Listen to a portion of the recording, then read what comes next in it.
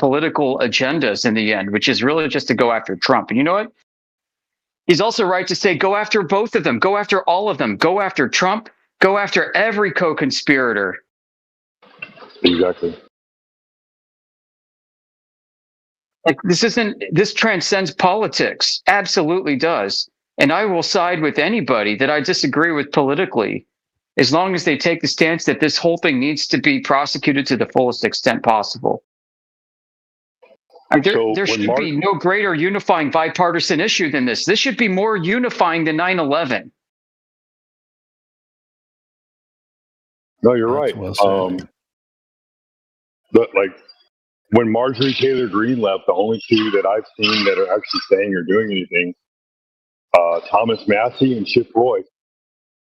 Those two are they're all about going after all of the predators. Right on. Pam Bondi's performance. I sound like a dyslexic today, don't I? I mean, like watching her flip from like, you know, but Pam Bondi, aren't you worried about all the people in government and industry that are eating children? No, look at the Dow. The Dow's at 50,000. Donald Trump did in 1 year what they said he couldn't do in 4. I'm like, what the hell? What the hell? And then all the memes that have come out like, oh, we only go after predators if the Dow is below 50,000, I guess. Quick, someone tank the economy.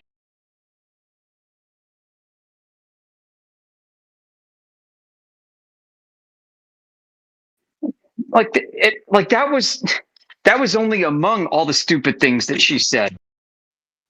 It stands out because it's so blatant, but she said other dumb, like equally rich things as that I just can't. Like, you got to wonder, right? I mean, people are saying, is she retarded, or is she just like really like she just doesn't know how to do a good job covering things up? How about the ad hominem? Oh, you're a washed up lawyer. You're not even a lawyer. Like, why are you attacking the person? Yep. Which I agreed with. I mean, I think that was Jamie Raskin that she was talking to. I would agree with that sentiment personally.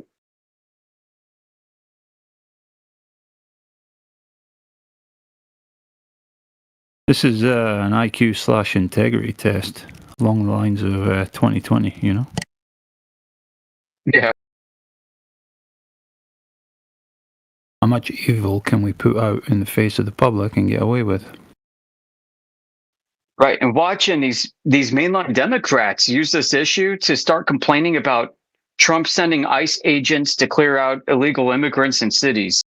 Like the kind of mental gymnastics it required for them to try to mainline the idea that these two events are somehow connected was just absolutely dishonest. It was freaking retarded.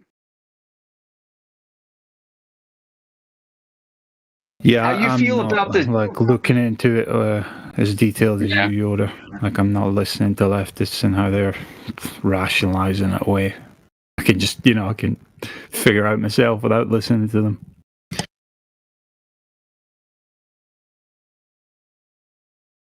It's like, why can't you feel what you feel, whatever it is, on either side of the issue regarding Trump sending ICE agents to clear out illegals? Fine. I mean, whether you're for it or against it has nothing to do with the child trafficking cannibalism going on.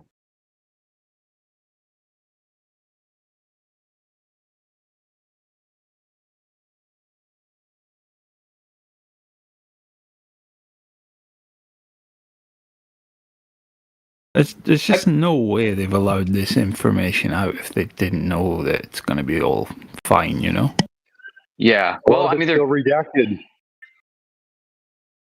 I think they're preparing to try and alter the narrative. And I mean, they're building a case that Donald Trump was a secret King FBI informant the entire time. Haven't they Whether been that's doing that true or not, I don't care. years? I mean, how many things has Donald Trump been, you know? He's a Russian fucking agent. He's this, you know? Yeah, he's been simultaneously Satan and Jesus Christ, depending on which side of the political aisle you're on. Yeah. Yeah. But it's got me thinking like about the only way they could save this country right now is a fake alien invasion threat. Like maybe this is part of the lead up to that. Like they Would might it need a though? more unifying issue than this.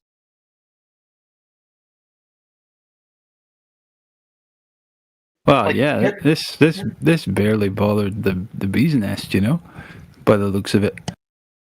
yeah, what I'm saying is like what if the next threat rollout is like aliens want to destroy planet Earth? Then now everybody's going to want to side with the cannibalistic child sex traffickers in order to save Earth from them. I'm gonna laugh if 2030 comes and goes, and the alien invasion never happened, and then they're gonna say 10 more years for the next alien invasion. Yeah. Yeah, I was thinking that too, that the way they could deal with that is almost like that they're promising moon bases. They could string people along about this impending alien invasion that never comes, just as much as they've strung NASA fans along for going back to the moon. That's what It's a big Elon did. He moneymaker. said Elon just tweeted out like a few days ago, I guess. I've changed my focus from Mars to the moon. We'll be putting moon bases on the moon in 10 years. They're about to add another line item on their revenue sheet for collecting taxes to help save Earth from alien planetary destruction. Is it not that they're creating an environment in the human consciousness where we cry out for the alien rulership? That's a good point too. Come aliens, save us from these cannibals. Yeah. And you know, they just really it's the demons, right? On their alien mask and come back out. Dude, we'll be asking aliens to save us from the people that the aliens gave us to lord over us. Yeah. The aliens are demons. The freaking Nephilim watchers and all that. They never left. They've just been hiding out.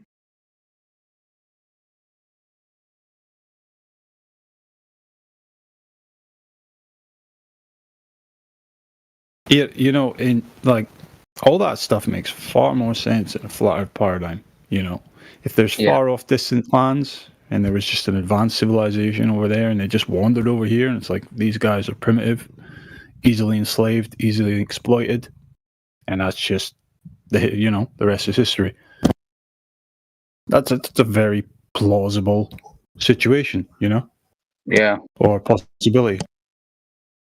Yeah, if they're like material life forms, even that maybe live like 1,000 years instead of like 80.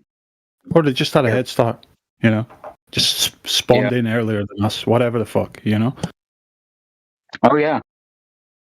You know, compared to that, to some intergalactic civilization that, you know what I mean? Like, why the fuck would we bother interacting with any planet civilization? We just move them out the way, you know?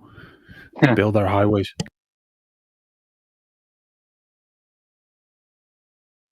Right, they'd see us as encroaching on their land. Actually seen so much advanced life, quotes, like, why the fuck would they care, you know? We're going to go in and co-opt their entire civilization over the course of thousands of years, you know? For what? You could have like colonized 10,000 other planets if it's a resource game or something, you know?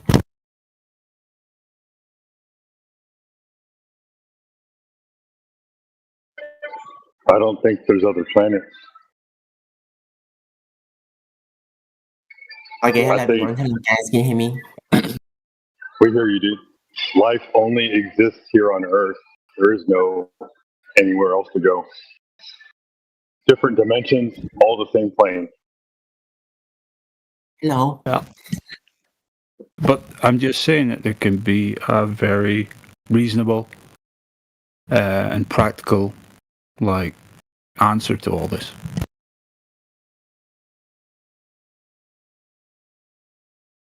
No, that's right. I mean, like, flat Earth grounds your expectations and it grounds your worldview.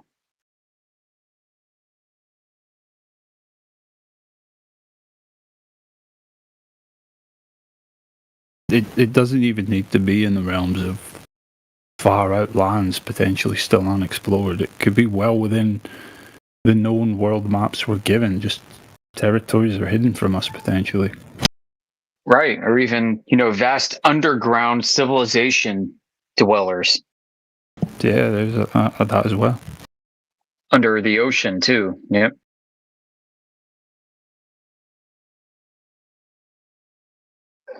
Yeah, there absolutely could be like another continent out in the middle of the ocean that we're unaware of because we're not allowed to go there. I wonder about that, the way GPS works, honestly. Yeah, there's been a lot of speculation in that regard, specifically around southern Indian Ocean area. Like where magnetic declination occurs. Imagine if you just went where the needle is pointing.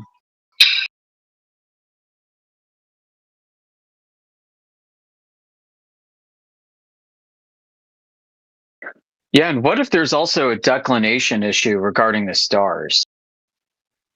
And, I'm not just speculating without evidence. This was noticed in the 1730s that the angular rate of change of stars in the sky was not uniform everywhere on Earth. This was known in the days of Isaac Newton.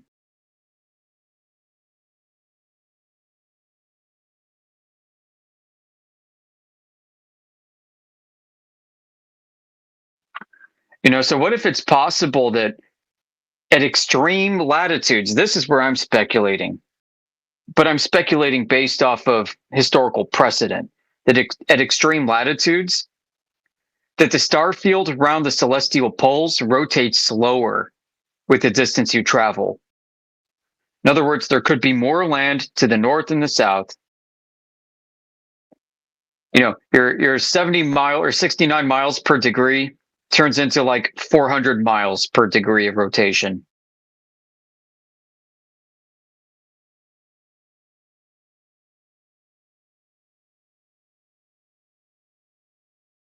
Yeah, kind of like how the Mercator map stretches out at the poles.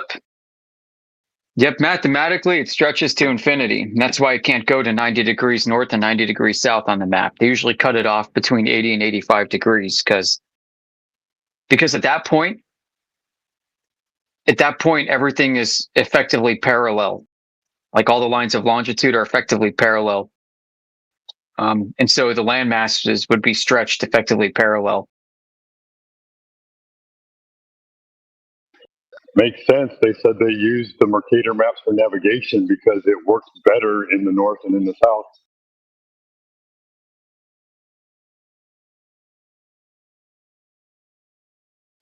Yeah, and back in the age of sailing and even till fairly recent times, even today, you'll find that people don't actually go great circle routes. To do a great circle route is extremely complicated, extremely. Because you're having to change your angle of declination with respect to azimuth continuously. And in order to do this precisely, you need constantly updating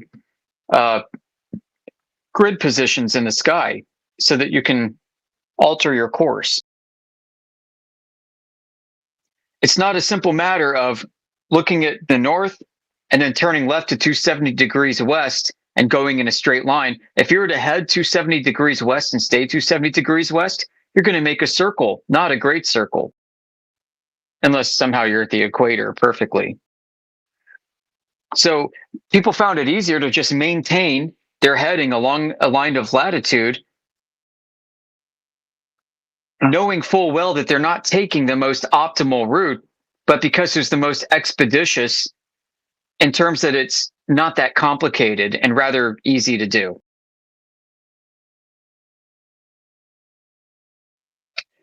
Now, so, for example, let's say you're doing celestial navigation, you're out in the middle of the ocean, you're somewhere in the northern latitude. And let's say you see Polaris at 45 degrees north elevation in front of you. So that means you're at 45 degrees north latitude. And let's say you turn west and you take another sighting to a star that's at 45 degrees above the horizon, exactly 270 degrees west. That star is not on your same line of latitude. that star is way further south.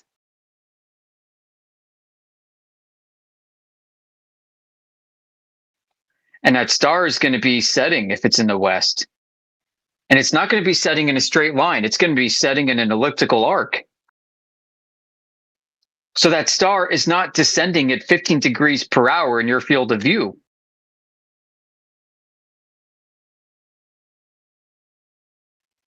All right, so people found it much easier to just stay on their latitudinal lines and go east and west along them, even if it was less efficient than taking these curving great circle routes.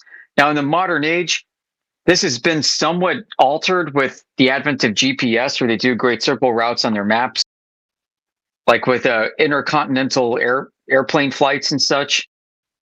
But I mean, they don't always maintain a great circle route heading if they have to fly within a specific corridor.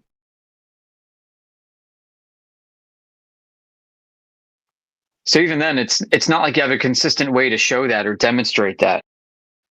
But I mean, still, like if I'm going from New York to Germany, I'm going to be flying over like Ireland to get there. It's just the way it is.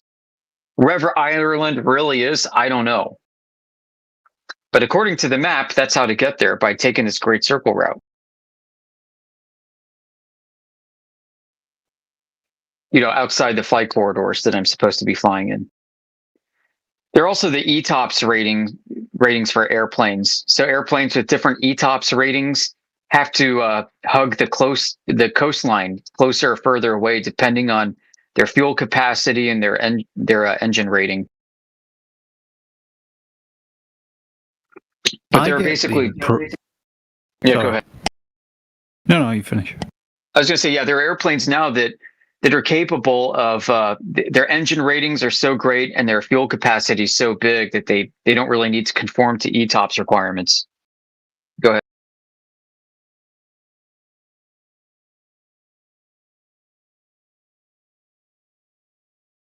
Yeah, I was going to say, like, I get the impression that most routes were figured out with a huge element of just winging it. You know? Oh yeah. And that's pilots all still we've do been that. doing. We've just built our database of known routes and headings, and we just repeat them. Like, we don't actually navigate anymore, and we haven't for a very long time. And, you know, there's nothing new under the sun, kind of, so to say. Everything's still in the same directions. Yeah. Yeah, getting close enough, and then as you get closer, you start refining your precision better and better and better. Yeah.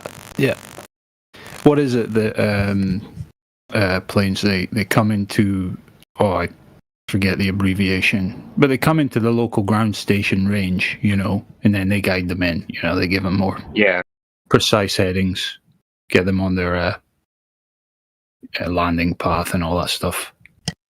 Landing corridor. Yeah, they use much more than just GPS. They'll use radio stations. Was it like the VOR or something it's called? I think, I'm not sure. There's this instrument that has like a horizontal and vertical line, and you tune it to a VHF frequency, which could be a radio station. It could be a beacon at an airport too. But yeah, no kidding. It could be like your local radio tower that airplanes can use this, as long as you have like a geocord for the radio tower. You can put it on a map and figure out where you are. But you have basically in the dial, like there are these horizontal and vertical lines. And when they cross over in the center or something like that, it means that you're flying along a direct path towards the source of that radio tower. And being VHF, it's got basically like 150-mile maximum propagation limit. Yep. So yeah, as you get closer, you got all these different tools that you can use to gain greater degrees of precision and accuracy to get to your destination. That's just the point.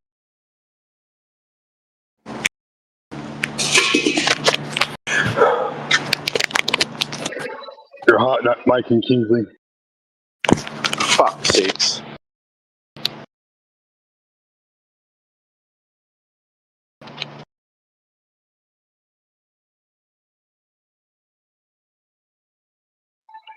A question just dawned on me was if there's a plane Great Circle route, is there a boat Great Circle route?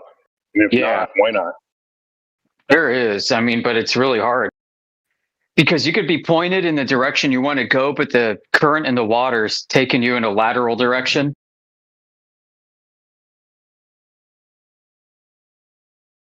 There's nothing you can do about it.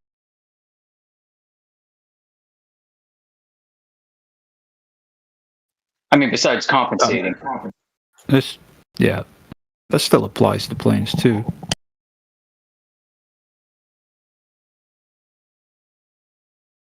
A lesser degree, I imagine. Easier to correct for.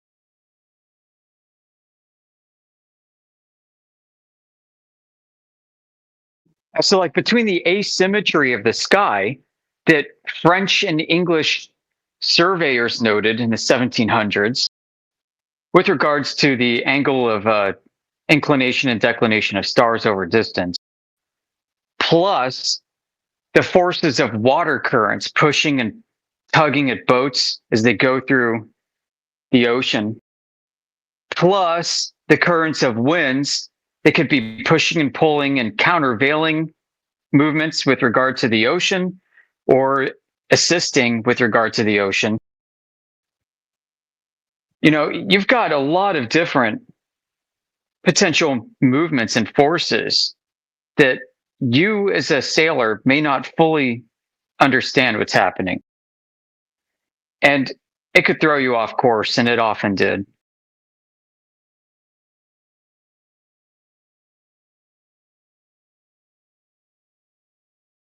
It's just a feeling, but I feel like they've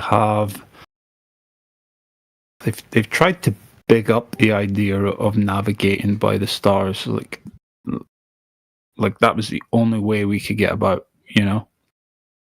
Yeah. To give it more relevance that it may necessarily actually have. Oh, good point. I think extend on things that. were mapped and found by a lot of people just going out there and losing their lives over it, you know what I mean? And just kept throwing more bodies until, okay, we got somewhere and you can kind of remember how we got here. You know what I mean? Like, just by rote. Essentially. Yeah, but in the era of the globe and, you know, this is their claim to fame, the celestial sphere, you know? Yeah, the belief it's so perfect and flawless in all its ways. Yeah, does it make sense what I'm trying to get at, you know? That it may not actually be as relevant as it actually truly is. Vikings from about 1,000 years ago, they think used the polarization of the sky as a navigational aid. Doesn't that sound crazy? So they had a crystal. They had a crystal, I forgot what they called it, something like a sun rock or sun crystal. But when they used it and they look up at the sky, they could see the way that the sun would polarize the heavens as it would move in its course throughout the day. So so if you look at let's say if you look at the sun when it's at 12 noon, straight up, boom, the polarization is what's called horizontal to the sun, which means that if you could imagine like rings around the sun of polarization, that's the direction it's going. But then as the sun starts to set, that those ever expanding rings of halos start to stretch out. And if you look straight up, the polarization is no longer like curving, but it's going to be straight lines that move north and south. So it goes from like a bullseye when the sun is straight overhead and you're looking up at it to bowing out, stretching out as straight lines north and south as the sun sets. Versus the sun begins to rise in the morning, it looks the same. But they the crazy thing is they had a rock that they could look through to the sky and they could see that gradient. And it said that this is how they were able to navigate by the contours of the polarization of the heavens, like the 900s. What was the geometry of the rock? I don't know. I mean, it's some kind of prism. So some kind of crystal can allow you to see this. Interesting. You can I find see, these like out in the this. natural world. Are they real artifacts? Yeah. Yeah. Oh, yeah. Like stories, I think. So there are stories. I don't know if there are any artifacts, but there's like the sagas where they talk about it, and then you know researchers in more modern times have speculated that these rocks that they found are probably what they used and what they were talking about.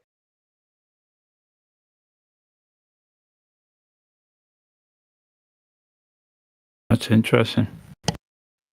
Yeah, like that's a pretty big brain way to navigate.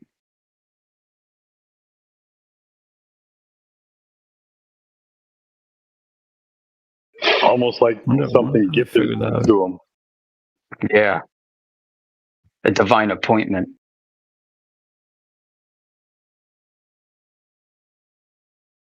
Hey guys, what's going on? I got to go in a few minutes for a series of meetings. What's up, Kiko?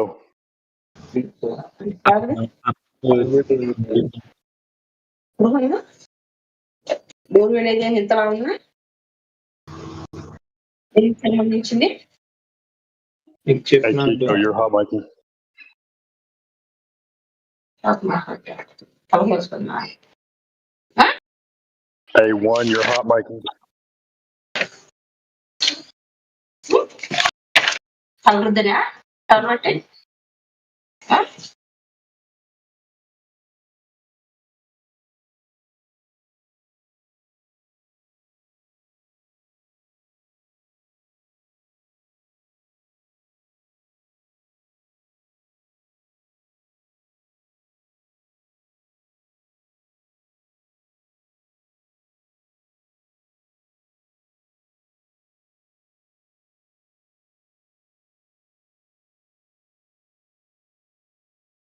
Trying to figure out what Lars meant by his comment there.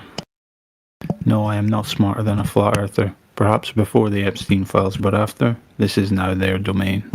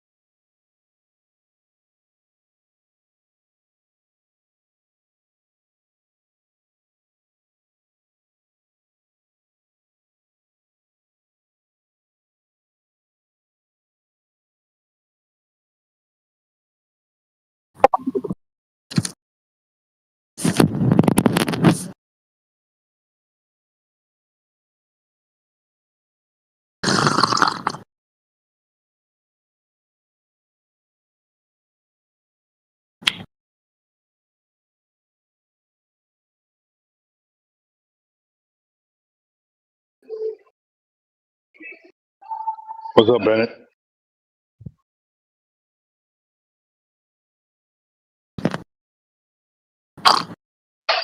Hey, about to say, stop slurping in the ear, poo slick.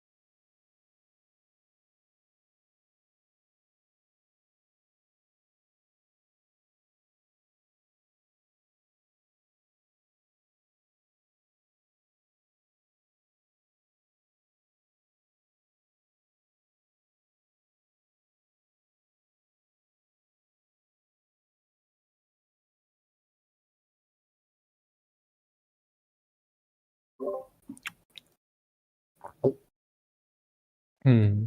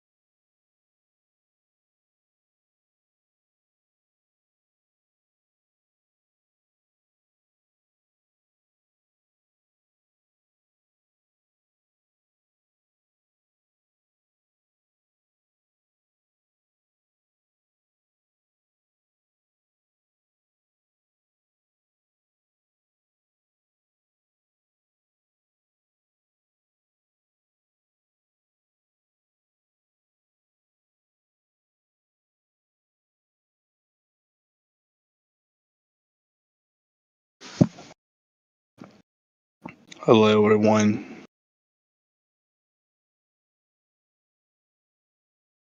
Hello. Hey, bro.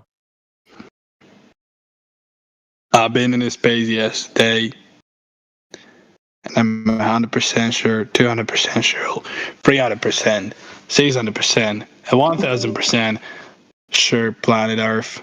Not Earth. Not flat, I mean.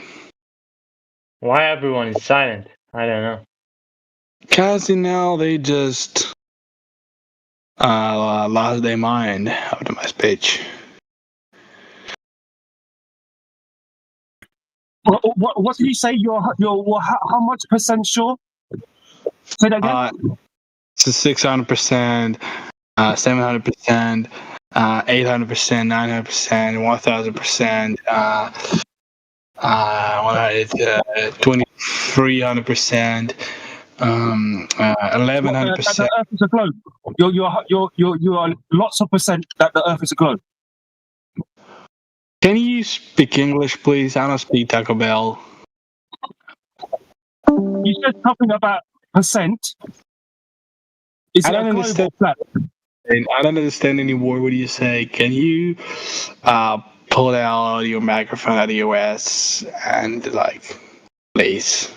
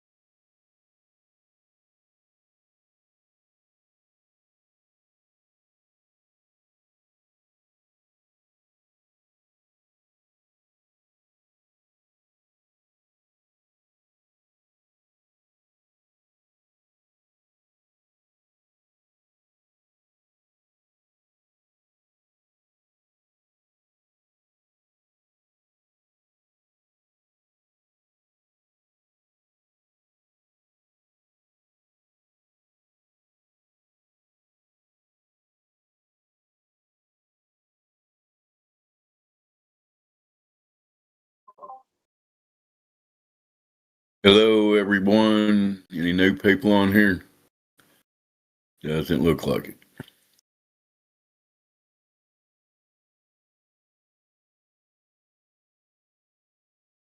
I wonder how many flat earthers use Discord or something like that. Like, you know, like what's cat and dog people, or what complete non sequiturs that don't matter one way or the other. But the only reason why it matters when you start talking about demographics is some odd reason the astronaut corps is 100% Christian conservative. Without exception, every single one of them. So you talk about, well, shouldn't there be some sort of mix or balance? Like, shouldn't the astronaut corps somewhat match the general demographics of America? Well, no, not at all. What they do, they call it the right stuff. Christian conservatism, in their worldview, NASA's worldview, is how you become the best of the best, the cream of the crop. That's step one. Are you a Christian conservative? If not, well, you don't have the right stuff to be. Your dreams of becoming an astronaut are over before they even started. Now, that's a good probative question. Why? Why is that the case? See, they like to pretend like, oh, flat earthers are all these bigoted, hypocritical, homophobic, whatever Neanderthals. Really? Have you seen the federal government? Have you seen NASA? And you think we're the bigoted, exclusive people? That's really the only way you want to look at this, is you want to find something that's not like the other. So when you look at a flat earther, they're going to be about equal to the general population in all senses, except they kind of know about heliocentric and geocentric and have looked into it. Most people don't. They don't even care. Jay Leno used to do a thing called jaywalking, where he would walk up and ask random people on the street just questions, just basic questions. In one of them, he did like a heliocentric model questionnaire, like how many planets in the solar system. People said everything but 9, like 28, 3, 40, 60. They asked people, what galaxy is Earth in? People would have no idea. What's a galaxy? An S-phone galaxy? People say like, Mars? Yeah, the one was the guy that gave him a hint. I'll give you a hint. It's a candy bar. And the dude said Mars. Like a Mars bar. And he's like, well, no. Well, Baby Ruth? Like, he started listing every candy bar but the Milky Way.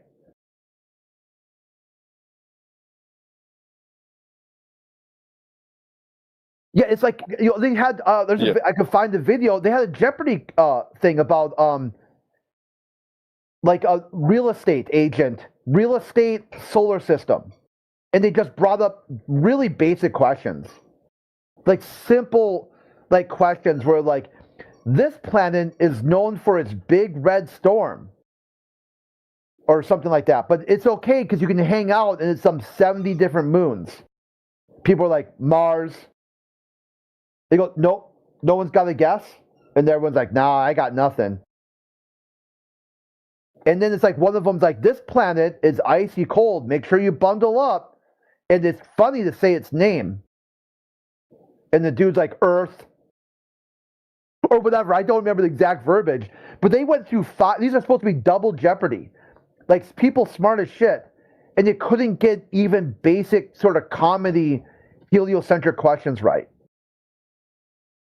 And like the guy who won a bunch, I can't think of his name right now, like Pat something or whatever, with a J, Jenkins, Pat Jenkins, or whatever his name was.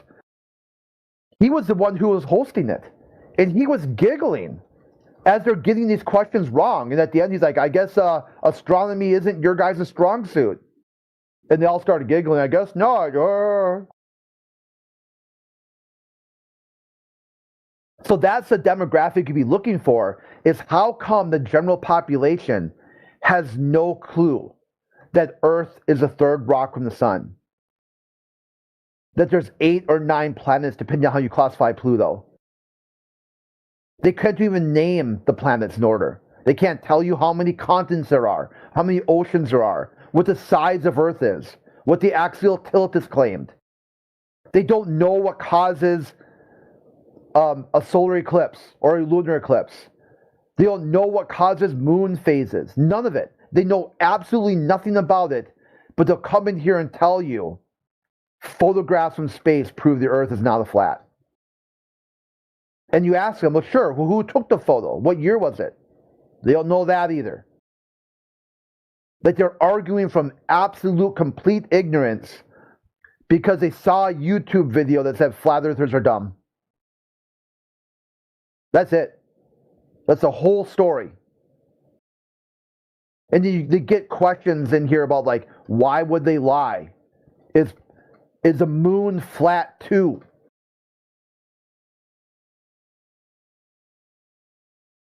So we got enough content. Basically, I know it's kind of a ramble. I went on for a little bit there. I got a little long-winded.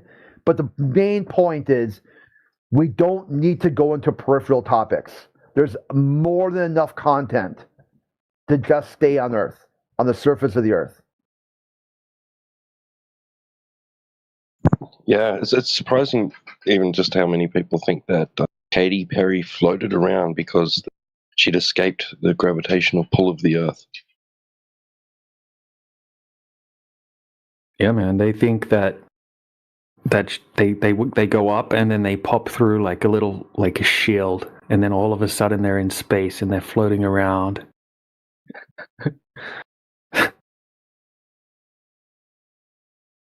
Yeah, I talked to this dude, atheist, who identifies as a Satanist for some reason.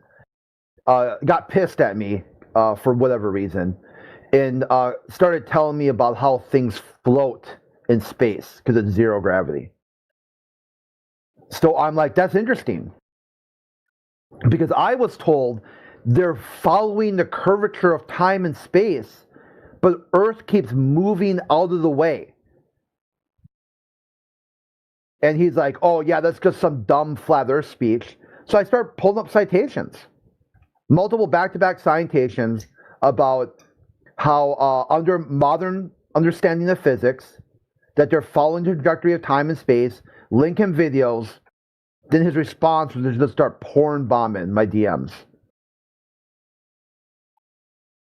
Guys, do you think my voice or the way I speak is annoying? Yeah, it's an irrelevant question to you. That's so subjective that it doesn't matter. So people would say yes and people would say no, and it wouldn't matter. Maybe there's something I can change, or maybe no, you don't need to my change accent anything. is super annoying. I don't know. No, you don't need to change anything at all. You're perfectly you. Okay, thank you. If somebody has a problem with your voice, good, bad, or otherwise, that's 100% inside themselves. You can't change or affect that. If they try to blame you for that, then they're emotionally dysregulated. You can't be responsible for someone's subjective take about what your voice sounds like. If you want my answer is no, absolutely not. Interesting things I've learned today. I'm gonna be telling this information to other people as well. Yeah, my take on that is have them approach you. I've noticed, like, in the days of yore, like 2018 time frame, I used to talk to a lot of people, like IRL, and it really went, you never know where someone's at. So what I'd do is, like, I'd wear, like a flat earth t-shirt. I would have, like, like a bumper sticker on my, car that says research flat earth. Let them approach you. So then they're ready for the conversation, instead of you just saying, hey, have you heard the earth is flat? Because you don't know where someone might be in headspace. And some people react very weirdly to this information. Like they might just crack, like completely crack. It's so like they might really have a lot of ego driven into the world being a globe for some reason. They a lot of people don't explain or take questions on it. My take is that some of them have this idea that their life is so horrible that they think that sooner or later they're going to travel to space and everything's going to get solved. So they could just be right on the edge, and you say, hey, have you heard the Earth measures flat because of laser tests? They won't hear a single word. They'll just hear you say, I'm here to kill your dreams of a better life. And that's what they'll respond to. Yeah. So I'm just saying that use caution, use a lot of wisdom and caution. And, it's kind of hard to like drop this topic on people's laps because they're not ready for it. That line from The Matrix. Some of them are so hopelessly plugged in, so hopelessly dependent on the system that they will fight to defend the same system that enslaves them. I mean, see the way people react violently over a parking spot for, like holy crap. You see a Little League game arguing over some teenage umpire, maybe calling a ball a strike or, calling a ball fall. I mean, just think that's how they act. Because they're on this high caloric, low nutrient diet. Their brain really isn't functioning well. And that's another thing from Richard Nixon, that sugar added to food, the high fructose corn syrup. So you don't know. So I know I'm harping on this, but be cautious. Because you have no idea where somebody's at. And this topic can be very triggering.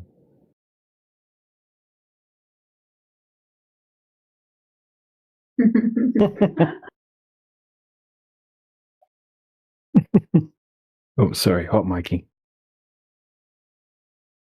What you got to do is find a way to flat smack someone. So like my uncle is into the fluoride. So I showed him a video of the astronaut telling kids to swallow their toothpaste. That's all it took. It wasn't like I needed to talk about, NASA bloopers and ISS. Just show them like a random kiddo asking an astronaut on the live stream, how do you brush your teeth in space? And the astronaut's talking about swallow your toothpaste. That's all it took. Oh wait, they said that. Oh yeah, totally, dude. Another one I flat smacked because they thought that astronauts are the cream of the crop, the best of the best. Like astronauts are so advanced, multiple, like interdisciplinary doctorate degrees. Like when God made them, God broke the mold. They're one of a kind. And I showed them a video of Don Pettit playing with eggs on the ISS, talking about Angry Birds and all kinds of dumb shit. And it wasn't NASA's YouTube video. It was like someone else had clipped it. Then like my family member said, well, that's a gag. That's not that's not a real astronaut. That's complete garbage. Why would you show me something that's obviously some sort of dumb flat earth skit? So then I'm like, okay, well, sure. Well, here's I pulled up Don Pettit on NASA's website, and I'm like, here you go. Here, this is the same guy.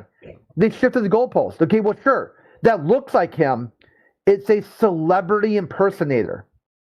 And I'm like, what the hell? So you're saying that flat earthers can make skits using celebrity impersonators. And they're like, yeah.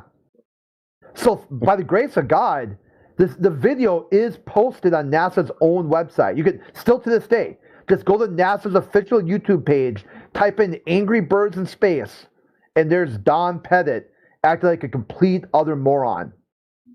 And that's all it took. Once he saw this supposedly cream of the crop, the spokesman for the astronauts, supposedly the best of the best astronauts, the longest lasting, the longest serving astronaut who's done multiple commands, all of it, when he saw him talk like the guy can barely tie his shoes. That's all it took. Yeah, so the evidence matters, but also the state of mind of the person receiving the evidence matters also, because if the state of mind is that this is ridiculous and they want to make fun of it, then it's not the right moment to show any evidence. I think what you're picturing is that the butane tank is the horizon always, and the butane tank would have to physically move behind the clay. Now, if you lifted up that clay so you could see the bottom of Visually, right? Move behind the clay. Visually move behind the clay. If you lifted up the clay so you could see the bottom of it, Yeah, don't make sense, does it? The horizon is back behind the clay now. Is it? Well, in that video, the edge of that butane tank does not fucking move. It doesn't need to. Well, how would it get behind the clay if it doesn't move? Oh my god! Is the clay sitting on the butane tank? Yeah, it's sitting on the butane tank. And you can't see the bottom of it when they do it. No. So clearly not to scale with how far away Black Swan would be. You're right. On the planet. You're right. It's not to scale. So it's in fact, your butane it's tank a non-physical. About 60 centimeters in diameter, and they've placed the clay at about, if you were looking at the canister, like so you could see the round end of it. They've placed the clay where? At 10 o'clock, 11 o'clock? Yeah. Okay. Yeah. So they've placed it halfway around the planet, not halfway, of course, but they've placed it thousands of miles away, in equivalent to the Earth. That should be great. And the freaking clay is also fucking 500 miles tall. So if you're going to use a clock, you would be placing the clay at 11:59 and 59 seconds. Okay. So you do realize they're using butane, which has a refractive index of 1.4 or 1.34. Okay. It's something like 3 million times greater than the difference in air. Yeah, the point I'm trying to make is to say that the butane tank as the horizon needs to physically move behind the clay is not correct. That's not what needs to happen to justify. If you want to demonstrate, if you want to replicate what we see in nature, that's what needs to be demonstrated. Then you would need to place the clay at the right spot. Okay. Well, I mean, go for it. Okay, cool. So that's what I'm talking about. So we've demonstrated. We've demonstrated. Okay. Well, we've demonstrated all the things that Goldberg says is impossible on a flat Earth. We've demonstrated experimentally that it is possible on a flat Earth. It's not a valid experiment. All the things, all the excuses you guys say, like refraction's lifting things up in front of the horizon, all this shit. You can't demonstrate that experimentally. In fact, the very fact you have to use butane in which is a non-normal condition, right? The fact you have to use a special case means you can't prove the general case. Yeah, the Earth isn't also metal either. Okay, it's an experiment to show how refraction works and lifts things up. Okay, but you just acknowledged that it wasn't to scale, acceptably to scale. It's not a valid experiment. Okay, you said that the tank has to physically move behind the clay. Right? I didn't. That's not true. Yes, I specifically asked you that question, and you. Yeah, and I specifically said no. Oh my gosh! I recorded this. Don't lie. Okay, I specifically said no explicitly. Okay, no, the tank does not have to physically move behind the clay. That would be stupid.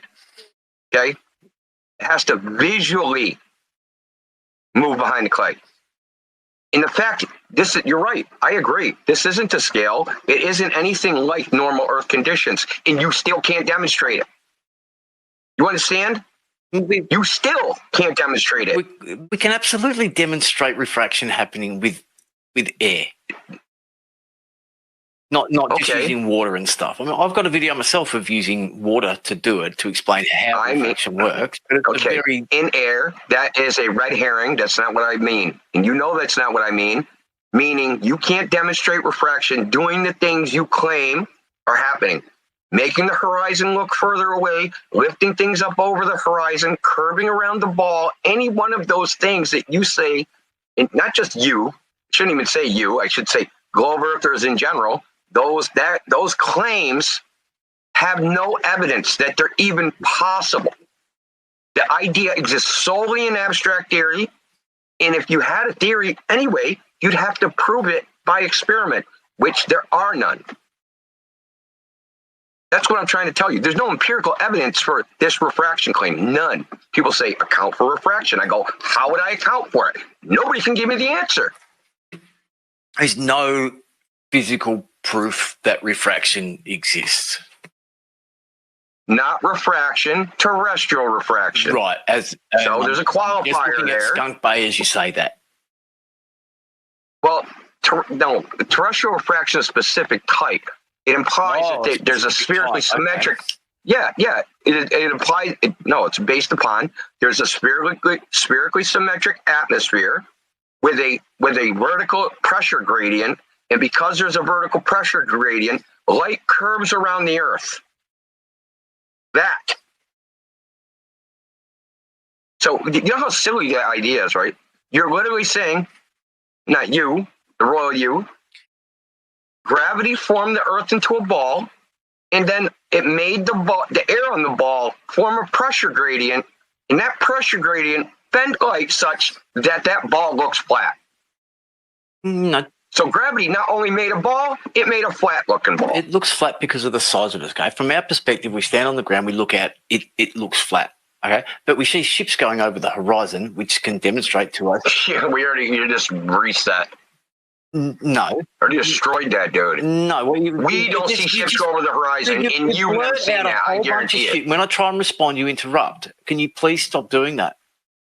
Well, you just reset to the beginning, dude. I already refuted that, dude. You think you get a mulligan, you get to do it again? I'm trying to explain to you why you're wrong.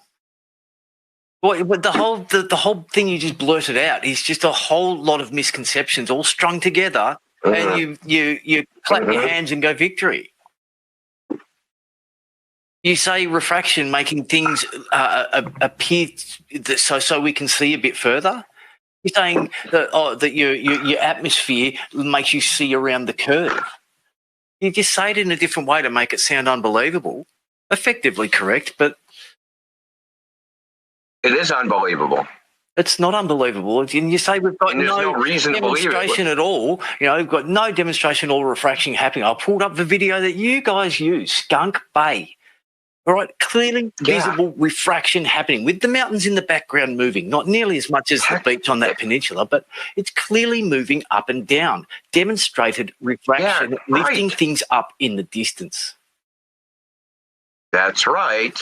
Yeah, and you said there's no demonstration of it whatsoever. You said there is no demonstration. No, there's no demonstration of terrestrial refraction curving shit around the ball. I gave specific examples. Listen, Skunk Bay doesn't extend the horizon. The horizon doesn't suddenly jump in front of that freaking bay or in front of the land and jump behind it. It doesn't have to jump in front of it. It's just a ridiculous claim to make it sound impossible, and it doesn't even make sense. The horizon jump in front of the bay. What is the horizon distance on the globe? Whatever, man. Depends on the. It's 1.22 miles times the square root of the observer site in feet. Yeah, wow, whatever.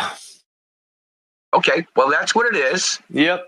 So if you have a 1 foot observer height, the horizon should be 1.22 miles away. Right, but we're not going to include the oil rigs. Terrestrial refraction that is in the Skunk Bay. Okay, let's move it to 1.46 miles away because that's where it moves to. 1.46 miles. How does it get 10 miles? I don't know, man. With refraction. Yeah, how does it get to 10 miles? Yeah, there's a maximum refraction, and I don't know, maximum theoretical refraction has ever been observed, but it can go a really long freaking way. It's not ridiculous, but it's believable. Well, let me ask you this then. Is there any observation of the horizon which cannot be explained away by refraction? Not that anyone's ever actually proven to have seen, like, say, for argument's sake, the world. What if you saw the horizon like fuck 50 miles away? Interrupt me when I'm answering the question, okay? Like Pete Gaspard, okay? Oh, you're finished. That's the furthest anyone has seen that can prove that they could see that far. How far? The Pete Gaspard photograph. That's the furthest anyone can Oh, no, there's a 308 mile one. Why isn't it in the world record? Why isn't it in the Guinness Book then? I don't think they're in the Guinness Book, quite honestly. What's that? I mean, maybe it is. Guinness Book requires like a person being there, like one of their officials. I very seriously doubt that they did that, because you have to climb to the top of fucking Peak Gaspard, dude. Good luck. Or you got to climb to the top of Peak Fenestrel. It's not an easy hike. I doubt they freaking piggyback some freaking Guinness official up to the top of the mountain. Or freaking helicoptered them up there. Longest flight of flat Earth, Spain. You know what it says in the Southern Ocean Sailing Guide? Pete Gaspard photograph That's not uncommon. is in the Guinness World Record. It's the Guinness World Record. Right, but that's not the furthest one I've seen. I've seen 308. That's what I'm telling you. What's that photograph? It was taken of, there's a lighthouse, Gargalia lighthouse. Anyway, it's on Corsica, the island of Corsica. We've got a long way from. Someone took it from 308. You can justifying the size of Pete Gaspard compared to Grand Ferrand. Yeah. That was my original. There's optical compression because it's further away, dude. It's going to appear compressed, just like the sun does. I never actually posted that shit. Do you have any numbers that can like justify the size of Pete Gaspard in the photograph? You have, like any validated experiment that shows that this much compression can happen and it would justify Pete Gaspard being... Well, I mean, literally the sun has become a line on the horizon. That's a half a degree. I highly doubt that. We see in angles, we don't see in absolute sizes. So we can throw the whole observation thing completely out the window then. So Black Swan, we throw that out the window. Black Swan, throw it out the window. Well, you can throw it out the window, but you have to throw out like 13 replications by one guy and like 200 by Bobbles dog. Gotcha. So that he's been your doing for 2 observations are years. valid. That he's been doing for 2 years. The globe Earth photographs aren't valid. I got it. What photographs? What globe Earth photographs? I'm asking you about Pete Gaspard, and I'm asking you how it is possible a mountain that on a flat Earth should appear 25% taller than the one next to it. It's 3.5 times smaller. That's great. And also the horizon should be freaking 127 miles away and cutting up all that shit. Why isn't it doing that? What? So can you say that again in English? So here's the funny, you guys don't realize, the horizon, no calculation for drop, dip, size, anything can even be calculated without calculating the horizon first. You know that, right? Yeah. It's a crucial variable that all other variables depend on. So if you don't have the horizon distance, you have nothing. We have the horizon distance of the physical ball, yeah. But do you ever see the actual physical ball? No, because there's air in between you and it. There's some kind of refraction going on in every instance. Yeah, well, then how are you calculating what should or should not be fucking hidden or not? Based upon a horizon that you can't see? Because we know that how far away the horizon is on the physical ball, just because we can't look out and actually see that exact same thing. How do you know where that is? Because we know the size of the Earth. How do you know that? Because it's been calculated. Because ships go over the horizon. Because we know the size of the wall. It's funny. So you don't know how we calculate the size of the Earth? Yeah, dude. Go ahead. Tell me how we... You said measure. But you know how we calculated the size of the Earth. Oh, how did we do that? Well, you know. Don't be absurd. Eratosthenes? Yeah. Oh, really? Yeah, really. Well, it's funny. In the academic literature, it says that Eratosthenes didn't prove anything. It's fucking weird. He calculated the size of the Earth. Yeah, he could have calculated whatever he wanted. could assume the Earth was a cube and calculated that. No, he took measurements. He took the shadow lengths and Really? measured the difference. Yeah. Really? Listen, brother, I know it's a cool story, but guess what? Nobody even knows the length of Eratosthenes' stud within 30%. That's in the academic literature, called the length of Eratosthenes' stud. Okay, right. It's in academic literature. You can look it up. Nobody. They don't even know how long a stud was. Number two, Eratosthenes didn't measure an angle. Yeah. You know why? Because angles didn't exist yet in Greece, in Alexandria. He Just for another 300 years. Now listen, why are you interrupting me? And what did he do? He calculated an angle, right? Yep. How did he calculate an angle when they didn't know what an angle was? Angles. That's absurd. No, they didn't. They weren't introduced for another 300 years by the Babylonians. Not sure, for real. No, that's completely incorrect. The Greeks only subdivided circles into units of 12 after the zodiac. They didn't have 7.2. They didn't use degrees. They didn't use the sexagesimal system. They didn't use any of that shit. And if Eratosthenes did all that, why did they use Ptolemy's globe? Why did Christopher Columbus use that, which is 10% smaller? Who says Christopher Columbus used Why did they use El-Biruni's globe? Well, I don't know. I don't understand why all your historical data is guaranteed valid. But anytime I pull something out, Eratosthenes didn't do all this, but Christopher Columbus used Ptolemy's globe. He used Ptolemy's globe, yes, which is 10% smaller. Yeah, sure. And yeah. Well, you said they measured it, right? So who measured it? Was it Ptolemy? Was it Eratosthenes? Was it El-Biruni? He didn't measure it. Okay, he calculated the size of the planet, and he was remarkably close for the tools of the day. How do you know? Okay, how did they validate that? How do you know he's remarkably close? How was that validated? Because we have photographs of the Earth. Okay, and they measured the radius of the Earth from a photograph. Yeah, I don't know. Yeah. Okay, think about what you're saying, dude. They didn't measure the radius of the Earth from a photograph.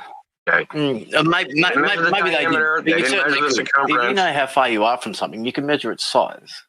So why could they not be, say, 40,000 kilometers from the globe and take a measurement of what they see? And go, well, because you can't go 40,000 kilometers away. Says who? First of all. Who? Says the second law of thermodynamics. That's who says. What?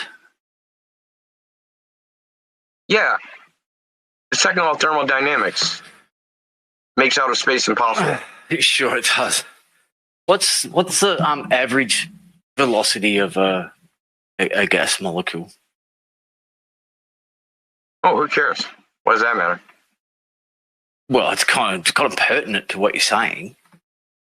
Well, you know, if I open up my textbook, the kinetic theory of gases, I'm looking in it, and I don't see any G value in there. I don't see any gravity. I don't see anything like that. So I'm asking, why does it matter? Why do we need to know the kinetic energy of a gas? No, we were trying to calculate the pressure? It's not the kinetic energy. Well, we need to know the volume. What's the volume? It's volume. What does that mean? Oh, you don't have a volume. That's right. You don't have a volume. What are you going on to? The gas from going in a direction. He's waffling nonsense onto fucking getting onto something that you can talk about and disguise that you don't know. The average velocity of a gas molecule. And depends on the molecule. It depends on the temperature. Average. That's a dumb question. Average. Average. What do you mean average? It depends on the temperature. Sure. It's about 1,800 kilometers per hour, but 300 meters per second. Which, at what temperature? This is an average. At what temperature? It's an average across all gases. Average of all temperatures? So what, 1 million Kelvin down to 0 Kelvin? 1,800 kilometers an hour. Stop trying to divert, mate. This is basically. Is that a million Kelvin? Trying to stop to get to the point. Okay, about 1,800 kilometers an hour. No, dude. The kinetic energy of a gas molecule is directly related to its temperature. Okay, yeah. You don't know what you're talking about. Sure. What's the escape velocity required? To where? Escape velocity. To where? Escaping Earth's gravity. There's only one escape velocity. To where, dude? You need a distance. Escape velocity varies depending on the distance away you want to get from Earth. Sure. Escape velocity to get to escape. The escape velocity to infinity, 11,000 miles per hour. 40,200 kilometers an hour. Okay, and? So how are your gas particles going to escape Earth's gravity? What gravity? They just jump to a different topic. Yeah, what gravity? Just jump to a different topic again. No, what gravity? Oh, you think you get a sacred cow? What gravity? The gravity, the mass of the Earth. Define mass for us. This should be fun. Well, define mass, dude. Define mass, dude. Look, bro.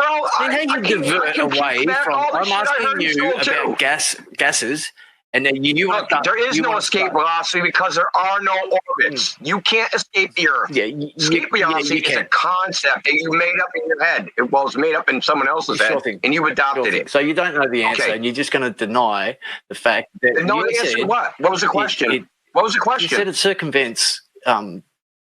Thermodynamics, the laws of thermodynamics. The second law of thermodynamics has no G in it. It does not. There's no G in it. There's no gravity in the second law of thermodynamics.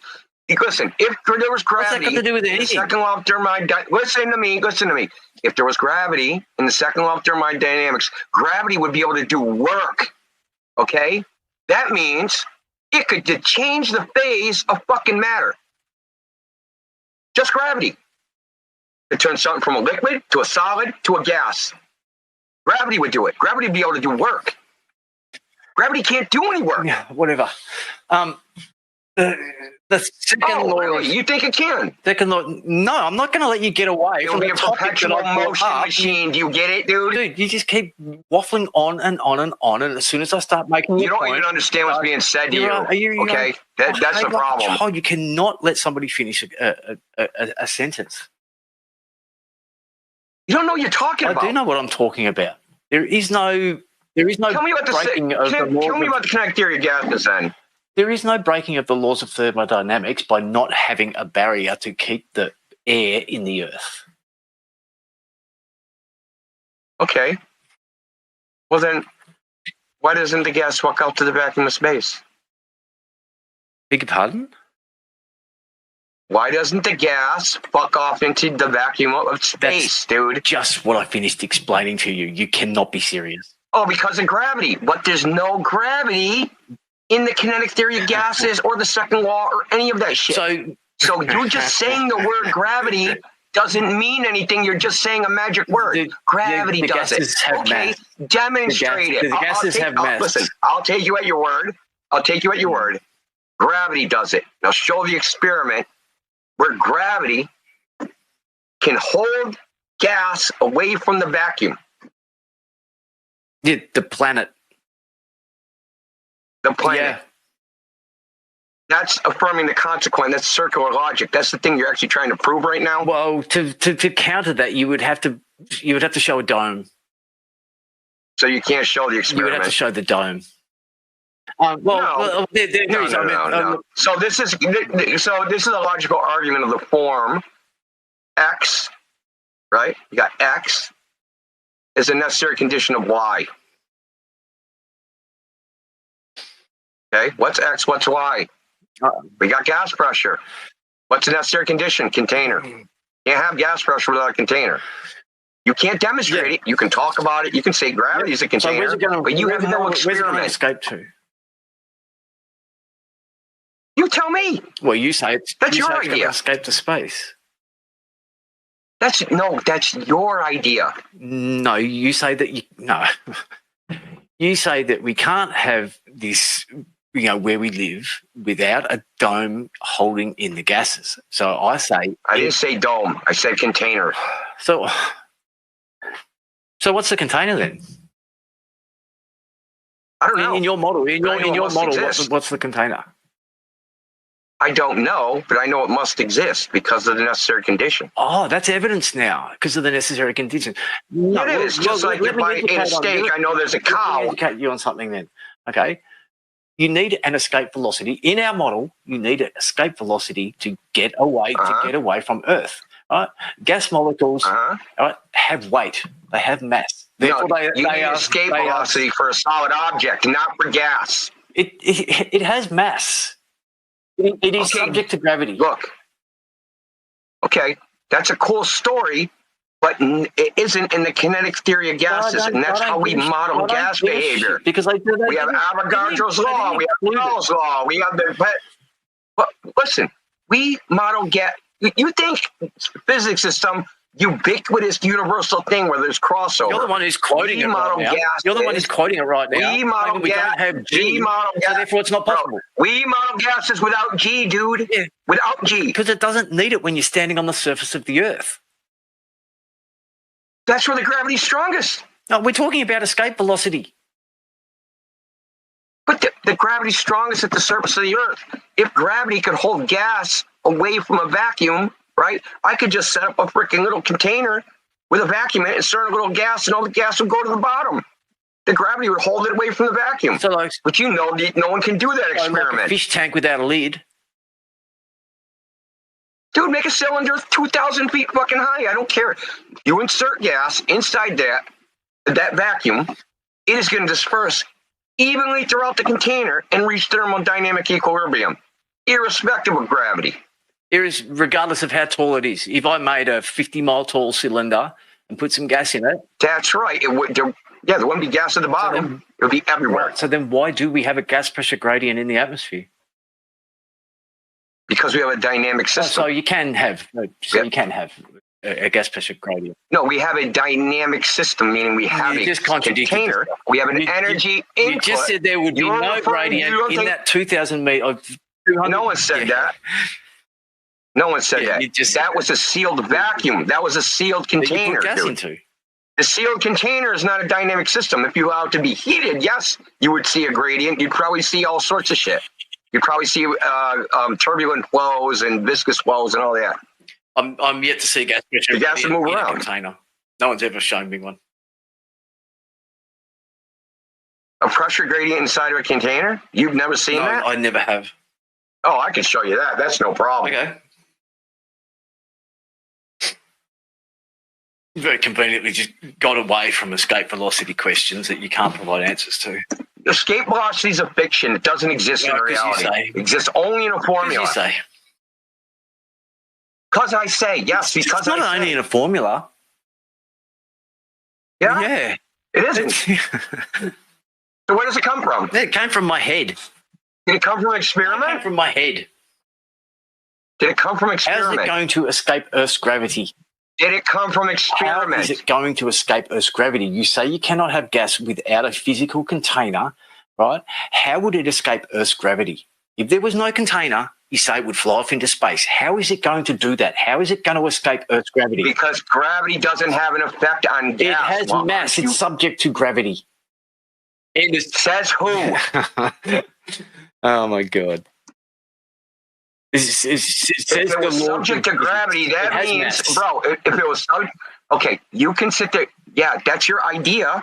But if gravity affected it, that means we could do experiments with the gas and watch how gravity affects it, right? On the surface of the Earth. Do the experiments, gravity has no effect. So what's your independent variable there? How are you controlling gravity? You tell me. No, you're the one who just said we could do experiments and justify it. How would we do an experiment within the confines of Earth's gravity? No. Why don't you show me again, dude? Is that all you can do? You'd have to go to space, and they have done so. You ever seen the ball of water? Oh, you have to go to space. How do you know people went to space? I saw it on TV. That's where you saw it. That's the only thing you know, bro. Is that you saw it on TV. That's why you think there's a ball. We can get off gas. He said another word. We can get off gas. You need to justify. Dude, I'll talk about how you. I don't need to get off gas. Would escape Earth's gravity to justify needing. Yeah. There's no reason for you to say that in physics. What? I'm saying it to you now. In physics, there's no reason to say that. If you look at the physics of gas, there's nothing in any of the physics or gas laws which say gravity would hold it down to the Earth. Nothing. There's nothing there that says my pen would get held down to the Earth either. Because because your pen's not a gas. That's why. Because your pen's not a gas. It's subject to gravity, dude. It has mass. You can keep chanting that all you want. If you were such a physicist, you would know that, and you wouldn't even be arguing about it. It is subject to gravity. Yeah, you keep saying that, but why isn't it in the physics books? Well, there's a gas pressure gradient. You still haven't explained how that is. You clearly said that it will disperse equally in the container. So then why is there a gas pressure gradient? No, listen. In a static system, the Earth is not a static system. The Earth is a dynamic system. I clearly said that. You can have gas pressure gradients in dynamic systems. You know the difference between a dynamic and static thermodynamic system is? Yeah, and what's that got to do with it? Because you can have gas pressure gradients in dynamic systems. In a static system, you can't. Eventually, it'll reach thermodynamic equilibrium. Equilibrium. Is that the best you can do? So now I posted the demonstration of gas pressure gradients inside a container. Oh, so where? Where did you do that? Posted in the pill, dude. Yeah. Why doesn't my pill update? It's so annoying. I have to click off it and click back on it. This video is old as shit, dude. You could have done this experience yourself. In fact, you could have just took a thermos, stuck it in a freaking bowl of ice. Trivial, dude. Okay? You're giving canned answers that other freaking anti-flat earth clowns who you're copying couldn't come in here and win with. I'm telling you the truth, dude. I'm not copying anybody. Couldn't come in here and prevail. I don't know what you were thinking. So what's this? We can get different pressure gradients in a sealed container. Is this a video? That's right. Let's have a look. Because it open. Yeah, because I've got the sound turned down. Can you step me through what he's doing? I'm looking at the video now. Yeah, he's got two. Look, he's just got two different gases. Okay. And he heats one versus the other, and it creates a gradient, and he measures the pressure. Okay. If listen, literally, you could do this yourself. Go get a thermos, go get a blowtorch, heat up one end. Is there going to be a gradient inside there? I don't see why there would be. Because you have an energy input. The gas that's closest to the source of heat is going to get hotter, right? And expand, right? And the cold gas is going to sink to the bottom, right? So, but isn't it going to try and reach thermodynamic equilibrium? Yeah, it will reach thermodynamic equilibrium when the energy input stops. But so far, the energy input on Earth has never stopped. It stops, and it doesn't reach thermodynamic equilibrium. Let us know. So tell me when you have an actual argument. I've been arguing with you all morning, dude, and you. An actual argument. Yeah, like how does gas escape Earth's gravity? Gas is not affected by gravity. There's no reason for you to think it is. Sure, it's not. Well, there's nowhere in physics that shows that it's affected by gravity. There's no formulas. Is there anywhere else in physics where mass is not affected by gravity? What is mass? That's why I asked you. What is mass? The physical weight. I have no idea, do you? Well, deep down, does matter actually even really exist? Is a question. Does matter really exist? Is the question. Is a question. Are we brains in a jar? Is there an objective reality? I don't know. That's philosophical, and that's not what I'm here for. I do like talking about those kind of subjects. Yeah, we could all be in a simulation, I guess, but that's not what we're talking about. And there we have it. Is there? And there we have what? We could be in a simulation, but you know the Earth is a globe. Well, I'm working with the tools that I have. Well, your simulation is a flat Earth. I hate to tell you, it sucks. Sucks for you. You're in a flat Earth simulation. No, it's not, because nothing works on a flat Earth. Nothing works on a flat Earth except for everything. Except for nothing. I'm not. What does that even mean? Can you clarify that? What nothing works on a flat Earth? What should work that don't work? Oh, reciprocal zenith angles. How do they work on a? We already. You just freaking looped. You don't even know what they are. You don't know why they should be. You have assumptions about what should be measured that are wrong. Just wrong, dude. And you've done these things, have you? Don't need, dude. You can just go read the literature. Is it like your photo? So we can just go read literature now. Hang on, I've been doing that. You just canned me for using other people's stuff, and now you're going to turn around and say, I didn't can you for using other people's stuff. Pig shit, you didn't. No, listen. But we can either read other people's stuff, right, and take it. But when people do bona fide experiments and calculations, right, and you haven't showed one experiment ever. Oh my God! So let's see your. The only one who's produced any evidence in this conversation is me. You have sat here and blabbed. Let's see your experiments. I showed you my observation. I could show you more. An observation. Pros and force line and all that. Yeah, experiments are for phenomenon. I haven't done any experiments with phenomenon. That's what you want to know. So what was I going to say? Everything works on a flat Earth. Want to know what works especially well? Predicting how much curvature there is per mile, because there's none. Except it's all. So have you ever seen the Bolivian salt flats? Can you tell us why the reflection on the Bolivian salt flats is perfectly symmetrical? It's not. Oh, it is. No, it's not.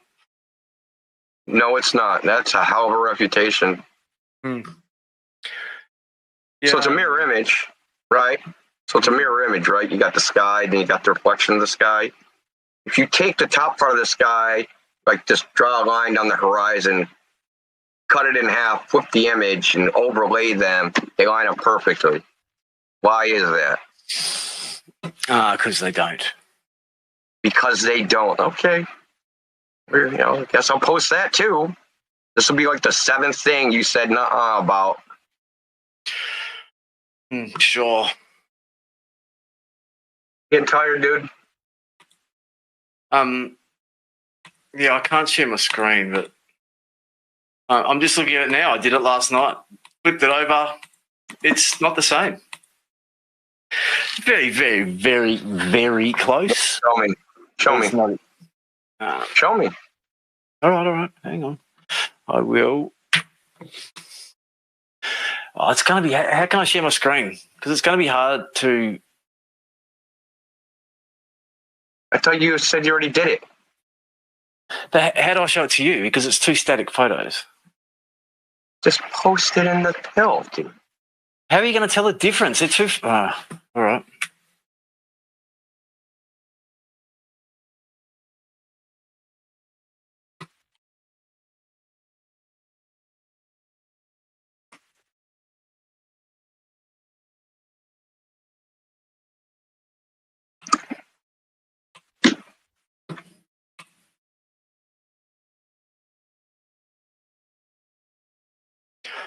One and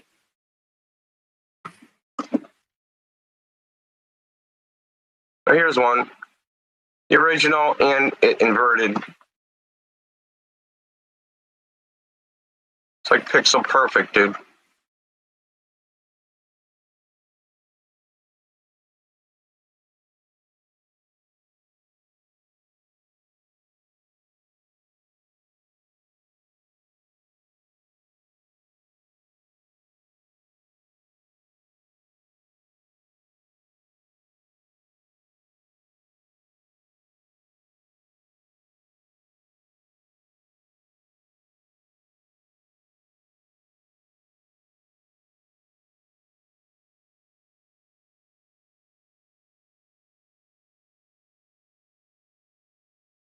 So that's what 2 photographs. This is what I was talking about.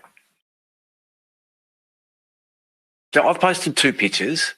It's very hard to look at 2 pictures that are really close to each other and go, yeah, one's different to the other. Like you have to put it into Photoshop and I understand that. Make one semi-opaque. You know what I mean? And I did that last night, and they're not exact. They're extraordinarily close because the globe is fucking huge. Okay, but they are not pixel perfect.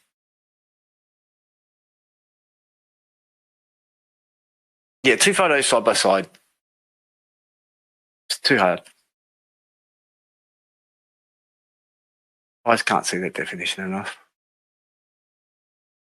I provided you my 2 photographs. One is they both have they both have the top half from the horizon up, and I flipped it over. One is a screen cap of with the bottom layer turned up to full opacity, and then the bottom layer turned down.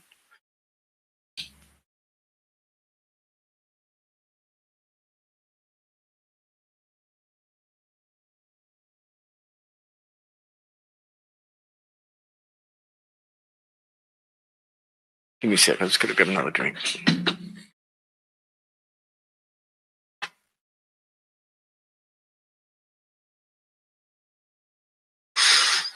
Sorry, I accidentally disconnected a while ago.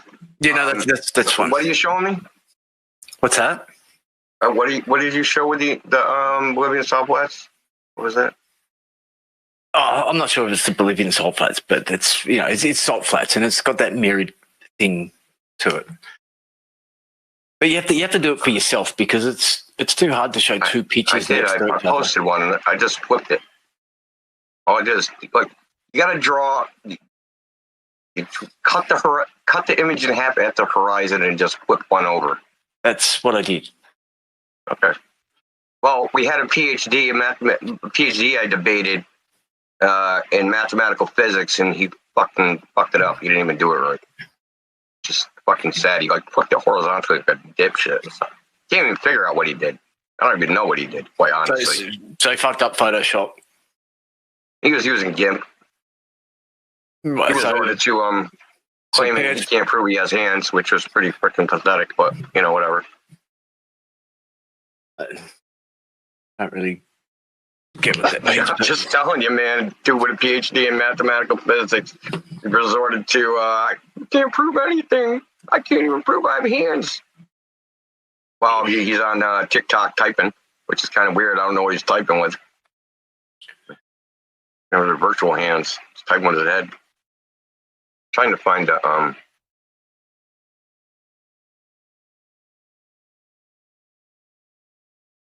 Okay, so gravity doesn't exist, right? And the way you think. So what is it? Things fall. That exists.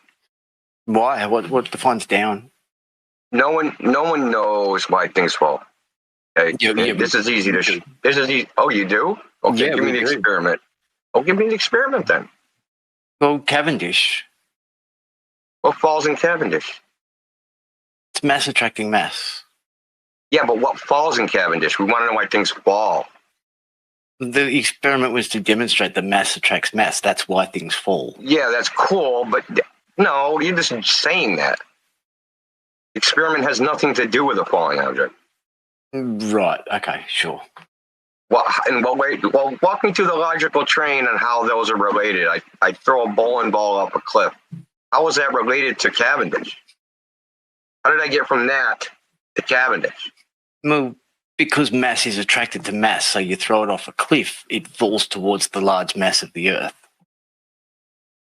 Okay, yeah, that's your claim. You have the experiment showing that? Do I need same mechanism? Do I need to go and throw a bowling ball off a cliff?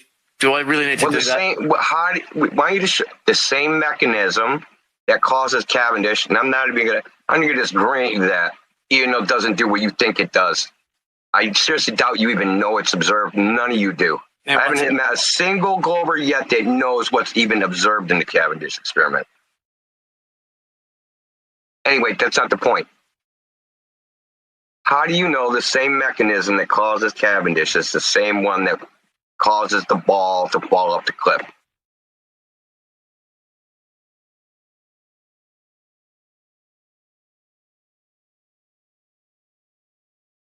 So Cavendish demonstrated that mass attracts mass. Did he? Is that what you did? What? You know, mass, the modern definition of mass is resistance to acceleration, right? Oh, whatever, man. Fucking shit you can pick up attracts other shit you can pick up. How's that? All right? So resistance to acceleration attracts resistance to acceleration. Fantastic. That's what it does? You're just diverting away from it, okay? No, I'm not. Like this word mass has no meaning. It's gobbledygook. Saying mass attracts mass. Mass has no, it's immaterial. It's a unit of measure. It doesn't mean anything. Yeah, it does, because you're standing on a really large mass. Right? When you stand on the earth, you're standing on a really large mass. What's that? No, shit you can pick up. All right? Oh, really? Don't be absurd. No. You're being absurd. The amount of matter is not the mass. It's not equal to the mass. Sorry. No, well, mass. I'm going to read it to you. Sure. No. Whatever. Do you think definitions are going to get you out of the fact that we stand on the surface of like, I pick up a rock. Are you going to tell me that it doesn't exist? Like, well, what are you going to tell me? The rock exists fine. Okay, so the rock is matter, yeah? And it has mass. Yeah, that's right. Okay. That's so not its mass. No, the amount of matter is not the mass, dude. Sorry. Who gives a fuck about the amount of matter being the mass? I said you said the rock. This substance is the mass, dude. No, it's not. Whatever. Playing word games, trying to get away. It's not a word game. It's the physics definition, bro. So what do you want to call it then? What is the rock? The rock in my hand. What is it? What can I call it? It's a rock. It's going to upset you. A rock. Oh my god. I'm going to read you from Max Born, Nobel laureate, Theory of Relativity, Dover Publications. In ordinary language, the word mass denotes something like amount of substance or quantity of matter. These concepts themselves being defined no further. The concept of substance is considered self-evident. In physics, however, as we must very strongly emphasize, the word mass has no meaning other than that given by formula.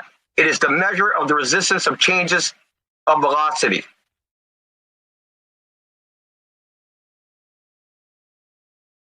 Mass don't attract shit, dude. So what can I change the word to then? Okay.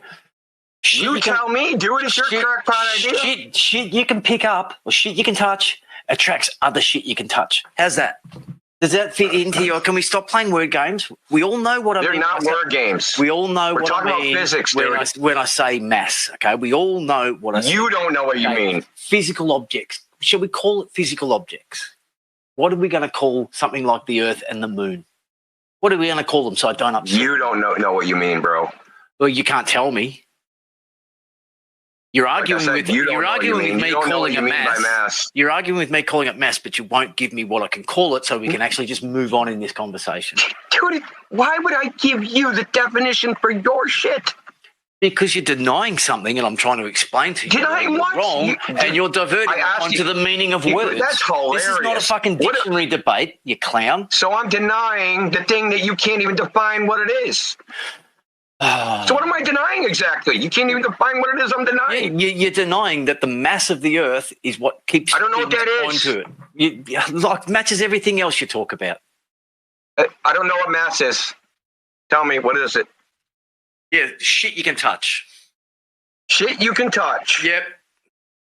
Right. Is that the physics definition? Whatever you want. Can we move on? Shit you can touch. Well, we can move on. Like you brought up the gravity thing, right? And you said, why did things fall? I said, hey, no one knows. Because you know why? Because no one can do that experiment. What do you mean no one can? That experiment can't be done. What experiment can't be done? To figure out the cause of a falling object. No, it's mass attracting mass. We've demonstrated that. That's the, we know it extraordinarily well. Okay, let's do that experiment then. Mass attracts a mass. Let's do that experiment. I'm going to take a bowling ball. Okay, there's nothing falls in Cavendish. Doesn't need we're to trying fall. to figure out why Doesn't need something to fall. falls. Nothing falls in Cavendish, dude. No matter how much you want it to be so, it don't. But we are going to do the experiment with falling objects. So I'm going to push a bus off a cliff, and I'm going to push a bowling ball off the cliff. So I just varied your independent variable. They fall at the same rate. Right. Oh, guess that's not the independent variable now, is it? What clown fucking magic are you trying to spin? That's not the cause, because that's how you determine the cause and effect relationship. You manipulate the independent variable and watch the effect on the dependent variable. If mass was the cause of a falling object, then when I manipulated the mass by changing the quantity, I would see a different effect. And what would the percentage of a bowling ball next to, what would the difference? Oh, so you don't have the experiment. Congratulations. That's my point. What would the difference be of a bus compared to a bowling ball in relation to the Earth? In relation to the Earth, It's not my you just made problem. a claim that you're not going to know the numbers for. This is why you don't understand shit. You just go off with. I'm going to stuff that measure you think you 9.8 meters per understand. second squared acceleration. That's what I'm going to measure. Yeah, and you said it's not because of mass attracting mass, because the bus is a different weight or mass to the bowling ball. What is that in a percentage next to the Earth? Who cares? Everybody that wants to actually understand what Cavendish experiment. Okay. Well, we did the experiment. In the experiment, you can say, hey, dude, we didn't have a high enough mass to test it. Well, then you still have no experimental validation An of your experiment cause. that you just provided. Well, you got a better one? So you just provided an experiment that you then went on to say didn't prove anything because you didn't have enough in your variables to actually justify anything. Well done. You'd make an excellent scientist, dude. Okay, I would make an excellent scientist because I'm actually testing the hypothesis. Right, but you won't tell me what the mass of a bus is in comparison to the Earth. Who cares? It doesn't matter. Because it changes the results. Okay, what does it change the results? What am I going to measure differently from the bus versus the bowling ball? Because the difference in their weight, the difference in their mass is is negligible. So it's immeasurable. I don't know if it's that small, but it's going to be a negligible amount of changing its velocity towards the Earth. Okay, so if I can't do the experiment, or if I don't have the ability to do the experiment, can I say I know the cause? No, that's not that simple with one experiment. But we have That's the way it works, dude. We have an insurmountable amount of information about gravity, and it always works Not about the out cause. with our understanding of it. What the root cause? Why does mass You don't attract mass? understand anything. Mass attracting mass is why we see gravity. Okay, why does mass attract mass? Okay, is big. Relativity is that causes a depression in space time. Why does it do that? We don't know why it does that. We don't know why That's mass great. causes That's a an depression awesome in story. space time. That's an awesome story. It's the best It's a thing we story. have to go with. You don't have anything better. Yeah, because you know what? I tell the truth. I'm telling you right now. No, you we don't. can't do the experiment. Dude. You can't do the experiment. Nobody can do the experiment. I'm sorry. Anyone can do Cavendish. Yeah, bro. Nothing falls in Cavendish. Nothing. It's just demonstrating that mass attracts mass. Okay, you can't. Right back to the beginning. Resistance to acceleration attracts resistance to acceleration. So you're going right back to the beginning too. So that's in relation to inertia. So You're just saying a nonsense, but you're just saying these gobbledygook words that maybe you heard in a physics class once. Right. These words are meaningless, dude. This is trash. It's not trash. We understand gravity. It is trash. You don't understand anything, dude. That's the whole point. How would you know if you understood or not? I don't know. How Answer me would that. you know if I understand or not? Well, no, how would you know if we understood? You said we know, we understand all this stuff incredibly well. How would you know you actually understand? Who's the arbiter of whether you understand or not? Oh, I assume you're going to tell me that you know how Neptune Is it self-referential? was discovered. No, is it self-referential? Does Do you know mankind how decide for Neptune themselves was whether they discovered? decide or not? Do you know how Are you not Neptune was listening? discovered? Not really. Do you know how Yeah, Neptune it was violated discovered? it violated the Titus Bode law. Do you really want to go there? You don't know anything about this. You're going to parrot something I don't you know fucking anything don't about understand. this. Dude, says the guy who What is says the there's Titus? no What is the equator on Titus Earth. Bode law? What is the Titus Bode law? Don't know. Educate me. You don't know, so Yeah, educate shut me. up, dude. Stop talking about what I know and answer the fucking questions. How did they discover Okay, because Neptune? it's directly related to the subject you just brought up. How was Neptune discovered? You have no idea about the details of it. But you haven't explained it. I'm not teaching you fucking astronomy right now. There you go. There we go. I already did that earlier. You claim you can explain it, but you There's something called the No, I didn't claim anything. I'm telling you, you don't understand it. I can't have the conversation with you about it without teaching it to you and then debunking it. No, thank you. I've already done that enough today. I'm telling you, really simply, there's no experiment which can show the cause of a falling object. You can argue about it. You can complain. You can say you know, you don't know. Nobody knows. Okay? But all as the far math, as Cavendish but all the math goes, works. all the math works. What math? Orbital mechanics, escape velocities. Oh, here we go. You're going to do more. Okay. So orbital mechanics is a kinematic model. Do you know what that is? Yeah, I know what kinematics is. Yeah. Okay, there's no dynamics in it. In fact, the inverse square law comes from kinematics. Inverse square law. What the fuck? The inverse square law. So Newton, way back in the day, noticed that the geometric relationship. Can you let me finish? The geometric relationship of an elliptical orbit. That if you had one foci and there was a force that pointed to the foci, that force would follow inversely proportional to the square of the distance. It's a property of the geometry. Was never confirmed by experiment. It's not a natural law. It's a geometric law. They take this geometric law and pretend they have a dynamic law of the solar system, which they don't. They use Keplerian fucking orbital elements, right?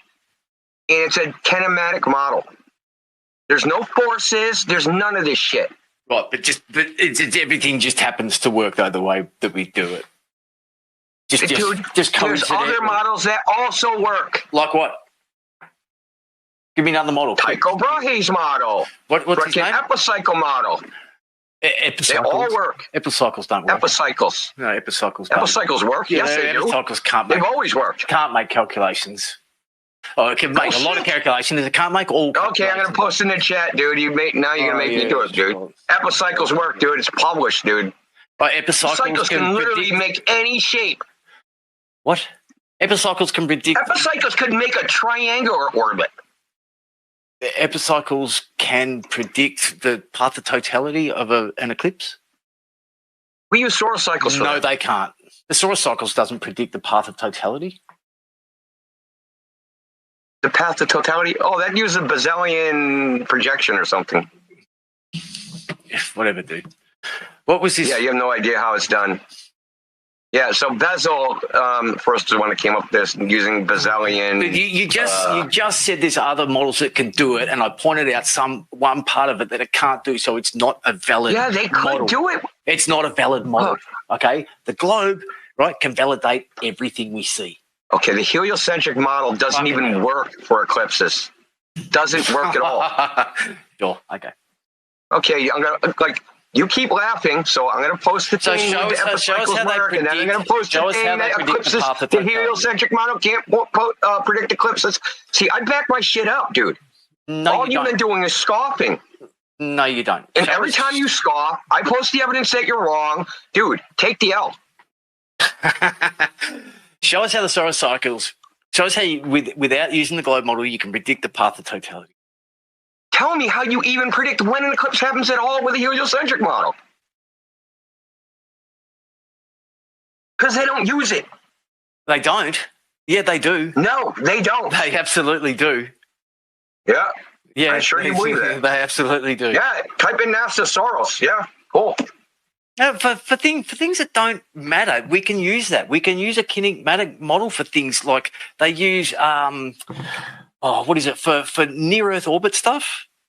They don't need to use they use Newton gravity. They don't need to bring Einstein into it. What was the name of that model that you said works? What was the guy's name? Which one? Tycho Brahe? Yeah, Tycho. How do you spell the surname? Tycho Brahe. His motto was that the sun and the moon orbit the Earth and the planets orbit the sun. Brahe, Danish astronomer. Where was it? Oh.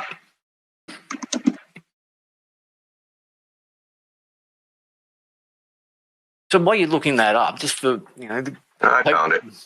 People listening at home, we found Neptune because was it Jupiter was one of their moons, one of the other planets was wobbling in a way that they couldn't understand. They tried to do maths on it. They tried to work it out, what's causing this, until someone said, hey, if there was a mass of approximately this size in approximately this orbit, that would cause what we're seeing this wobble do. And they look there and there's Neptune. Pretty good, pretty damning evidence that we have a firm grasp of mass attracting mass and how much mass attracts another mass. Pretty good that's evidence. A cool story. It's not a cool story, dude. It happened exactly like that. It is a cool story. Yeah, it happened like that. Oh, yeah, it happened exactly like that. Really? So you read what they wrote at the time? You read what the people involved wrote. So you did. No, I didn't. But So I know that's what you do. You just argue saying that I'm going to tell everything you. could be bullshit. Now, why you're interrupting me? I'm going to tell you, dude. I'm going to tell you. The reason they didn't look there is because there's something called the Titus-Bode law, which gives the distance, the position of a planet based upon the heliocentric model.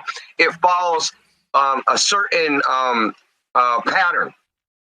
And Neptune didn't fit the fucking pattern, so they never looked there. So they were wrong. Sure, cool story, bro. Look it up. I got to post that too. Cool story again. This is 3 times in a row. Yeah, cool story. Yeah, where's this posted from? Some other freaking flat earther or some concave earth? No, Wikipedia. Your alma mater. Yeah, sure.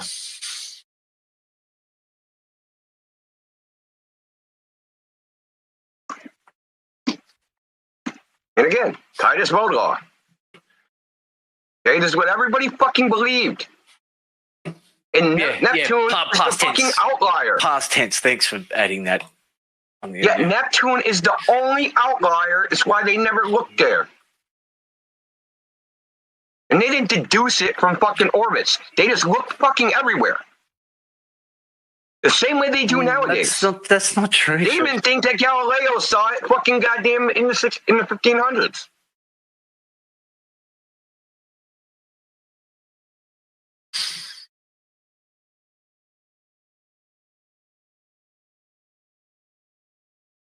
Oh, the closely matched the known planets from Mercury to Saturn. Wow. Yeah, yes, listen. Within the geometric formulation, there's geometric relationships between all this shit. They don't know the distances to any of these objects. There's no way to actually measure it. It's assumed these distances the planets are in the positions they're in based upon the Titus-Bode law, this TB rule distance. And how far does... Do you think they're measuring any of this? How would they measure it? Not with a measuring tape, no.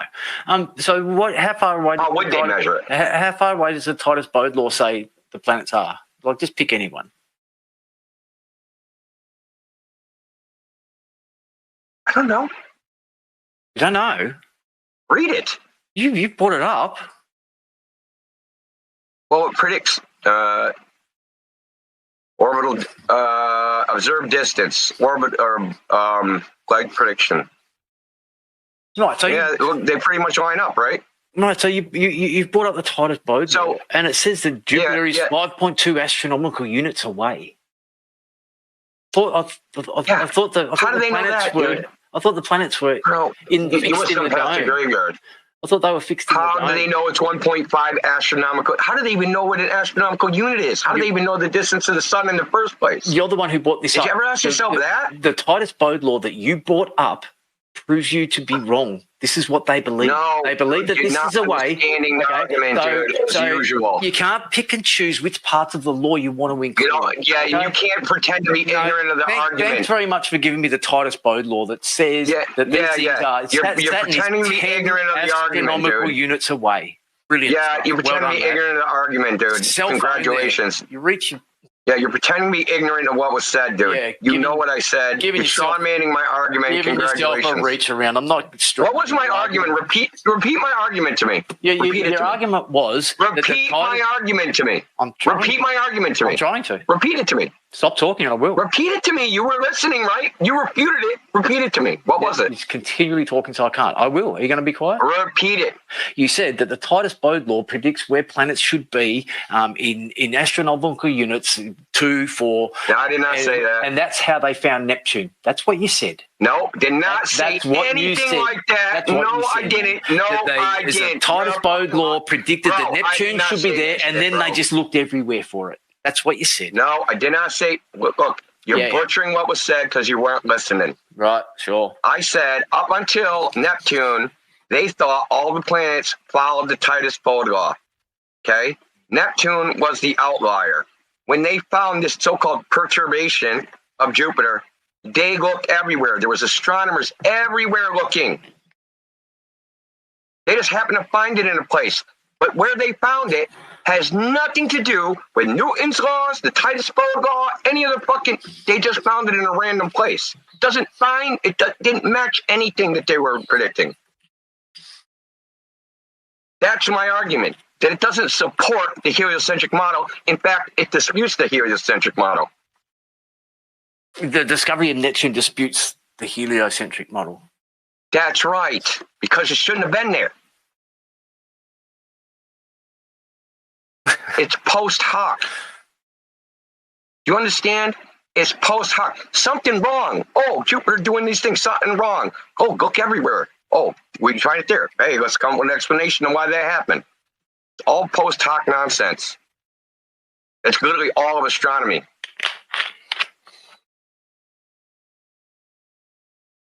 The Titus Bode law said that we're going to observe planets only at these places.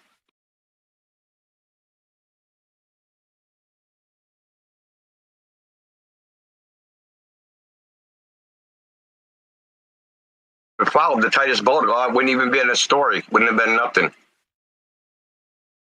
But these are just geometric relationships of projections.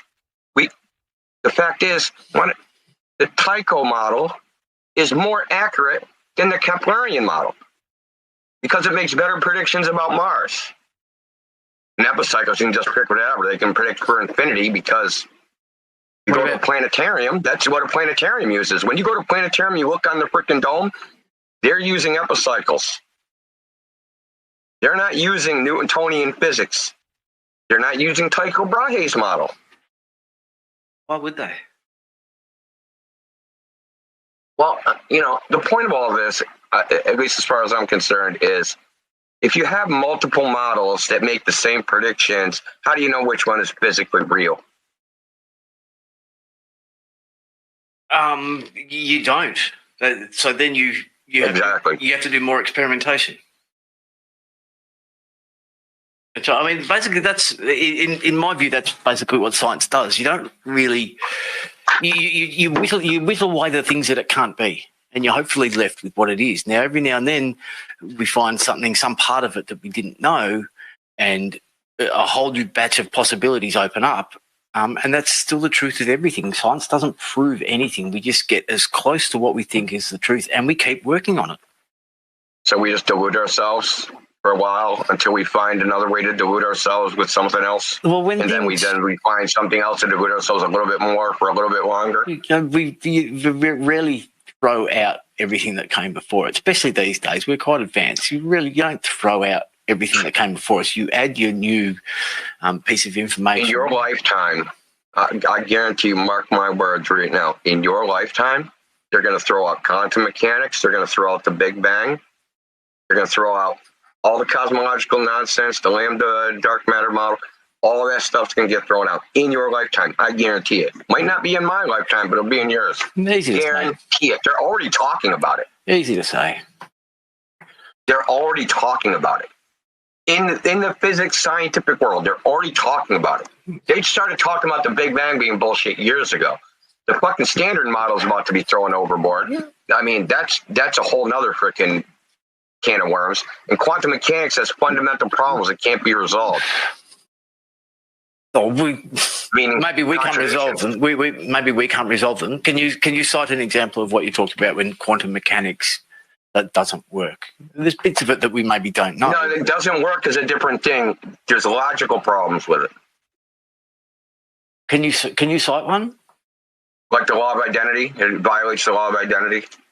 What is that? Explain it. It's non-local, right? So, for example, instantaneously action at a distance, basically. You have two entangled particles. Doesn't matter the distance away. If you put one, the other one supposedly flips. Yeah. So there's no speed of light. There's none of that crap. They're entangled. Quantum particles tunnel barriers. They do all sorts of shit, right? So that's kind of like non-physical. Right. So there's a funny thing about quantum mechanics where like nobody actually knows what's happening between the source and the fucking detector. They can say what happens they can give you a probability of what happens at the detector. There you go. And they can give you a probability of what happens at the source, but they can't tell you what happens between there. Okay, that's a great example. Totally agree with that. All right. And you might say we could even relate that back to gravity. We don't know why mass causes a depression in space-time, but everything that we see that it causes, we can use that and we know it extremely well. We don't know why quantum tunneling happens, but we use quantum physics and quantum mechanics to do things, and we know it quite well. We maybe don't know why these things happen, but they happen reliably. We can predict what's going to happen. Okay. Well, in the case of quantum mechanics, I would say, yes, you can make a lot of predictions. In the other stuff, I think you're misinformed. You don't use general relativity to predict the orbit of the planets. In fact, it would never work because of the time delay of the speed of light. You'd have something called retarded gravity, and I don't mean like retarded. I know what you mean. Retarded in time. This is a known problem that's been around for like 30, 40 years that no one's ever solved yet. How that would even work? You would never have a stable orbit of anything. What's that? What? Because like you wouldn't like say you had the sun and Jupiter. I'm going to use these two examples. Yep. The gravitational influence of the sun on Jupiter, because it takes freaking 16 minutes to reach Jupiter, and the sun is moving through space, the vector that gravity would point Jupiter at wouldn't be where the sun is. It would be where it was.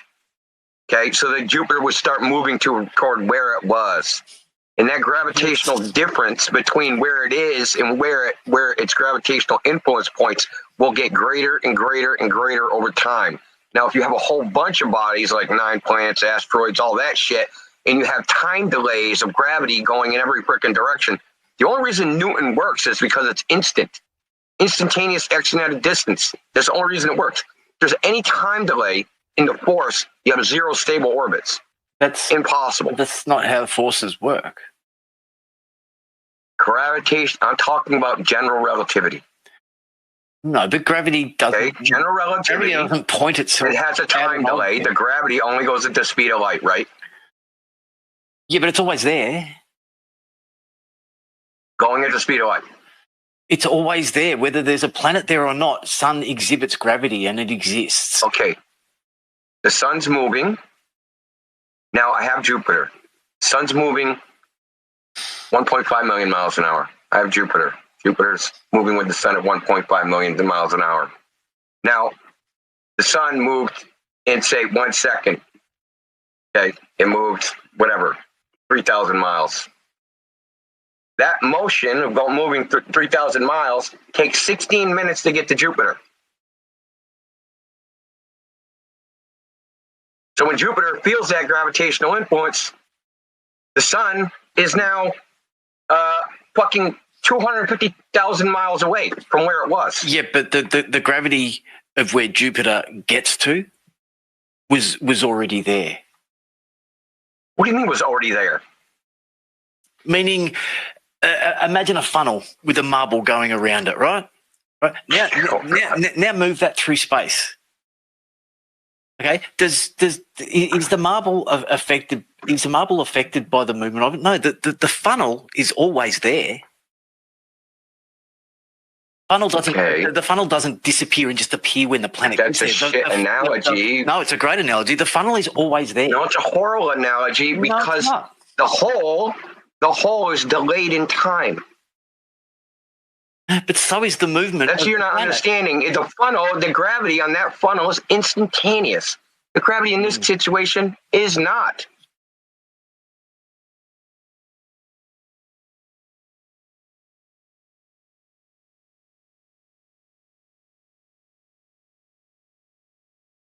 Logical. We're talking about physical. So physically, the Earth is measured to be flat by everyone. I guess the people who travel or like who was on the plane like would disagree. Why would they disagree? They're flying over a flattened stationary plane as it is measured and as the instruments within the cockpit tell them.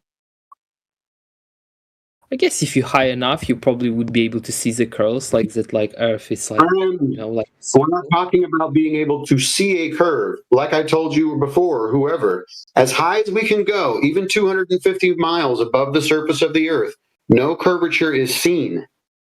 It's measurably flat on the surface, and it cannot. No, there's no curvature seen from the highest altitude that we can get to. May I ask you, do you have a hat from aluminium? See, this is where it ends up going. See, I make claims, you don't have any counterclaims, and now you want to accuse me of having some kind of tinfoil hat. So how much longer do you think I should keep you in this VC? I tell you what, if you want to keep that up, I'll just mute you and kick you, or you can remove yourself if you are tired of this conversation. If it hurts your feelings too much to hear about reality being as it's observed and measured, then you should find yourself in another VC. You're like a leader of this group.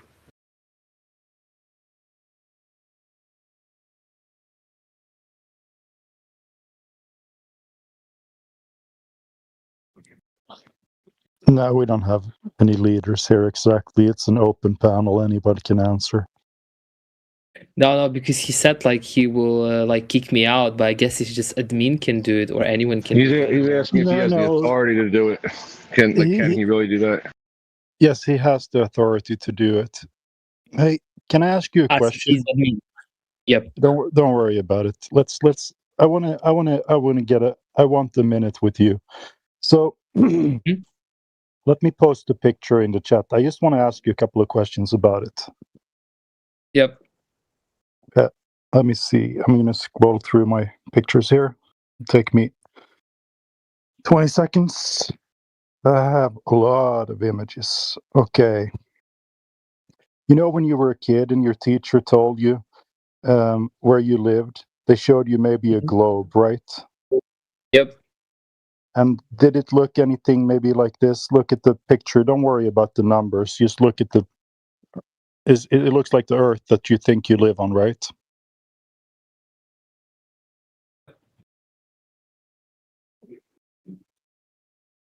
Yeah, or that one that Rayleigh Criterion posted. Does it look like the Earth? Yes? I guess so. Yeah. And do you see all the blue stuff in that picture? What is that? Do you know? Blue stuff. Yeah, all the blue. Yeah, it's water, right? Yep. You know, for several years, I believed that I lived on this ball in space because that's what my teacher told me. You asked before, why would they lie, right? Your teacher, they just told you what they have been told, right? It's tradition at this point. That's all it is. Because they have no evidence of this, right? But here's the thing. They have told us the size as well. Do you happen to know the Earth's size? Nope. Yeah. So the radius of Earth is 3,959 miles. So once we know that number, we can figure out how much, because you see all that water on the ball, the blue stuff, you notice there is something weird about it, right? It curves. like around the ball, and it kind of sticks to it. And people say that that's because of gravity. You've probably heard that, right? Yep. Yeah. So if I go ahead and grant you that gravity right now and say, yeah, sure, there is a thing called gravity, and guess what? It pulls water into a ball-shaped thing, right? And now maybe there is a way we can confirm this. So since they've given us the size of Earth, we can do a little bit of math, and the math is in that picture I posted. So over 10 miles, if Earth is a ball, or approximate ball, but for all practical purposes, we can call it a sphere, right? Then water has to curve 66 foot over 10 miles.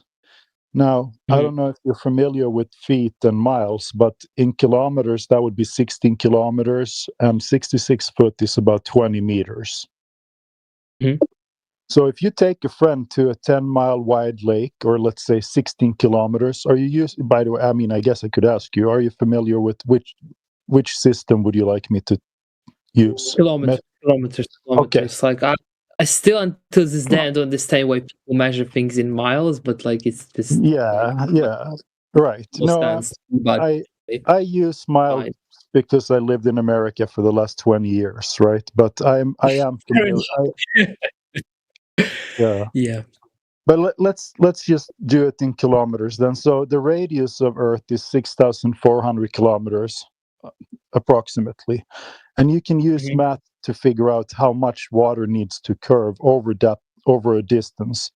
So for example, for 10 miles, 16 kilometers, there has to be 20 meters of curvature between you and the beach on the other side, right? So let's say you have a friend and you bring him to a lake that's 16 kilometers wide. You bring a camera, or you can give your friend a mirror, for example, and he can flash it. If you see that flash, you know that either A, your friend is 20 meters tall, or B, water doesn't curve between you. Which one do you think is correct? You understand the logic, right? No, I get I get your point. I get your point that so the problem is kind of So the problem is that when we go out and do these tests, and I've done this myself, like if you shoot the laser and let's say it's 30 centimeters over the water on your beach, right, over to your friend, if you live on a ball, that laser has to end up 20 meters above his head, because you're shooting it in a straight line. That is just logic if the ball is the size that they say, right? So this is the problem here, and this is the reason why we are all flat earthers, because if water doesn't curve, that means that it can't be a ball. It just can't. Logically, it cannot be a ball since Earth is covered mostly by water, right? So we don't know. We don't know what shape Earth is. We're not making a shape claim. I have no idea, but I can tell you that the surface is flat.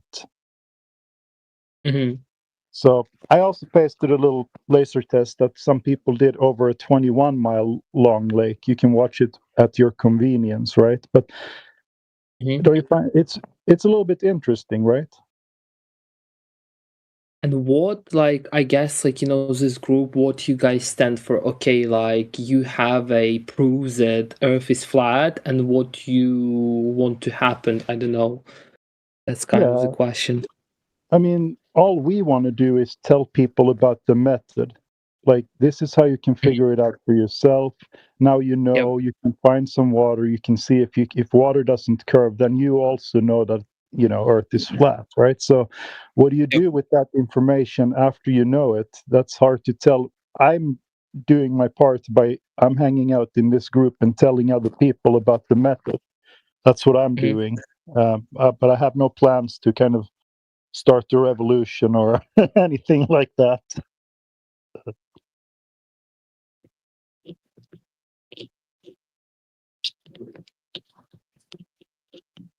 So yeah, I hope that answers some of your questions about why we are flat earther and the topic of the room today, or the event that's running. Please think about it a little bit, and if you have more questions, we're here for you. Meanwhile, we can say hello to some people who just joined. No, I have a question for you. You seem like a very reasonable guy. Like, okay, you figure out that, like, okay, Earth is flat. period. Yeah.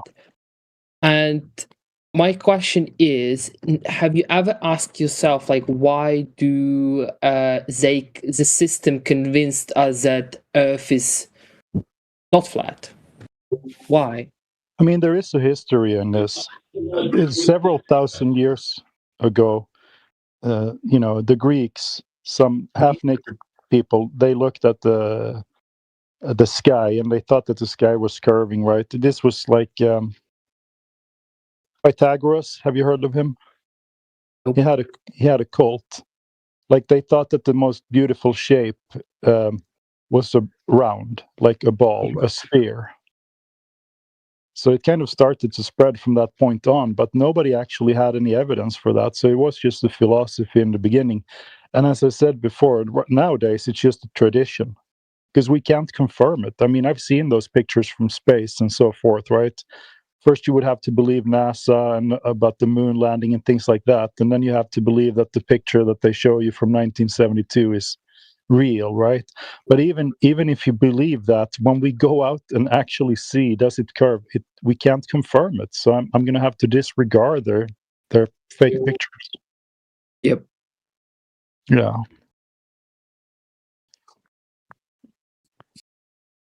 So that's the way it is. Wow, we have so many people in here. If any of you guys want to ask us the question, go right ahead. We'll give you some time. I have a question. All right, go for it. How do you explain tides? Tides. Well, first of all, you heard my explanation of why we say that Earth is flat, right? The water is not curving. You heard that one, right? Okay. Why we have tides? I just want to make sure. It has nothing to do with the surface property. Tides is something else, right? So there's a lot of different explanations. Some people believe that when the moon is going over us, that's what creates the tides. Maybe you've heard that one. Yeah. Yeah. They explain it with gravity, but gravitation maybe. Sorry for my bad English. No, it's good. But you told that gravitation doesn't exist. It doesn't exist. And I ask you, how you explain that? I think what we said was that nobody knows what gravity is. We can we can see the effects. If you drop something, it goes down, right? And you can call that gravity if you like, but our claim is just that there are just theories. There's like 74 different ones. You can just Google it. You will find all kinds of gravity: Einsteinian, Newtonian, quantum, string theory. There are so many of them. So we don't know which one is correct, or if there is even anyone that knows exactly. What most of us in here subscribe to specific gravity, which is just density and buoyancy, right? But we're not going to get away from it. I want to talk about tidal waves with you first, right? Because that was your question. So I'm not going to gish gallop into something else. So the thing is, most people explain this by the moon goes over the water and then you have a tide. That's the explanation, right? That people think is the correct one. However, it's not even that isn't the explanation anymore. Even from the Glober scientists, they say it has to do with tidal nodes and things like that. Like, for example, there's like at least 2 tides every 12 hours. So the moon only goes over you once every 24 hours. So there is no correlation between the moon going over a piece of water and it going up or down. You can't correlate them. So I don't have an explanation for tides. I don't know exactly why that happens. I would say it has to do with tidal nodes. I'm not going to connect the moon to it, even though I'm not going to disregard it either. I can't say for sure. I just don't know. So the short answer is I don't know exactly how tides work, but I know I think it has nothing to do with the moon, but I couldn't tell you.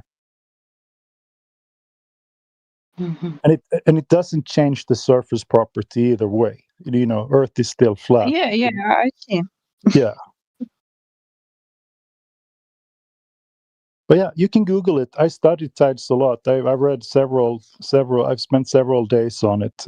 So I have my own theories about it and stuff like that. But you know, I can't prove it. So it's kind of just speculation.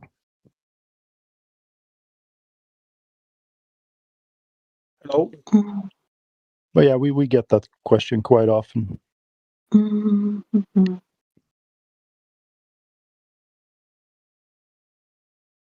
Hello, sir. How are you?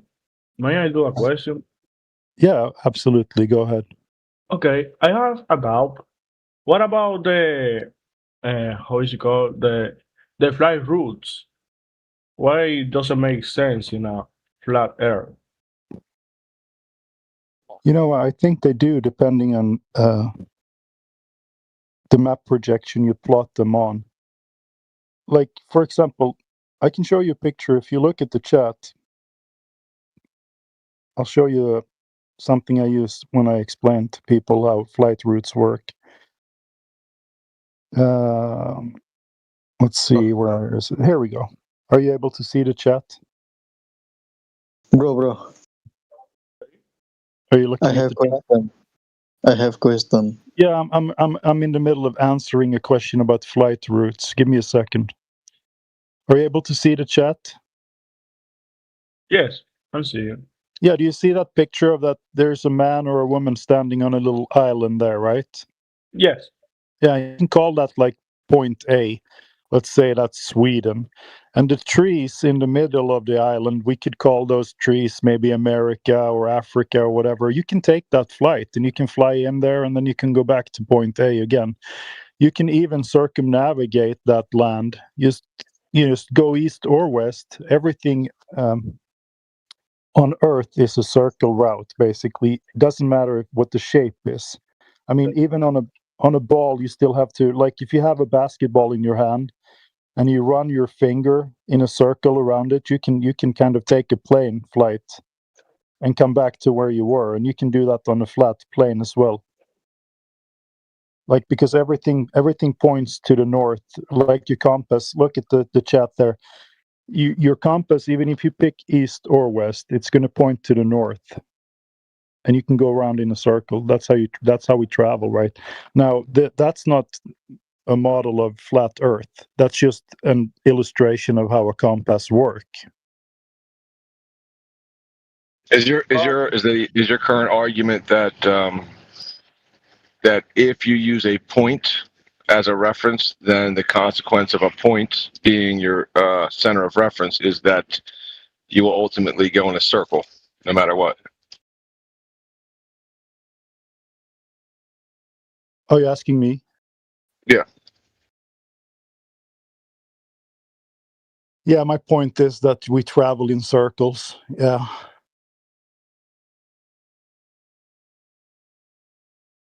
It's like you can drop a person off in the forest. He's going to travel in a circle eventually, but that's how it works with planes as well.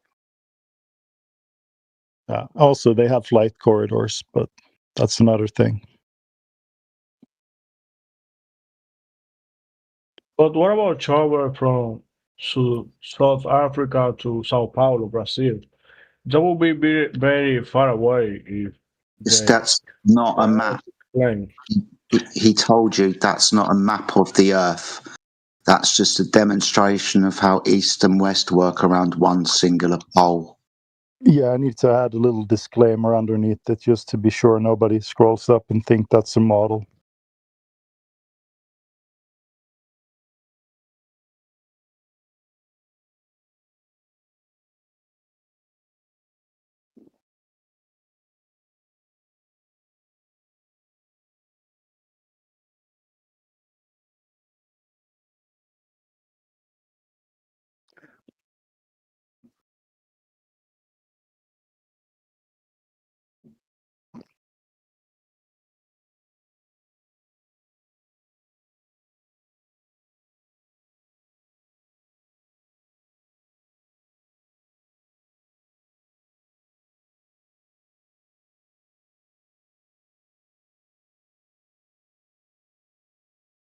So yeah, we have lots of people in here. We have lots of other people on the panel who can answer your questions. Doesn't just have to be me.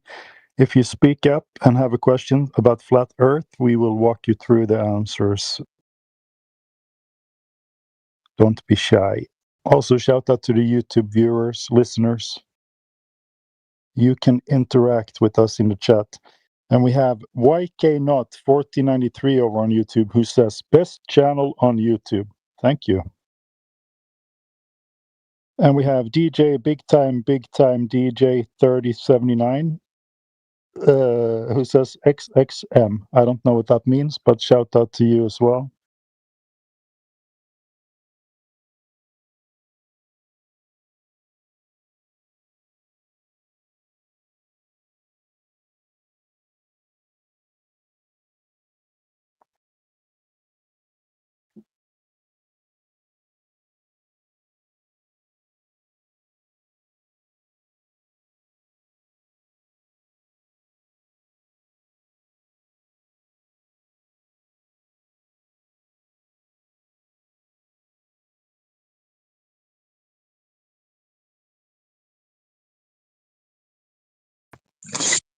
What's up? What's up? What's up? Yeah, it's from the it's from the office. Funny. Yeah, someone called my name earlier, but I was driving, so sorry I missed you. But yeah, really enjoying the conversations. Glover's always wanting to give explanations, but we're given the facts. Yeah, it's quite upsetting to some people. Yeah, been that focus I've been noticing lately is the explanation for them is sufficient. Like if they can conceptualize it for them, that's reality. They also don't want us to have facts when they come in here. They're kind of hoping they're going to hear us say some dumb shit. And then they're disappointed when they come in and find out that we know more about most of these talking points than they do from both sides of the argument. It's quite distressing.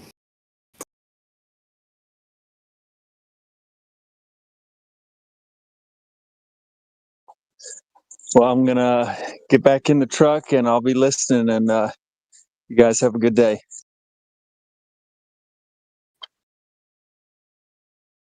DJ, why have you changed your name again? Oh, I don't know. I was picking on some guy in the side chat earlier, so I changed it to Negan. Fair enough, man.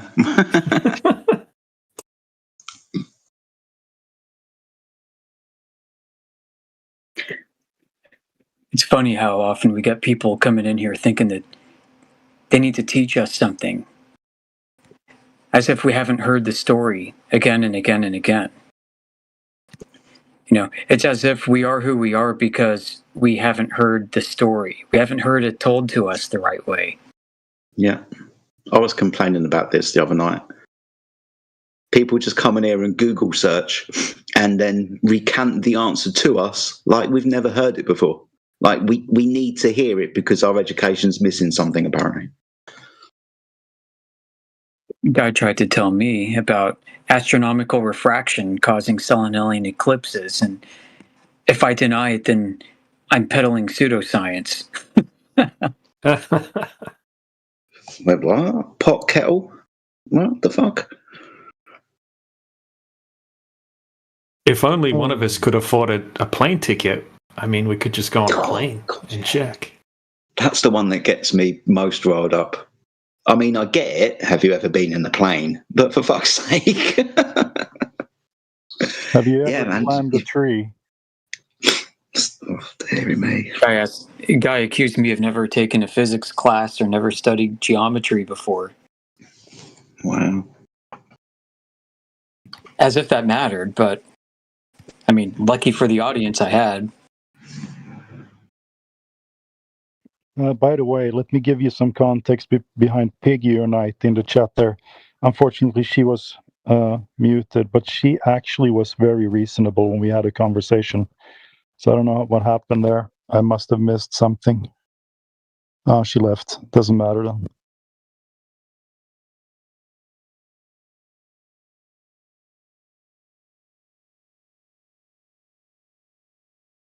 Yeah, she was whining a lot in the chat. Yeah, for I some can see reason. that.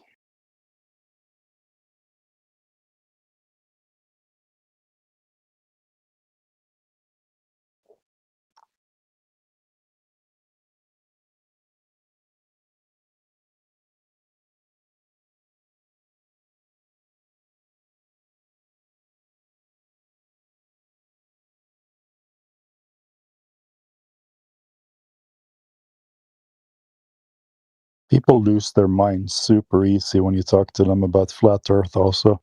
And then for a few hours or days or whatever, it's different for everyone. They kind of lose their rationality somehow.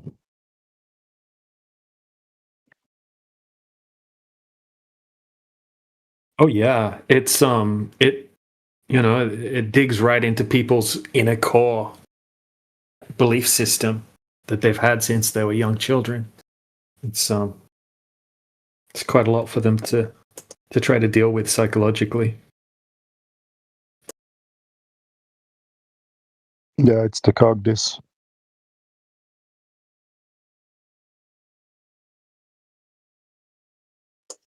Yeah, exactly. That's exactly what it is. Yeah.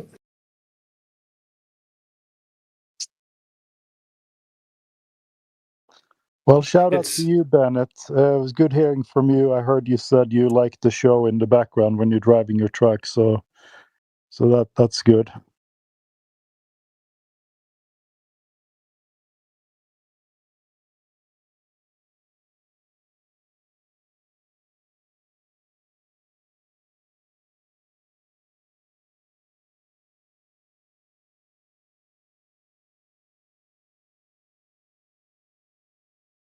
Welcome, Flavor. We're talking about flat Earth here today. If you have any questions, feel free to open your mic.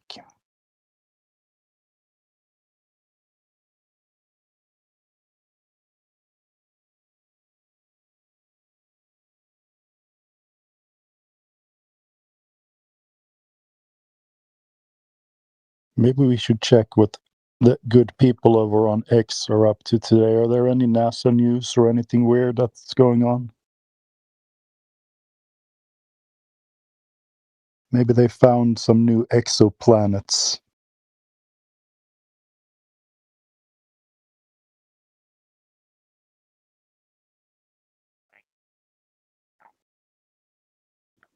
World and Science has a tweet out, Earthrise. We traveled 250,000 miles to explore the moon and discovered Earth for the first time.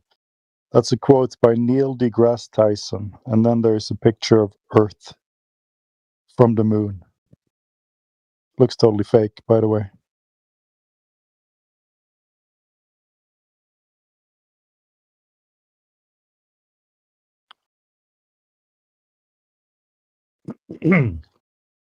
Let's check today's space news over on X. We can maybe Google flat. We can search for flat Earth.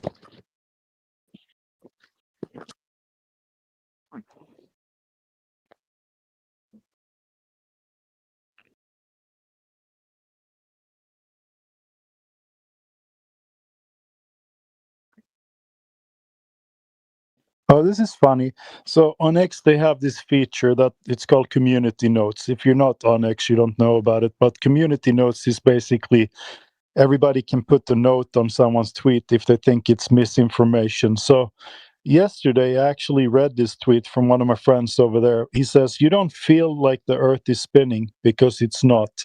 You don't ever see the Earth's curvature because it doesn't exist. Every sense you have tells you the Earth is flat and stationary because it is. All it takes is common sense. And now he has gotten a community note on his post, or it's a proposed one. I'm going to see what it is. I bet it's just funny. Okay. The note says, this is engagement bait. This account is known for posting conspiracies for engagement. That's funny. Like it is. Like 90% of X is all politically motivated posts. As if that isn't engagement bait. I know. Well, I have the ability to vote on these notes, so I'm voting no. This note is not helpful. And I'm going to check opinion and speculation, misses key points or is irrelevant, argumentative or biased language, note not needed on this post. I'm actually going to check harassment or abuse as well, because I think they're abusing their community note privileges there. Absolutely. And I think it's incorrect information, and I think that the sources are not reliable. There we go, submit. Oh, it sucks, because there's a flat earther who has the right to vote on these things. So no, you're not going to get that one through, even though it is a little bit funny. But You know, that brings to mind, this topic is more divisive than any other topic I've ever come across, more than any political issue, any religious debate, anything else. Flat Earth creates psychopaths out of seemingly normal people. we had a guy earlier in the chat say, who posted this rage bait title? And I was like, rage bait? Why are you angry about it? We're just here to answer your questions.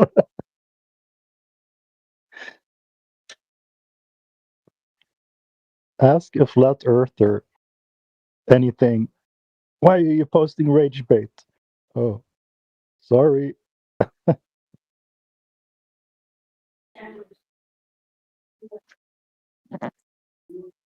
Right. Maybe we can find some more community notes on our flat earthers posts. Some of them, sometimes they just says, Earth is not flat. And they have gotten those true many times. It seems a little bit more difficult nowadays. But in the beginning, when they released community notes a few years back, sometimes that's all they said. And you're not supposed to just say statements like that. That's, you can keep those things to the comments instead. Earth is not flat. Why? Because everybody knows it's not flat.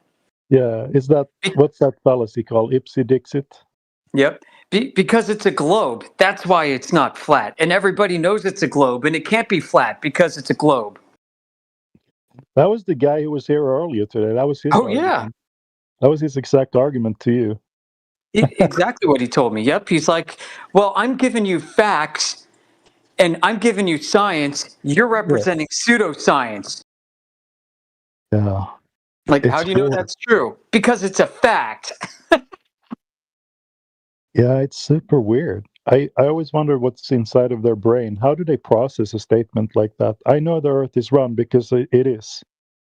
I know. Well, they don't challenge kids in school to think critically. Nobody knows how to form arguments, let alone defend them.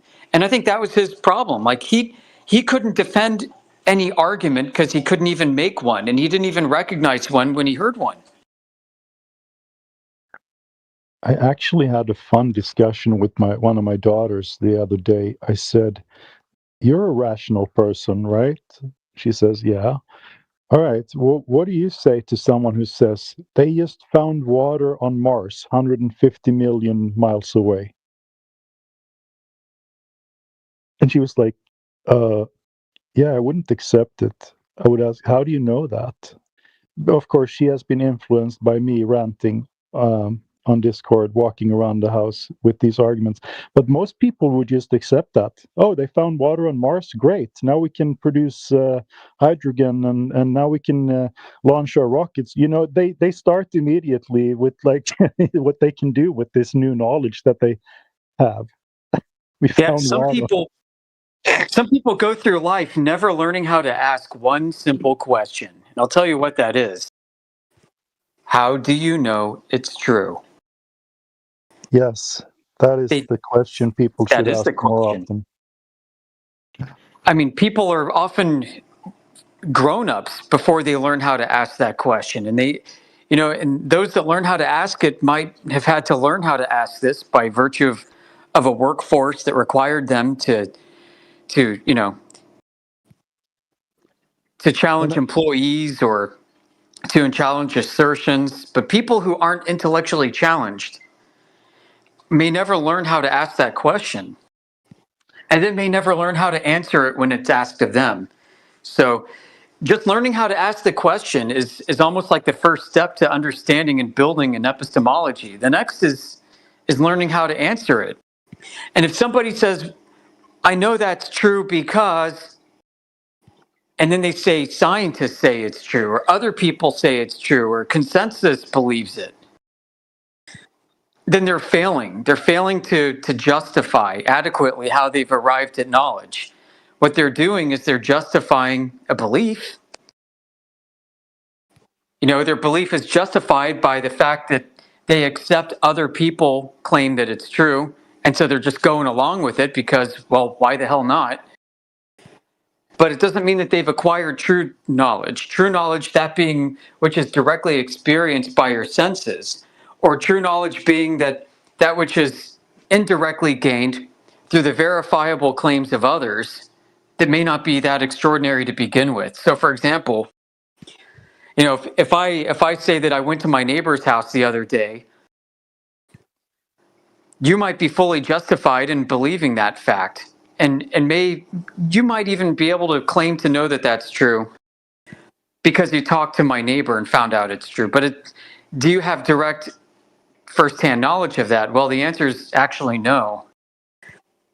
But it's not an extraordinary claim, and you're willing to accept the veracity of the people that are involved, and there's no reason to doubt it. And so people will come in and say, well, I have no reason to doubt NASA. I have no reason to doubt all the millions of scientists that think that Earth is a globe. Well, based off of what? You know, based off of the fact that they say so? Well, that's great, but what other evidence do you have? Well, first off, they're making an extraordinary claim that like NASA has, or that Mars has water. And next, their only means of verifying this is through proprietary technology that nobody seems to have direct access to. And when I say this, it's not just an assertion. We have an example where this is the case, where Robert Bassano called the deputy director of the Hubble Space Telescope program, who'd been there for something like 20 years, he was saying. And Robert Bassano asked this man if he had direct firsthand knowledge of telemetry data feeds coming from the Hubble Space Telescope itself. You know what the deputy director of Hubble Space Telescope said?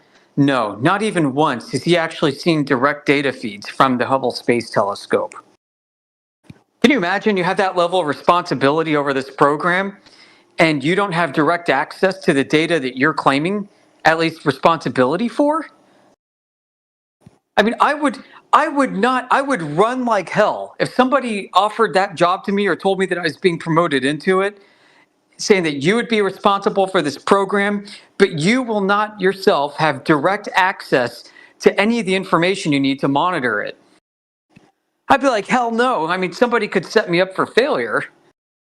I mean, there'd just be so many issues with that. Like, if I'm going to be responsible for something, I better be in direct control or at least have direct oversight over it.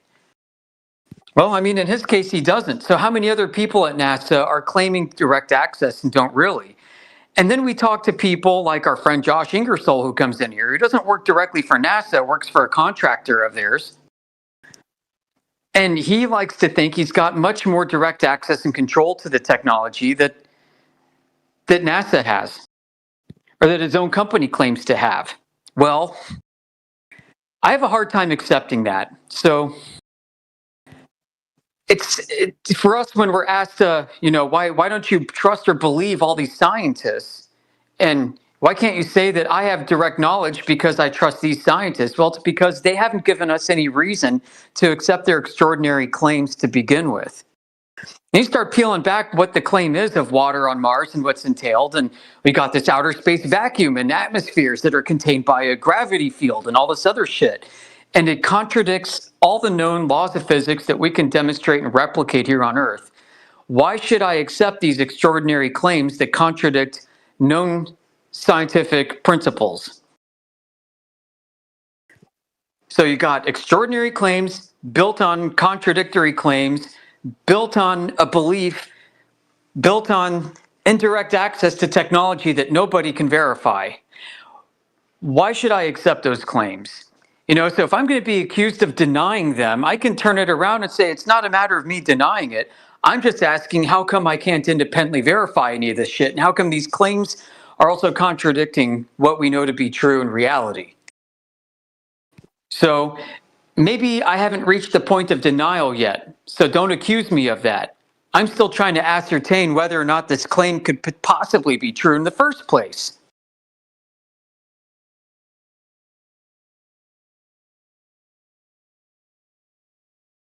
I know there's some things I probably could have said better with sharper wit, but you know what I'm getting at. Yeah, for sure. No, that was beautifully said. We also have to hold ourselves accountable. I remember when I was new to flat Earth, and it's easy to say things that you can't actually prove yourself. Like Sheepdog was actually one who set me straight. I don't know, I typed in something in the chat over on X. I said something like, yeah, the whole what was it? It was something about the poles. We know that there is the South Pole can be anywhere around us, or something weird like that. Like, it's been such a long time, and he just asked me the simple question, "How do you know that?" And I immediately realized, shit, I'm saying things that I don't actually know. And from that point on, I actually tried to never make any claims that I cannot back up with evidence. So we do that ourselves a little bit as well. Right? And it takes someone has to ask you the question, how do you know that, for you to actually snap out of that mentality. So that was all true. it took. That was all it took for me. Yeah. I'm guilty of doing that even recently, and I sometimes catch myself after the fact and think, oh man, I probably shouldn't have been so brazenly accepting of that and positive, when I really didn't have anything to substantiate it with other than a strong belief and trust. Yeah. And I think becoming a flat earther is being very, very sensitive to this, and then taking inventory of all the things that we thought we knew, and interrogating our own sense of knowledge to see if it's actually true and justified.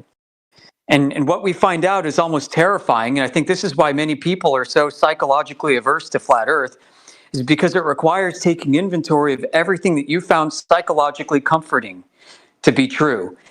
And you find psychological comfort in true things that you believe to be true, because it dispels uneasiness from your life.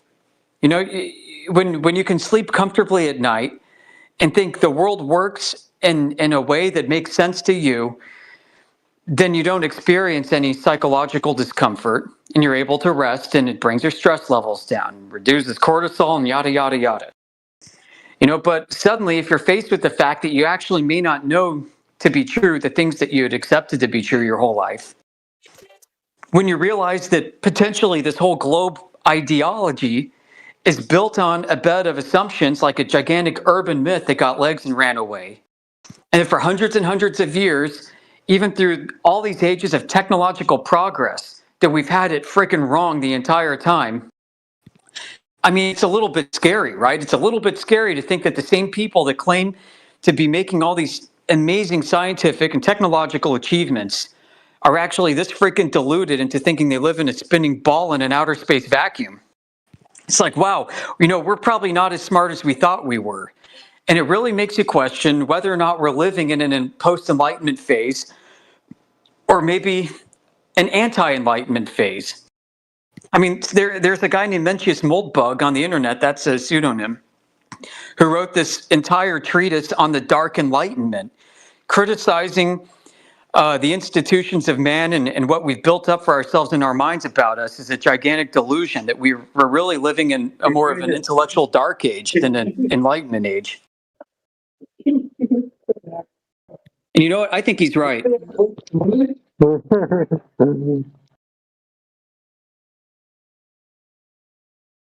I think it's right. I think part of this age we're living in is that we're so freaking gung ho. We have such a high, culturally and sociologically, this high and mighty belief in our sense of accomplishments and achievements, that we think we're more advanced than we truly are, and that we think we're advancing when we're regressing.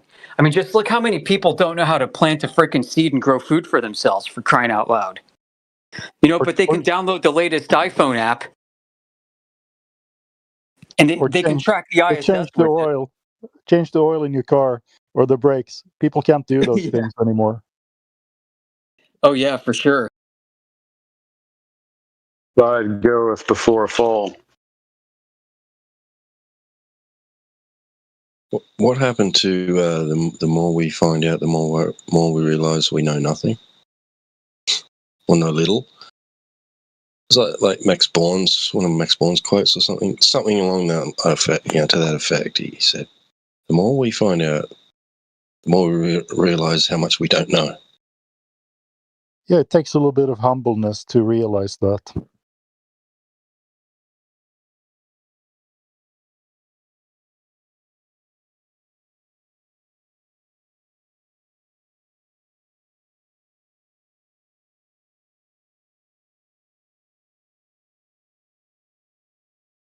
And I think that's also the reason why a lot of Globers who come in here are so shocked, and maybe sometimes they pretend to be when we say we don't know. They're not expecting that because all of their life people have told them stories and explained everything, and they have somehow swallowed it without questioning if it's actually the case or not. It's like we found water on Mars, and they used to go, "Oh, really? Oh, good, cool. Now we can do stuff on Mars."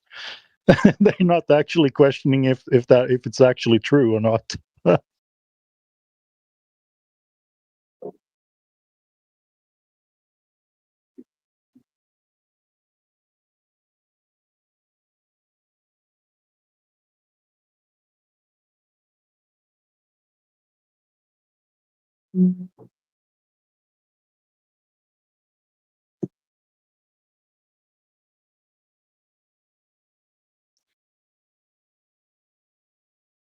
Labor says, "My English is so bad.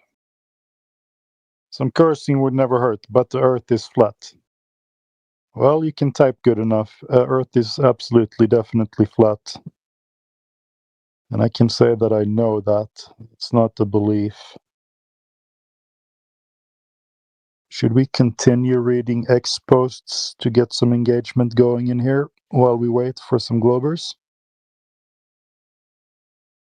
See if we find some nice community notes over on X.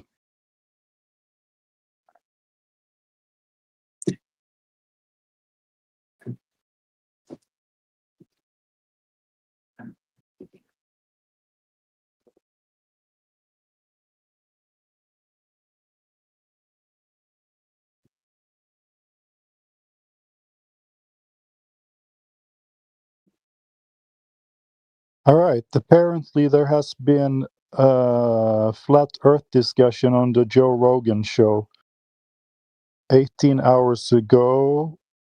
Who was there? Roger Avery. Things get it as Joe Rogan and Roger Avery discuss flat Earth. I haven't listened to it. Let's see.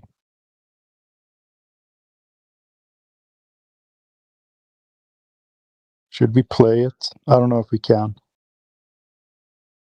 I can link to it if anybody wants to listen to it. Might be interesting. Note, I have not listened to it yet myself, but this is coming out over on X right now. Someone was on Joe Rogan and talked to him about flat Earth. And I hope they kept it chill and not dwelt into ice walls or anything like that. But maybe they were talking of curving water. That would be non-curving water, I should say. That's what I want to hear on the Joe Rogan show. We have some new people. Nicholas, welcome. If you want to open mic and ask questions about flat Earth, feel free to do so. We have a lot of people here, knowledgeable people. It doesn't have to be me. Anyone on the panel can speak up and talk to you.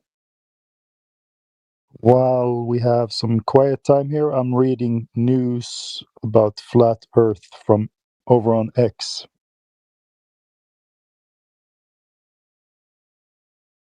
And if someone wants to watch that interview and give us the too long didn't read or whatever TLDR on it, that would be interesting. I'm going to watch it a little bit later. The Comfy Enjoyer says, I love how Joe completely proved Roger right in both of his claims that the flat earth discussion makes people snap and lose it. Oh, we just talked about that. It is true. They become, someone called it rage bait. If you tell people you're a flat earther, they're going to get angry in many cases. And 2, there are no photos of round earth from space. Every photo of the full earth from space is either an artist rendering or a composite image. Yeah, good points there, Roger Avery. I haven't heard of him. Maybe he's super famous flat earther or something. Roger Avery. I feel like you should know who it is if he's on Joe Rogan.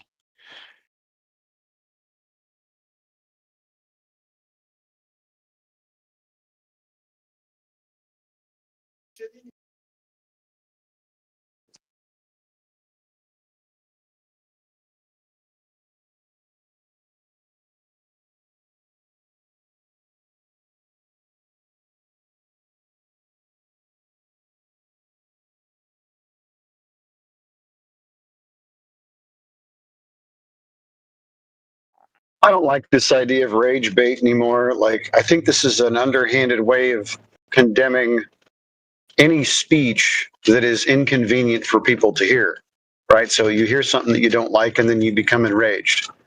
That's censorship as far as I'm concerned. Now, if you're intentionally trying to make somebody angry, that's one thing. But, putting a flat earth channel in a server and people are enraged and call it rage bait, that's an attempt at censorship. Yes.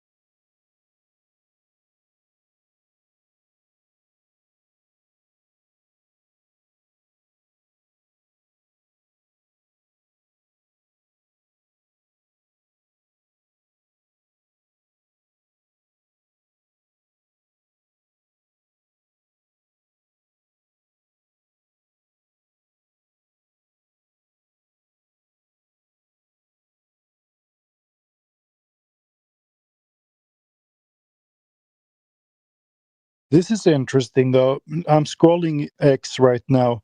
I did a little search, flat Earth, and the top posts are actually from some of our friends, right? They are pointing out inconsistencies in the heliocentric model. There are some laser tests and stuff like that. But now, they're also like a year older, and so on the latest posts, every single one I've been scrolling like 100 of them right now are like from the anti side, like Earth is not flat, LMAO. Google tells you Earth is not flat. This is actually rage baiting me. Now I feel like principal flight show. Principles of flight show that Flat Earth Library is a moron. I mean, okay.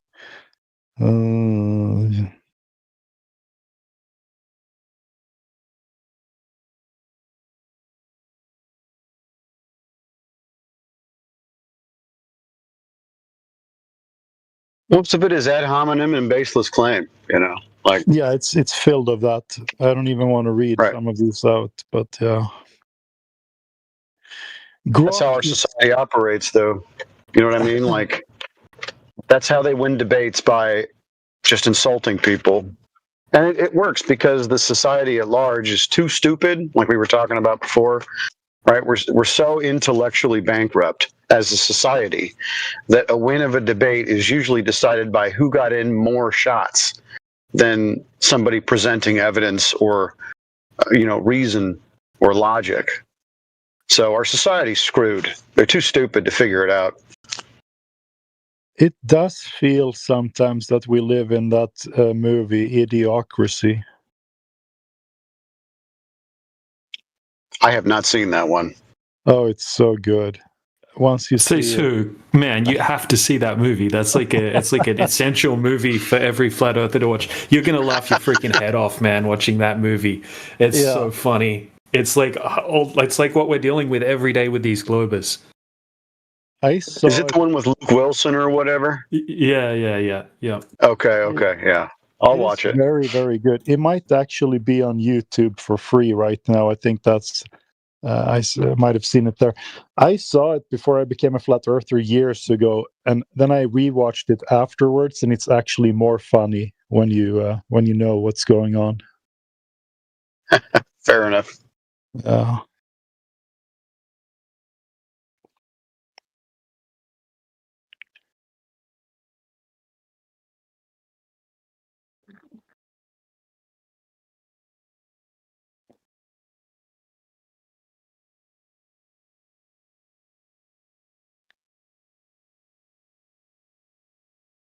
Hi, how's it going? I almost see that thing as a documentary.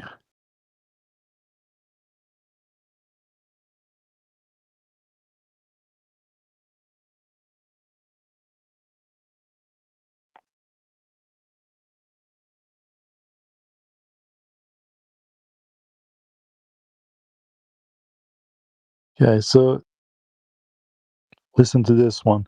So let me get this straight. You, a flat earther in 2026, are completely confident that a flat earth is correct, despite overwhelming evidence to the contrary, in disagreement with every relevant scientific field and every physics department on the planet.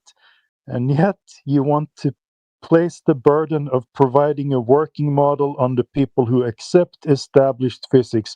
Is that about right? Says EB73 over on X. Let me get this straight. Every science, physics department, and every relevant, so they can never specify, ever. I mean, I haven't even looked what the answer to his little thing here is, but if you do ask them, just give us one. Who are you talking about? They can never do it. The overwhelming evidence to the contrary. Where is all of that overwhelming evidence? That's what I would like to know. So if you're listening in on to this channel right now, maybe you're over on YouTube, if you have any overwhelming evidence that Earth is a ball in space, spinning and chasing the sun through the universe at faster than the speed of light, you can come in here and we'll talk a little bit about it. Please present your evidence. Also, if you have evidence that water is actually curving over distance, that would be interesting as well. We have done some measurements. We have not been able to confirm that. So all the pictures of balls in space, we're going to have to say that they are fake until proven otherwise.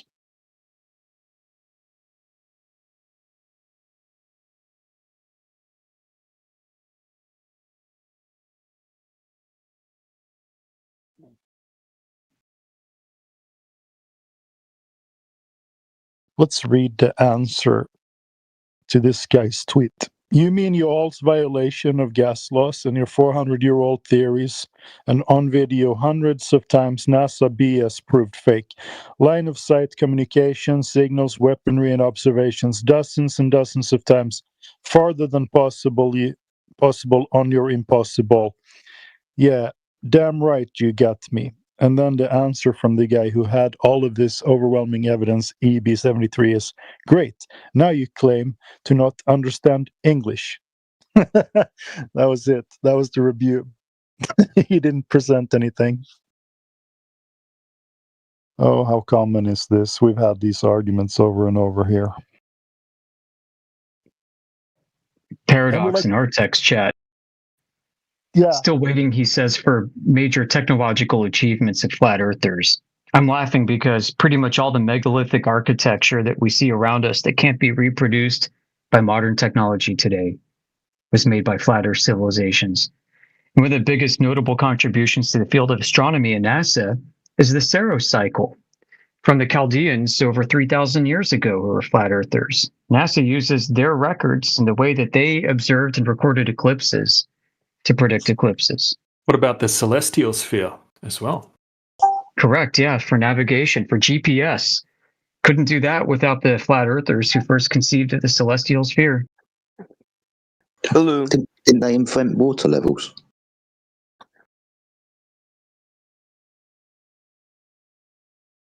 Oh, I see what you're talking about now.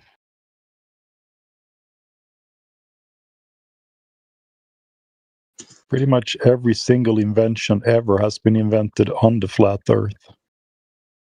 Only thing that's, I mean, if you think about it, the thing that's holding us back now in physics is actually the dumb theories they have.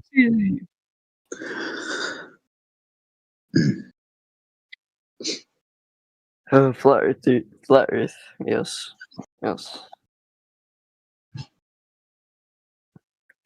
What is flat Earth again?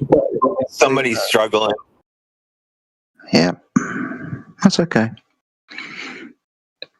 He might need to start with triangles before going up to Earth. I don't know about that. Well, it's very hard for people to. It's hard for people to say flat and Earth one after the other like that. It hurts their mouth. Flat Earth. Yeah, that doesn't do crap. I don't know what you're talking about. You give it about 5 minutes in a deep discussion, it will.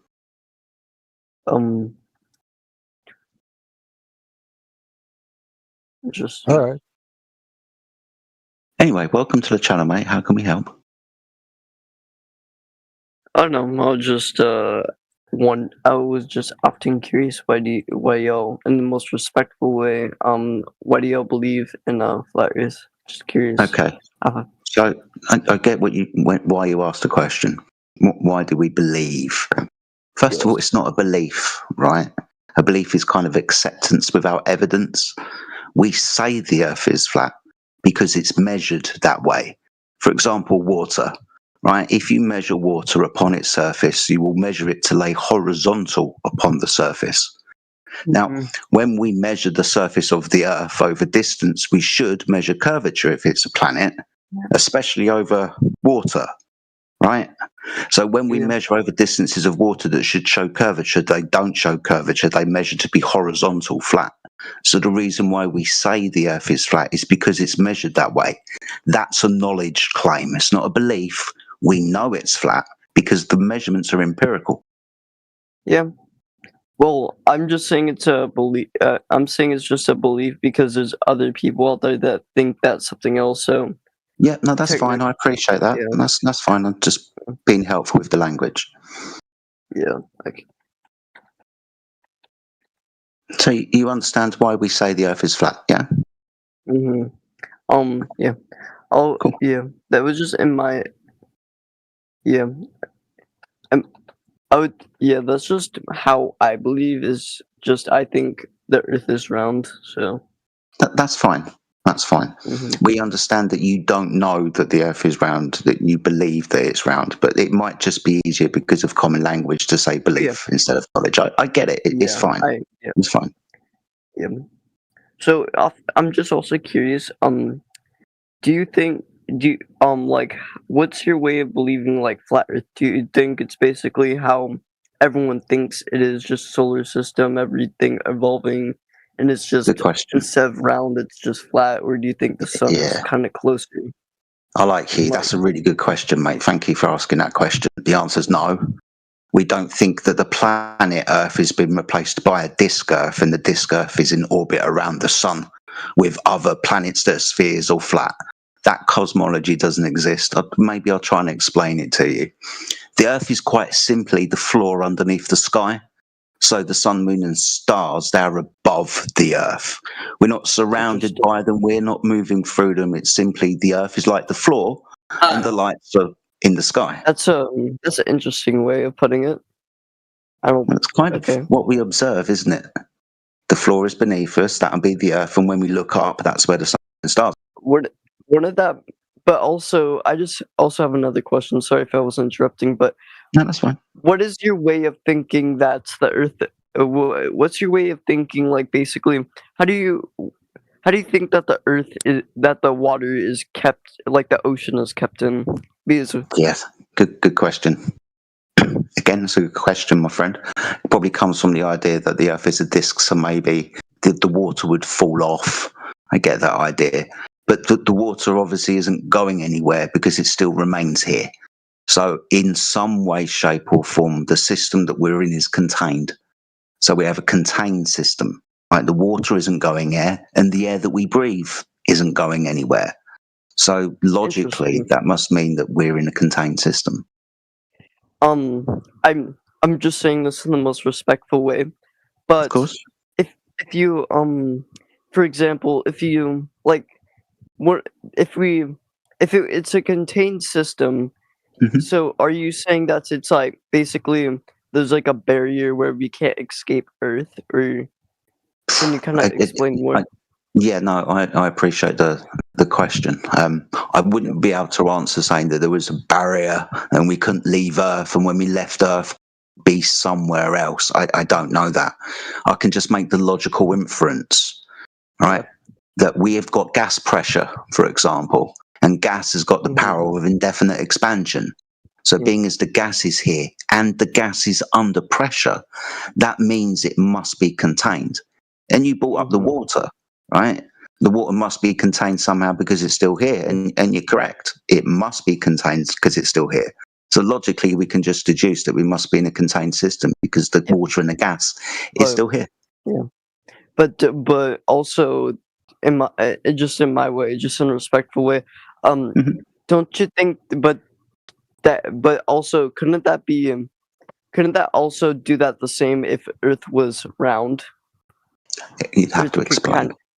Yeah, it would. Could you explain? Like, wouldn't it basically be the same? Like the same? Wouldn't it also be a contained if the Earth was round? No. Because, can you explain? Yeah, because if the Earth that is round is surrounded by an available space, that being a vacuum, then you're not going to have gas around it without the gas dispersing into the vacuum. That's the second law of thermodynamics, right? You know what entropy is? Yeah. Stuff with energy wants to spread out. It's the simplest way that I can express it. So the gas that's got energy, like the temperature, right? Because of those random collisions that the gas has, we know to stop the expansion, it requires a container. If you want to say that the Earth is a planet and the planet is containing the gas, then the gas wants to be within the planet, inside the container. Because if it's outside the container, it's in an available volume, like the space. That means entropy will increase. The gas will fill the space. So to have the gas that we breathe, the Earth must be contained.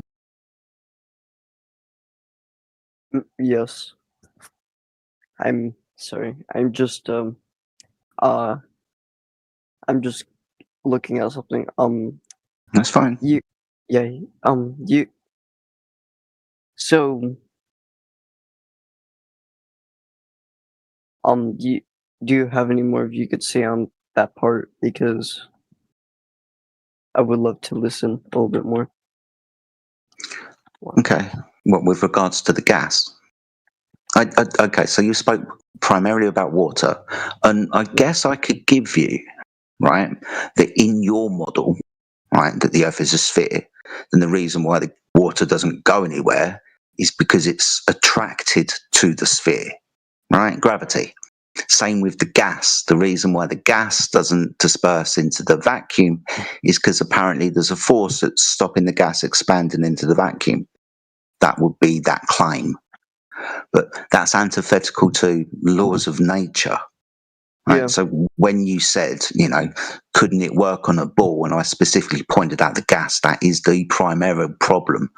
The other problem is if the gas disperses into the vacuum, that means the water that's on the Earth, being as it's going to be surrounded by an extremely low pressure, that water's going to evaporate and it's going to turn into gas. And then that gas is going to expand and fill the volume of space. Okay. You know that, for example, gases themselves, they fill and take the shape of that container, don't they? Yes. Yeah. So when you look at... Oh, go on, you got a question. Sorry, mate, please, what's your question? So I would like to. So when when you said that basically, Earth has to be a contained object, I can basically is your question like why is the oxygen not going into the vacuum of space? Is that what you're asking? Because I can tell you exactly why. I know the answer. All right, so let me give you some context. I'm 50 years old. I haven't always thought the Earth was flat. I only thought the Earth was flat for the last 10 years, so up until about 2015. So for 40 years of my life, I believed the same thing as you did, dude. So I know that gravity is the word that you want to say, right? Yes, that's exactly what it is, and it's a okay. I love your confidence. I love that confidence. That's exactly what it is. Okay. What's gravity, dude? What's gravity? Gravity is basically a force unlike basically gravity is like where like on a planet or anything like moon, anything that has mass. It just depends on like the mass of it. And for example, the moon lacks in gravity because it doesn't have a lot of mass, so that's why it's you kind of float more. But in Earth, the mass is just right, so that's why that it's more heavier in mass. So that's why the gravity is a lot more stronger. And I get you. Yes. Completely understand what you're saying, mate. These are like the first type of things that we all thought as well, right? Working from that story that the Earth is a sphere and it's got mass. Because of the mass of the sphere, when we drop things towards it, the objects go down because of the mass of the sphere. It's interesting though. Yeah. When you say gravity is a thing, what phenomena or thing in nature do you look at to say that's gravity? That is, what do you do? Would you point out? For example, do you drop your pen? Do you drop an apple? Is that the type of thing? Yeah, right. Yeah, that's gravity. Okay, cool. So, for example, you could get a vacuum chamber, right? You could take all the gas out, and you could drop your rock, and it would fall down to the bottom, right? Mm-hmm. Cool. What happens when you put the gas back into the vacuum chamber? Which direction does the gas travel? I believe it travels down. I think. No. No, it travels. Sorry. I'm not really much of a. It's okay. It's fine. It's fine, dude. It's fine. Gases travel freely and randomly in all directions, don't they? The gas that surrounds you at the moment that you're breathing, right? It's pressing in all directions inwards to the space that you occupy, isn't it? Mm-hmm. Cool. Yes. We understand that when gas is produced, it's produced in the seas world, right? It's produced in the soils and on the ground where the trees are, right? And when it's produced, which direction does it travel? Up. Yep. When you've got methane that's created at the bottom of the ocean, for example, when it bubbles up into the air above and then spreads out into the available space, right? Also, yeah. Yeah. So the point, before you bring on your next point, dude, is gas doesn't act in the way that solid objects act. Especially because they have the power of indefinite expansion, right? And that comes from their violent collisions that they have with each other, and that motion is caused by the temperature that they have, right? Yeah. Cool. So we understand that to stop gas expansion here on the Earth, where all the gravity is, we need a container. We understand on Earth, where all the gravity is, gas travels freely and randomly in all directions. We understand within gas behavior, gravity doesn't affect gas behavior. We can express this in ideal formulas like the ideal gas formula, PV equals nRT. Now, you might not understand what the letters mean, but you'll understand there's not a G in there. Because that form... Hold on, I'm speaking. Thank you. I'm speaking. Thank you. So when we understand this formula, and we understand there's not a G in there, and we understand that this formula... Excuse me, please. I'm trying to speak to somebody. If you could wait just a few moments, that would be lovely. Thank you. Appreciate it. So even though you might not understand the letters within the ideal gas formula, you understand there's not a G in there. If you look deeper into the subject, into kinetic gas theory, there's not a G in there. Gravity doesn't affect gas behavior scientifically. It just affects gas behavior in your mind, because we're on a ball and you're breathing and that ball's in a vacuum and the gas isn't dispersing into the vacuum, so you're told. This story is a violation of the second law of thermodynamics, because you know gas expands into available volumes. I would like to ask a question, if that's okay. Of course it is, mate. Please, any questions you got? Okay, so what do you have to say about so if you look at a photo, I don't think you can find any really much of photos of flat Earth much. And get a camera, go outside. And what do you have to say about the literal photographic proof? Thousands of Earth. Gotcha. You're talking about pictures from satellites in space, aren't you? And there's also proof of the atmosphere of Earth literally exiting into the vacuum of space. There's a lot of videos of that people going. You keep saying that word proof, dude. Again, you sound really confident, and I'm going to challenge you when you say things like proof. You're up for that, right? Yeah. Cool. Okay, dude. So what was the first thing you said? Satellites and pictures of space from space of the Earth. Literal photographic evidence.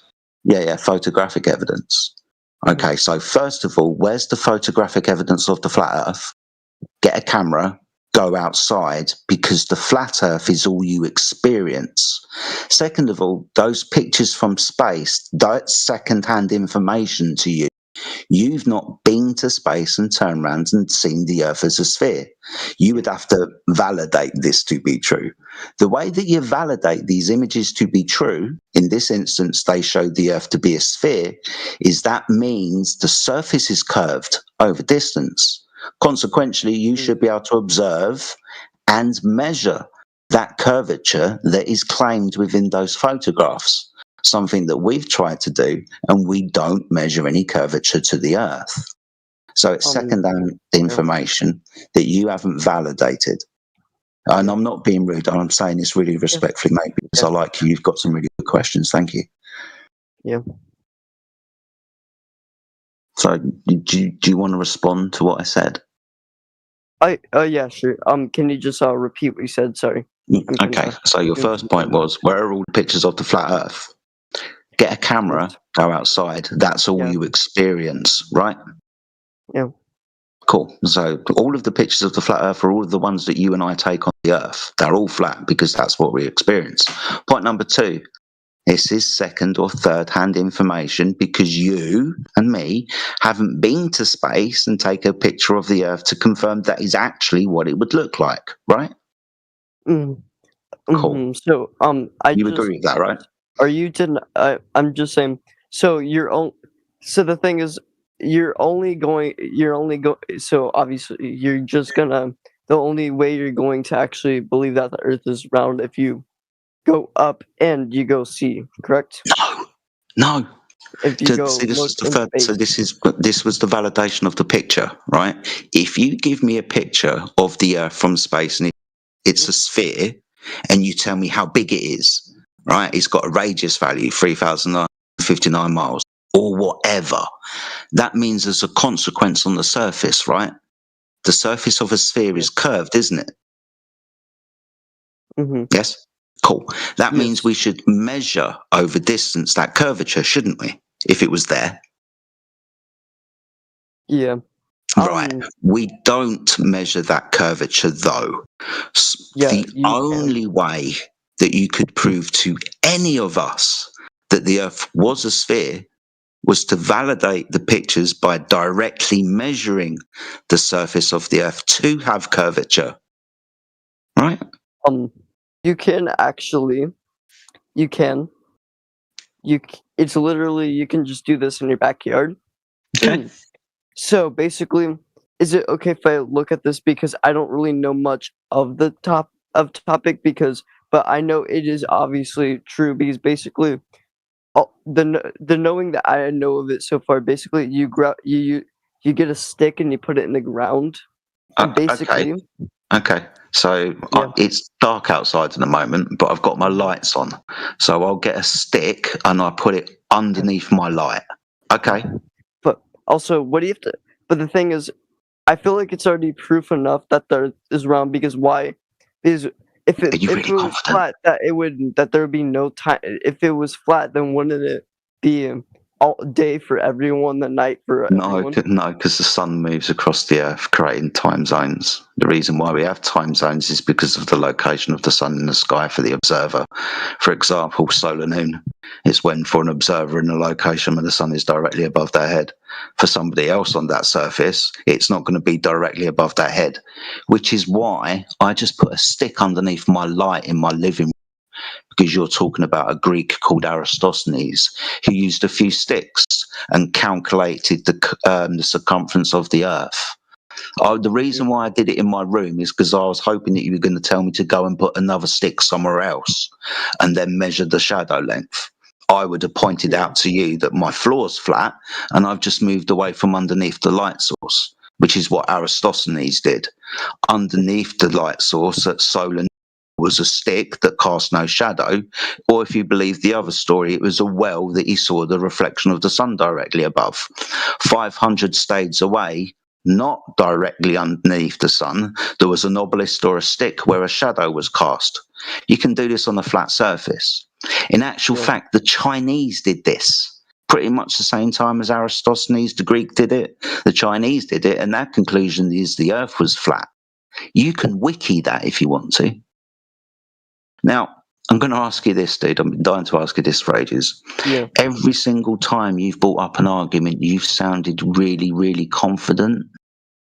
Now, I told you I was going to challenge you on those. Do you still feel confident?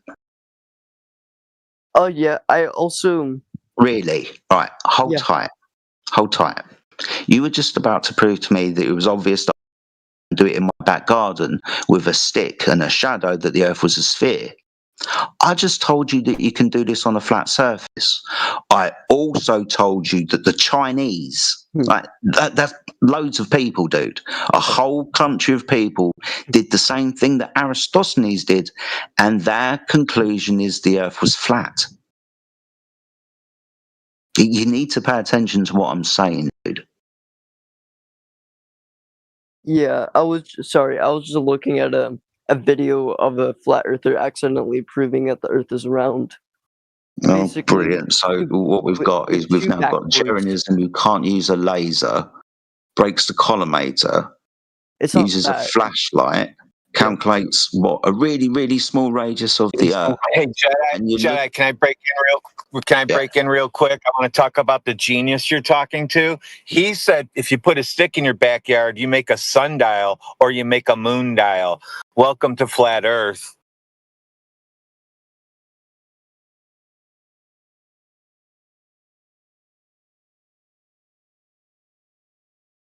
Excuse me, what?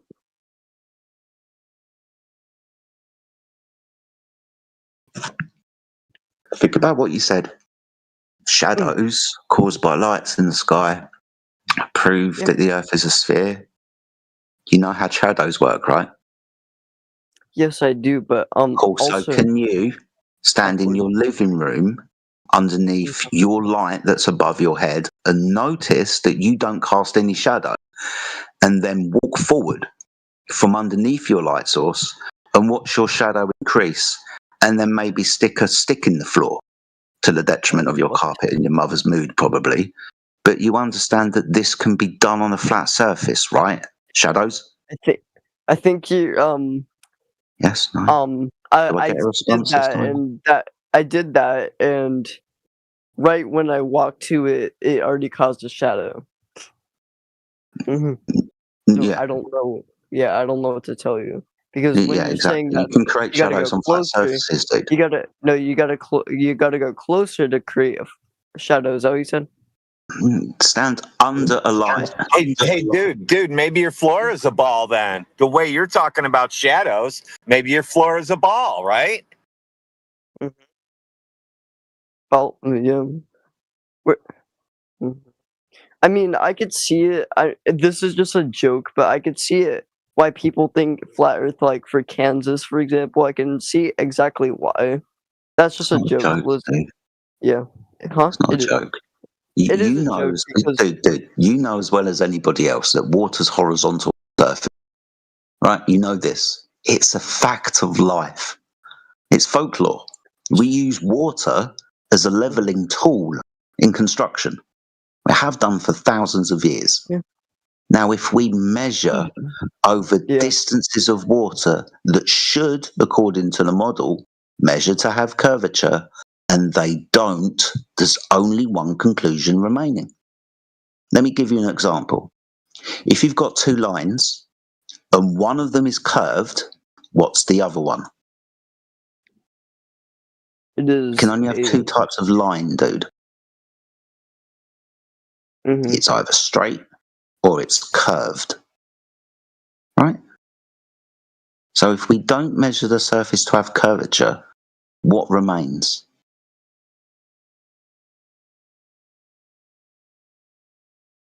Yeah. The Earth is flat. Is it stuck in your throat like was predicted half an hour ago? It is not, in my opinion, it's not flat. No, it's not. Dude, this isn't opinion. This is empirical, demonstrable fact. This is why I asked you about your experience of water. Right? You See, I told you, experienced Jedi. water. After a while, he can't say Earth is flat. Now he said Earth is not flat. He wouldn't even say it. See? I know. I told him. You told him, dude. Just can't say it. Can I ask a question, dude? Are you still there?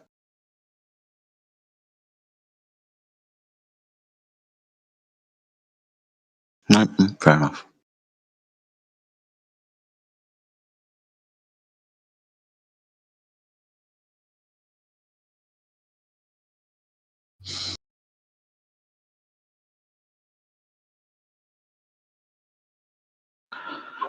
Okay, well, I guess that conversation is over. I appreciate everybody's patience. I was aware that I was talking too much, guys, so I appreciate the patience with me. It is approximately 6:45 in the evening here in the UK. Please don't tell me what time it is for you, I don't care. But it is time for some flat smacking and some globe relishing, I don't know, whatever it is. But welcome to the 24/7 channel English Hub. Lovely conversation that just took place, but unfortunately the participant had to leave. If anybody's got any comments, questions, I'm not interested in any concerns, but any comments or questions with regards to the conversation that just took place, please unmute yourself, say hi and tell us what your question is. If you want to bring up a new subject of conversation, and again, please unmute yourself and bring up that new conversation if you want to. But like I said, thank you very much for joining us all here on the 24/7 Flat Earth channel on the English Hub. I don't want it to go quiet. If anybody does want to bring up a topic for discussion and conversation, please feel free to do so. Welcome, one and all.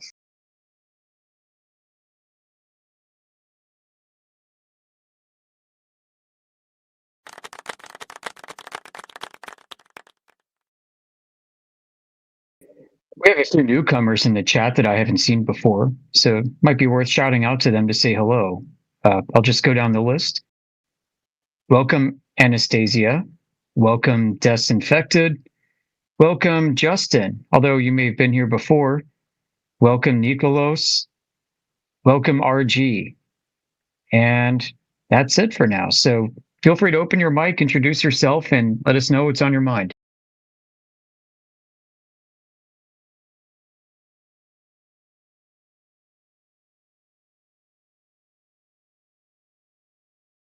I like that last kid. I appreciate that he left and was obviously like a little bit defensive and whatnot, but he was asking good questions. I know we hear these questions all the time, but I appreciated the audience and the way he was asking them. So I enjoyed that conversation. It was pretty cool. Good. He's been here a few times before, and he was a bit more combative in previous days. So this was potentially a breakthrough moment.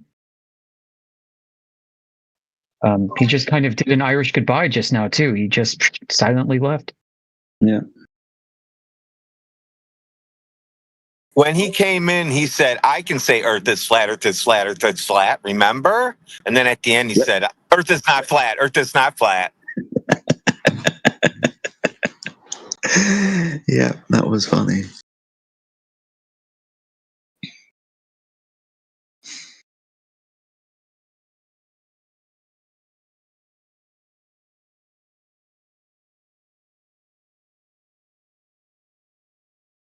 He'll be back. I'm sure he will. But like Yoda said, guys, lots of new people in the chat. If anybody does want to bring up a subject for conversation, I mean, it's 2026, right? People are saying the Earth is flat. I literally had somebody come in yesterday and say, guys, it's 2026. Why are you saying the Earth? Thought it was funny. Anyway, the reason why we say the Earth is flat is because it obviously looks that way and it measures that way. Kind of a problem, right? Especially for a sphere. But anyway, if anybody wants to bring up any subjects or topics for discussion pertaining to the Earth and what it is and what it does, please feel free to do so. Like Yoda said, lots of new names in the chat. Please, guys, don't be shy. Thank you.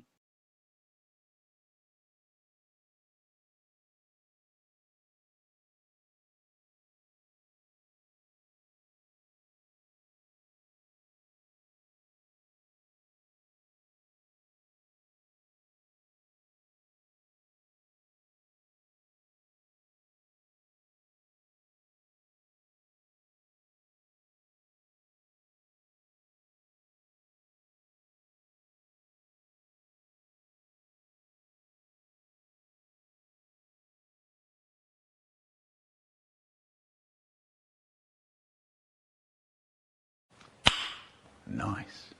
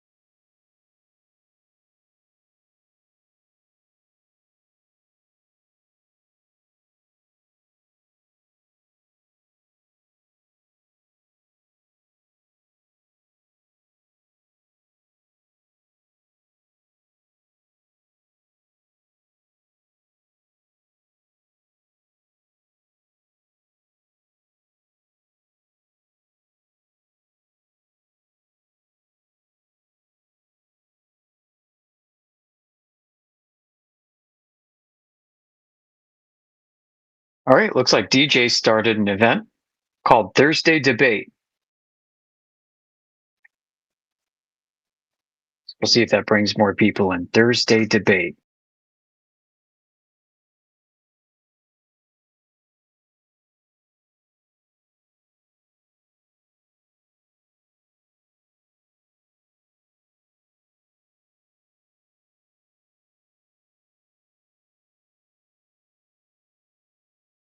Okay, event has been started.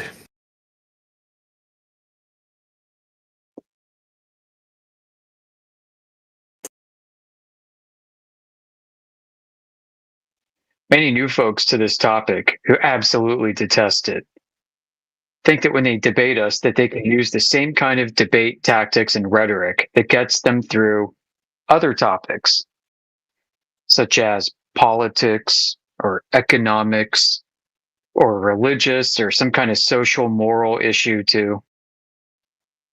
But this topic is fundamentally different than all the others. This is not a matter of moral opinion or ethics. This is not a matter of metaphysics necessarily. This just has to do with how Earth is experienced and measured.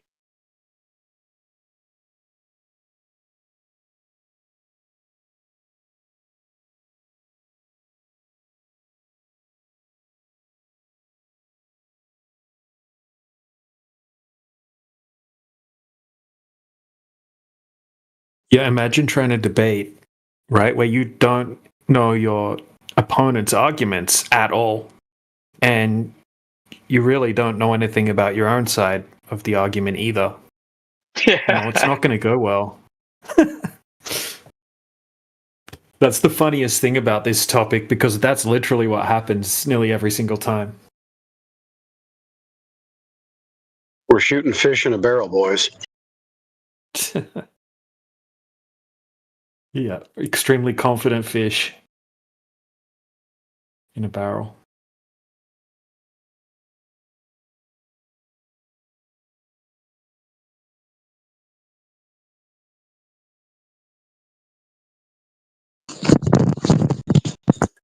Well, there's fish that are used to fishermen. And there's fish that I've never seen one before.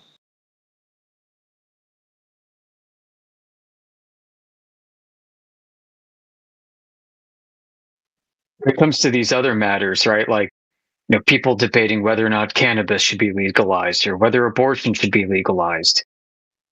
They can often rely upon abduction and rhetoric. They can rely on the preponderance of opinions and information and a really good, compelling essay to sway an audience's opinion.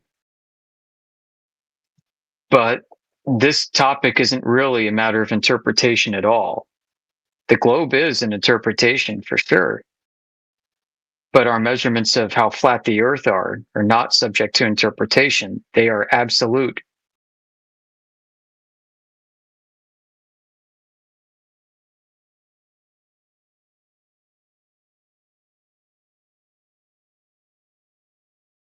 I mean, we can measure it flat, I suppose, and you could feel like it's curved. After all, that's what modern geodetic surveyors do. They measure it flat and they feel like it should be curved. So then they try and backfit their feelings with the mathematical model. Let's justify my feelings with math. Imagine this model. Yeah. Now debate me only using a Google it. Yeah. Here we challenge them to begin their scientific justification with the hypothesis.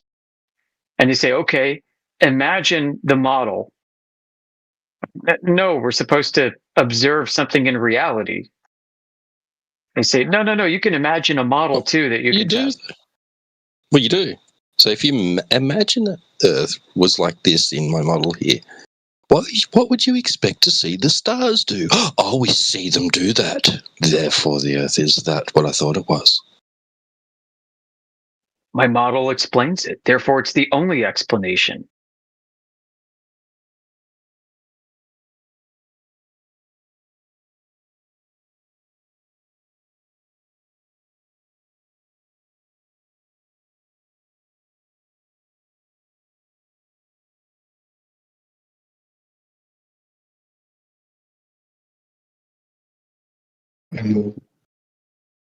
Hello, welcome.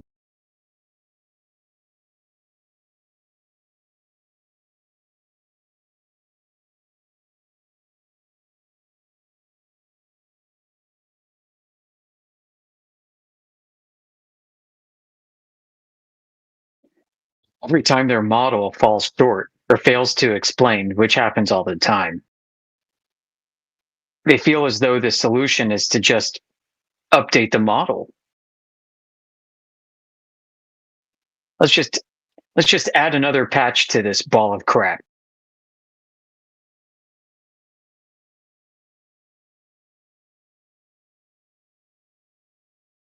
I mean, if you have if you have the actual thing, you don't really need the model, do you? I mean, if you have a Toyota Land Cruiser, you don't really need a model Toyota Land Cruiser. You can just show people how it works. They can go for a drive in it. You can show them around it. Same with the Earth, right? We could just use the actual thing that we have outside to demonstrate how it works to the best of our ability, whereas they don't have that option. They're forced I need proof that I'm driving a Toyota Land Cruiser right now. Can you build me a model? Yeah.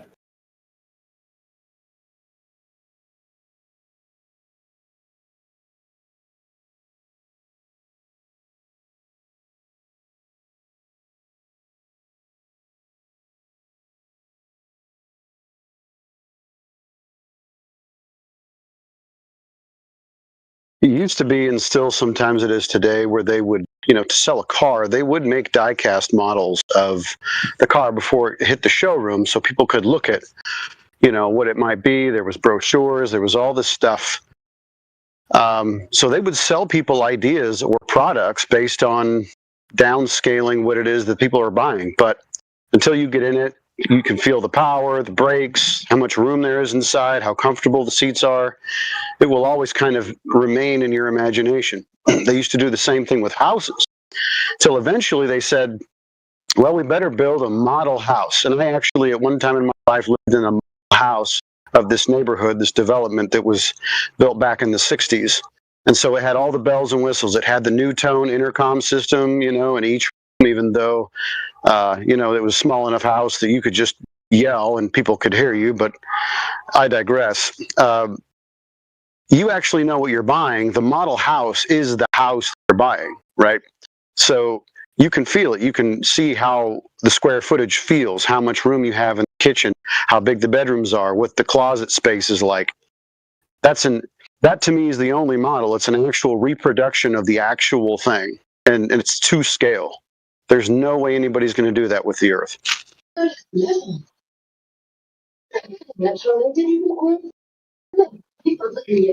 And nobody can scale gravitational orbits. And that's kind of the whole argument, too, for gravity, is that it doesn't happen at scale.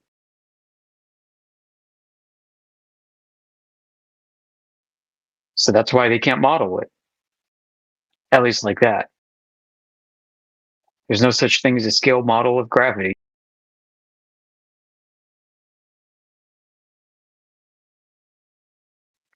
Outer space gravity.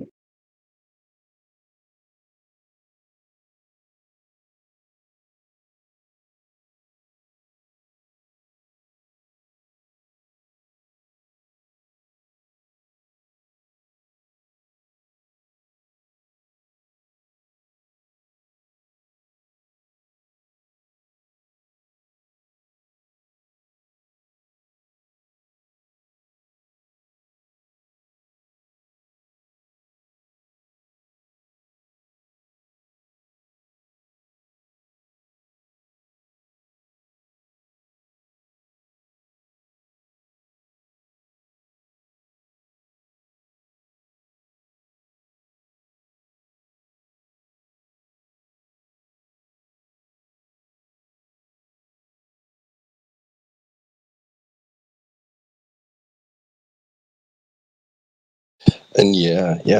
And I know that they're not proof of anything, an indication that what's happening in the sky is any particular kind of physics or anything like that. But some people that come up with scale models of things doing similar things, right? Like smaller things doing similar things to what we see in the sky, get laughed at and scoffed, right? Because it couldn't be that. Well, let's see your little gravitational model then, like.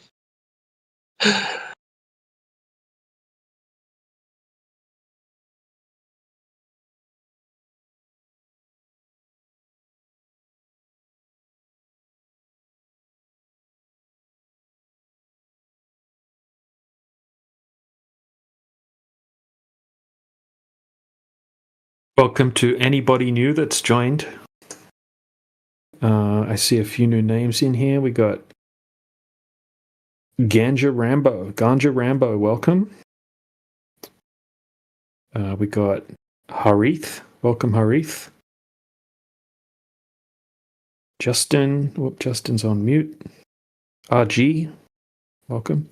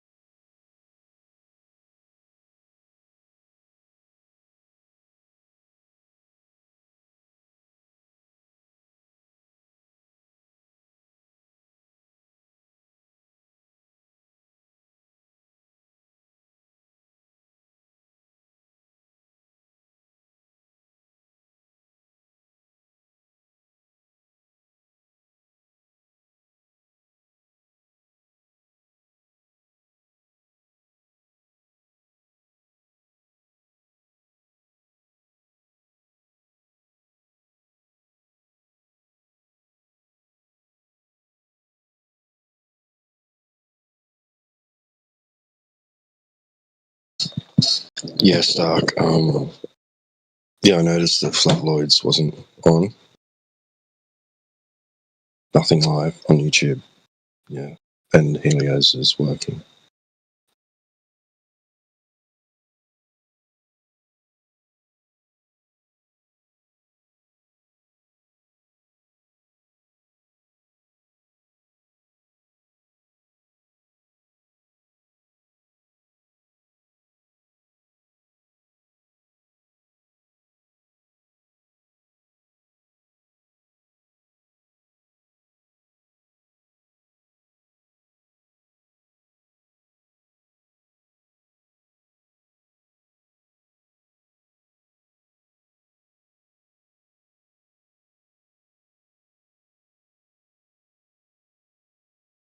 I think Helio is the one that streams to Twitch, DJ.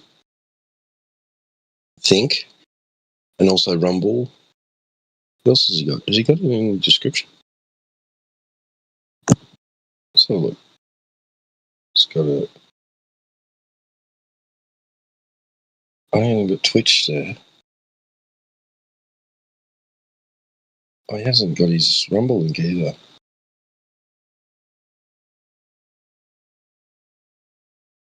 Huh. Oh, well. Probably not enough room. Add everything.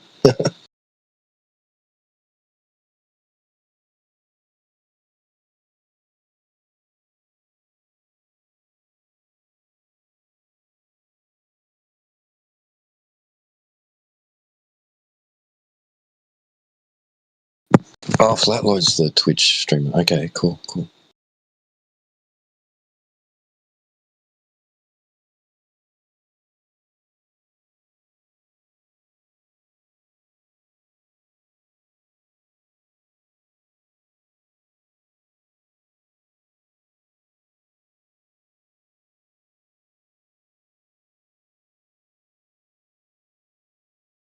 Oh, yeah, I see it there in his description. Yep, cool, got it.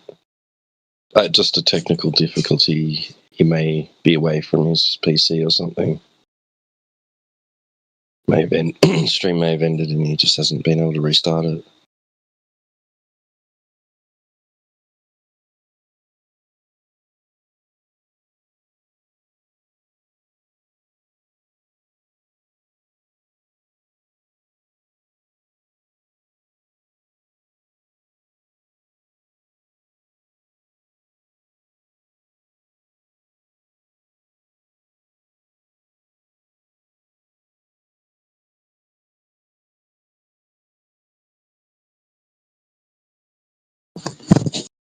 Hello. Hey, how are you? Have you been here before? I think you have. Unless it's just a similar name. Yes. Yeah.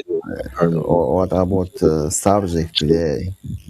Yeah, Jin didn't really like your name, and I chuckled to myself because it's probably a common name in your country, right? Yes. Are you like my? Yeah, it's very fun. Oh, it's very fun. Are you like my name? Yeah, it'd be Anas, right? Anas, is that how you pronounce it? Yes, and Right. Yeah. His name is from country Arab.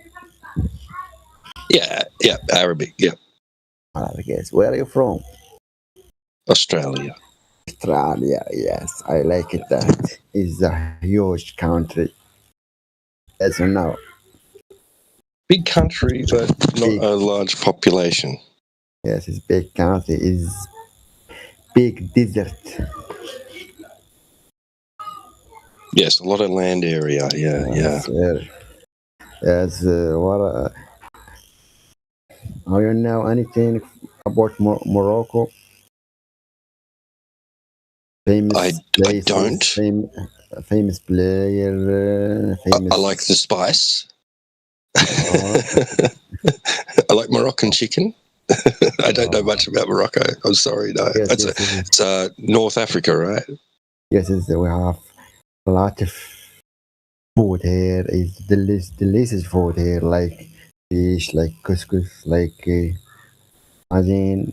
That is made in Morocco.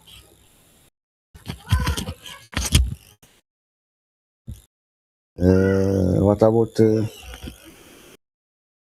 Okay, I have anyone.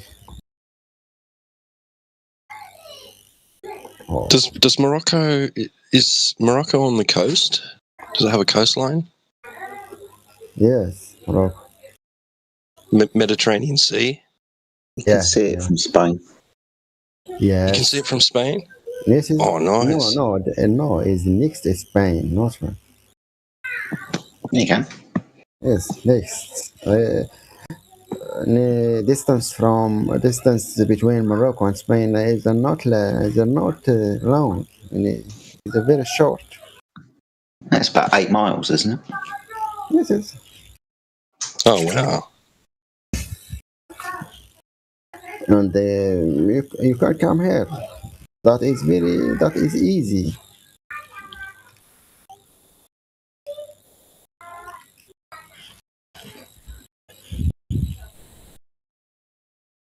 Okay, I think Yuga Boro is right here. I think 35 kilometers between Morocco and Spain. But I think that is not true. I think it's less. It's less. What? Yes. Wait, is Google Earth couldn't be lying, could it? No, it's less. I think about 12 or 13 kilometers between Morocco and Spain.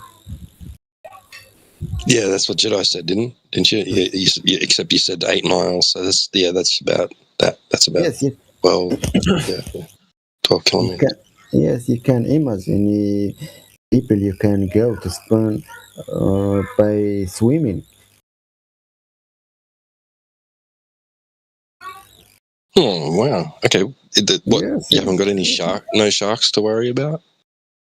yes. Here Morocco is the point to go in Europe, and I have a lot of people to South Africa, and you want to go in Europe, you go by swimming, and a lot of people kill.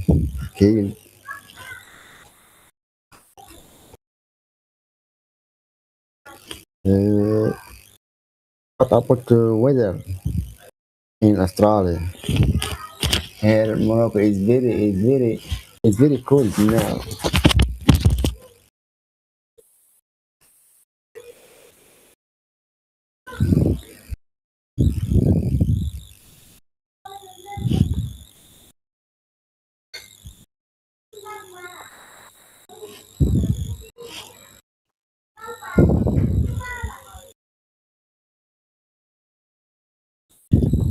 Yes, where are you?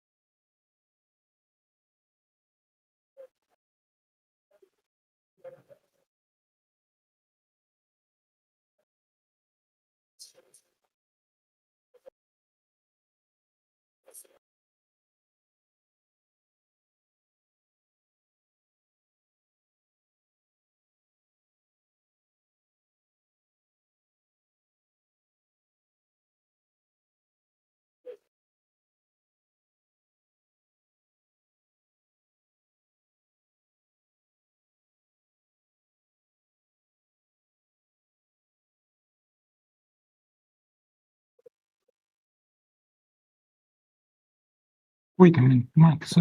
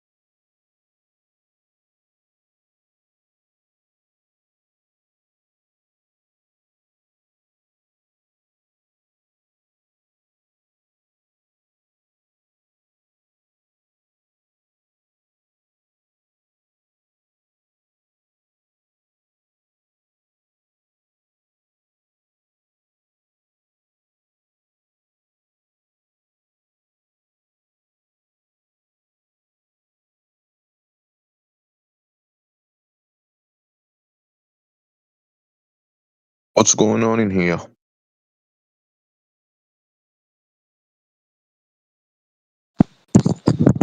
Just a little bit of waiting.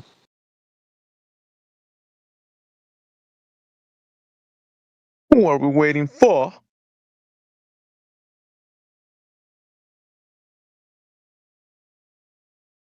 The return of Jesus? Not quite, I don't think. As Jesus is already here, we're waiting for anybody, who wishes to begin a conversation regarding this topic or continue a conversation that they previously had. Awesome. Thanks for the update. I'm gonna keep my ear on.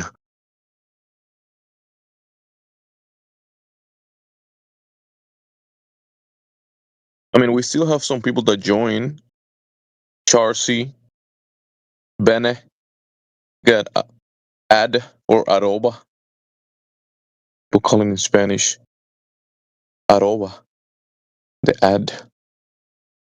At Gmail. Arroba Gmail. Check. Amira. Yeah, Amira. Charcy. Hey, do you know about Jedi? Jedi? Yeah. F.E. Jedi? Yeah, he's usually in this channel. Oh. Maybe he's taking a break. Right now we have T-Dub to replace him at the moment. No, I would like to talk to Jedi. I will come back later. But Tito is his twin brother from another mother. I have listened to him as well.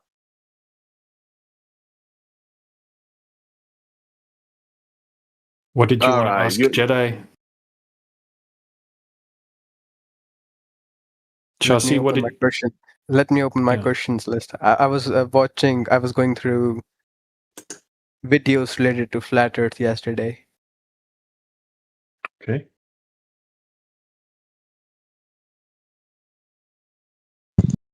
Related to? Like, was it like Professor Dave or something? Again, I have the same question again. It's more like an opinion. I want to ask your opinion. Is it true that flat earthers don't like to use technology in order to observe that Earth is flat or if it is round? Technology only works on a flat Earth. We use technology to debunk the globe. Yeah, technology debunks the globe.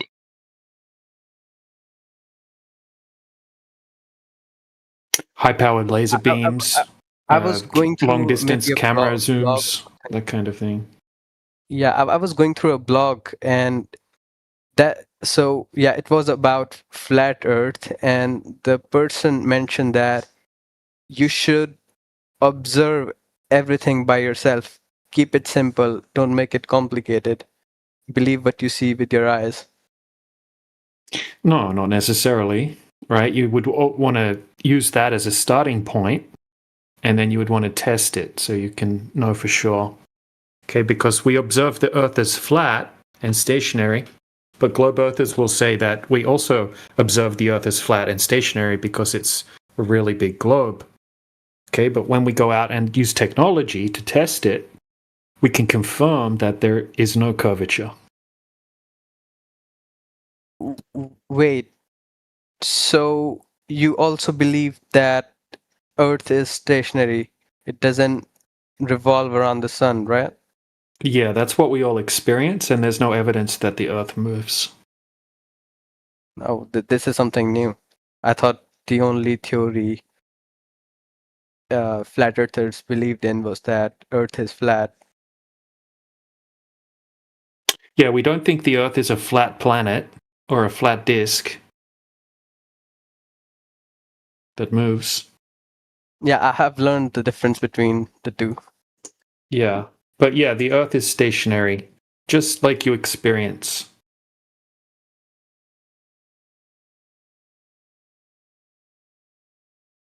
At least for what we can check, right? Because the motion of the ground that you're standing on, it's not measurable unless there is an earthquake or a landslide, or you moving Earth with a truck or something.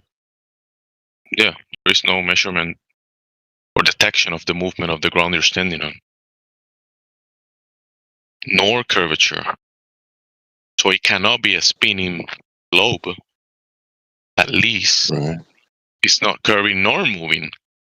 Therefore, not spinning globe. Can you tell me why there are less people who believe that Earth is flat in comparison to people who believe it is a sphere? Well, most people believe what they get told to believe when they're growing up. Most people are not presented with anything other than the Earth being a globe. So from the age that you can speak, people start telling you that the Earth's a globe, basically, and then that's reinforced throughout the education system. So most people believe the Earth's a globe, but they don't usually know very much about it. It's just something that they were taught as a fact, and then they were never presented the other side of the argument.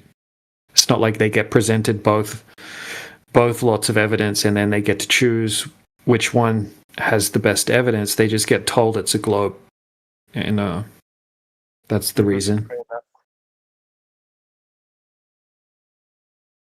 So, in the past, many of your ancestors and mostly everyone's civilizations across the world believed that the Earth was kind of like a flat, motionless.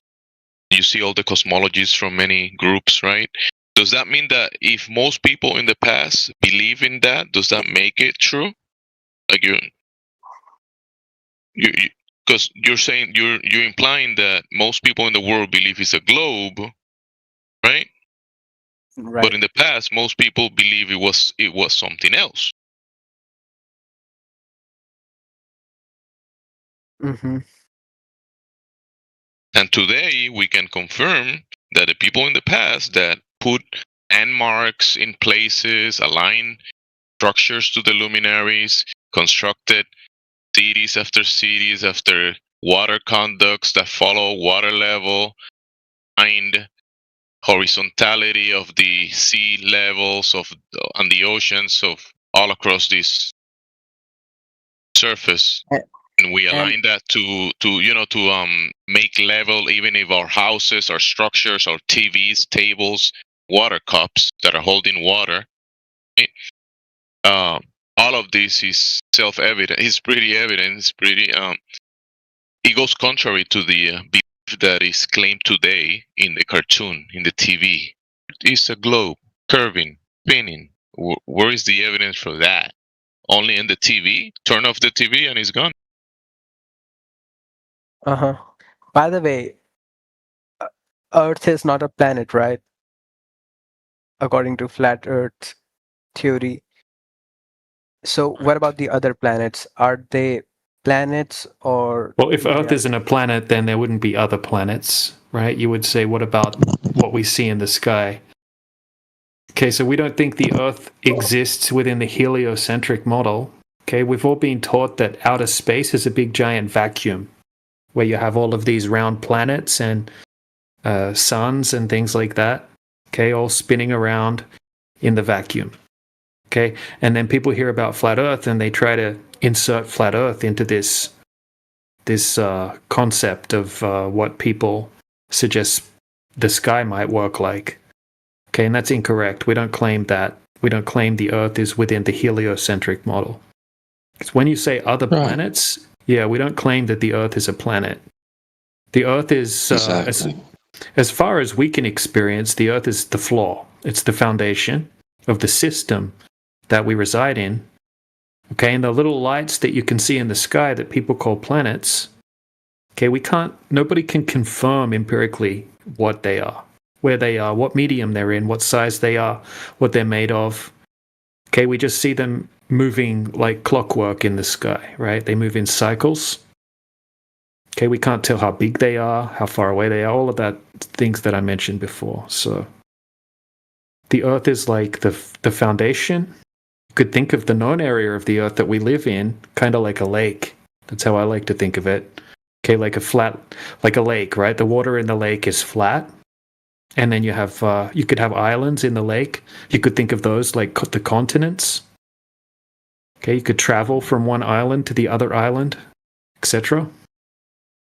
Wait a second. So this whole flat Earth theory is about heliocentrism? No. Heliocentrism is the globe Earth theory. It's the globe Earth concept. Okay. Yeah, this is completely different. Well, this would be reality. The other one's called reality, and then that's what we live in, okay, with the flat Earth. And then the other one's heliocentrism. It's a sun worshipping okay, got it. System, yeah. I just wanted to touch on the whole planets thing, right? Because you understand, Charlie, that the term planet was coined long ago by, even the ancients, basically, right? Which just identified lights in the sky as being different from each other, right, in some form. There was some cultures that actually included the sun and the moon, like in that category. And in their cosmology, they'll have like Earth at the center, and then they'll have a ring around that represented by maybe Mercury. And then that's sometimes those are actually in line with what they say now. Some of them in the order that they say, right, that they have an orbit, around the Earth. But then you'll have rings, and then like the sun will be in there somewhere, like as another thing that's going around Earth. But no, absolutely. When you look at the sky and you see these things, right, you don't necessarily just instantly interpret them as being an object that's the Earth must be also like, right? And then none of like.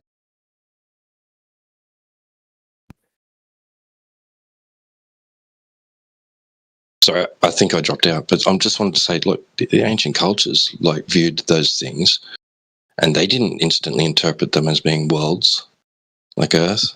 They had different interpretations of them. Fucking right, baby. Hi, Daddy. What up, baby?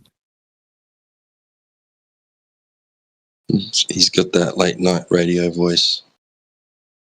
This is me when I wake up. That's what. When you wake up, you speak like in your voice or something. Yeah. Damn, that was a good impression, Jamesy. Your voice still on the bed. Girl. Thank you, baby girl. Charles, are you still here? You got any other questions? And they're trying to tell you though that you got to make a separation between the observable phenomena that we see of the, we see the surface that we're standing on, the surface that we're standing on, and then when we look up and see the luminaries, and some of them we call it planets, right? Just by seeing the phenomena doesn't necessarily imply that the Earth is one of those things, right? And also that just because some people make ideas in their minds about what those things are, that observable phenomena, and they made these models and these things on paper, that doesn't necessarily say that that is what it is, what these people put in on paper, And does flat Earth theory take gravity in account, or the gravity simply doesn't exist? What is gravity? Like, what is gravity? I mean, I'm happy to accept it if it's an actual verifiable thing. So what is it exactly? Well, what are you talking about when you say gravity? Let's get clear on the term. I mean, force that helps us stay on Earth, right? If there was such a thing, then I would be happy to be, to concede to it. Is it important? Like, does it necessitate that the Earth be of a certain shape or geometry? So according to the flat Earth model, how exactly do we stay on that plane? Flat Earth isn't a model. That's not what flat Earth is. Flat Earth is not an attempt to explain those things. Flat Earth is just pointing out that the surface we live on is planar in nature, particularly over water. Everything's distributed horizontally. We have a relationship between horizontal and vertical. That's flat Earth. Flat Earth is not an attempt to give you a model, a map, an explanation for eclipses, explanation for anything other than the surface being planar. Okay, got it. Just to add to gravity, if you're claiming that mass attracts mass, right, and that's what gravity is, yeah, that's something that would require the Earth to be a globe, and that's something that would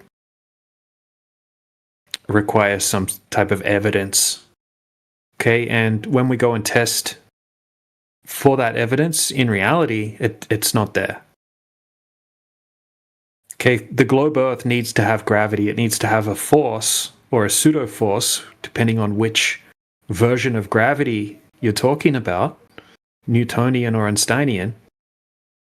Okay, you have to have that if you want to have a globe, right? It's kind of like a magical force that explains all of the things that don't make any sense on the globe, like all of the oceans sticking to the outside of the globe, for example. Okay, obviously that doesn't work if you get a globe and you put some water on it, right? Obviously the water's not going to stick to the outside of it. Okay, but if they tell you that, oh, it's really big, and because it's so big, it's got gravity, more gravity, and all of the oceans can now stick to the outside of the globe that's spinning through space. If that's what you mean by gravity, yeah, it doesn't exist, right? Just like the globe doesn't exist. And we don't need to explain things like that. We don't need to have that kind of gravity because we don't make crazy claims like that. Okay, we would just say that water needs to have a container, physical container. So if you want to have a large body of water, you're going to have some type of container to put the water in. And then the surface of the water is going to be flat. Just like we all experience, just like our common sense tells us. Yeah. Right. So yeah, we're pointing out what is, not why it is, not making up stories about why it is. Not even, well, some people might be, but it really isn't something that isn't necessary for us to do in order to support the flat Earth claim, right? That's independent. The evidence for that is independent of any explanation for why other things are happening. Like, why is matter distributed the way it is? Like right now, I'm on a solid surface and above it is air, right? Matter's distributing itself in that manner. Why? I don't know. Just know that it is distributed that way. Yep. Okay, so the other model is, besides heliocentrism, it is called geocentrism, in which Earth is considered to be stationary.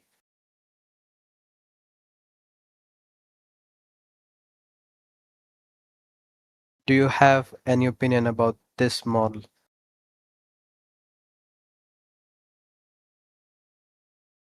Sorry, can you repeat that? Yes. So the current widely accepted model is heliocentrism, right? And the other one is geocentrism, in which Earth is said to be Not quite. stationary. Yeah, not necessarily geocentric in the sense that the Earth is an object which is placed in the center of something, but more like that Earth is the place, right?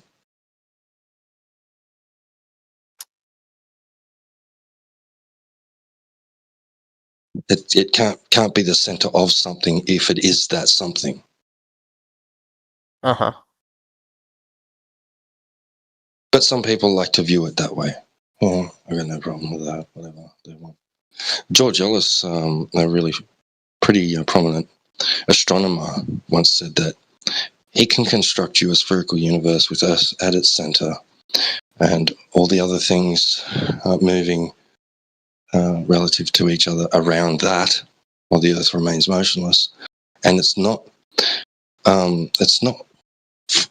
falsifiable by observation. It explains the observations perfectly. You can invent any math you like to explain anything using that model, that mathematical model, right?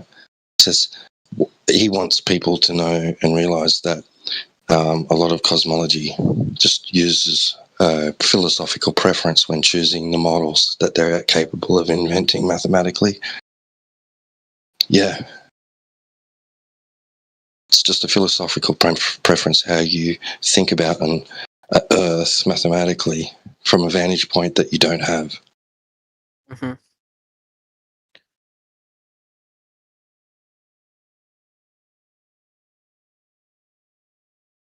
And when we are sending something in space for maybe space exploration, or maybe let's take an example of sending something to Mars, sending a rover to Mars.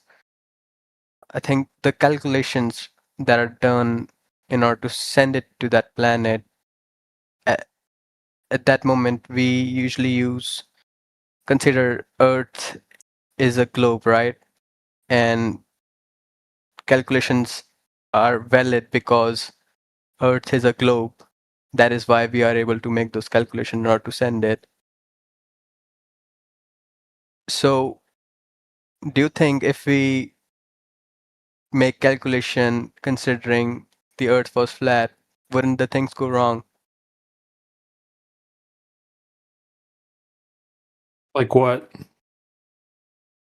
Like if, like, while we are making a trajectory to send a space probe, let's say to Mars, and while making those calculations, we consider Earth to be flat, and it doesn't work our way. So wouldn't that mean the flat Earth theory is false? No. In reality, okay, when people build things in reality, like aircraft, for example, the aerospace engineers use a flat Earth, right? They treat the Earth as flat and stationary for all of the calculations when they design aircraft to fly over the Earth. Okay, this is the case in reality. Now, when it comes to outer space travel, that doesn't exist, right? That isn't something that's real. People aren't sending things into a place called outer space. Okay, outer space is a natural law violation. Okay, there's no such place as the vacuum of space.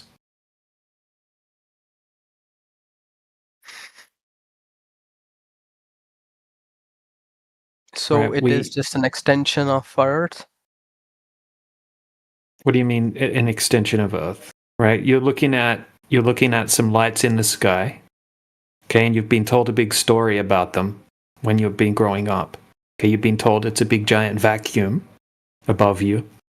Okay, and that all of the stars that you can see in the sky are all big giant suns many times larger than the Earth, millions of light years away in distant galaxies, and they've told you a big story about the lights that you can see in the sky, and basically that outer space is a vacuum.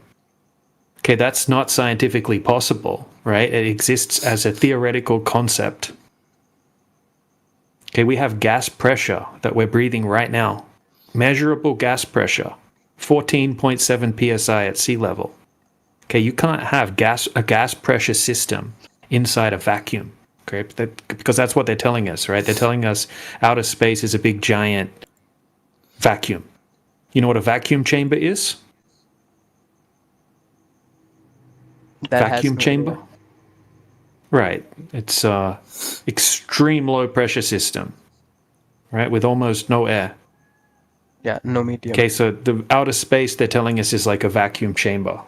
but more powerful than any vacuum chamber we can create here on the Earth.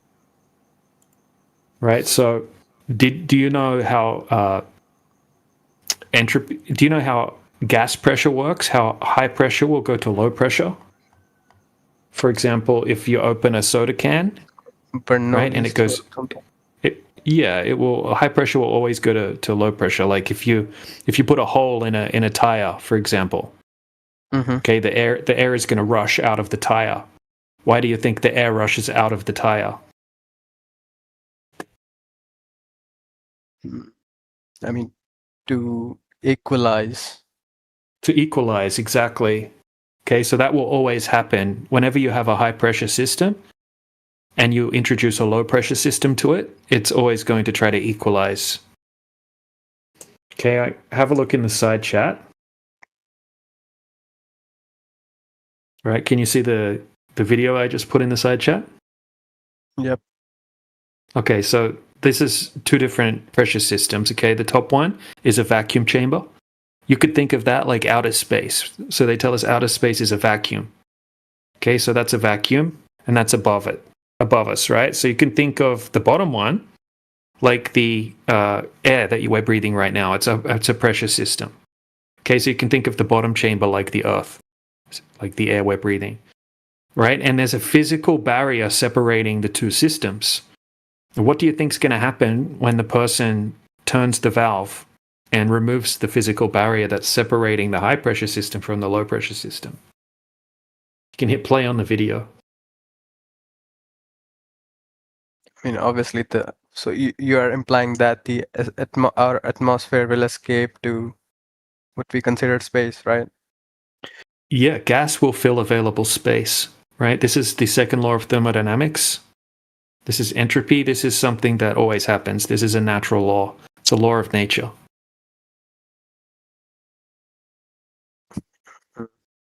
Now, once again, you're going to need some magic to make this work on the globe. So they're just going to say, oh, gravity.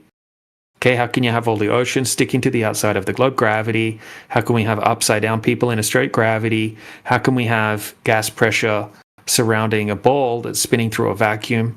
Gravity. They'll tell you gravity.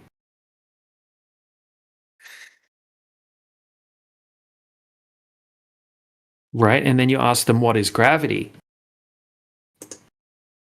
And they say, oh, well, we have no idea what gravity is. Just has to be there. Next question. Okay, but this is the thing. There's no test, there's no experiment to show that outer space is possible. That you can have a high pressure system, like the air that we're breathing right now, inside a vacuum chamber, like outer space. There's no test, there's no lab experiment or anything like that, no scientific method that's been done to show that this is possible. Right? It breaks natural law. It's just something that exists as a concept, just like gravity. So the globe, gravity, all of these things are just concepts, mathematical concepts, constructs, whatever you want to call them.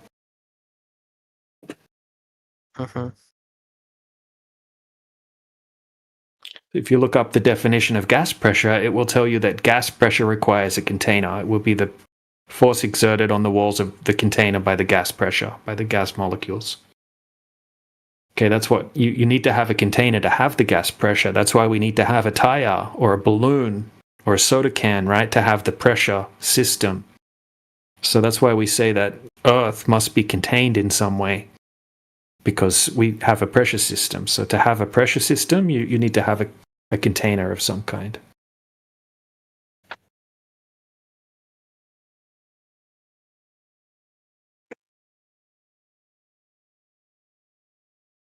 So when we talk about satellites, are they just going back and forth across a horizontal plane? Say that again? Yes, when we talk about satellites, are they going back and forth across the horizontal plane? Yeah, I'm not sure. We can't really confirm that, can we? We've been told a story about satellites, and I know that when I go and try to look for a photo of a satellite in space or a video of a satellite in space, I just get a bunch of CGI images, a bunch of cartoons.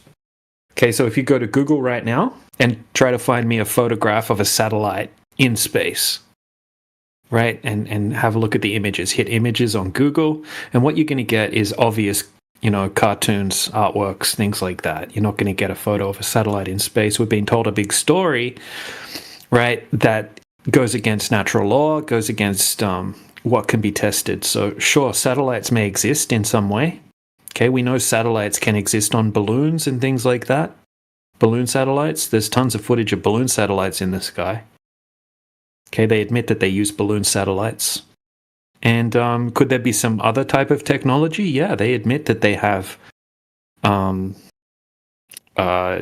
tethering devices and different types of ways to put satellites up in the sky. So yeah, so we can't really confirm it at the end of the day. What we can confirm is that the Earth is not a globe, right? Because the surface of the Earth is not curving. So whatever's happening with satellites, whatever's happening up in the sky, it's happening above a flat Earth, a flat surface. Okay. 99% of communication, all communication, including the internet, right, that we're talking on right now, mobile phones, etc., right? It's done via undersea cables. There's an undersea cable network that covers 99% of the world's communication needs. It's not coming from satellites. Only a very small amount of communication is done via satellites. And that could be as simple as shooting a signal from a ground station, right? Shooting a signal up to a receiver up in the sky on a balloon, which we know exist. Okay, and then that signal shooting down to a device or down to another tower somewhere else, right? And they'll say, oh, it's a satellite signal. So you mean that all the science exploration and all the satellites that we send every other week, all of that is a propaganda? Well, I mean, try to pick one satellite and try to confirm it. Try to confirm what you're told about it. Now, no one can privately launch satellites up into space. Okay, you have to basically hand the satellite over to a state-approved space agency and basically catch a ride on their rocket.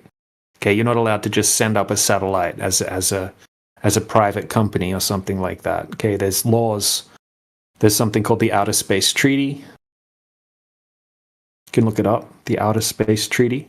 Okay, that's why no one sent up their own satellite. No one sent up their own rocket. You're not allowed to send it up past a certain height. It's illegal.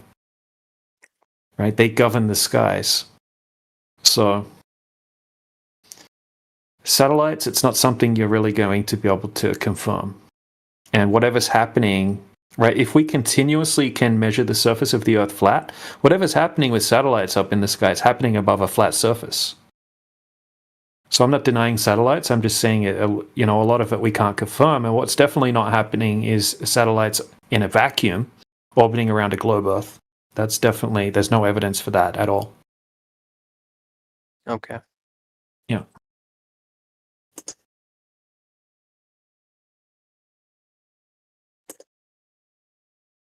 Right, the same people we're trusting with our satellite information are the same people that got caught lying about the moon missions, right? The Apollo missions, that kind of thing.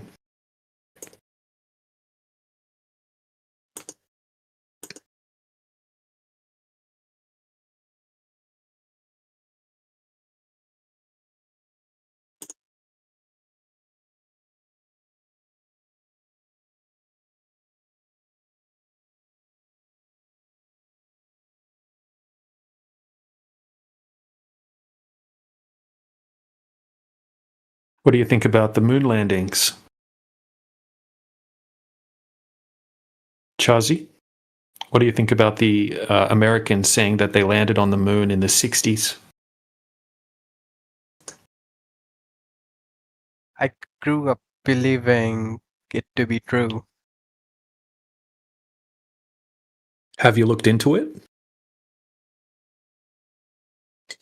I mean, we have videos. We have that Right. lunar module still standing on the moon. Yeah, have you checked them? Have you checked to see if they even look real? I mean, the new probes that have been sent to moon, they do occasionally send pictures of that lunar module standing there. No, they don't actually. If you could find us a picture of that, okay, that's actually an argument that I use, right? With all the countries that say they're sending probes up to the moon, how come none of them actually have a photograph of what anyone had left on the moon, right? That doesn't exist. If you can try to find that, that would be great. I'd like to check it out. But have a look at the footage I just posted in the side chat. Okay, to me, personally, right, this looks completely fake. This looks ridiculously fake. It looks like a little model in a studio, like a little miniature model made out of, you know, some tinfoil maybe, some curtain rods, I'm not sure. Okay, dangling around on strings or something along those lines. That's how bad quality it looks to me. I can't take it seriously. So, what do you think about that footage? Do you like it? Let me take a look.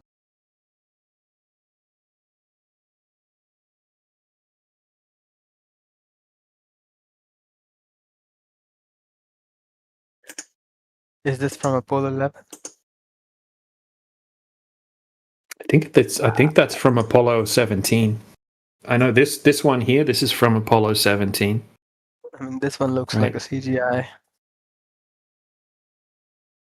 Yeah, not even CGI, like maybe like, you know, they didn't really have the CGI technology to do this back then. They probably used mock-ups, little miniature mock-ups and models like they used to do with the old movies.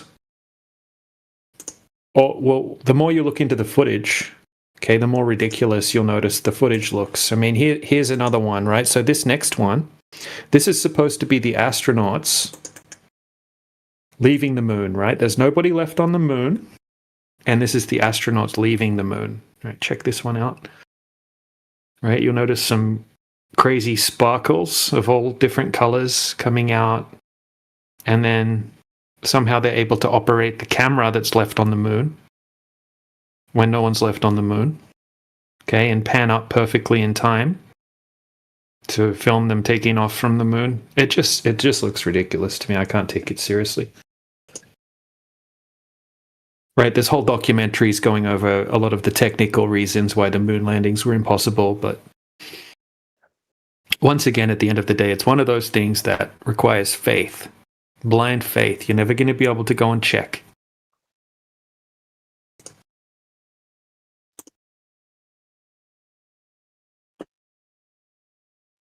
Now, in relation to companies thinking that they have footage of the stuff left on the moon,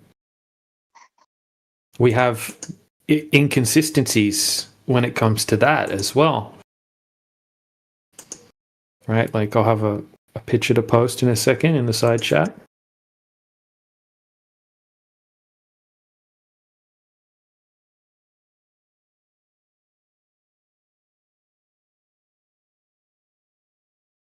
But why would governments spend so much money in space exploration just to enforce the fact that Earth is a globe?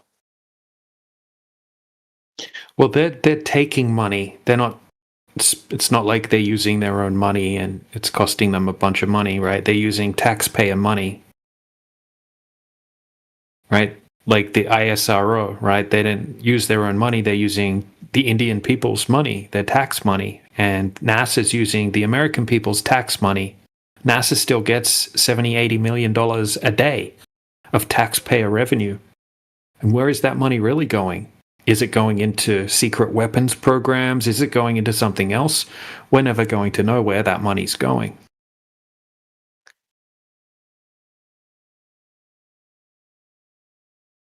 Right, but what we can confirm is that the Earth's not a globe. Okay, if we bring the conversation back down to the Earth and think, okay, how can we test the Earth to check if it's a globe or not? All right, and the key, the answer, is the surface of the water. Okay, they tell us 72% of the surface of the globe Earth is covered in water.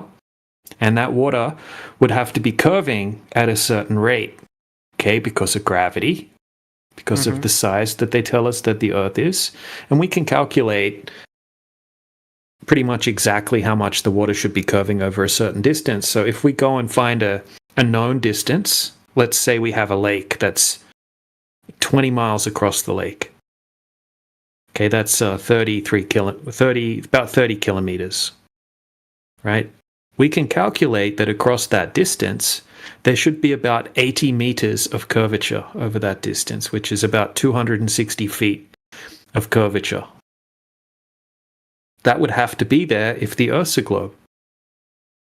Now, how could we test for that curvature? We could use lasers. We could shoot lasers across the surface of the water to see if we can hit the target. Okay, we could use super zoom cameras to zoom across and see if we can see the shoreline on the other side. Okay, so if we use a laser, the laser shouldn't be able to hit the target on the other side. It should be blocked by the curvature of the Earth. And if we use high-powered zoom cameras, okay, once again, we shouldn't be able to see the shoreline on the other side of the lake because it would be hidden by a huge amount of curvature.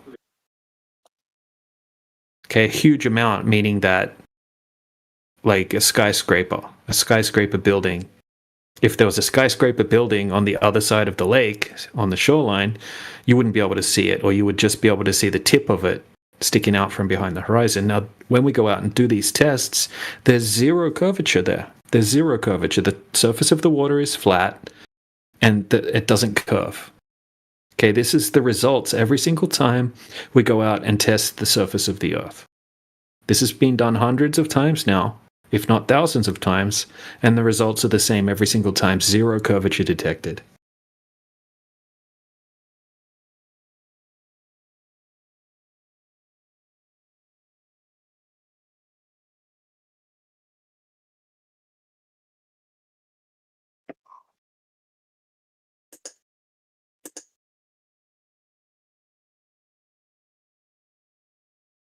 The globe Earth only exists as a theoretical mathematical concept, not in reality.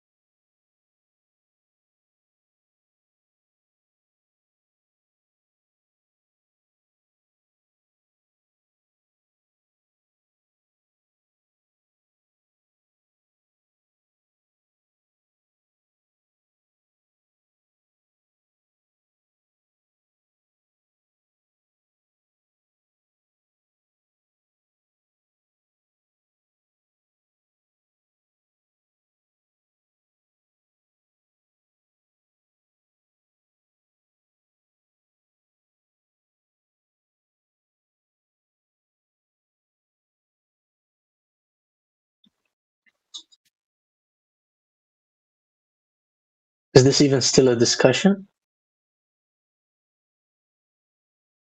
Yeah, we were just having a discussion. Yep. Okay. Because I just had an eventful discussion with you guys yesterday. All right, welcome back. Thanks. What have you come back with? Oh no, you guys muted me and kicked me because you couldn't answer my questions.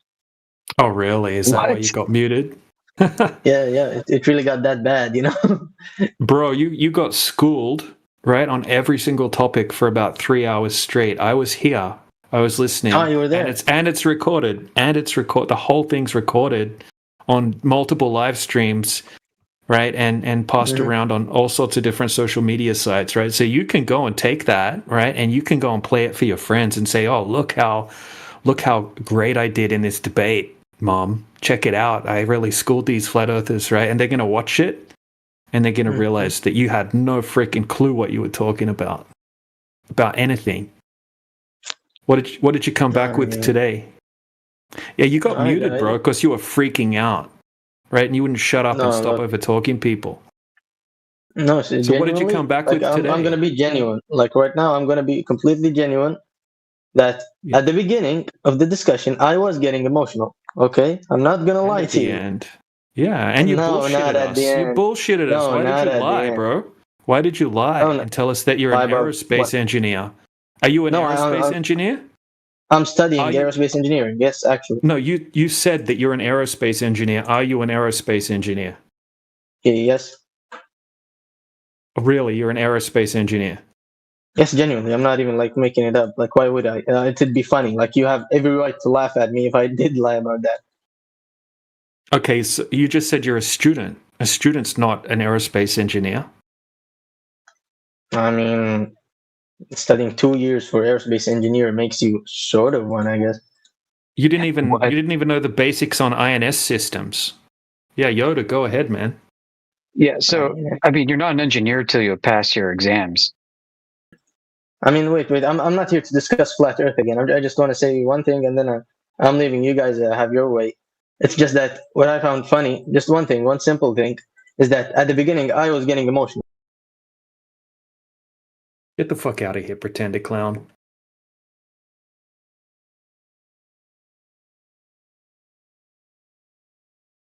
Look, man, I'm going to give you one chance. If you've just come in here to have a wine and complain, right, because it hurt your ego yesterday, right, it's not going to work out for you, right? So I'm going to unmute you, and you can discuss the topic of the server, right? Or that's it. You can just leave. And at the end, everyone was screaming, "Shut the fuck up!" Everyone was screaming at me and crying at me. You guys were taking turns and telling me to shut the fuck up. That's what was actually he's funny. doing it. Bro. Yes, like it's funny. You guys told me not to get emotional, but you get emotional. Well, he's doing it again. I'm Okay, I'm leaving. Bye. I'm sorry to hurt your emotions, but I'm leaving. Yeah. Okay. Look, bro. Look, most of the people. I'm curious. Okay, so he's gone. He's gone. Oh, he's gone. Damn. Yeah. I was curious as to what his question was that he didn't get answered. That's what I'm curious about. Oh, shit. What was his question? I just barely got here. Oh, wait. Am I coming through now? Yeah, you can hear you. Yeah. Oh, I thought I wasn't coming through. Yeah, I was curious about the question he said he didn't get answered. Wait, what was his question? The one I don't know. The one he got, he claims he got muted. Yesterday he got muted because we couldn't answer his question. So I was wondering what that question was. Oh, I see. Okay, never mind. Was he the one that came in with the loaded question? He was in here for 3 hours or something, saying all sorts of dumb shit. Asking about maps. Yeah, saying that proof of gas pressure without a container is that water boils at a different temperature, at a different altitude. It just a whole bunch of just bullshit, right? And he already admitted that he's not an aerospace engineer yesterday, and then today he wanted to double down on his lie. Ridiculous. I mean, it's a great clip. It's probably going to get clipped, and on Margin's channel, because it was 3 hours of a globe just getting completely destroyed.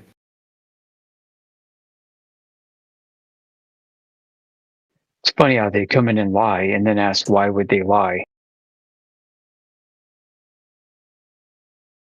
Wait, he really said he was an aerospace engineer? Yeah, I got the screenshot. I'll post it in the side chat. That's good.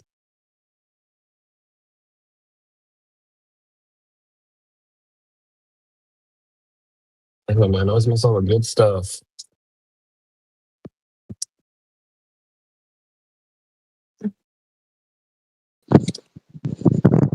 Yeah, I'm a space engineer. I'm an aerospace engineer. I'm in my first year and I flip burgers at McDonald's. Yeah. Here we go. Here's the screenshot. Oh, that's good.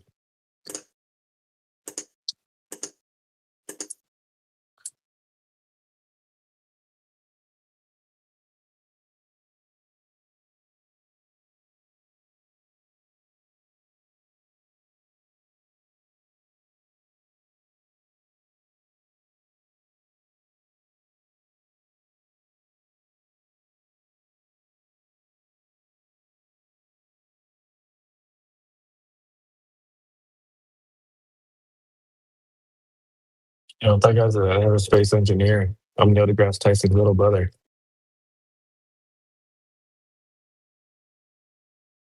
Yeah, he didn't know anything about anything.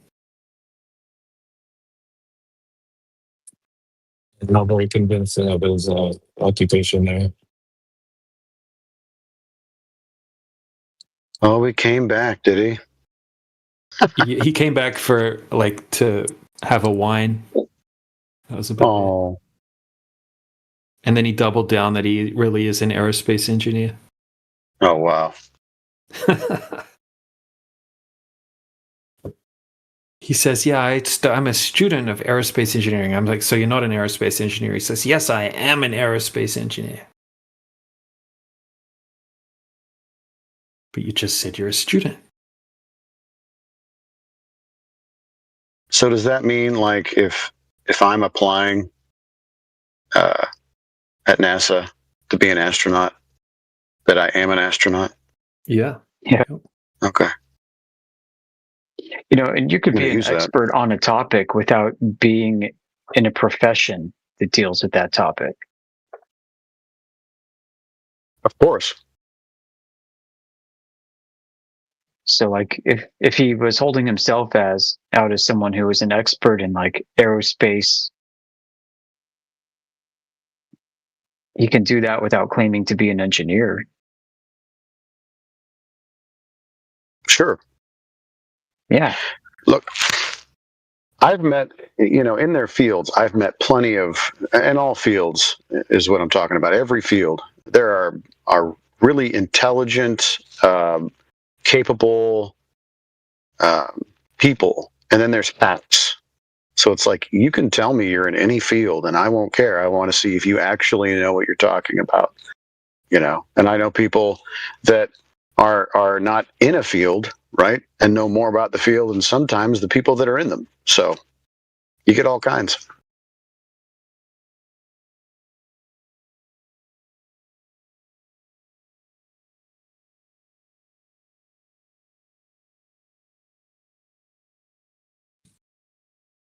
That's why I tell everybody I'm a 60-year-old homeless kindergarten dropout.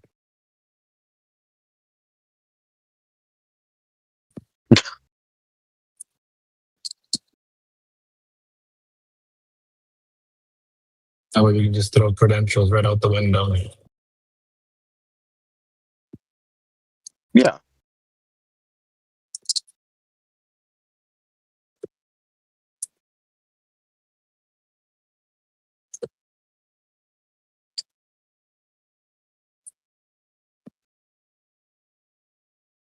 So funny because we'll always be like, yeah, credentials matter though. No, they don't. Because if I was to say, as a 60-year-old kindergarten homeless dropout, if I said the earth was a globe, would I be right? Oh, they just get so quiet after. So funny. Right.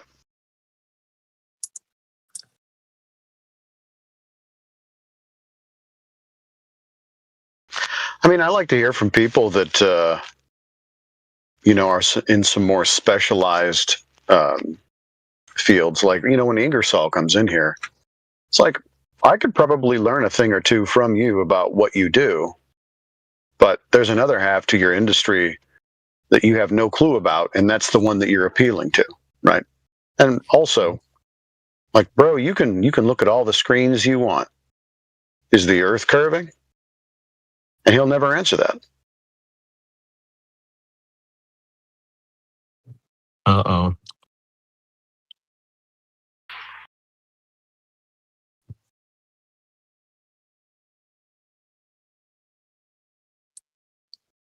Do any Globers in here know why the earth is not curving?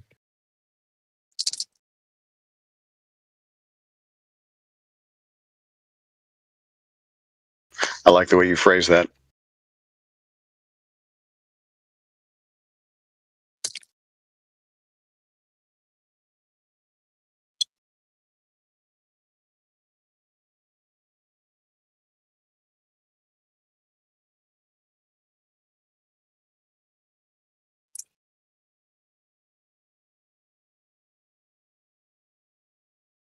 Guess not. Do you even have any Glovers in here? Well, I don't recognize Kakashi. Kakashi looks new to me. Maybe you guys have spoken to him already. Welcome, Kakashi. Akashi. That's an anime character. Did you know that anime is only possible on a flat Earth?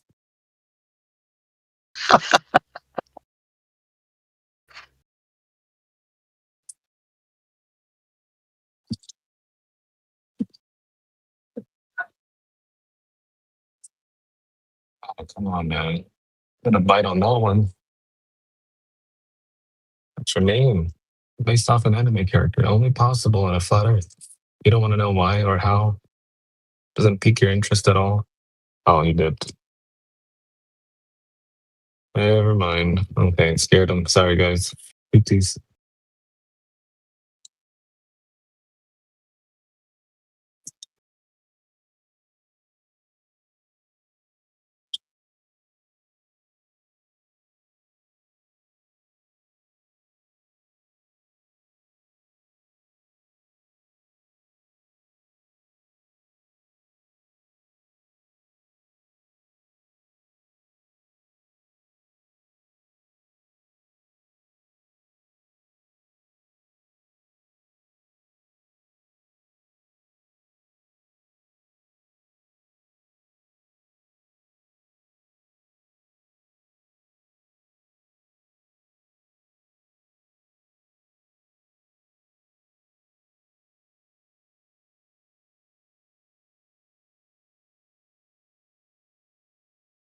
Hello there.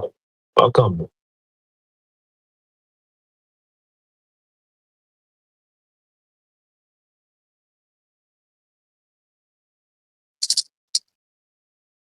Talk about flat Earth here and how outer space is fake. If you have any questions, you're more than welcome to ask about anything I just said.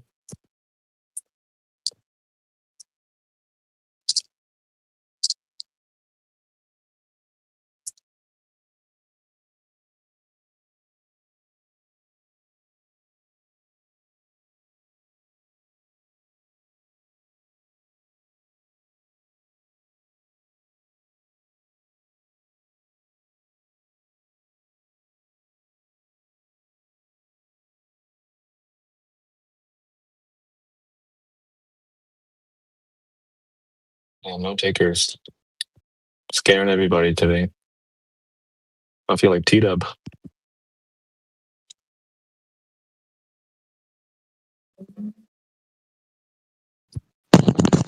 Yeah.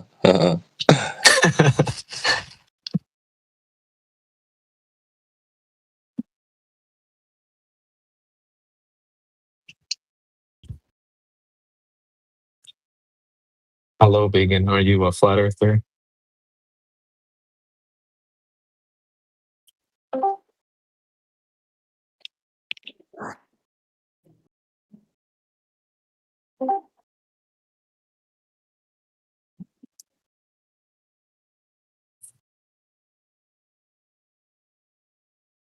Hello, welcome, fellow flat earthers.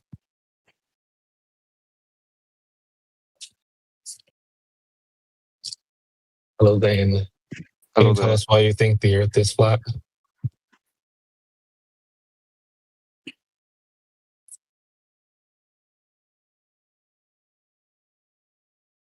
Oh, can you hear me? They heard you, they're just not talking. Oh, thank you, thank you. Guess I'll ask again. Maybe they didn't hear me. Can you guys tell me why you think the Earth is flat?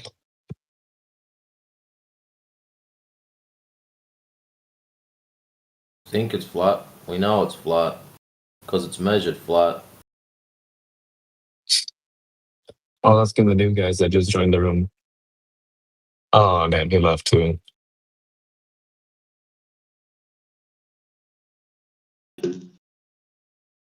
Hey, I'm a new guy that just joined the room. Ask me. Why do you think the Earth is flat? Why do I think the Earth is flat? Mm-hmm. water lies flat. Next. Valid reason. Very good point. Maybe Deep Thoughts can tell us, why do you think the Earth is flat?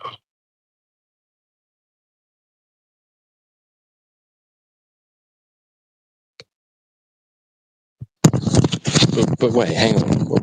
Didn't Magellan sail around the globe? No, unfortunately not. You guys just talked over Deep Thoughts. He tried to say something, I think. Oh, did he? There's Oh, damn. Sorry, bro. He's having ahead, some brother. deep thoughts. We're talking over him.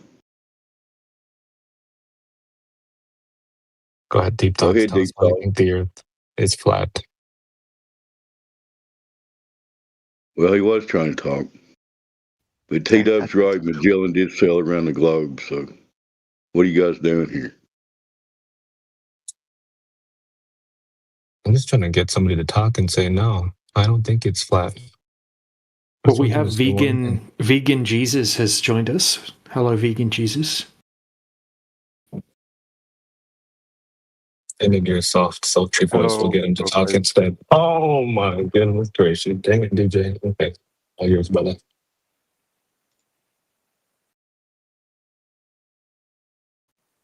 Hi. Hello. You just don't, Welcome back. Just don't like me, Huh? Thank you. What's that, Let's? I was just saying that he wouldn't respond to me. I guess he doesn't like me. He only likes Oh. you. No, he's responding now. Go ahead. Oh, no, you're good. I don't blame him. You look like Brad Pitt and everything, so, go ahead, dude. My pronouns are she, her. Yeah, it doesn't surprise me much. Hi, guys.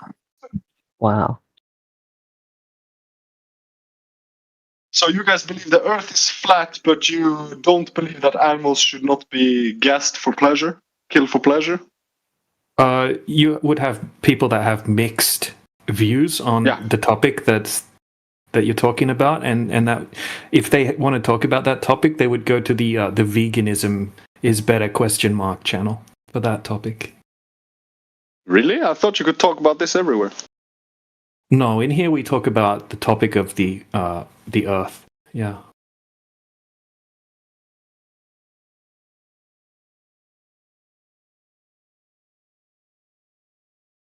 Shocker. That's funny. He said hi. Can I talk to you about our Lord and Savior, Vegan Christ? Hallelujah.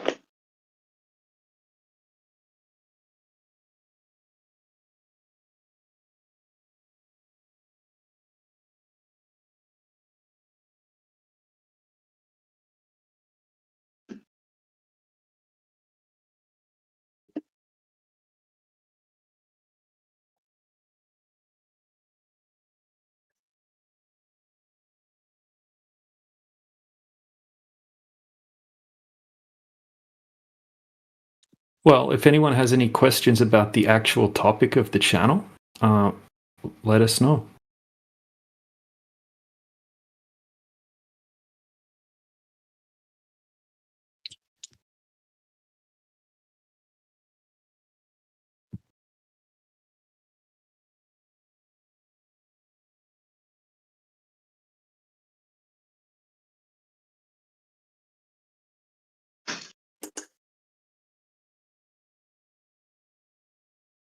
I guess flat earthers and vegans do have something in common, or some things in common.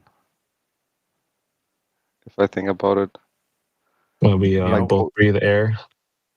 No, both are like a movement, like a minority movement, I would say, and both believe like they got like the truth, the anti-establishment kind of thing. Yeah, they're pretty different topics. I mean, I have no problem. You guys do your thing. That's cool. But yeah, we're just looking to compare empirical evidence with people.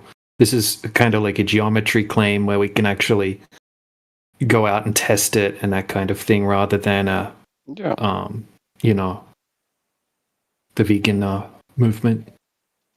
No, but also in veganism, we can test things like we can test logic. Yeah,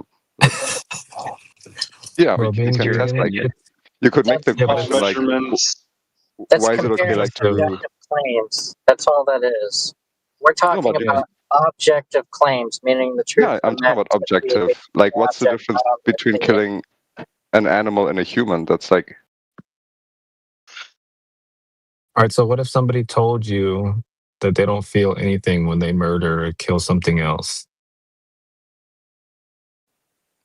yeah, I mean, you could say this about But he thinks it's humans. good. So that would Yeah, be so logically consistent if they do this also with humans. Yeah, so if It makes he, it completely okay if I shout for the emperor and then stomp its head. yeah, because it's all subjective. It's all based on your feelings. Because if somebody doesn't feel that it's wrong, then he's not wrong. But if somebody feels like it's right, then it's right. Yeah, but what is objectively the difference? Because I'm guessing you guys would say like it's wrong to like kill a human and use their body in some way, right? And then the question would just be, what is objectively the difference between doing that to a human and doing that to a cow? That makes it okay And then we're going to to argue a cow. about what's the objective standard, which is going to be a subjective opinion, and then it's just. No, I don't think you heard what he said. Yeah. Objective difference is what he's talking about. The objective difference is a person and an animal. That's not a person. That's the objective difference. And then whether or not I human, that would be another objective difference. No, that's a categorization. That's a categorization. No, we're not. No, we're not getting. No, we're not getting baited into this. How about I categorise DJ something? Take it somewhere else. Take it somewhere else. I'll tell you something now with you two vegan clowns. If we go into your channel and start rattling on about flat Earth, the whole fucking server would flip on its head. So if you don't want to be in here, please leave. Yeah, I bring Flat Earth up in the serious chat, trying to have a serious conversation with people who don't have the desire to come in and chat with the VC, and then I get moderators telling me, hey, you need to take that back to your corner. No, not you. Him. Short Fuse is trying to bait us, even though he was already told that that's a, I just that's a topic that clarified. can be discussed. I just clarified what Jesus there is a specific channel for that topic, right? Even though you were told that. Yeah, I agree. And you can take it there.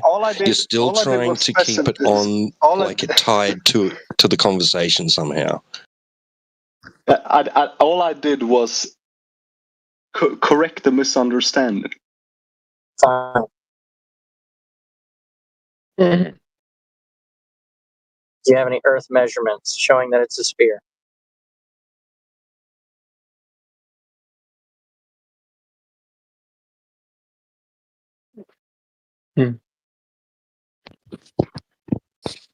Hello? Yes. Hello, whoever said hello. How are you? Is that Ahmed? Welcome, It's Ahmed. Welcome to you. How are you doing? Very good, thank you, man. What's happening? Have you been to this channel before? Yes, yeah. No. This is first time to be here. Okay. Welcome. You're welcome to. Thank you. Where are you from? I'm from Australia. I'm from Cairo, Egypt. From where, sorry? Cairo, Egypt. Croatia. Cairo, Egypt. Cairo, Egypt. Cool. Egypt. Okay. I'm Egypt. Yep. Thank you. Nice to meet you. Are you Egyptian? Yes, I am. Oh, did your ancestors build the pyramids? I can believe. The Egyptians built the pyramids, right? Yes, we all have pyramids. We have pyramids and the biggest museum all over the world. Egyptians. Yes, you said you're Egyptian, right?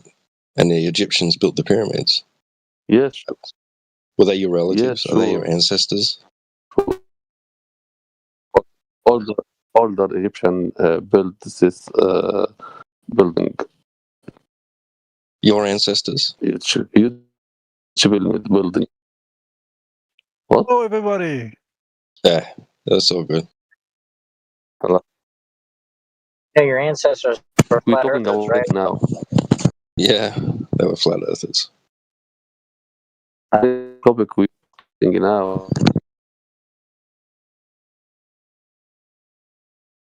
Oh, hello. You're roboting, Ahmed.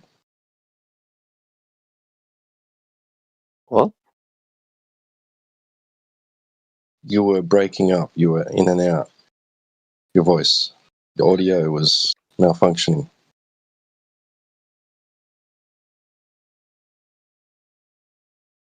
Ask about the topic we're talking about it now. He's asking about what's the topic now, is what I think he said. Yeah, sure. You're in Discord. We're talking about flat Earth. What?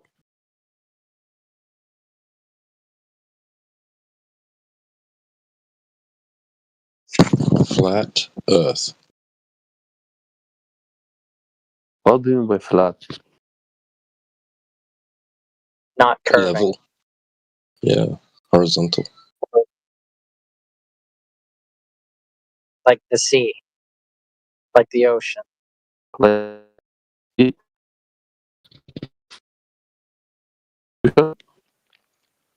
Your connection is way too bad. We are not able to understand you.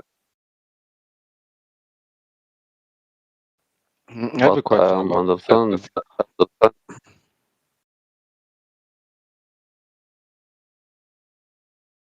What about now?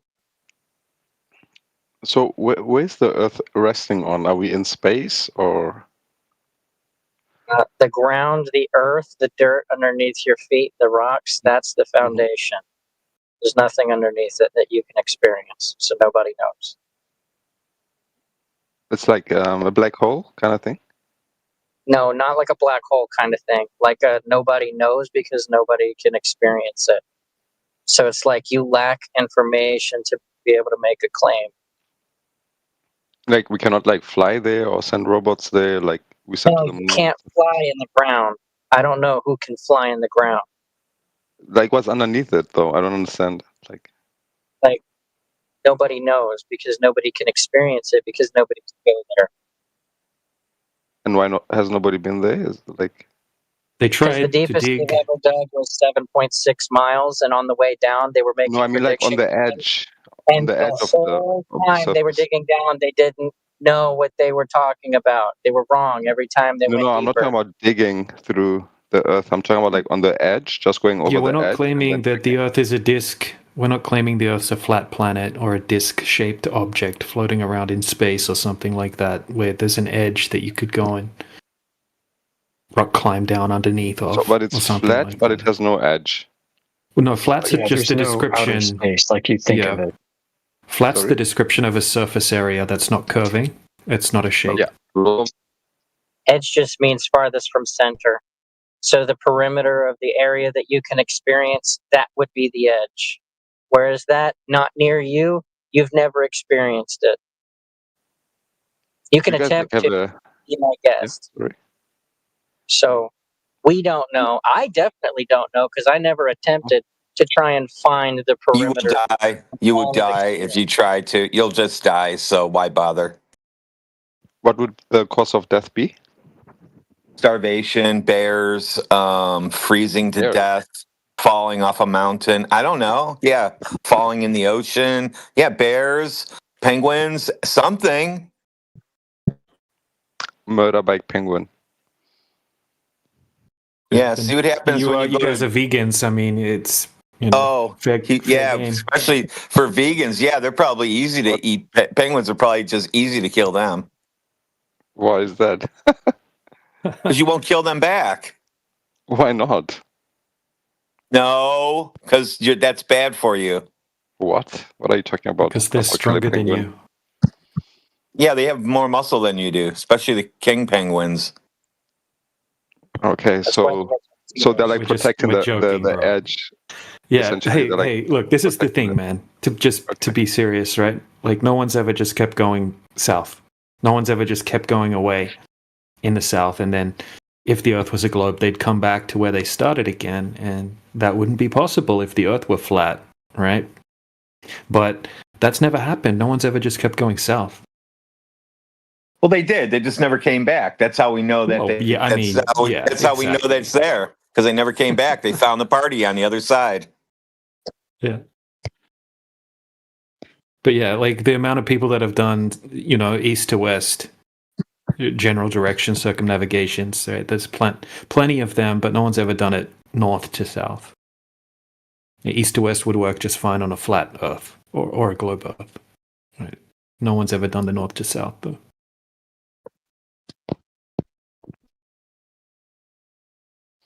But even east to west, how would that work? If I'm just going on a straight line on a flat surface, how would I? Yeah. East and west are circles around a pole, basically. So, I mean, if you want to continue going due east or due west, you're going to have to keep correcting to the north. Okay, because your compass is going to point to the north. Let's say we have a football field, okay, and then we're going to stick a big magnet in the center of the football field, and then we get a compass. Okay, and if we want to go east, we're going to go in a circle around that north pole or around the magnet and come back to where we started. Same with west. But if I wanted to circumnavigate south, right, I would be walking away from the north, right, away from the magnet, and obviously I wouldn't come back to where I started on the football field. Yeah, and if south was center, then you would just do the opposite of what he just explained.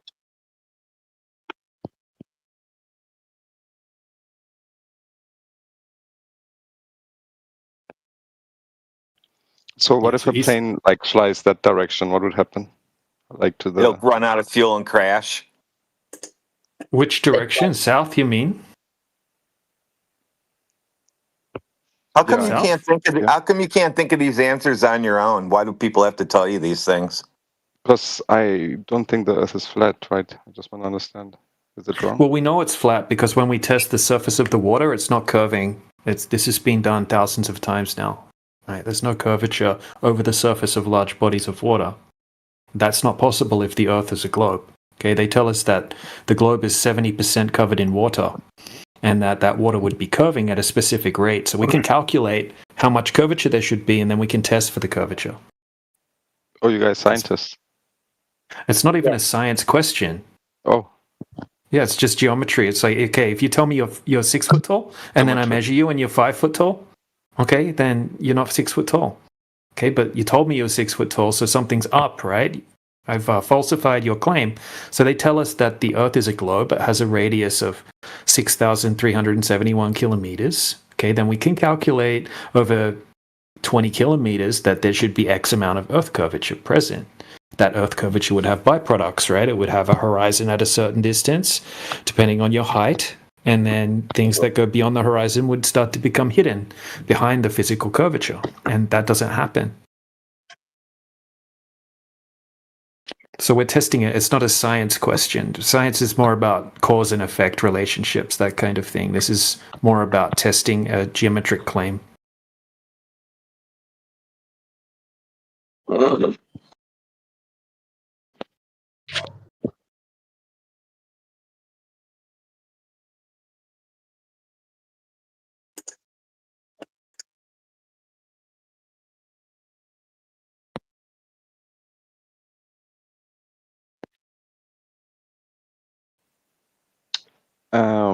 And the moon, how does it work? And the other planets? Well, you step outside at night or during the day, and you look up, and then you see the moon, and it's in the sky. Yep, that's how that one works. When you say other planets, that would be insinuating that the Earth is a planet, but the Earth is not a planet. Well, I mean planets. In general, yeah, we can't test those. We see some little lights in the sky that we've been all told a big story about, a big concept about. Okay, and then they move in cycles. That's what we do know. But when it comes to their composition, what medium they're in, how big they are, all of that kind of thing, that's going to require a bunch of speculation and assumptions and things like that. We try to stay away from that mostly. but we can confirm that whatever's happening in the sky is definitely not happening above a curving Earth. But we can also, so we can tell that whatever we're looking at in the sky, let's use the moon as an example. Okay, the Earth doesn't share any characteristics that the moon has. It's just a different thing, basically. So all the other bodies we see, because you can even see planets, I mean, with your from home, right, with a telescope yourself. So you're saying all of these things which we are seeing there, which are all Earth is not in space. Yeah, that's right. Earth is not Earth is like a thing special, in space. Yeah. No, it's not comparable. Those things aren't worlds. They're not Earths. Yes, it is special. Yeah, it is special. That's right. Yeah, this is not like those things. Exactly. Oh. Look, man, it's perfectly normal for people to do this, but because we've been taught the heliocentric model growing up, okay, everyone tries to sort of incorporate the flat Earth inside the globe model that we've been taught. This is a completely different system, different way of looking at the reality that we live in, rather than trying to incorporate it into the heliocentric concept of the universe, the big space vacuum. I mean, you can see it with your own eyes, no? Like you can see and so even if you get the best quality telescope, okay, let's say we're looking at Mars or something like that, you see a little red blurry looking light in the sky. Okay, when you see the super enhanced telescope versions of Mars and things like that, it's manipulated using CGI, using image stacking, until they finally get it to look what they have imagined in their head. Okay, but the actual thing you're seeing is like a little blurry red light in the sky. That's what the raw image will always look like. Now, we've been fed a big story that's in a space vacuum. It's X distance away, it's X size, its composition is whatever they're saying it is, and we can't confirm that. It's going to require faith. Well, you could calculate it, right? Judging by the size of the dot that you're seeing and the telescope strength. Not really. You wouldn't be able to calculate it doing that, because you'd have to make a bunch of assumptions. Yeah, you'd need something as reference, because you can look at the angular size of it. Now that could be something smaller and closer, or something larger and further away. That's even if what you're seeing is like the physical matter, like a reflection of light of physical matter. Any light in the sky, right? Let's use stars as an example. Okay, any light that you look at from a distance looks like a circle, even if it's a 4-foot tube light, or even if it's 2 lights or 4 lights on the front of a car. If you look at that car from a distance, it just looks like one round light. Okay, if you look at a tube light that's a street light, it looks like a round light from a distance. So it's very difficult to know exactly what you're looking at when you're looking at a distant light, like a star, for example. Right? Even reflections, like check this out. This is kind of trippy. Okay, have a look in the side chat. Okay, here's 3 spheres of roughly equal size. Okay, now the source that reflected light is coming from are actually shards of glass, right? So when he moves that board closer to the little broken bits of mirror, right, that are reflecting the light, you can see the actual shapes and sizes of the little shards of glass that he's using to reflect onto the board. But when he moves the board over to the other side of his yard, they all just turn into spheres. It's kind of weird. And street lights and things like that, right, they do the same thing.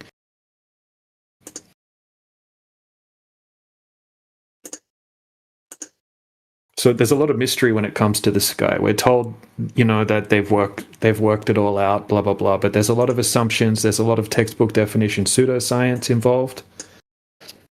Okay, here's another example. Look, here's a streetlight. This is actually a HPS, high pressure sodium bulb. Okay, they're like this. This is what it looks like. But from a distance, it just looks like a round ball.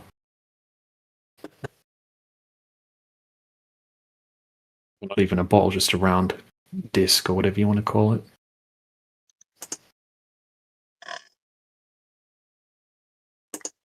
And So that's that. What's that? I said, and that's pretty much it. Yeah.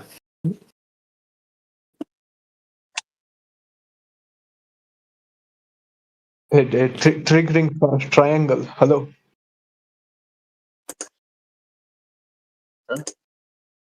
Hello. Triggering triangle. Yeah, you're gonna trigger me? Yeah. I asked in the side chat, why do you hate balls? Oh yeah, I'm not into that like you guys are. I said Globers like that. Globers like handling balls for some reason. Male Globers do.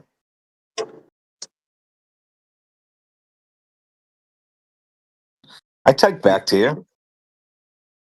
Yeah, entire universe is full of balls, bro. The entire outer space is full of balls. Space is fake, dude. Yeah, you can't have outer space in reality, right? It just exists in your imagination, in some CGI artworks, in a story form that you've been told. No, not in my imagination, but in the belief of billions of people. Yeah, billions of people that don't have any empirical evidence at all, right? They're just believers, right? Just like you. No, they have empirical evidence, and those evidences are footage from NASA and other Footage from organizations. NASA. Yeah, so just faith-based, right? Because you can't go and check any of that footage. The footage looks like horse shit footage, by the way. Looks like animations and stuff from the moon landings, right? Looks completely fake, but let's not worry about that because you can't confirm any of it. It just requires faith. So that's fine. You can have your faith. You can have your belief in the heliocentric concept. That's fine. Go ahead, but we have empirical evidence right here on the Earth that you can actually go and check yourself and confirm that it's true that the surface of water doesn't curve. No, but scientists have told me not to check myself. They have instruments. So exactly. You should just trust them. What instruments did they use to measure Earth curvature? Satellites. They sent satellites in outer space. Oh, really? So they didn't think it was a globe before that? No, they thought it was a globe, but now we can see what satellite instrument did they use to test? And where's the satellite located? And how did you validate this? Which satellite are you talking about? Which satellite? Various satellites. They launch satellites. Name one. Name one satellite. I cannot name satellites, bro. Come on. Well, come back when you actually can back up your arguments, right? How did they measure it to successfully launch a satellite? Yeah, tell us the story without having to tell us the satellite name or anything like that. Just tell us what they did with the satellite. Right, they had to know how big it was first. Orbital mechanics require a radius value.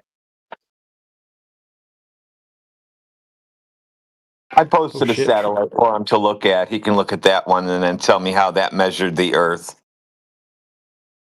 Yeah, that's funny. When we ask you guys to post footage of satellites, like you can't do it, but we can. We say that the satellites that we can confirm have balloons attached to them, and we actually have footage to back up what we claim. Right there in the side shot. See any balloons in the GIF that triggering triangle have sent? Yeah, there is. You can see it. Do you deny the existence of satellite balloons? I mean, NASA's first satellite was literally a giant balloon called Project Echo. NASA has a whole section that's for balloons. Oh, he's got another one. Shit, it popped. Look out. I can show you footage of them transiting the sun and the moon. I think that's the fake China one that was over the United States. Remember they said China put a fake balloon, or China has a balloon over the United States? That was actually fake. That was just a NASA runaway, quote, satellite, like normal. The normal ones that are always overhead just flew too low.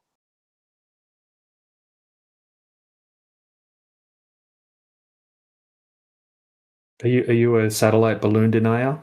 Paradox? I've never heard of it. You've never heard of it? Really? Did you know NASA has a giant satellite balloon program? I wasn't aware. That is something new. Well, now you know all that. What do you think of that? Now you know all that stuff. What do you think? You learned a lot today. Google also had a program where they were going to give everyone internet using balloons, and they would control the trajectory of those balloons by changing the altitudes of each balloon to use the jet streams that already exist in the air. Yeah, could be, man. Could be possible.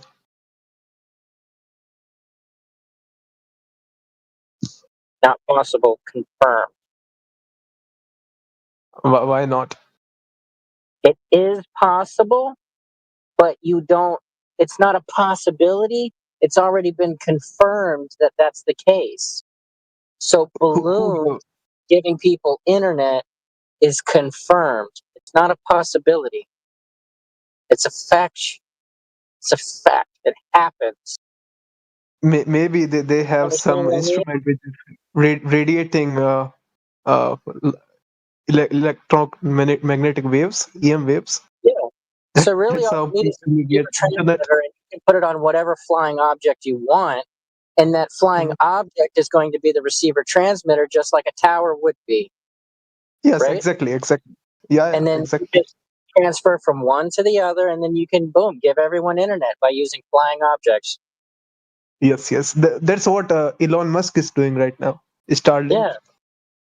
Yeah, but what you're being told is that he's putting this shit into the vacuum of outer space, and we're saying the vacuum of outer space doesn't exist. It's just regular flying objects that we've used day to day. And here's some examples. Balloons as one example.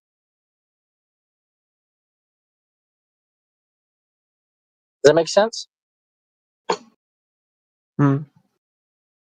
The vacuum of outer space cannot be confirmed. You experience high pressure always flowing to low pressure in the form of entropy, right?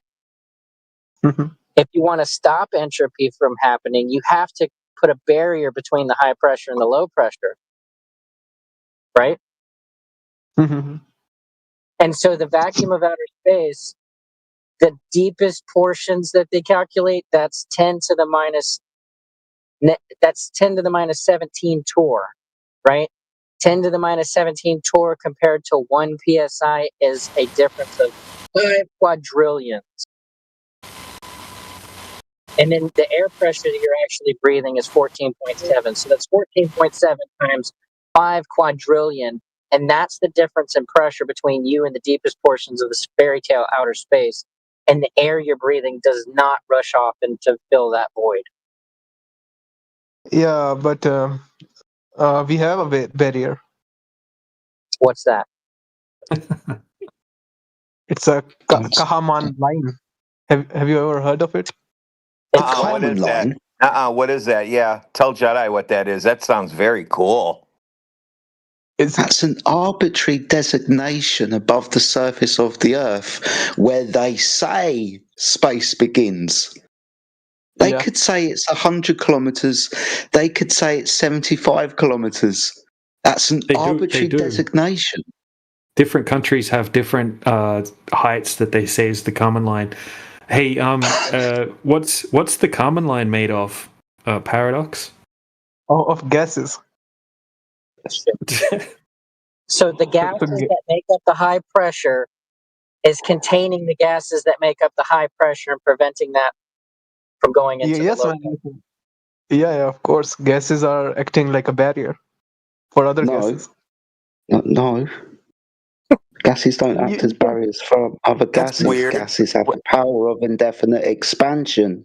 They need to be physically contained by something else other than gas. Gas doesn't contain gas. Where is it written that it has to be something other than gas? They would make prisons without concrete. You would just have gas barriers. That's weird, dude, that you would even say that. Is he being serious? Yes. Fuck. Gas is a barrier now. You can just use, you know what? I'm going to make a gas house. What you need to do is learn how to make a gas bubble so that you can now scuba dive without needing an air tank. Hey guys, whatever I'm saying are observable phenomena. We have observed these phenomena. No, that's not observed anywhere, ever. Hey, sir, since there's a lot of inflation these days, I have to buy propane at the propane distributor, right? But I don't have much money. I tell him, which gas Which gas should I use as a container to bring the propane home, sir? Which one are you saying that works as a barrier? No, Because I want to bring propane because I need to cook food and warm up the water. So I need a barrier gas. So which one is it? No, you're man. You're applying false equivalence. This is not a fair analogy. We're talking about outer space and Earth. Yeah, yeah. We're asking you what's stopping the gas, because there isn't a container, stopping the gas from dispersing into the vacuum. Your answer was an arbitrary designation, the Kármán line. And then you said other gases. No, you understand that to stop gas expansion, you require a physical container. You don't appear to have a physical container. You just keep saying gases. Gases are stopping other gases from expanding into the vacuum. I don't know how to begin with you, sir. You understand the container was required in the scuba diving analogy to keep the gas there, right? Yes. Good. What would have happened if, by magic, somebody clicked their fingers and the container around the gas disappeared? What would happen? They would leak out, spread out. Yeah, exactly. The gas would bubble through the water, up through the water and towards the available volume where all the other gas is. Now, you understand that to stop gas from expanding, you contain it, don't you, in a physical container? Yeah, I do get it. Okay, cool. So why do you say Kármán line, and why do you keep saying other gases then? Because that's what I've been told.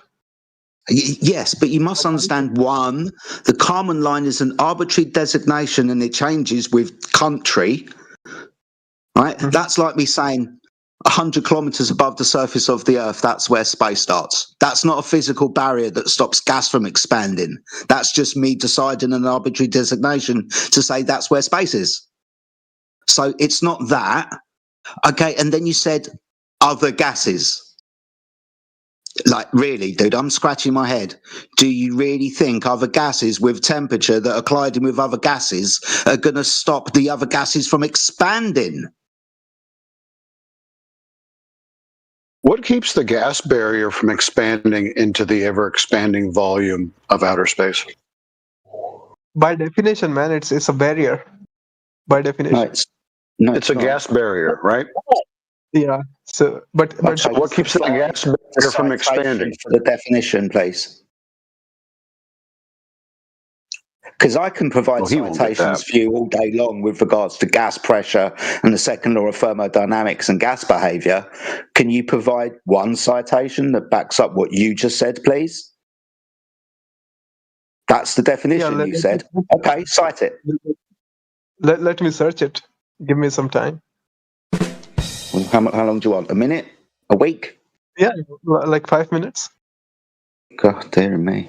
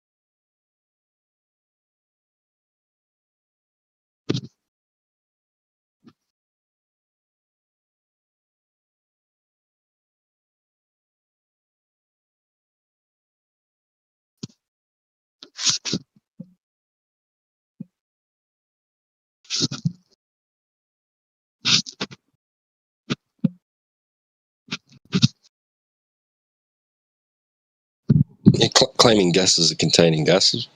I mean, even if that was true, what's containing that gas? Oh, more gas. Oh, then what's containing that gas? More gas. Oh, okay. And it'd go on, infinite regression.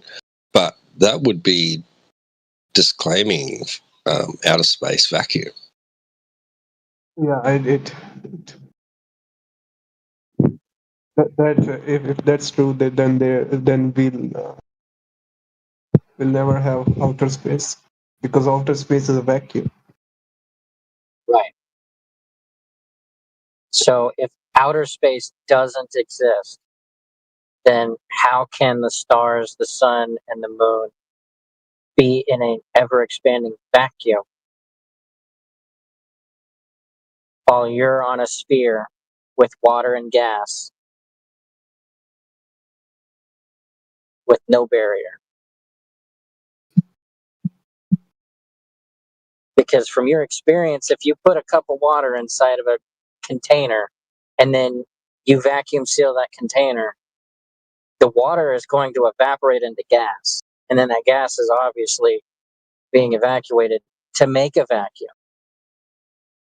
Okay. So there are multiple. So there are multiple factors. Which are stopping gas from escaping. Gravity is the major factor. Okay. Earth's magnetic field is another factor.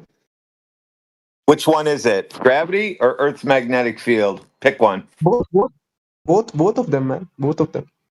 Oh wait, so gravity's pretend. They work in Hold on a second. Gravity Paradox.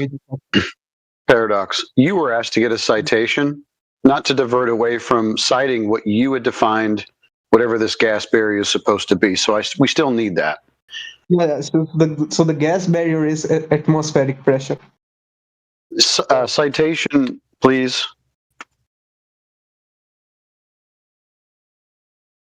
What would you accept as a citation? Obviously, a quote from a source saying basically what you said.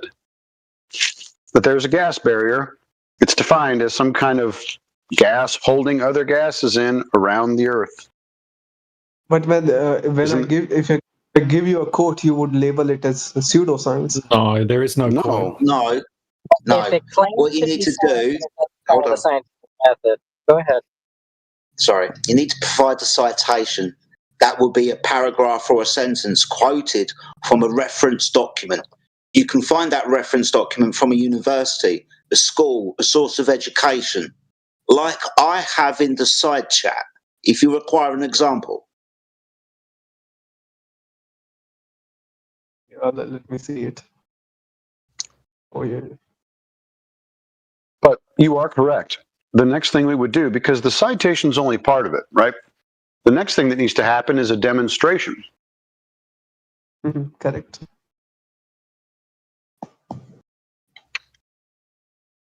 Which would then be a scientific experiment proving that you've isolated the cause to create the effect. And if it doesn't follow the scientific method, then I would call it pseudoscience.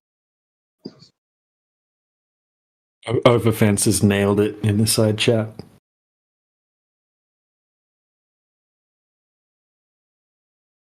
I did all that. What you just asked me to do, I isolated gravity, so I just removed the air, so all I had left was gravity. And when I did that to water in my vacuum chamber, the water turned into gas and left my vacuum chamber. So it seemed to be air pressure that was making the water in liquid form and holding it down in my vacuum chamber, not gravity. Gravity went away when I pulled the air out. Nice.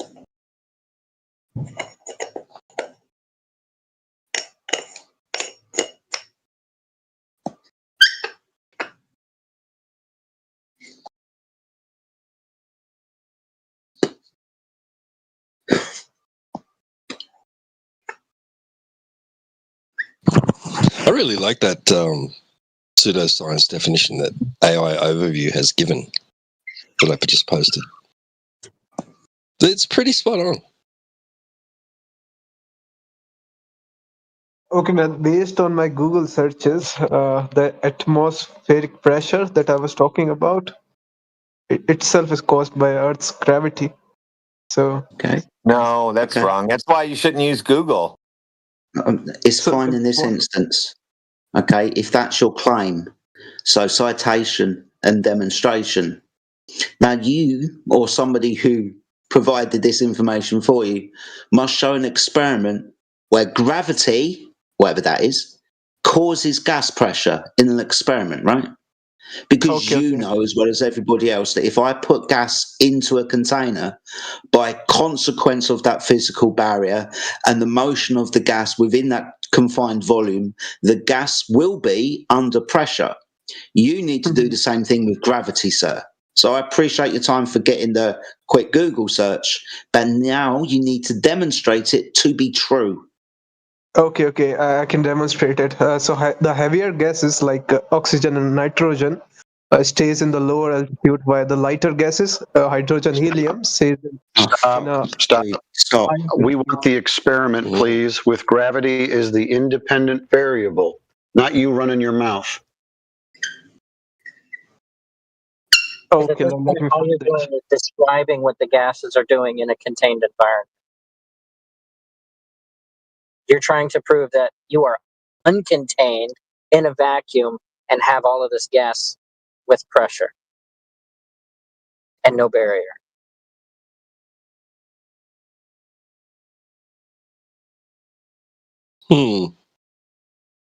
Strange. Where's the ozone layer again? You know, the O3 gases. Yeah. It's in the atmosphere. Aren't they really dense? Yeah. Shouldn't we be breathing ozone then? But the majority of O2. Think, dude, please think.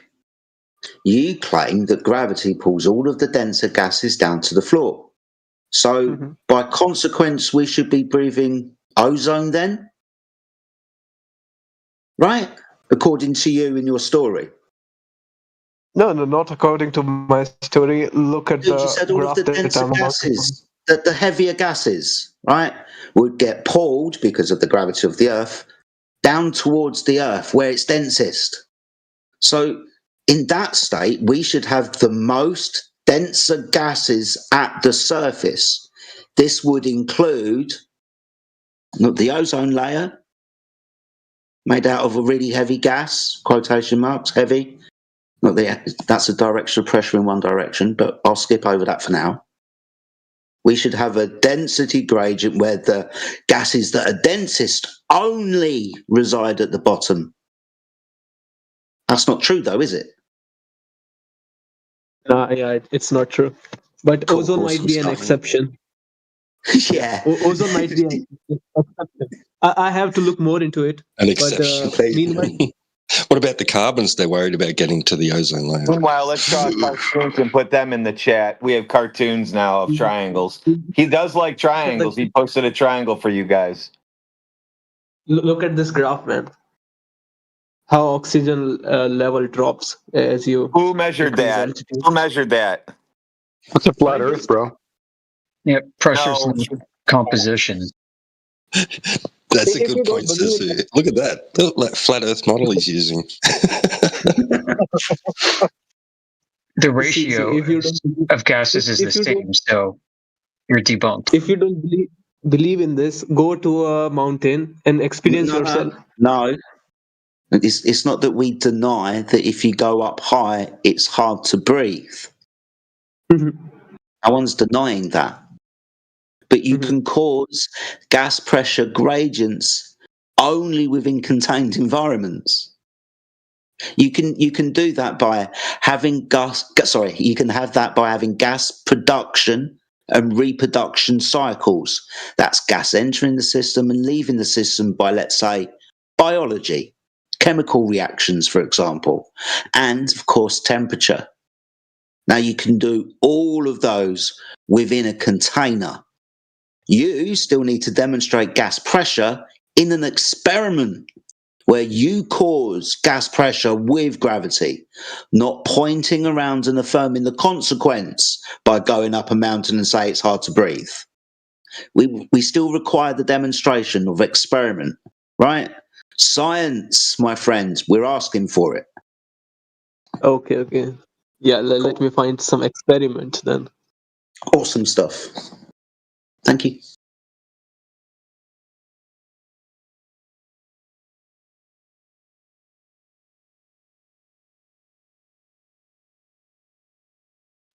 Would that be an experiment in which gravity causes pressurization?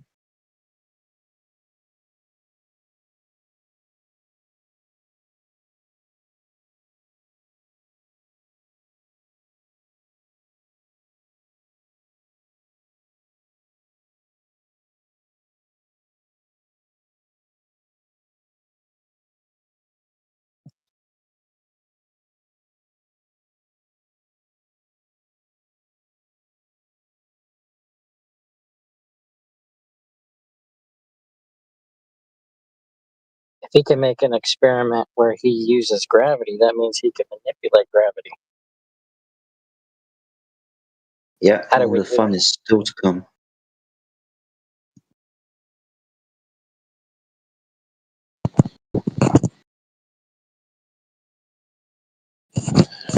Barometer readings incoming. I hope not.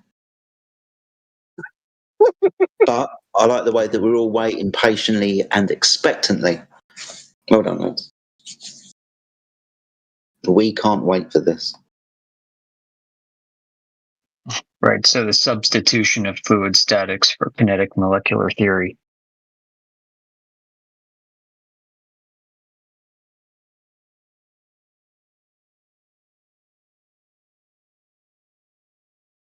Yeah, well, concerning fluid statics, I just love pointing out Pascal's principle, where within a body of fluid at rest, any point along a horizontal plane or line, right, within that fluid will be the same pressure in all directions.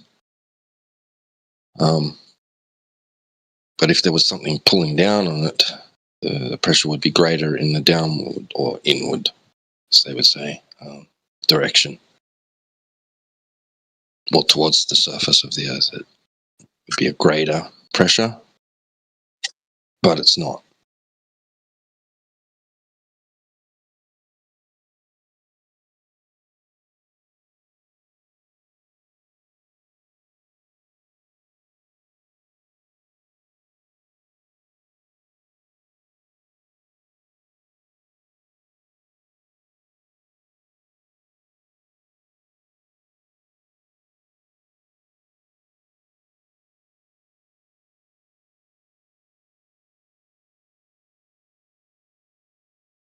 They'll even tell you that, like, you put your arm out in the air outside, and that the pressure, unless there's like a lot of wind, the pressure is generally equal, pressing under your hand as it is on top of your hand.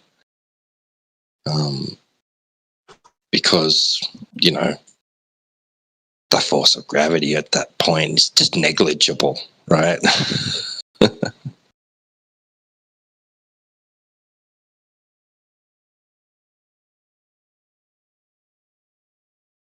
But technically, if what they're saying is true, it should be greater on top of your hand than it is under your hand.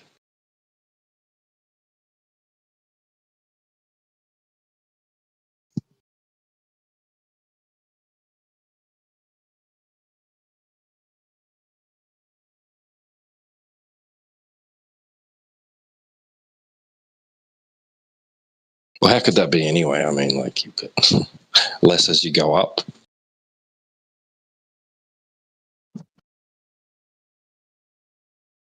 Yet they talk about this weight of the atmosphere on top of you. Wasn't Okay, it so Bernoulli who was saying that you can imagine yourself being at the bottom of an ocean called air? right. Yeah, when we weigh something in a chamber with air and then evacuate the air and weigh it again, it weighs more.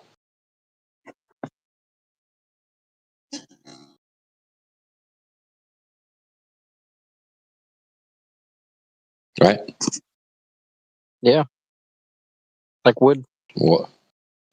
Well, it should be equal or less, you know, shouldn't it?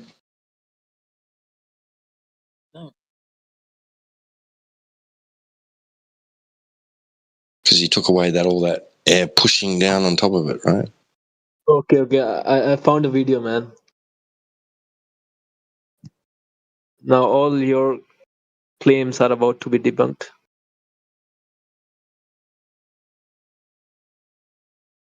No, we're not watching videos. Yeah, man. You told me you want to see an experiment, right? So Yeah, can you're gonna explain it first, so we all can. It's show and tell time. So now explain what you're going to present to us. Okay, so they took two balloons, one filled with sulfur hexafluoride. So one sulfur atom and 6 fluoride atoms. Right. So one balloon What's was an filled with atom? I've never seen an atom. What is it? Let's atom. You're not trip him made up. of Let's atoms. just get into the point. You're made of atoms and molecules. What you talking about? Go ahead. So, I don't want you. I don't want you. hexafluoride in a balloon. Yeah, put shit in a balloon. Go ahead. So you put sulfur gas in one balloon and normal gas in one balloon, and you drop them. The balloon with the sulfur gas would drop faster due to higher gravitational pull. In atmospheric pressure inside the balloon. What happens when you put sulfur hexafluoride inside a balloon, inside a container? Become denser. Inside the vacuum chamber where you've got a balloon, apparently with sulfur hexafluoride in it, because there isn't an equal or more amount of pressure on the outside, the balloon expands until eventually the balloon breaks and the sulfur hexafluoride moves freely and randomly in all directions on the surface of the Earth where your vacuum chamber is. Right. I also like to point out that you simply showed two things like operating in a manner, different to one another or whatever. Now that's within an environment, with conditional environment. And then on top of that, you just declared the reason why. You just declared it. You didn't express how anything was determined to be the case, right? No, I'm explaining because there was no manipulation of any variables. Yeah, sulfur hexafluoride is a heavier gas than carbon dioxide. Okay. Okay, so what happens if you put carbon dioxide and sulfur hexafluoride in the same container? Mm-hmm. What happens? Yes. Pardon? If you put them in the same container? Yeah. Yeah, they would not sink. They would move freely because that's the property of gas. Random in all directions and mix. Yeah, I want to know why they had to use balloons in the first place. Why didn't you just put the gas on one scale and put some gas on the other scale and weigh them? That's how experiment works, bro. That's how experiment works. Excuse me. No. Listen, Paradox. You were given a task to show us that gravity, in this case, would be the independent variable giving us gas pressure. Instead, you've shown us a bunch of containers. Give me an experiment where gravity is the independent variable. I will accept nothing less because that was your claim. Can someone please stream that video? Can we look at it? The video that doesn't go ahead and demonstrate what you claimed, no, we don't need to. What we need from you is an experiment where gravity is the independent variable causing gas pressure. As I told you, man, we have took two balloons, one filled with heavier gas, one filled with a lighter gas. I get it, bro. You've just dropped some things, right? Okay? Just released them into an environment and then declared why it happened. Nothing was done to establish the reason why it happened. Man, I'm stating the reason because of higher mass of sulfur hexafluoride. Yes, that's your declaration. Not my declaration, man.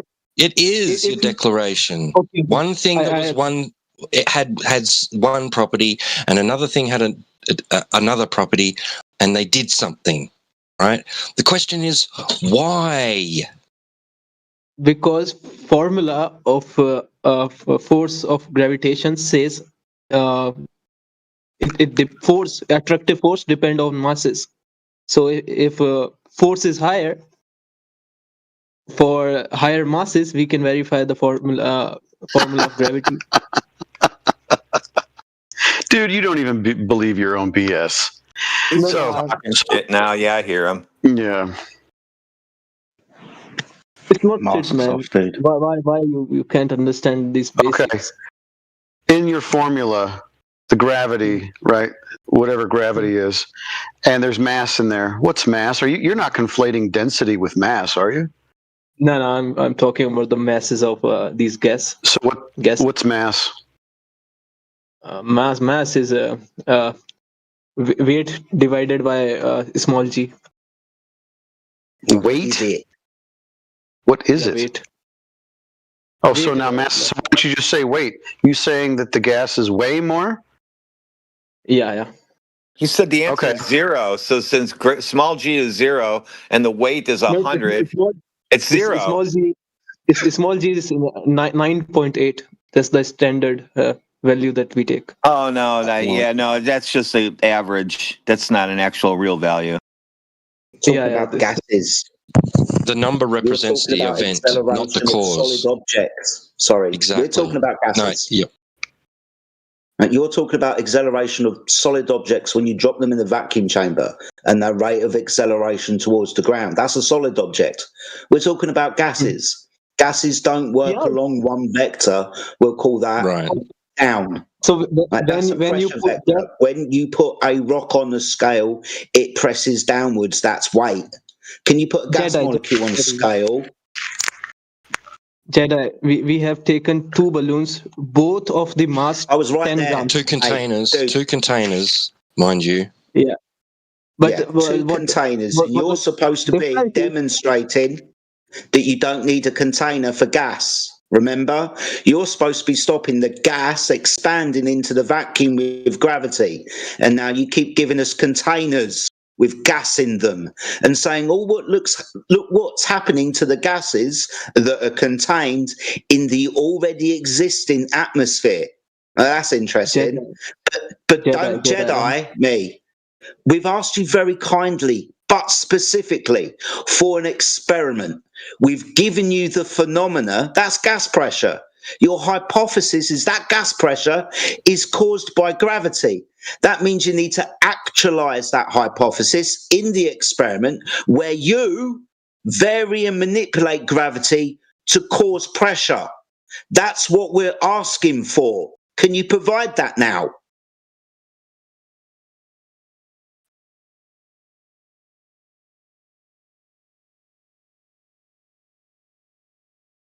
Jedi, do you accept the formula for gravity? So he's just going to. I will accept the scientific experiment that the formula is based upon. You can give me the language of mathematics, but the language better be expressed in a scientific experiment. I'll give you an example. The ideal gas formula, PV equals nRT. Now, that's the mathematical expression, but it's based upon experiment, laws of gas, if you will. Avogadro's law, Boyle's law, Gay-Lussac's law.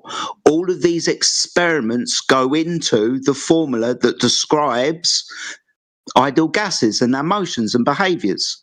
Now, you'll notice within PV equals nRT, the formula that explains gas behaviour, there's no G. Now, you're saying there's a G that explains gas behaviour. I require an experiment. You can express it with mathematics if you want, but I still want to look at the experiment. So, if you don't take my experiment that I've shared in the side chat, how can we talk? Do you know what experiment is? What is it according to you?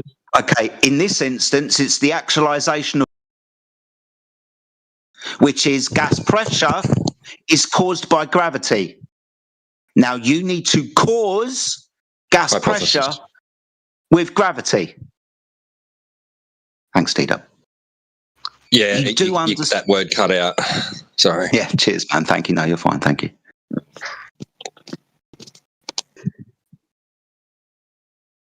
Man, in that experiment, they're literally demonstrating that They In are containers. literally demonstrating.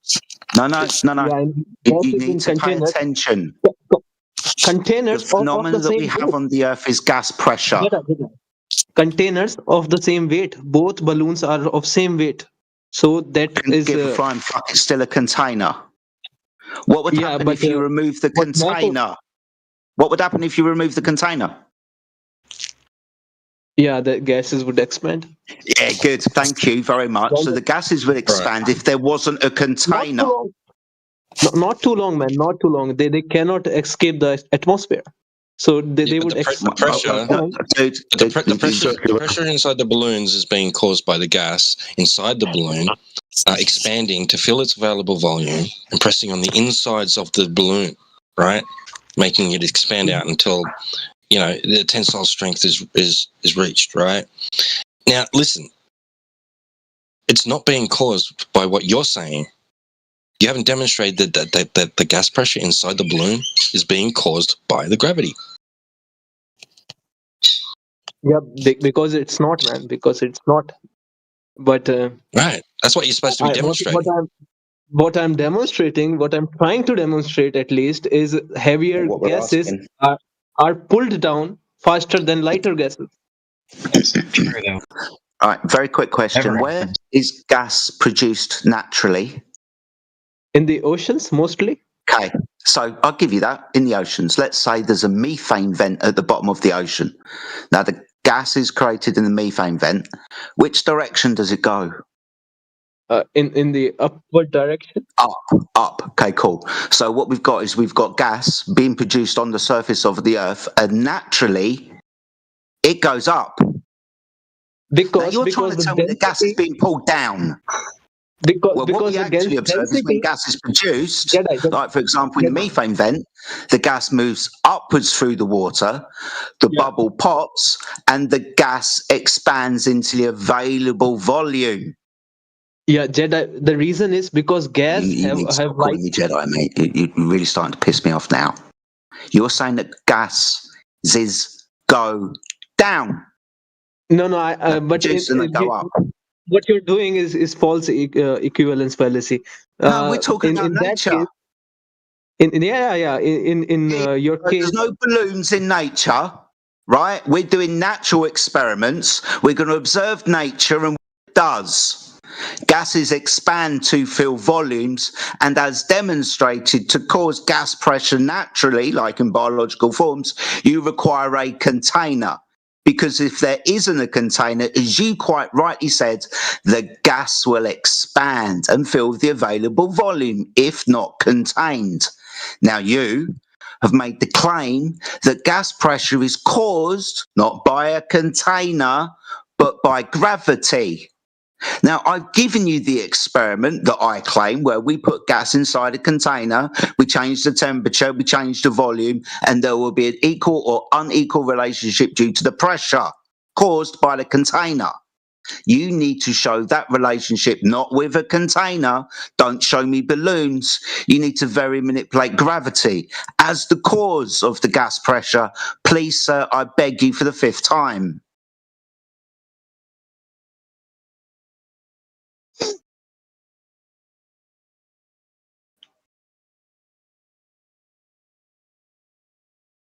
Your claim is in direct contradiction to known laws of nature. The second law of thermodynamics, as I posted in the side chat, the literal first sentence when describing it says gas expansion into a vacuum, the mixing of gases, a fusion, a whole list of things. But the first one is gas expansion into a vacuum. That's what the law says. You're saying something that is contradictory to the law. So can you scientifically demonstrate it, please?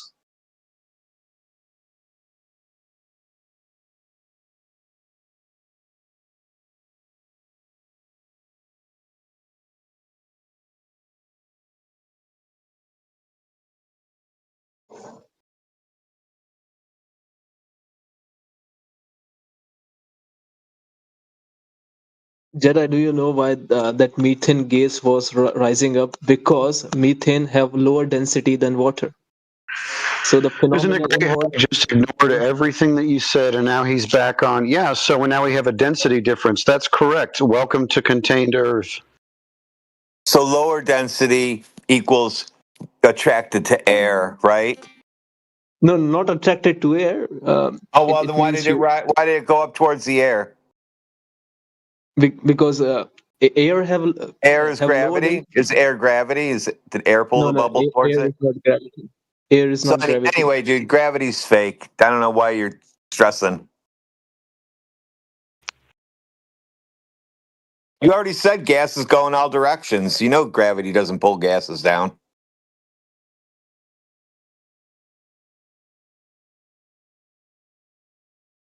Nor does it create pressure. You can't have gases. You can't say gases go in all direction. Gases are pulled to the ground by gravity. You can't say both with a straight face and expect somebody not to slap you. Why gases like oxygen and nitrogen decrease with a higher altitude? Why is there the ozone layer, which is quite a dense gas, high up in the sky? Are we going to keep going around in this flipping circle? Right. The same ratio exists on top of a mountain as does in a valley. No, it doesn't. Yes, it does. You just find less of it. Yeah, your claim isn't to do with how gases behave with each other. It's how gases behave in a vacuum. You're saying that it doesn't expand to fill the vacuum. We're demonstrating that it does. You're claiming that it doesn't.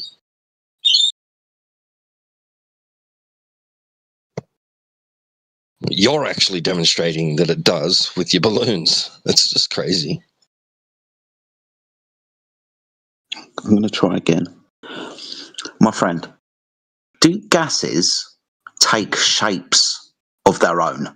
Like, do gases form cubes or spheres themselves? Let's say you've got an amount of gas and a very large volume for the gas to be in. Will it form a shape by itself, or will it take the shape of its container? Gases take the shape of its container. Cool. Okay, so gases take the shape of that container. So if we've got a lot of gas, I'll give you as much gas as you want. Is that still going to fill the limitation of its container, or is it going to form a shape because there's a lot of gas? Hey, who is... Please, I'll require an answer. Hey, can you hi. repeat? I didn't heard. Paradox. Hello. Hi. You know, Paradox. I have a question. It's very interesting question, actually. I literally just asked him a question, and I was waiting for the answer for that question, and now you think that you should come along and ask a new question. I don't know you, my friend. I don't trust you to take hold of this conversation. We've been having a conversation with this gentleman for a while now, and I'd like to reach to a conclusion so we can move on maybe to you. Would that be okay? Okay. Thanks. I don't know that. Okay. Well, okay. it's just basic common sense and politeness, I would have thought, but hey ho, what do I know? So anyway, we understand that a gas will take the shape of its container. I've given you a very, very large and as much gas as you want. The same question remains. Will the gas fill and take the shape of its container, the volume, or will it make a shape of its own? Let's say a sphere. It takes the shape of the container. And it always will, won't it? No matter the amount of gas or the size of the container, the gas will always fill the container. It won't make a shape of itself in a vacuum now, will it? Yeah, it won't. No, good. So let's consider Jupiter, a gas giant, a giant ball of gas in a vacuum. Being as what we've just discussed, do you think that's possible? Yeah, it is possible because Jupiter has very high gravity. Gravitation pull. Me. Where did this gravity come from all of a sudden? At the core of Jupiter. At the core of Jupiter, where the gas is densest. So there's a lot of gas. No, so scientists think there's a rock in the middle of it. Yeah, there's a rock in the middle of it. Okay. So there's a big rock in the middle of the gas. Okay. Well, let's see if we can do the same demonstration again. I've got a container, a large one, and I've got an amount of gas. Hung within the container is a rock. Now, will the gases form around the rock, or will they distribute around the container? They would distribute around the container, but that's okay, not a cool. fair analogy. Thank you. No problem. So don't worry, we'll get there. Now we've got a really big rock, and it's surrounded by gas in a really large volume. Now the rock is as big as you bloody want, mate. I don't care. Will the gases spread out to fill the limitation of that volume, or because the rock is so bloody big, will they hold on to it and not leave it alone? If the rock is very big, it will gonna have higher gravitational pull. So in that case, gravity would be attracted to gases would be attracted to that rock. But earlier on, you said gases had mass. Yeah, gases have mass. So this is why I gave you lots and lots and lots of gas, as much gas as you want, because that would have invoked mass now, wouldn't it? So I gave you a huge amount of mass of gas, but the huge amount of mass of gas wasn't enough mass to stop the gas from expanding. But as long as we've got a rock, it's fine.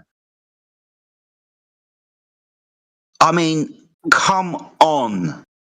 You know gases fill the limitation of volume and take the shape of that container. You also know that gases don't form around solid objects just because they're big. Because gases will have free and random collisions with each other, which gives them the power of indefinite expansion.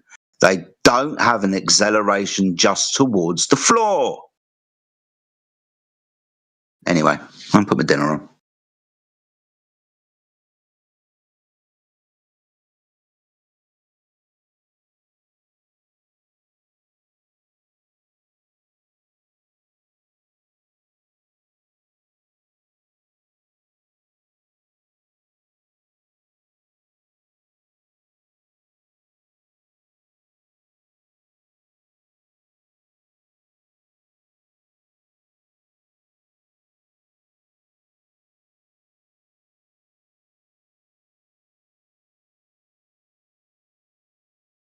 Do you understand why we ask you for a scientific experiment that proves the claim that gas pressure is caused by gravity? Do you understand why? Yeah. Because it doesn't. And we're trying to help you understand the obvious fact of nature.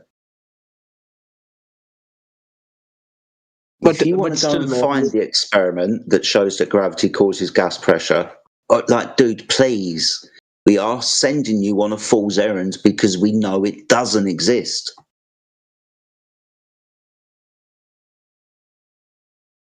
But anyway.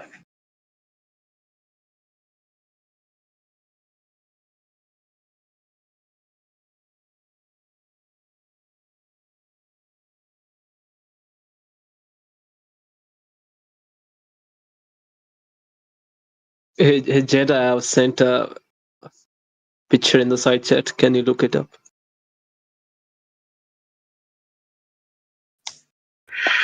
Great. What does it have to do with anything? So if you go back to my experiment that I've sent to you. You didn't send us an experiment. Yeah, I've sent you a video. No, you didn't. You sent a video with some balloons, and they're full of gas where the gas is freely and randomly expanding within them. That's why they have the container. Duh. And then you're going to talk about a formula. So I'm going to have you define each thing in these formulas that you give us, because you didn't give us an experiment, but I guess this is your next try. No problem. What is M? Okay, M1 is the mass of Earth. M2 is the mass of Earth. Slow down. M1 is the mass of Earth. What is mass? Mass is how can I define mass of Earth? Yeah, what's the number then? Since you can't explain mass, well, I mean, what is that? M is the mass of Earth. Okay, so what's that number? What's it equal to? Yeah, what's it in relation to? Gold bars. What's it equal to? Mass is energy of a particle divided by the square of the speed of light. Dude, you're telling me energy, really? Yeah, mass is energy divided. This is great. You need to give us a physics definition, which is a resistance to acceleration. Joseph, we had him. Look, if mass is energy, then I just want the citation for that. If you can't give me the citation for what you just claimed, we're going to move on to somebody else. So you go on mute, you find a citation that says mass is energy, okay? And then when you get that, we'll unmute you. Paradox, I'm sorry, we're not going to go round and round in circles with you. You have yet to demonstrate your claim. So now if you want to define mass for us, having something to do with energy, please do so. But I need a citation from a source, okay? Okay. Now, we have somebody else new here. So, no, yeah, I want you to go on mute until you get it.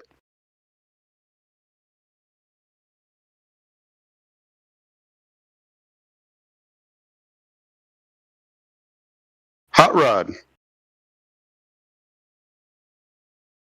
Welcome, Hot Rod. How are you?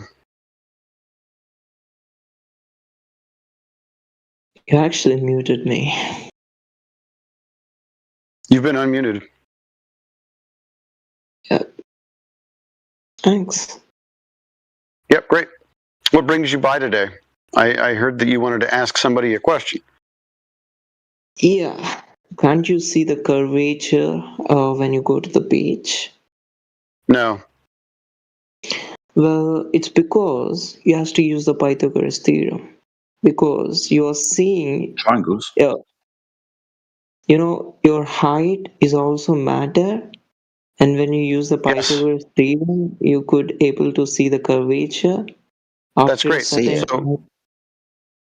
if we're going by Pythagorean theorem, then every distance to horizon can be no more than 1.22 times the square root of the observer's height in feet. Is that correct? Mm-hmm. Yeah. Great. So if we show you one in excess of that, then we have debunked the globe Earth completely. No, come on. Let me tell you one thing. The evidence which you see, it's not. Sorry, friend. Oh, so now it's you. Didn't you say if we go to the beach and we see the curvature, and now you're saying it's not about what we see? Which one is it? No. You know, the videos you see, those are not fake. In reality, if you come with me and I show you, that's the reality. It's not like you're seeing from a picture or a video. It's fake. Oh, so it's fake. So now you're a conspiracy theorist. Can you tell me who's been faking these videos and how are they faking it? The flat earthers, they are using this CGI. So me and other people in this room, when we make long distance observations and provide them to you as our evidence, your response is that's CGI. Yeah. Why? I have a question. I have a question for him quickly. Okay, let's just hypothetically, Hot Rod, let's say that they're not CGI and they're real. Would that be a problem for the globe? No, but that's not true.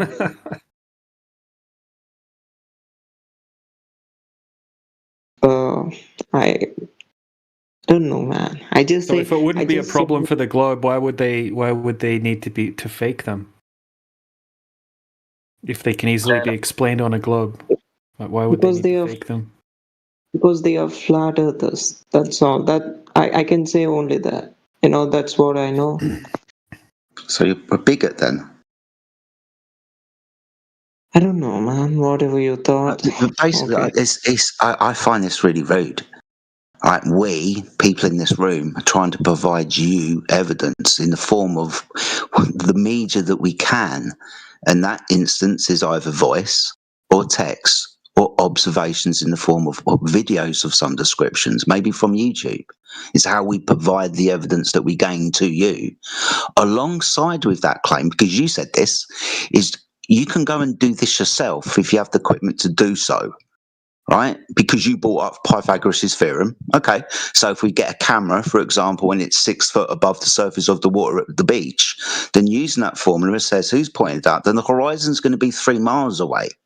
But if I get my camera out like I've done and I see things in the distance and the horizon well an extent of where it should be, you're going to cry that that's CGI, even though I appeal to you to go and clarify it for yourself.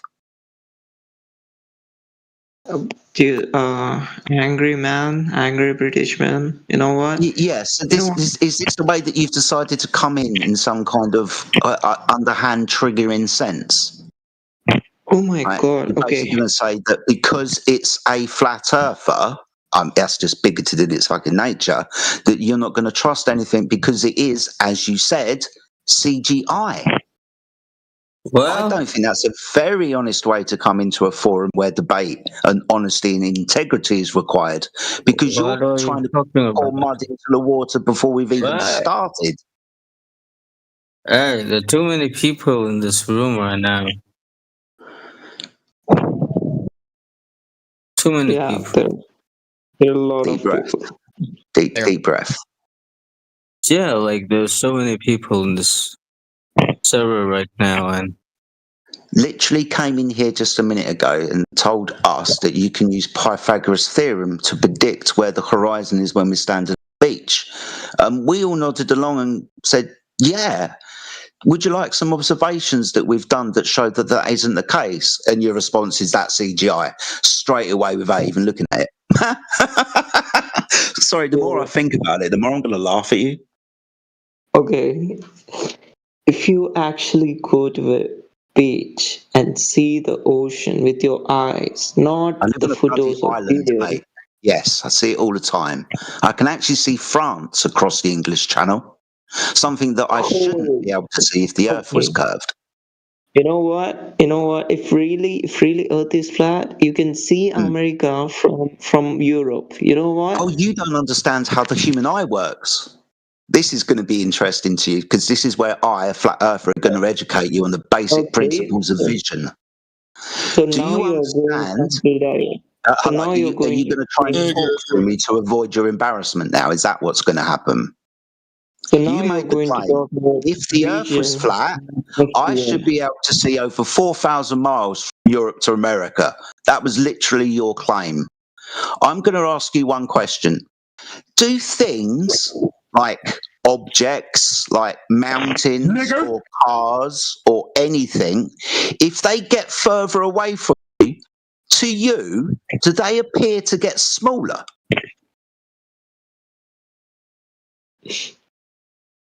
That's a really simple question, dude. A 5-year-old can answer this. It's not about the vision. It's not about the environment. About vision when you're looking. Let me We're just making tell an you. observation, and now you're going to tell me it's not about vision. When you just go to the beach and see the ocean, you will see the curvature. I can just when prove you it. go to the beach and where the water appears to meet the sky, that line is horizontal. It's actually where we get level from. To be level with the world means to be parallel with the horizon. That surface of the earth that we're looking across is water. It's kind of, why are you talking through me? Do you not want to be educated, or are you trying to avoid your embarrassment? You've made a really stupid claim, because everybody knows, to our experience, the earth appears flat, especially when you go to the beach. So I'm going to call you out for being a liar. You're a liar, mate. No one believes what you're saying, because it's everybody's base experience that the earth is flat and stationary. The only reason why you think the earth is a spinning ball is because you got told. It's not your personal experience. So please stop telling me that when you go down to the beach, you see earth curvature. You're lying. So whatever I saw is fake. I mean, okay. No, you just have a misapprehension and probably some kind of angus. You got told the Earth is a sphere, and when you look at the horizon, that's the edge of the Earth. Now, we also went to test that claim, and we're trying to show you with evidence that that horizon isn't the curvature of the Earth because it changes its distance from the observer depending on many factors. Dude, I actually saw with my eyes. Are you kidding me? I saw with my eyes. I'm not with tools. I'm curious. So I see in your bio that you are part of the debate club. So tell me, what did you see? We'll see if it's logically consistent. What did you see? I saw the board disappearing the bottom first, okay? Okay. And then after disappearing the bottom first, then it disappears the top side of the ship, okay? So it proves that the Earth is a curvature. If it is really flat, Hot Rod, let's see if this is logically consistent. So hold on. You're a part of the debate club, yes? Yeah. Okay. So in debate, we have to make sure that things are logically consistent. So the form of your argument, as far as I can tell, is if the Earth is curved, then boats will disappear bottom up. Boats disappear bottom up, therefore the Earth is curved. Is that your argument? Yes. Okay, that's called affirming the consequent. It's a fallacy. It's circular reasoning. It's not even logically consistent to assume these things. You saw a boat disappear bottom up. It's up to you to tell us what the cause of that is. Now, if you're going to say that it's Earth curve, then for your, logical form to be consistent, the first thing you would have to do is measure the Earth to be curving, not affirm the consequent. So can you give us any Earth curve measurements, please? No, I don't have exact measurements. Does anybody have them?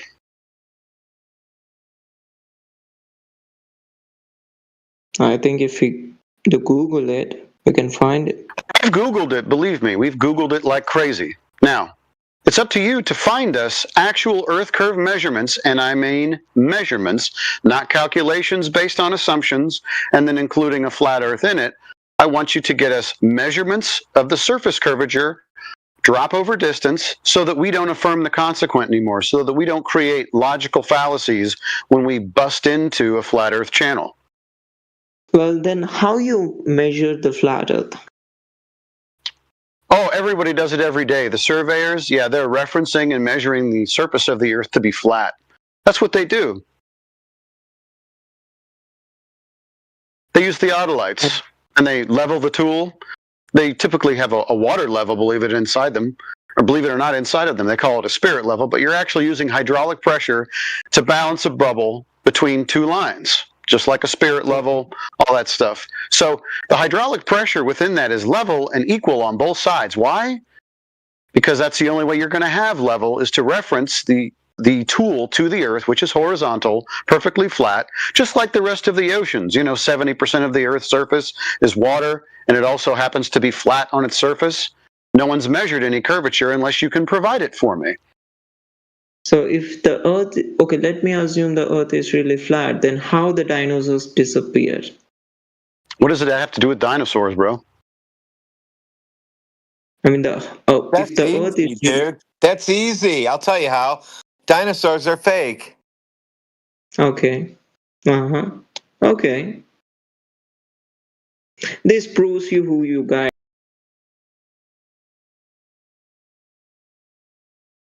So you don't have any Earth curve measurements. Did he leave? Did he run away?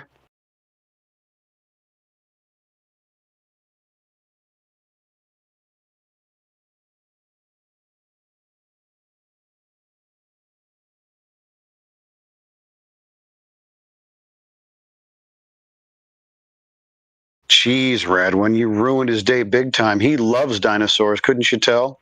I just said they're fake. And then it was it. He imploded.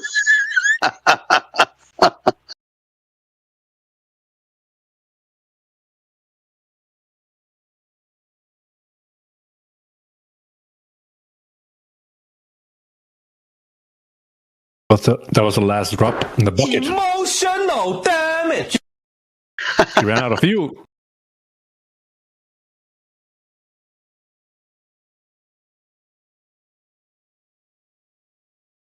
I find that a lot of these guys in their bio, they'll take the debate club tag. It's like, oh, really? Okay, well, let's go by what you know as far as debating is concerned. They have no idea.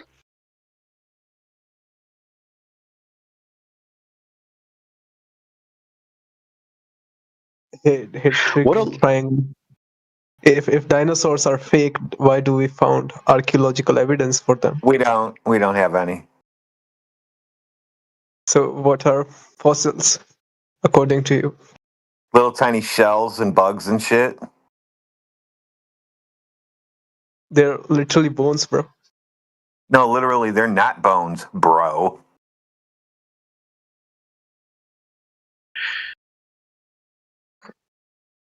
Why did you combine special relativity with Newtonian gravity to describe gas pressure?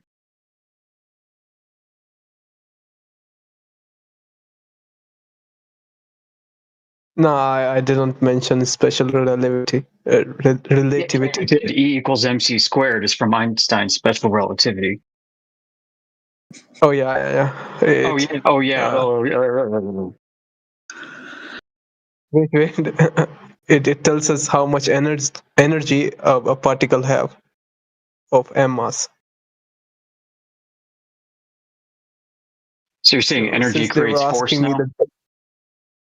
You're supposed to be arguing that mass attracts mass, creating force. And now you're saying no, energy. Yeah. No, I was giving them the definition of mass. Yeah, and I'm evaluating your hybrid Frankenstein equation that makes no sense and pointing it out to the audience. No, leave that equation, man. They were asking me how do I define mass. I gave them the definition. Yeah, you gave us your definition, which was not correct, I promise you. And the reason how I know it's not correct is because you have not provided citation yet. Now, in physics, it's resistance to acceleration, and even then, it's still not right. Precisely. E equal to mc squared is not correct according to you? It's obviously not correct. It's just an equation. Let me give you an equivalence, okay? Do you know who Superman is? Yes. Okay. So Superman flies, right? Yes. Okay, I can give you a formula that describes how Superman flies. Does it make the formula correct? Yeah, it would make the formula correct, but it would not make Superman correct. Holy cow. No. Bro, you realize what you just said? If I make a formula that describes how Superman flies, is it correct? You and I both know, number one, Superman isn't real, and number two, the idea of him flying is not real. And yet I can give you a mathematical description. Do you realize that in math, it's a language, right? So you can use it to describe things that are false and also things that are true. Just like you can write fiction and nonfiction. It's just a language. So if you have some figures and some numbers on a piece of paper, it has nothing to do with reality whatsoever. Someone can make a formula and it still has nothing to do with reality. But you bought the lie, you got hoodwinked, you got ripped off, you got duped, and now you're in here defending something that is fictitious, which does not occur in nature. I don't know why you're doing that. It's a paradox. When you invoke Newtonian gravity, you're invoking spooky action at a distance, instantaneous gravity without a speed of light limit. So when you combine that with special relativity, you're saying that energy obeys the speed of light limit is set by Einstein, but then gravity does not. There's a contradiction. So you can't combine these. It's a monster.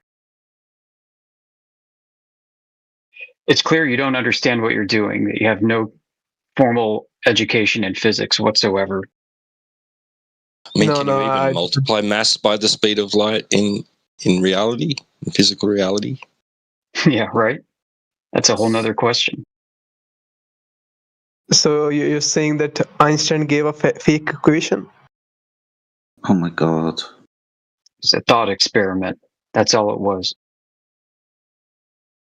It's not a thought experiment, man. Yes, it was. It's conceptual. what he's speaking about, the reason that he's stating that the phenomena take place is purely conceptual. It's a mathematical framework to explain the phenomena.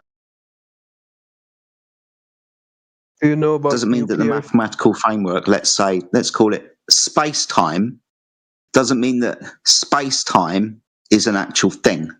Doesn't mean that space, height, width, length, or time is being distorted, strengthened, or curved, or whatever due to the displacement of mass. It's a conceptual idea expressed within mathematics. No, it's not conceptual. If you, all right, okay. Let's have a dig around and see if it is. You know the 3 dimensions, height, width, length. Is that concept? Yeah, it's a concept which. Cool, thank you. Which we can observe. Yeah. Okay, but it's at best expressed. It's the 3-dimensional reality in which physical objects exist within. So it itself isn't actually physical. It's just a conceptual 3-dimensional framework that we use as people to express the 3-dimensional reality. Height, width, length, 3-dimensional objects. The space that it resides in, though, isn't physical, is it? Yeah, it's not. It's a concept, mathematical concept. Thank you. Remember, we're talking about space-time. So that's the space bit. That's the height, width, length. We've discovered that's conceptual. Should we talk about time now? Jedi. But you can apply these concepts on our Earth. Yeah, I'm just trying to explain to you that Einstein's mathematical framework is conceptual. It's not actual physical reality. We've discovered this because the 3 dimensions bear no physicality of themselves. So how can they be distorted if it's not physical? Do you get it? Yeah, I get it. Got it. Cool. So this is a mathematical conceptual framework. Yeah, we were about to discuss about time.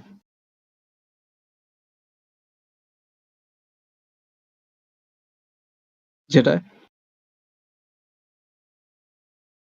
Sorry, you want to discuss if time is physical now? Yeah. Okay. Is time physical? Yes. Okay. Can you give me some time, please? Physical. It's not something physical. It's a concept. Cool. Awesome. But we can physically observe it. But we can physically observe it. Okay, so we're going to get to the big crescendo now. What's mass? Is that physical or is that conceptual? Mass is physical. Is you it? have mass, I have mass. Is it? Okay, so what is it? Mass is... let me search the textbook definition on Google. How about getting it from a textbook instead of Google? So what? Whilst you're doing that, I'll read out this. Moreover, studies have shown that incorrectly identified with mass. That comes from the Royal Society of Chemistry. This one comes from Edwin Taylor and John Wheeler from Space-Time Physics. You can see the page reference at the bottom if you want to check it out. Nature does not offer us any concept as the amount of matter. History has struck down every proposal to define such a term. Even if we could count the number of atoms or by any other counting method try to evaluate the amount of matter, that number would not equal mass. Now, this is the last one. This comes from Max Born. He's a Nobel laureate. You might have heard from him. Anyway, references Einstein's theory of relativity. In ordinary language, the word mass denotes something like the amount or quantity of matter. These concepts themselves being defined no further. The concept of substance is considered self-evident. In physics, however, as we must very strongly emphasize, the word mass has no meaning other than given by mathematical formula. You can read the rest. So, with 3 citations, a couple of really, well-known physicists, a Nobel laureate, for example, we must understand that mass is a concept. So when we're talking about Einstein and the relationship of bodies of mass within a 4-dimensional pseudo-Riemannian space-time fabric, every single thing we are talking about is conceptual, not physical. Good. I agree. But can you apply these concepts in the physical world? No. What when you say apply, you say apply. I don't even know what you mean by apply. I mean, I should have probably not said no. I should have said, what do you even mean apply? Okay, let's say you're driving a car. Can you check the speed of it? Yeah, that's okay. Right. So that is the amount of time traveled, right? Or the amount of distance traveled over time. So we use these 2 concepts to describe something that's actually happening over a course of time that we've measured, right? We've divided up 24-hour days into equal sections and described it as time. But the time itself doesn't exist. The measurement between the moments that we exist, we call that time. It's actually incomplete descriptions. So we call it time, and we went a certain distance in reality, right? An amount of space or length, right? So 2 concepts are we using to describe something happening in physical reality. So when you say apply, can we describe distance with over time and call it speed? Yes. Do length and the amount of seconds, are they concepts? Yes. But once again, this is something happening in reality. So when it comes to like Einstein and his formula, he is taking the concepts and reifying them into a fabric. He's taking the idea of space and the idea of time and trying to reify it into something physical that warps because of mass, another concept that's not clearly defined. So you can't do that. You can't apply, just take the concept and then turn it into something physical. It doesn't work that way.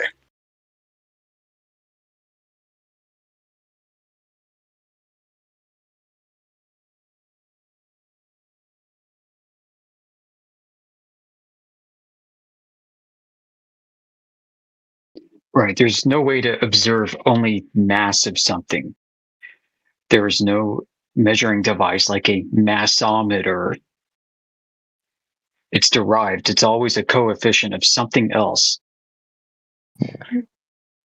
It's a mathematical concept.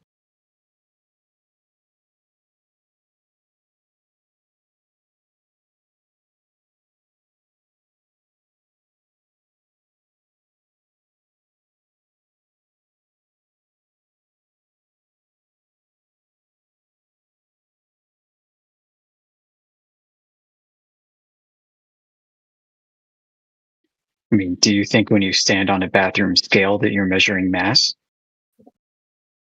No, I'm measuring weight divided by small g. So yeah, I'm measuring mass. You're measuring force. You're measuring a pressure. Can you measure the Yeah, mass of the Earth if you stand on a bathroom scale?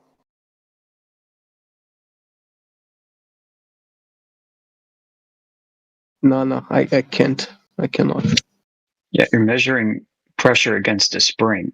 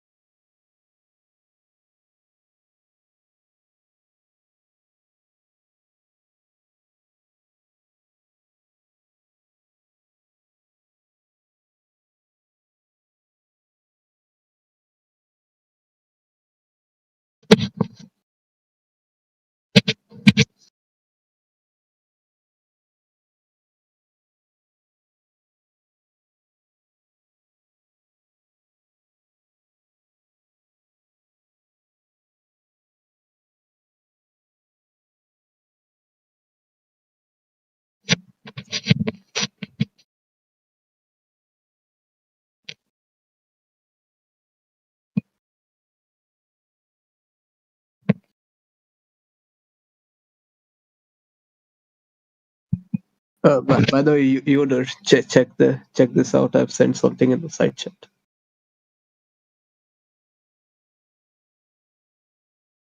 This is the reply from Google.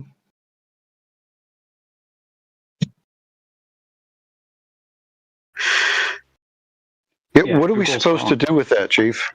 I mean, so they said something. So what? Yeah.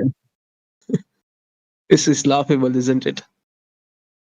Yeah, this is an issue where Google just accepts a bunch of crap from a search engine and spits it back out at you. There's no critical evaluation here.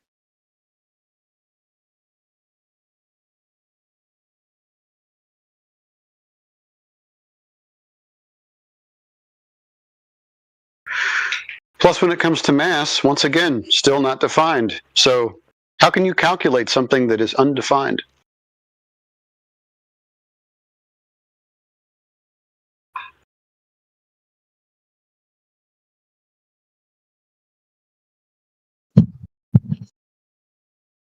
There goes E equals MC squared. That's gone. That was a dream.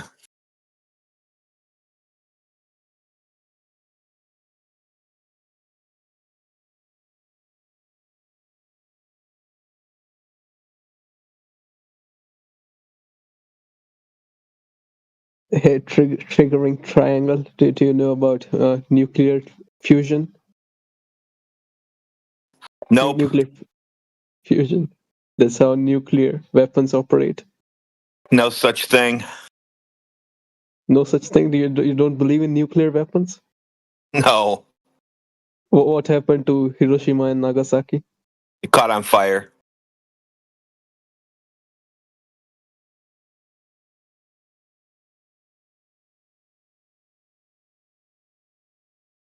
Most Japanese cities built out of wood back in those times, anyway. Like a tinderbox. Why the Paradox? Rice paper and bamboo. Paradox, you should practice your English and read out this citation that I just put in the side chat. Can you read it out for us? Yeah. Thank you. What a great way to learn English. Okay, it is not unusual to find books that state erroneously. Am I pronouncing this right? Erroneously, yeah, very good. Erroneously, yeah. That Cavendish process purpose was determining the gravitational constant capital G. And this mistake have been pointed out by several authors. In actuality, Cavendish's only goal was to measure the density of the Earth. He called it weighing the world. The method Cavendish used to calculate the Earth's density consists in measuring the force on a small ball caused by a large ball of known mass and comparing it with the force on the small ball caused by the Earth. So the Earth can be calculated to be n times more massive than the large ball without the need to obtain a numerical value for capital G. The gravitational constant does not appear in Cavendish's paper, and there is no indication that he regarded it as a goal of his experiment. One of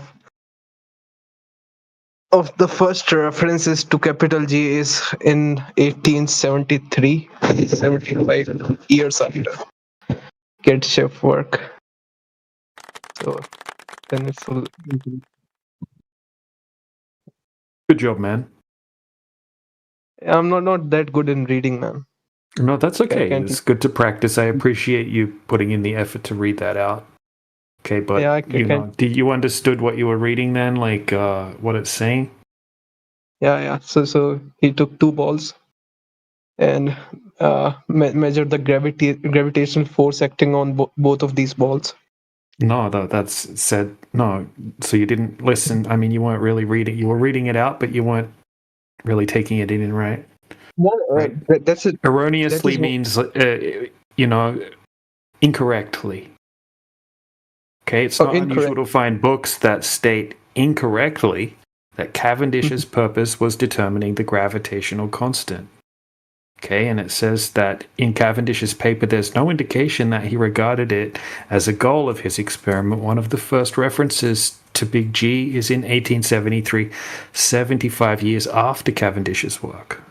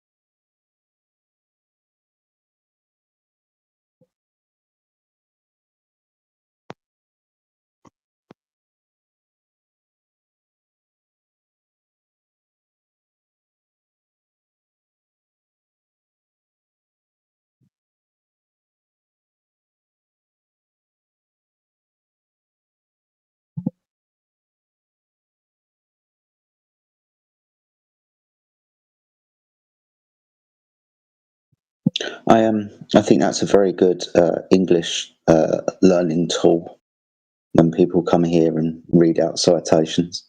I think we should maybe put that as some kind of, I don't know, secret knock to get into the club or something. If you can read out this citation, understand what you're saying, you can sit down and have a chat with us. But practice your English first. Read out this citation with regards to, I don't know, what horizontal is, or what gravity isn't, or something like that. And then we can have a conversation. I like it. It could work. Yeah, I like it too.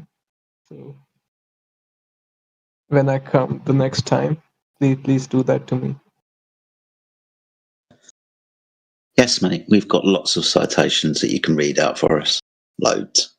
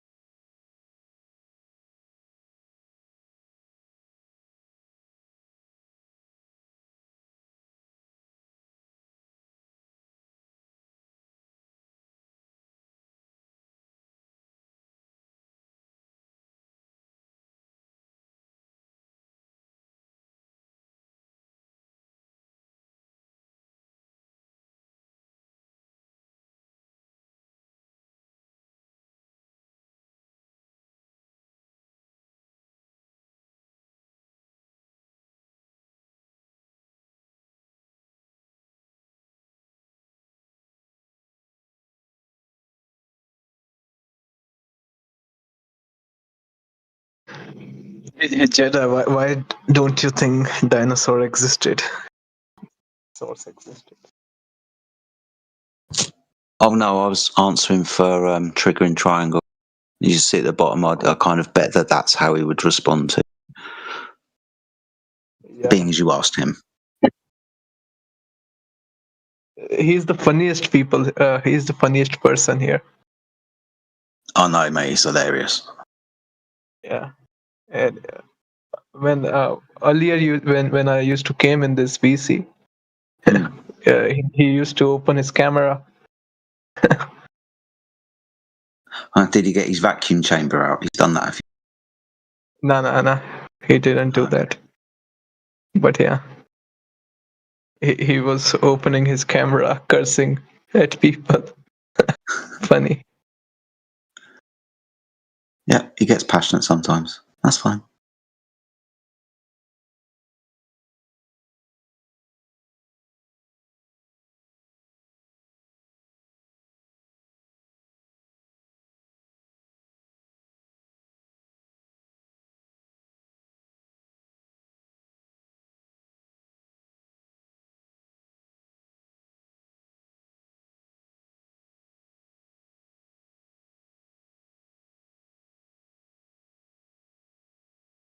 Hey Jedi, what do you think about the theory that dinosaurs evolved into birds? Theory of evolution. I don't hold any stock in the theory of evolution. So the idea dinosaurs over time have turned into my garden chicken. Yeah, I don't think that's a thing, dude. Yeah, I got a lot of weird ideas about this stuff, my friend, and none of it's to do with the mainstream. But to be specific, I don't. Like I said, I don't think evolution is the mechanism by which we are here. I don't think that's true. Why we are here? Do you believe in a creator? In a god? Yeah. So I come from that standpoint. I see. But do you believe in any specific? It's a true dichotomy. It's either evolution or God. That's it. There's no other option. A silly question.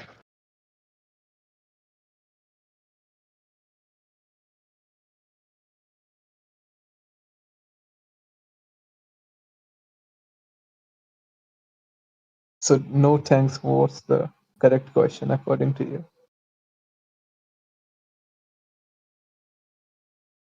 I'm saying when you ask somebody, do they believe something is true?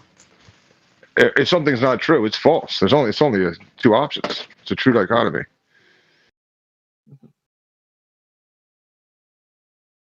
You haven't thought this through? Yeah, I totally. If not evolution, somebody would be implicitly stating a creator. Do you think there's do you think there's some kind of third option out there when you ask them, you don't subscribe to evolution, huh? Okay, how about a creator? Do you subscribe to that? As if there's a third option.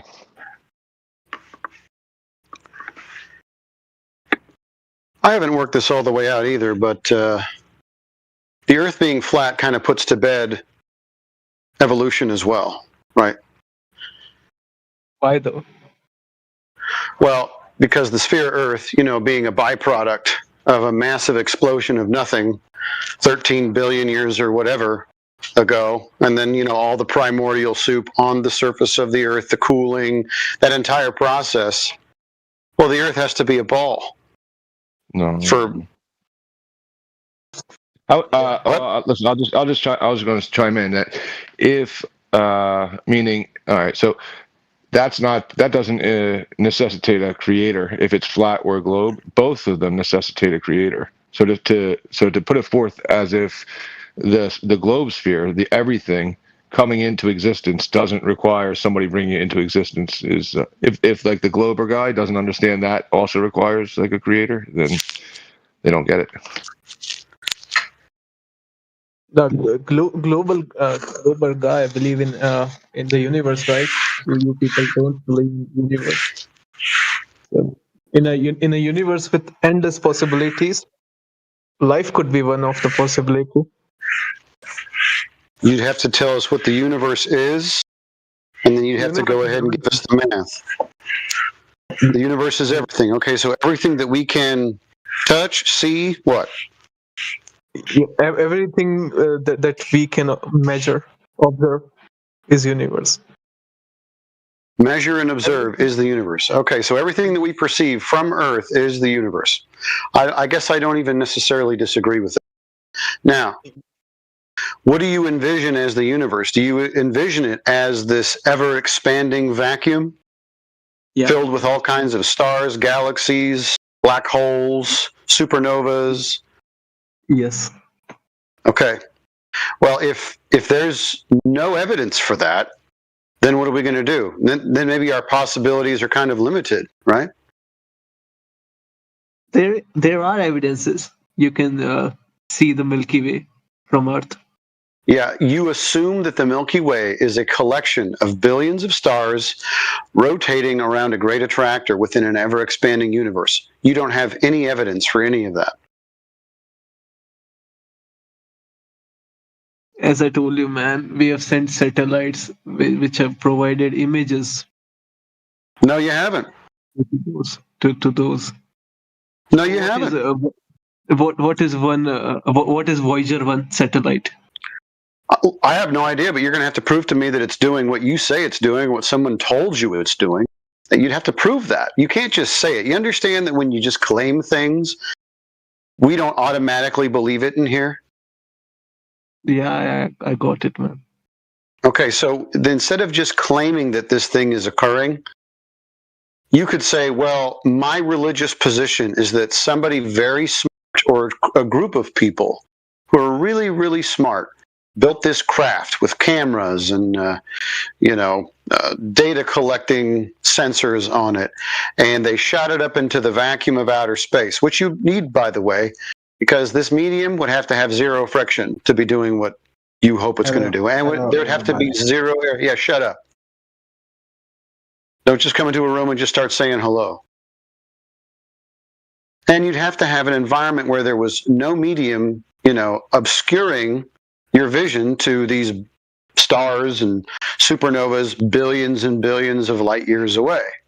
So we need the premise for all this to be true, not just to assume that someone on TV or from the government told you something and all of a sudden it's automatically. You just can't do that.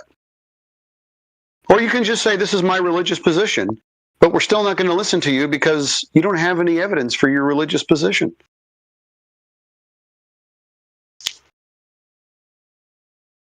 Has Joe Rogan ever invited a flat earther on his podcast?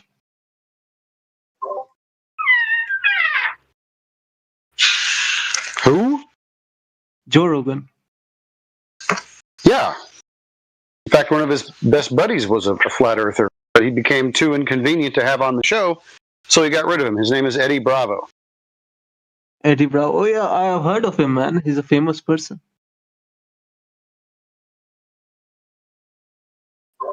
Yeah, he's a flat earther. Mm.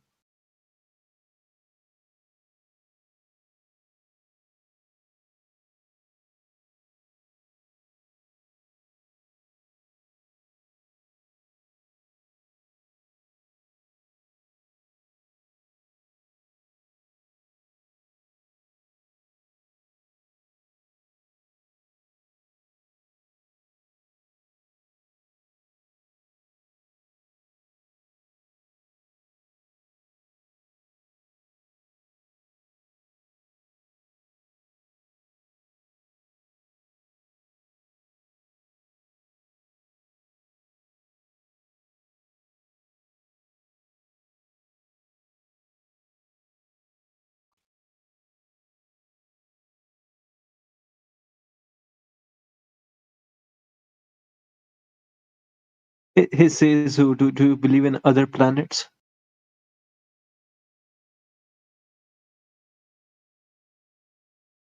Says who? Hello. What do you mean by other? Because look, we've kind of already been down this road. If you're going to say other, and you mean by that other than the Earth, then no. Other than Do I see lights in the sky that are called planets? Yes, I do. No belief required. I see. Do you believe in aliens? Do you mean as in alienable individuals or persons from foreign nations? Because that's an alien. Not it might be the definition in your country, but aliens, creatures who were not from Earth. Paradox. Bro, you're asking me questions you already know the answer to. Are you trying to waste my time? I think that's going to be my question for you.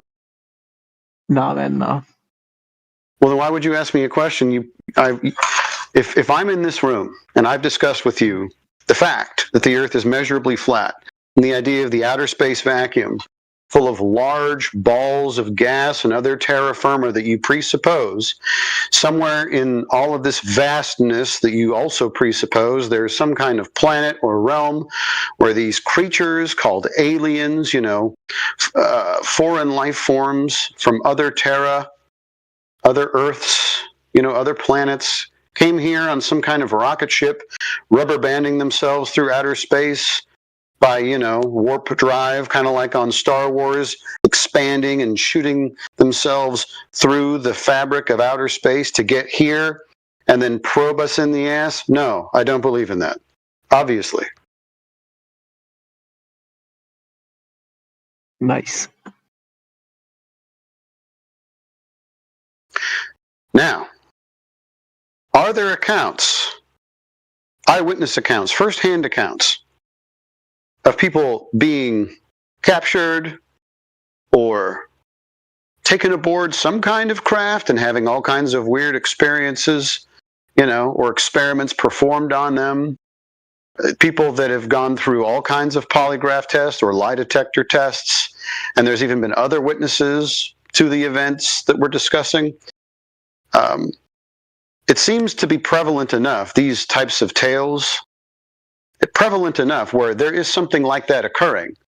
Do I think it has anything to do with a galaxy far, far away? No, I don't.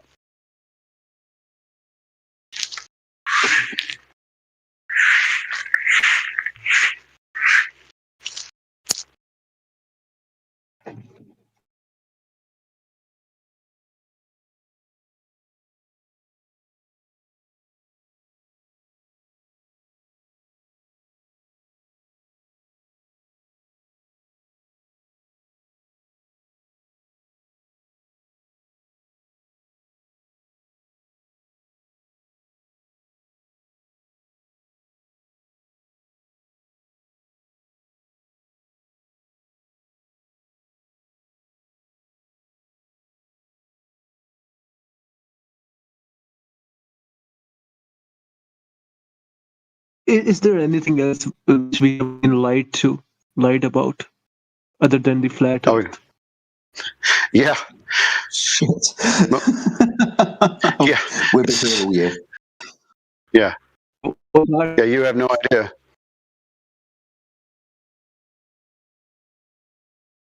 I mean, just take a look around you, right? I'll ask you this question. Do your government tell you the absolute truth at all times? No, it doesn't. No. Do the military tell you the absolute truth of what they're doing at all times? No. Okay.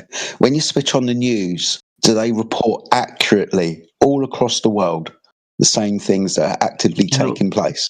Or do they have a different narrative depending on the nation? Yeah, they do have different narrative. Cool. So they lie about everything. Yeah, pretty much everything, dude. You just have to start there. You might have heard that the world is a stage, right? That term gets thrown around quite a lot, and really, you just have to look around you to notice that the majority of things that we're told, informed about through official lines, like from the government or in the newspapers or through official we understand that this is bought and paid for from a specific standpoint, an agenda. Someone's lobbied someone with money and they want this agenda pushed through. We see this every day.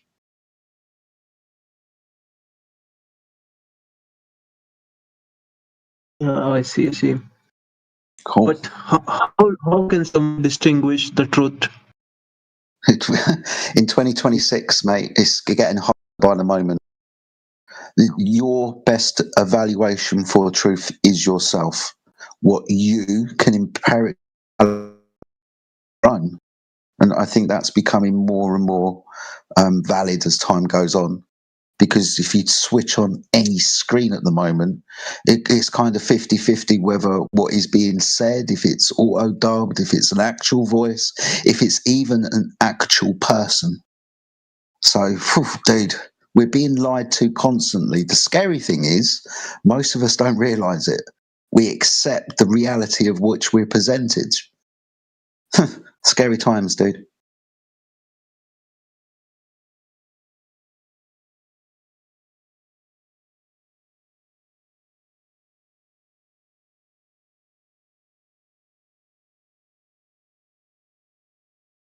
The Truman Show.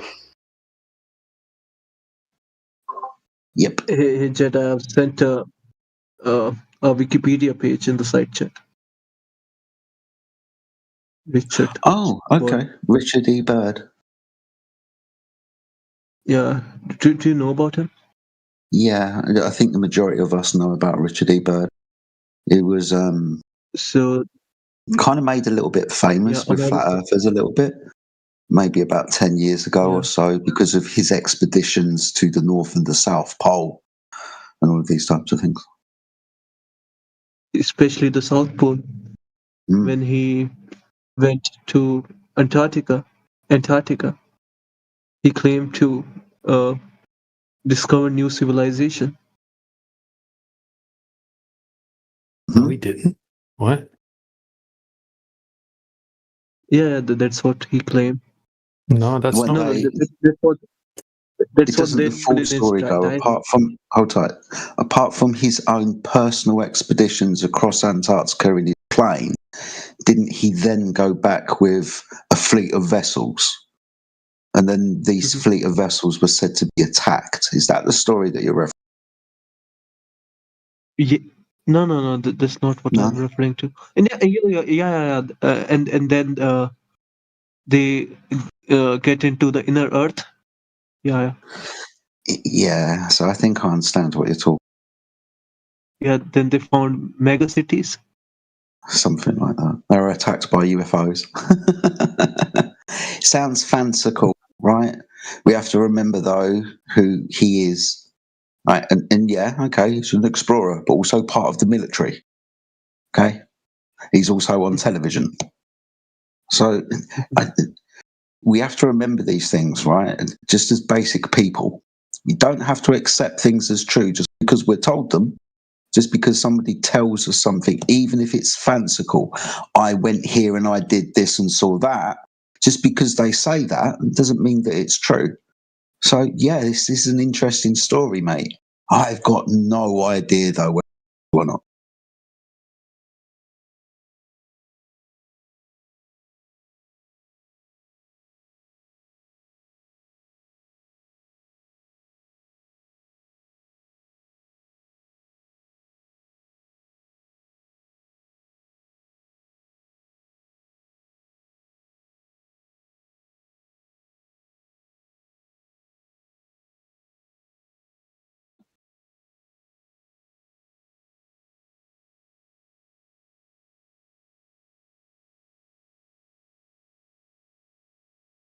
Admiral Byrd claimed to have found more land beyond the South Pole. Yes. Yeah, so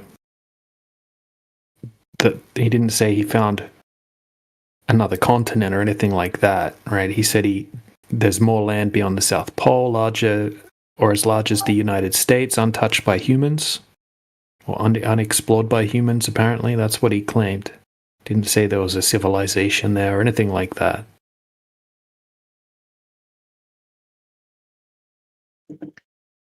I was watching a YouTube video in which they were claiming that. Yeah, well, I can show you his actual interview on TV where he talks about it. He doesn't claim that.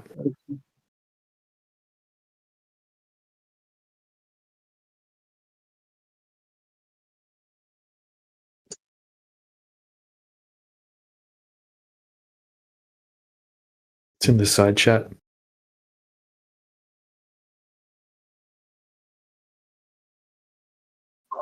Isn't he just saying that this as far as I went, and beyond as far as I went, there's more stuff? Yeah, pretty much. Yeah. He said that basically unexplored land bigger than America, beyond 180 miles beyond the South Pole, filled with tons of natural resources and coal, enough to power the Earth for many years, and that it would be the next big battle or focus of countries to see who could gain control of that area.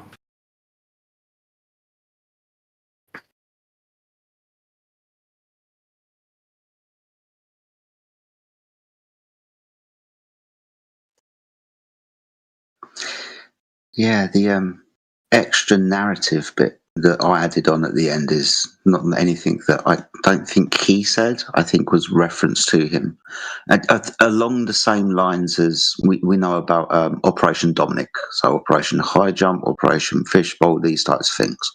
I think Operation High Jump, I think that might have something to do with the expedition of the flotillas of like frigates and army vessels and so on, like a army.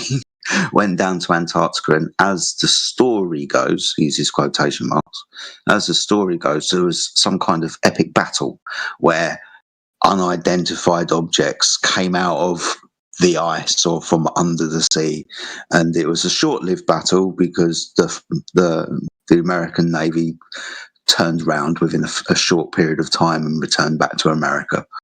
I think that's how the story goes, but I don't remember Admiral Byrd ever saying this. I think it was just reference to his time in Antarctica and what happened during or after that time.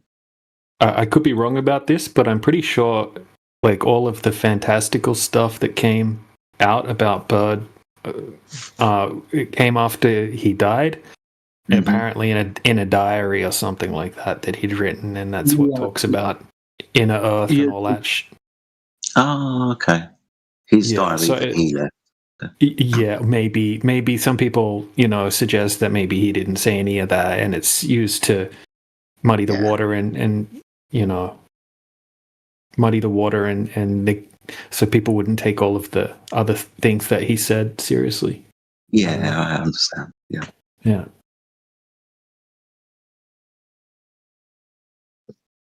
Paradox. Mm-hmm. Yes. So what were you saying before about gases that have different densities, right? So if you have, say you have oxygen, it's much more dense than hydrogen, for example. What would you say would happen if you've got a bunch of hydrogen and you've got a bunch of oxygen? Oxygen would settle down. Oxygen would settle lower? Settle lower, yeah. Okay. What's the air made of? Mostly? Nitrogen. And? Oxygen. And where's the oxygen created? Where's the oxygen? Okay, so that doesn't happen. Okay, we don't have stratification of oxygen and hydrogen. In the atmosphere, we have diffusion, we have a mixture. And where's gravity the strongest for us? If we lived on a globe, it would be at the surface of the Earth, right? Yeah, at the surface, yeah. Yeah, and then it would exponentially get weaker as you go up in altitude because of the inverse square law, which applies to gravity, right? Yes, correct. Okay, and where's the oxygen produced? In the ocean, mostly. Okay,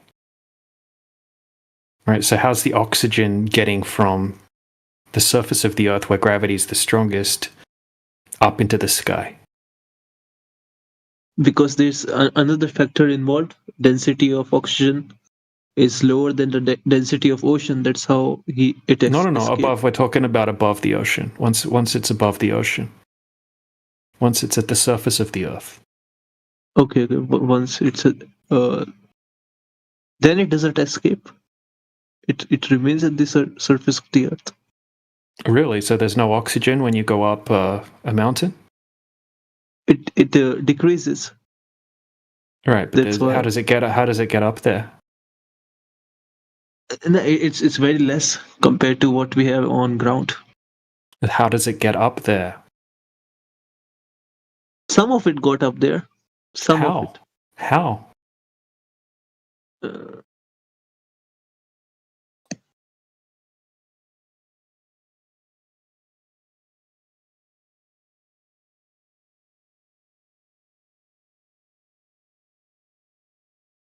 I recognise this sound.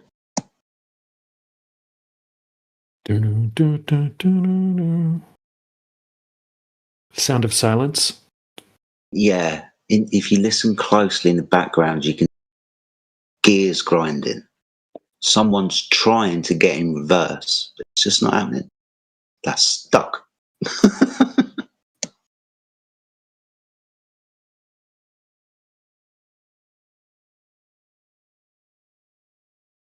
DJ ChatGPT. Look in the side No, chat. no. I've posted ChatGPT.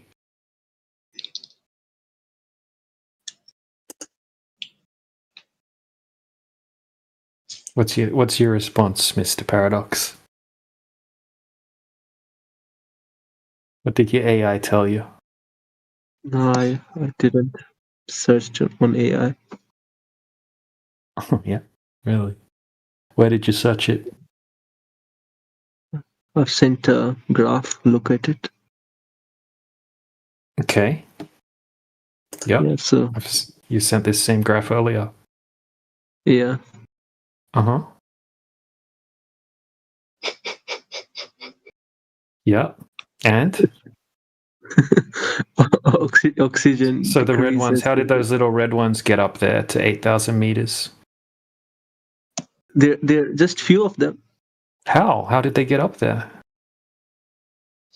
They get an Uber. Are they anti-gravity? No, they aren't anti-gravity. Velocity of gravity of gases are random, right? So they got there out of randomness. No. Oh, yeah?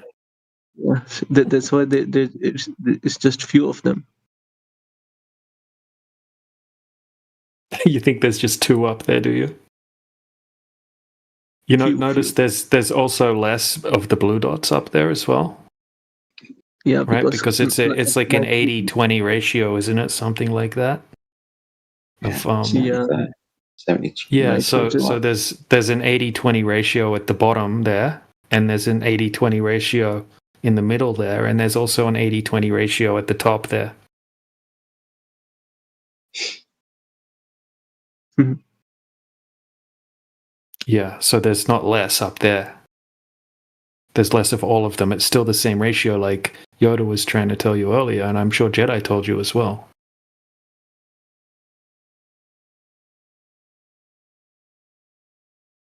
So where's gravity the strongest? Down the bottom, right? Where it says sea level? Yeah? Okay.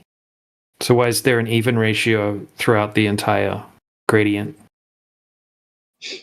It's not even. It is. It is. Yeah. According to the mainstream, it is. According to your mainstream, it is. So even looking at this graph, you said at higher altitude, it's the ratio of nitrogen and oxygen is 80-20, right? But we have other gases too. So if we count in other gases, they take up a really small proportion. Very small. Then it would be 5% oxygen, 15 nitrogen, and Where's the 80 helium? gases. Where's the helium at? Above, higher altitude. Really? What's more dense, nitrogen or helium? Helium. No, nitrogen. That's why. You sure about that? Yes. You sure about that? I'm pretty sure nitrogen's twice as light. Helium's twice as dense as nitrogen, right? No. Yeah, Sure? I'm not sure about density, but the mass of helium is less. You know, it's really fun when you check stuff before you open your mouth. That's why I can say stuff like that. The mass of helium. Oh, we can start throwing concepts in it now. When we discuss the mass of gas, that's not the mass that you're talking about. We're really talking about the atomic structure and how many compounds that are within the structure, how many electrons, for example, protons, these types of things, right? So it's those number that give you the atomic mass. It's not the mass that you're talking about, dude. So you have two atoms, right? One atom have 2 proton, other atom have 17 proton. Which proton have more mass according to you? The one with the more stuff. Yeah, that's it. Yeah. That's how. That's why I'm saying. Yeah. But we're talking about the atomic structure, the amount of, like we just said.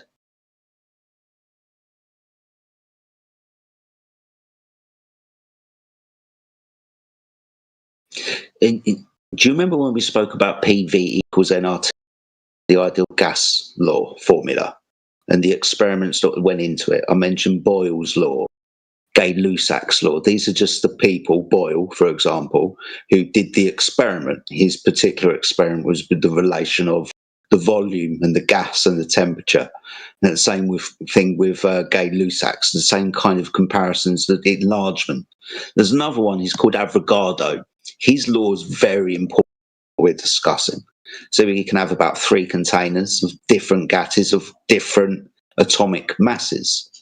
Now, what we will see is an even distribution. Doesn't matter about the amount of gas molecules, there will be equal pressure and equal distribution within the system. What we also understand is when we put these gases together, they mix.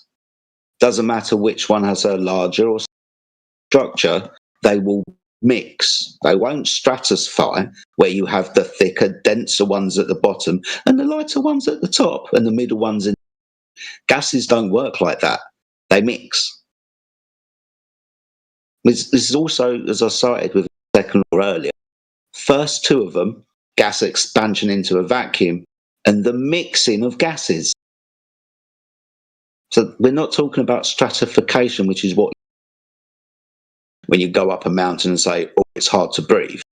There's not that stratification of gases. The dense ones aren't at the bottom and evenly spread out layers until you get to the lighter ones at the top. It doesn't work like that.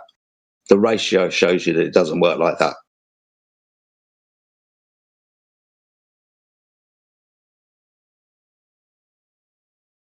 Yep. Even if you fill up a fish tank, or if you have a fish tank filled with SF6 gas, if you come back the next day, there's not going to be any left in there.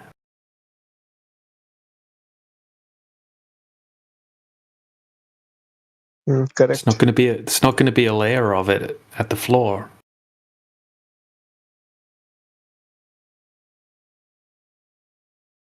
Don't need a broom to sweep it up.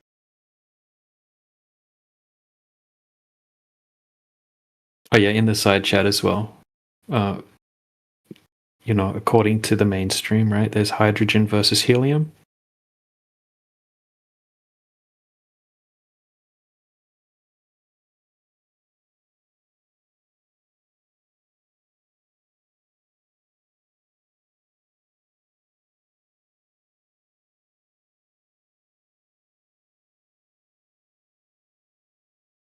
Paradox, can you not see the contradictions in the things that you've been seeing?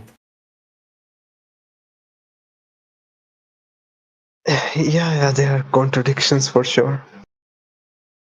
but it's probably me, man. I'm not prepared enough to debate you guys on these topics.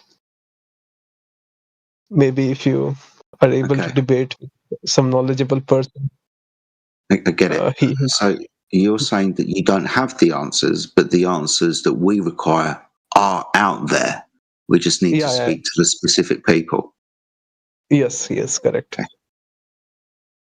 All right, well, we're going to wait around then another 10 years. Waited this long. We can't hurt it anymore.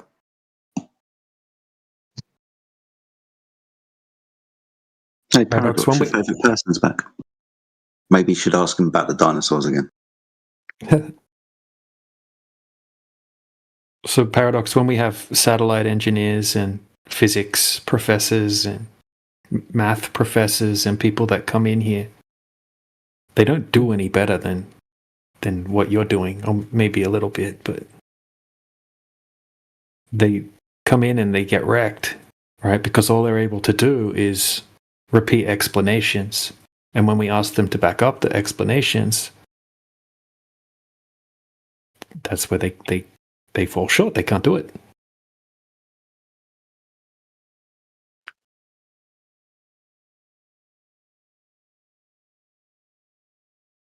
They're just better than you are at regurgitating what they memorized from the textbooks.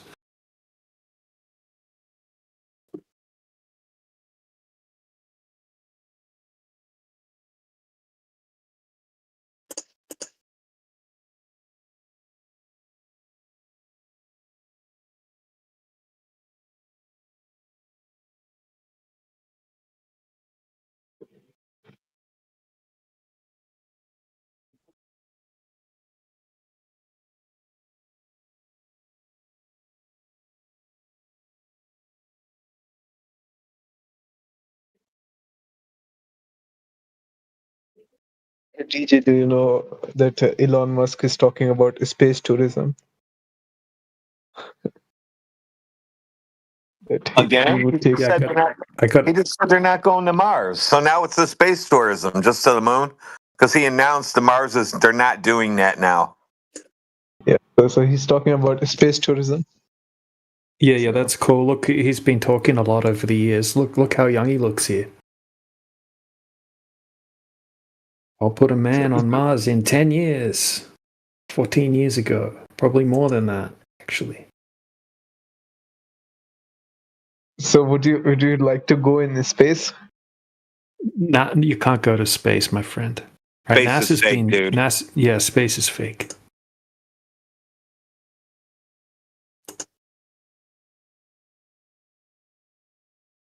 It's almost like they think if they keep repeating stuff about outer space, it's going to become real at some point.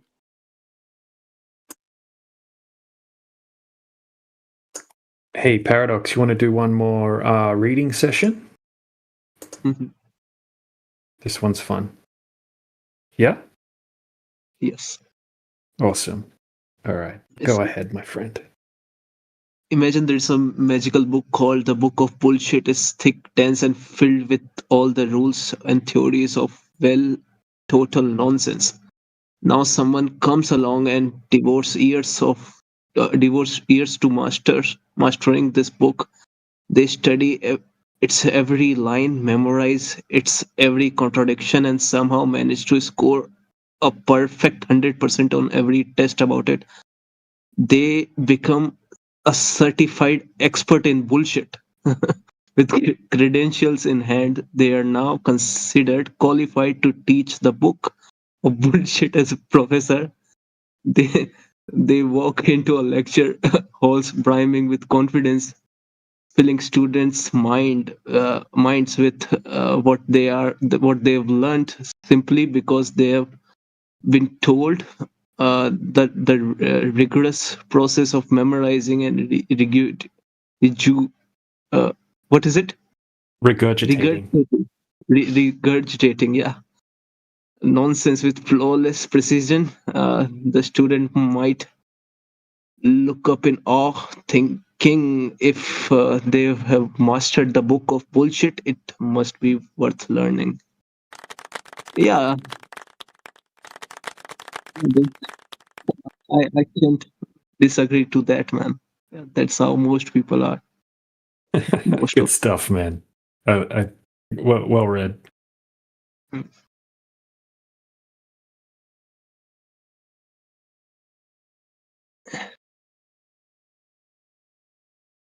Have you written this? Kind of. I see. Pretty much. Yeah. Have another good one as well.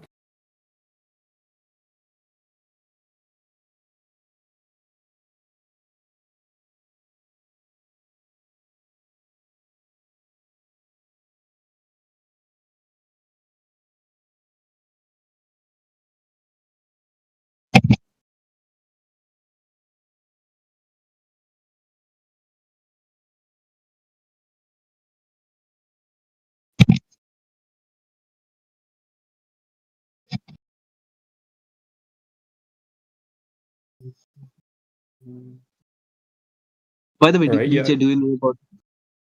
About do, what? do you know about the cost of an spacesuit? I don't know. Maybe from a fancy dress store or something, you could get one for a couple of $100. One from NASA. Oh, how much would it cost? Does it cost according to you? $1 million? Nah, more than that. More than a space toilet, is it? It's 16 million. Wow, that's such a good price. Of taxpayers' money. Check how much is a space toilet and look at it. Yeah, let me look at it.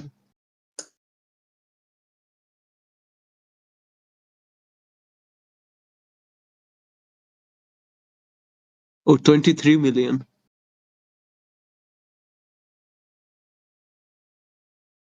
And they filter their own piss and drink it. Yeah. All the fluids, all the nasty fluids, they say. Yeah. All of them. You want to practice one more readout? Yeah, let's do it. Let's do it. All right. Go ahead. The on my unicorn fallacy definition. The one on my unicorn fallacy occurs when someone builds an argument upon an unverified or imaginary premise. Yeah, treating it as established fact.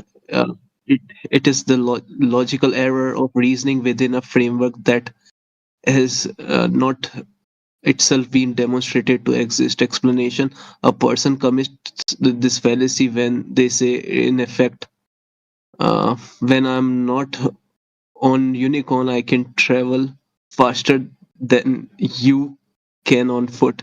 The problem is not the claim about speed, it is that the unicorn has never been proven to exist in the first place. Any conclusion drawn from that unproven assumption is therefore meaningless until the foundational claim, the unicorn's existence, is verified.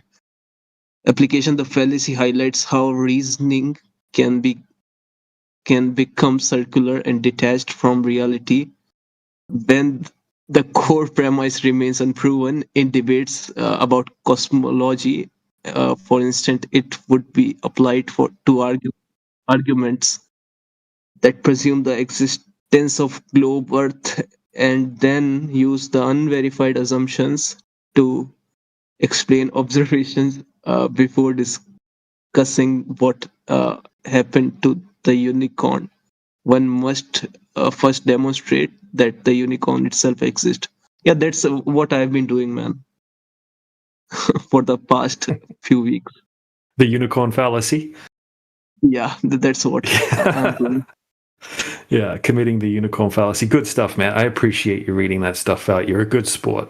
Good on you. Thank you.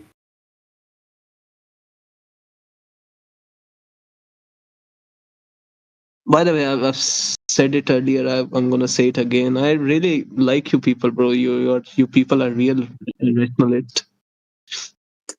Thank you, man. Even though I don't agree with you, I respect you all for being rationalist and questioning things, uh, rather than Cool. people like me who just believe whatever they are being told.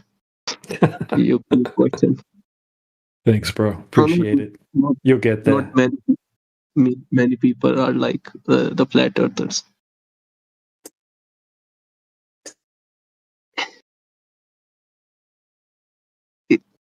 Especially triggered triggering triangle. He's my favorite person.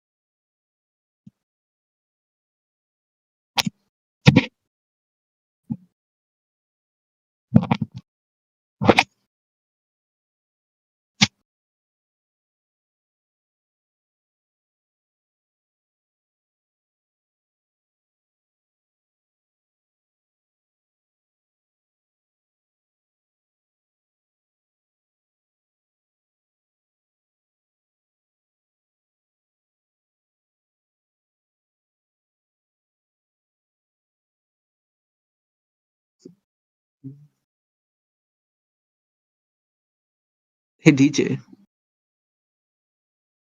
Yeah. Mm-hmm. Have you eaten kangaroos? Yeah. Uh-huh. Yeah, I've had kangaroo steaks. How do they taste like? It's pretty good. If it's very lean and very dark red color, and it tastes pretty good, but it's a little bit sweeter than beef. Yeah, the rump, kangaroo rump's pretty good, but I don't eat it very often because it's like a psychological thing. It's a kangaroo. It's kind of weird to eat a kangaroo. So that's why I. Yeah, there's probably a bunch of animals that taste good, but I wouldn't eat them just because it's kind of weird. Yeah, it's like eating a dog. Yeah, exactly. Kind of like that. Cat. Yeah. Or a cat.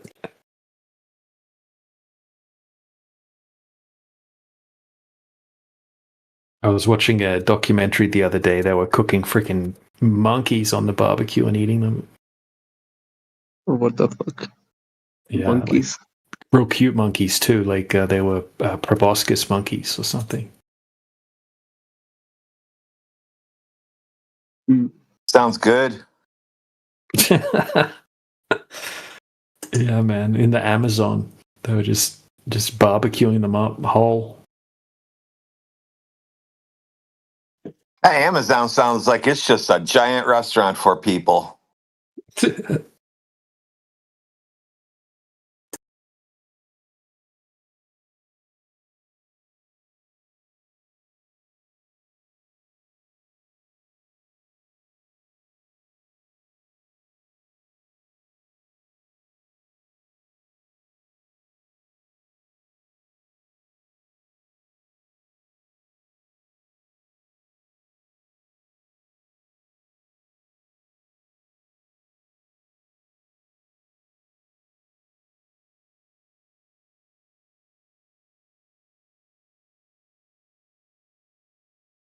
So DJ, do people hunt their kangaroos or they buy it from? And Paradox Evolution is fake too.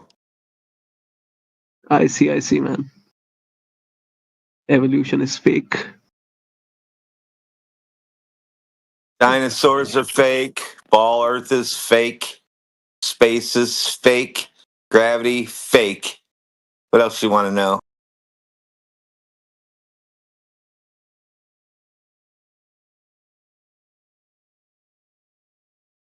Does Earth have a big magnet in its core?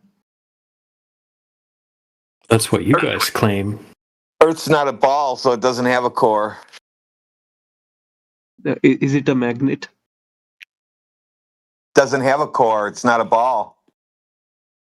I see. How does compass work according to you? What do you mean? How does it work? You have to lay it on a flat surface, right?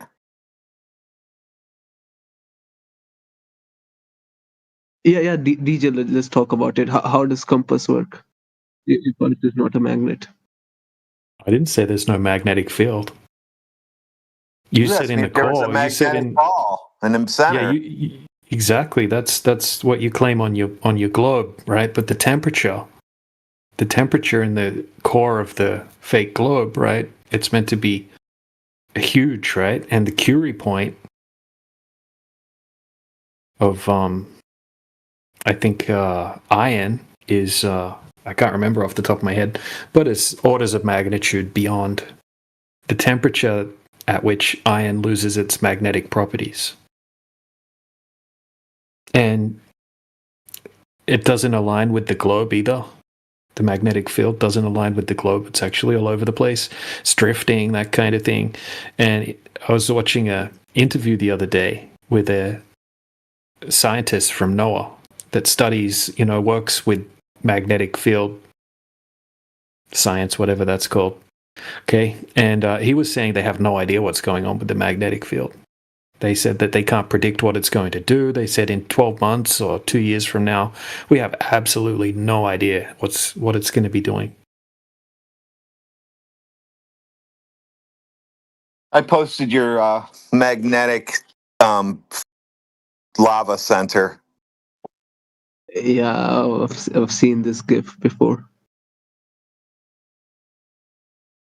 I guess that's out. What else you got?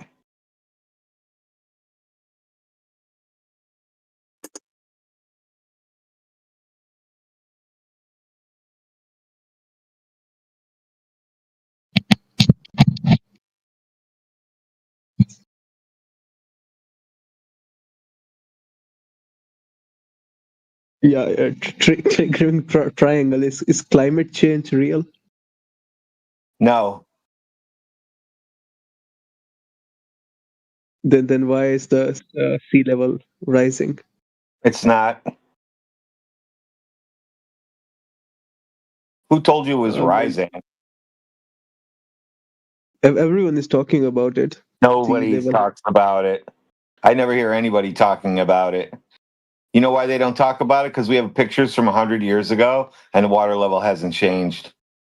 That's why they don't talk about it. There's a picture there in the side chat.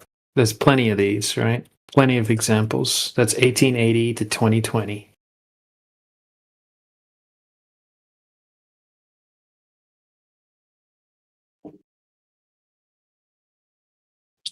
You know that if rising sea levels were real, all the beach houses and all the houses that are really close to water, they would be the cheapest houses we could ever buy. Because they would all just be flooded. For there to be global warming, it would have to be getting warmer out, wouldn't it? Because it's not getting warmer in Ohio. We just had one of our record snows and cold air. Yeah, man, we were getting crazy cold temperatures in Poland as well. Way colder than any other year that I've been here. That's because the globe is getting warmer. You know what I mean? Everything's backwards. Global cooling.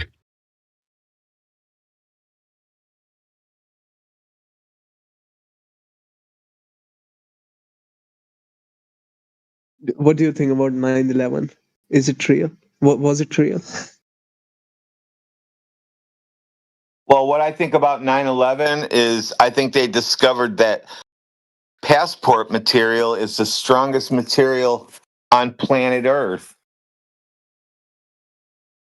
Because passport material can go through walls and fire and airplanes and can just live through everything. And that's not the first time passports have survived crazy explosions and stuff. But that's what I learned about 9/11. Passports are the strongest material made. They should make homes and airplanes out of passports. Oh, and also 9/11 is only possible on a flat Earth. Well, of course. So, were then they able to recover the passports of the attackers? Well, it fell right on the road in New York City, right on the street. Just flew out of the plane. Whee! Flew out of the front window and landed right on the street by somebody's foot. By an FBI agent. Yeah, landed by an FBI agent. Isn't that crazy how lucky they are? That's the second time in history that's happened.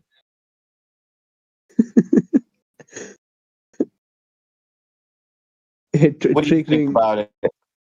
Yeah, it's a hoax then. Why would they lie? I don't know, man. They need a reason to invade other countries. That's why. Oh, there you go. That's why people lie. There you go. Earth is flat. Hey, triggering triangle. Since you're American, do you believe in the Great Replacement theory? I don't even know what that is. You don't want to talk about it? I don't know what you're talking about. Yeah, I think it's a TOS topic. We have to stay away from it. Oh, well, I don't know what it is anyway. Okay.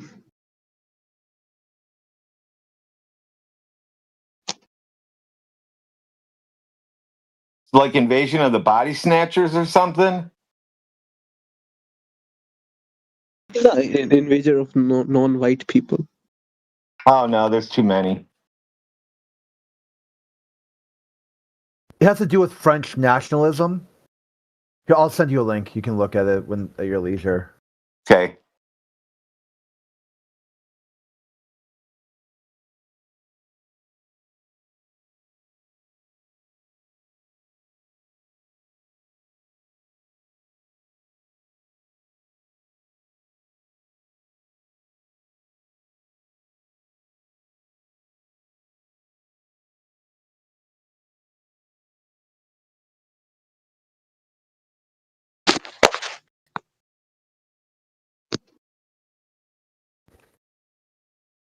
Triggering triangle. Was Donald Trump really short? Who? Donald Trump. Was he really short? Oh, I don't know. No way. I don't watch TV shows. So the president of USA is a cartoon to you? Well, he's No, a it's a TV TV actor, show. isn't It's a Isn't he a TV TV show. actor? Yeah. He's a reality TV star. I don't know if you know about this, but he went to a Ford, or maybe it wasn't, I can't remember. He went to a car company, a manufacturing plant, and one of the workers yelled at him, something you really can't say, like pretty vulgar stuff. And he pointed at the guy and tried to say, "You're fired." The guy thinks he's on like a still reality TV. Then people asked, like, "Hey, did the guy get fired or whatever?" And the union said, "Well, no, we don't fire people for free speech."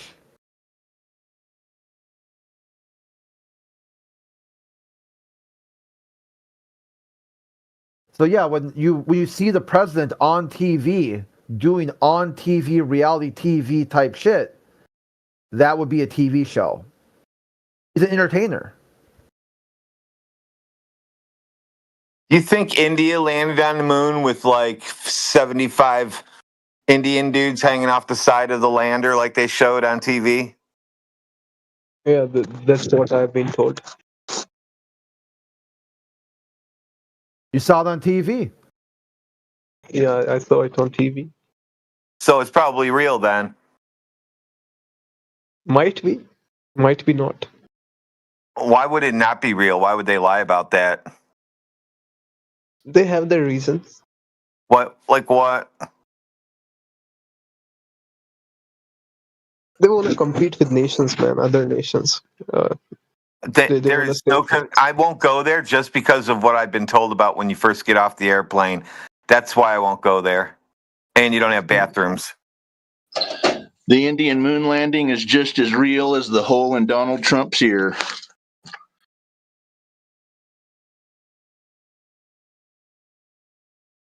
But I put footage in the side chat. There's proof paradox. Look at that footage. Yeah, I've seen it. You've sent me earlier. Yeah. I thought so. It's funny footage.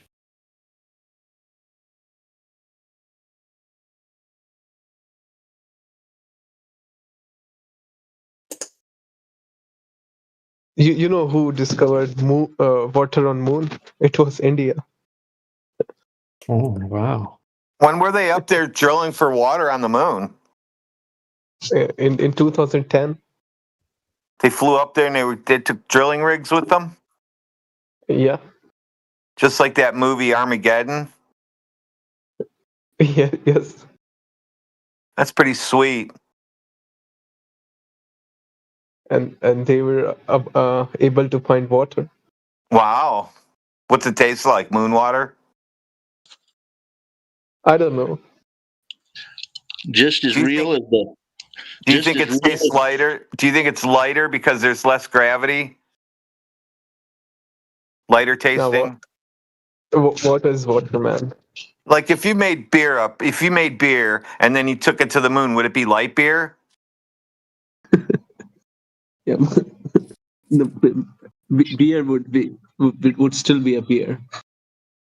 It would be lighter beer, right, than normal?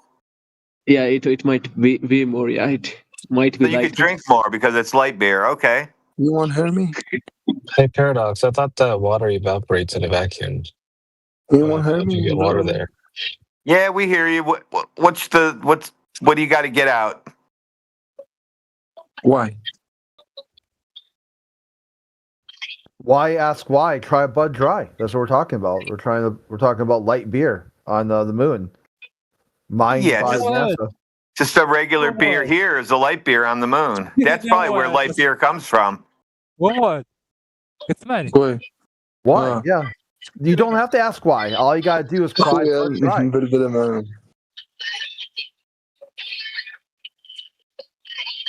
Don't ask why. Try Bud Dry. Struggle bus arrived. You wanna go in house?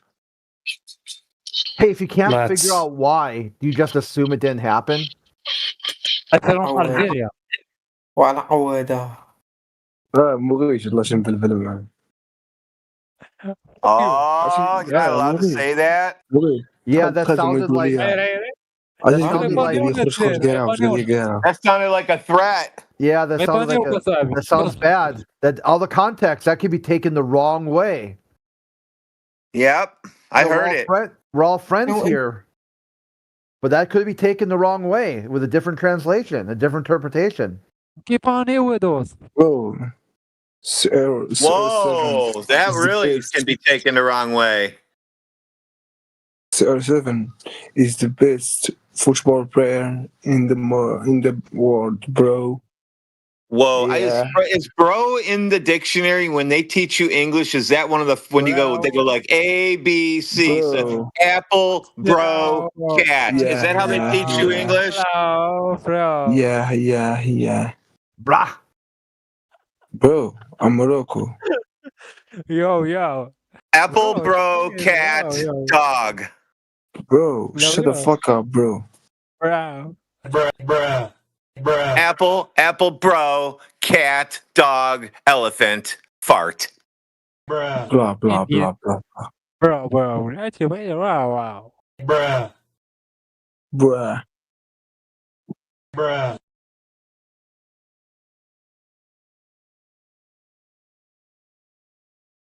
شو كيهضروا علينا قلبين هنودس.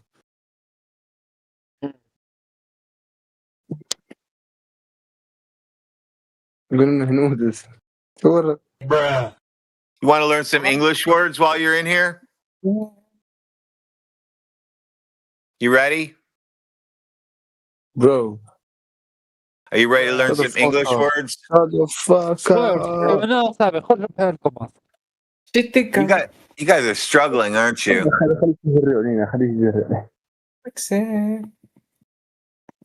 بري يجري عن الشيبوشة مو غيشم. جبت الراس جبت كفيش الجنس. تقول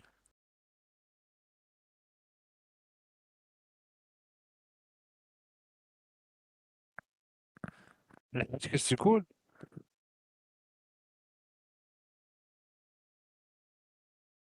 ويه تصمكنا تسمعوني كل شيء سكت هسه كحيتو رجعوا سرحان هذيك مجدة كانت داخل البارح. داروا لي ميوت هسه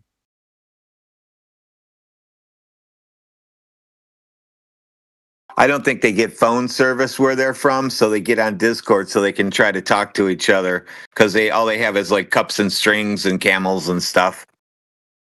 Yes, but they don't realize that we're live streaming.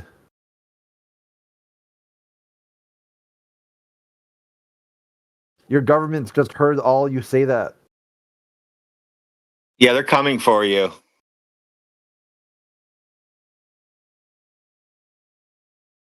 I had to mute you to protect you. I mean, I value free speech, but your countries really don't. So, yeah, maybe go talk on a channel that isn't being live streamed. So they'll have evidence to use against you.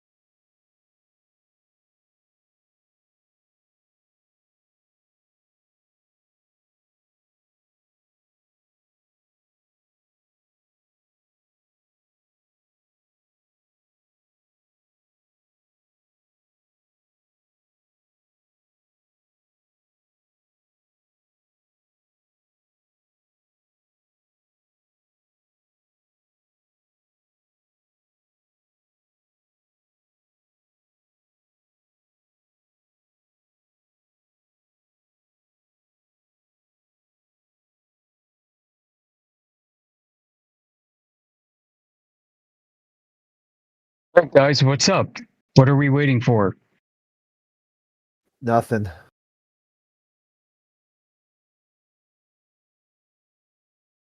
We are waiting for the proof that Earth is a ball. Got that right.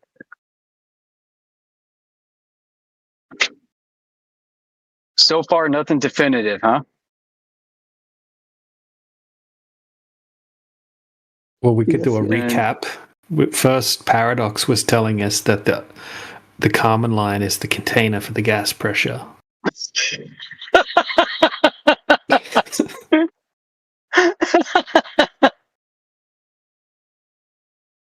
Are you still going with that one, Paradox? No. Okay, good. It's just gravity. Nice try. And gravity again. Gravity causing gas pressure, huh? Yes. Temperature and volume cause gas pressure.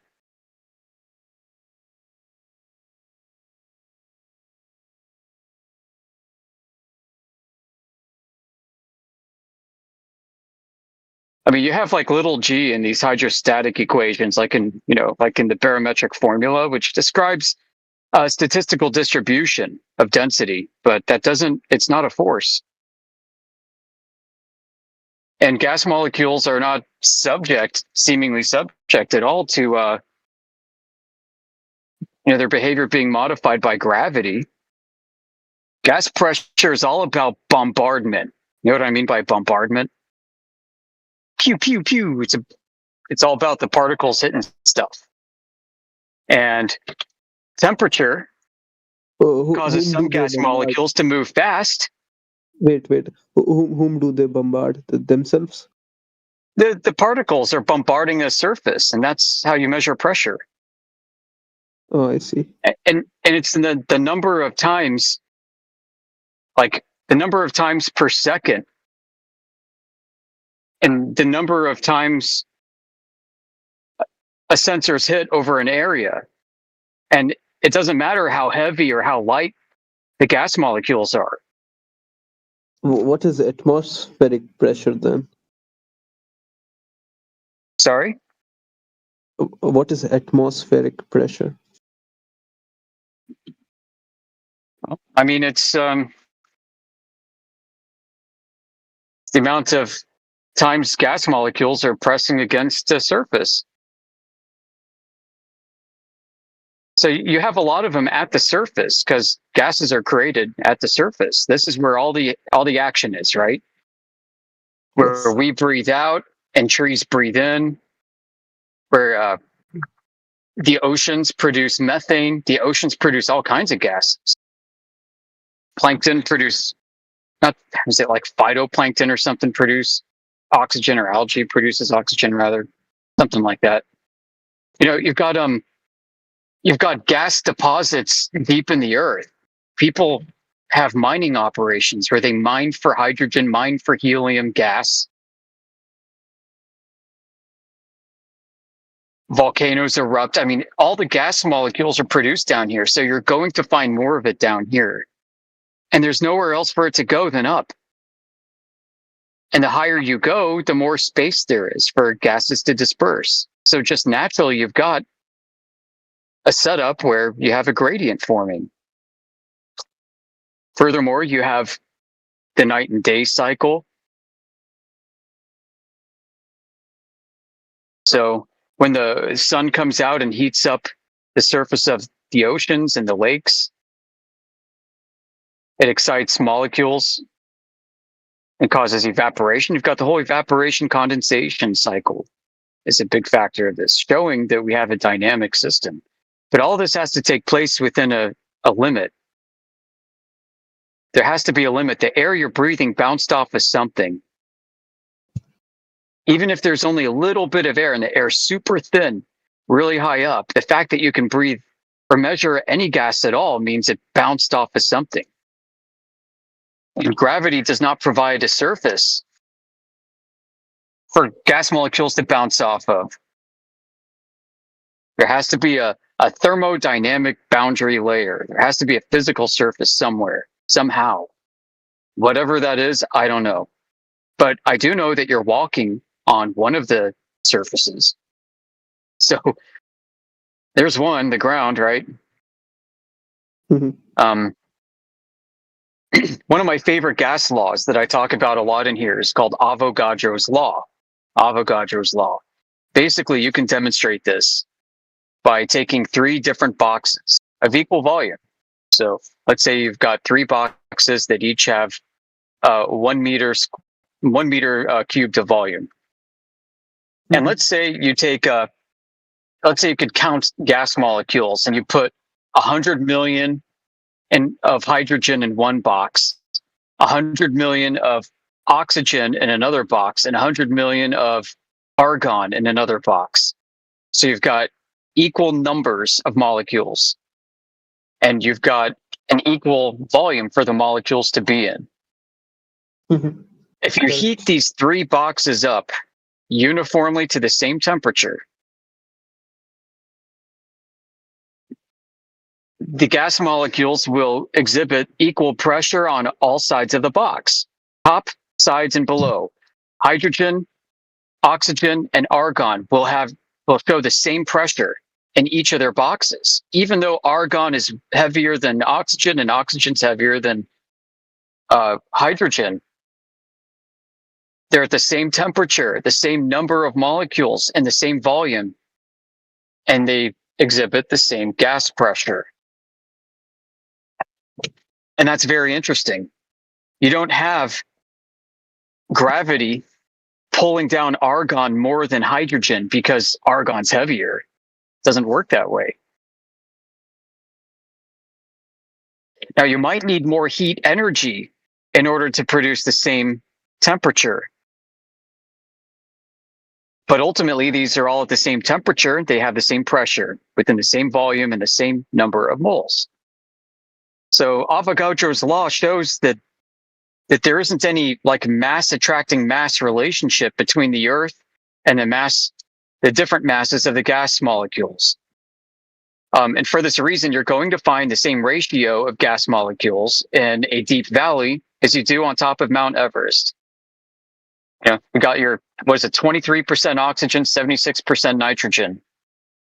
Whether you're down here or way up there on top of a mountain, you have different amounts of it, but the ratio is the same.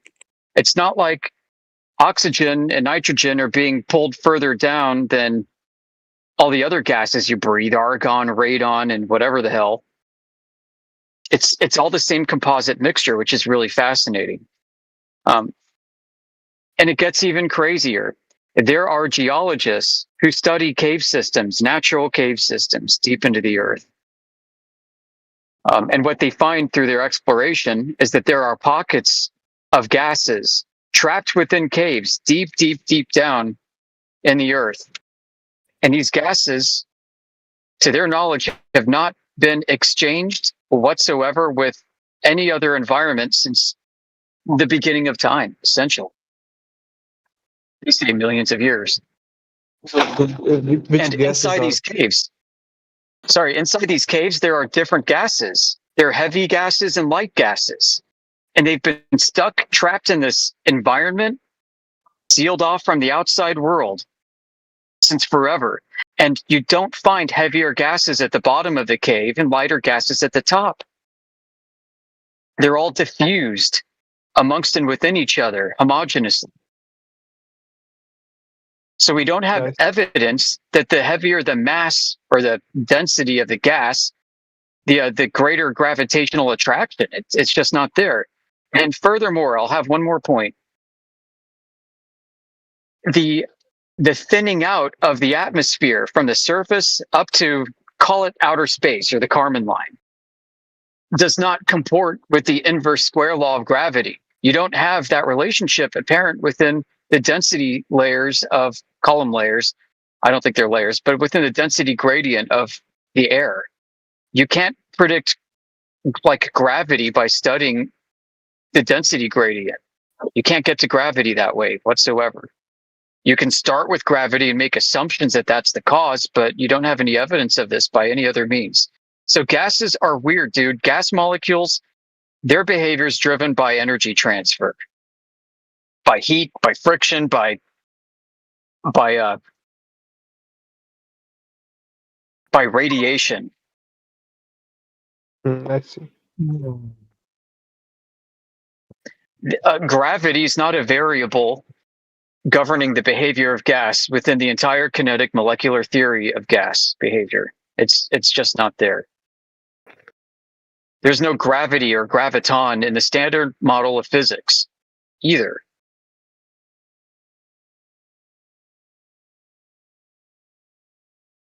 So there has to be a physical boundary. Go ahead. Yep, I'm done.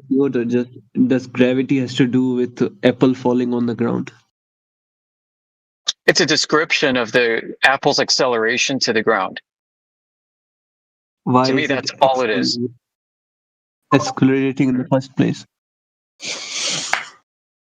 To call gravity more than just an observed effect of an apple accelerating to the ground, to call it a force, like a gravity field instead, is now getting into the realm of speculation and explanations.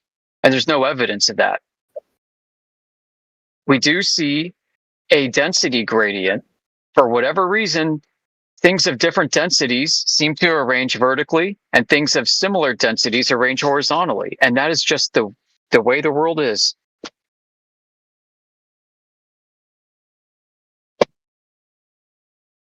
There's no space gravity. Outer space gravity is a complete fiction.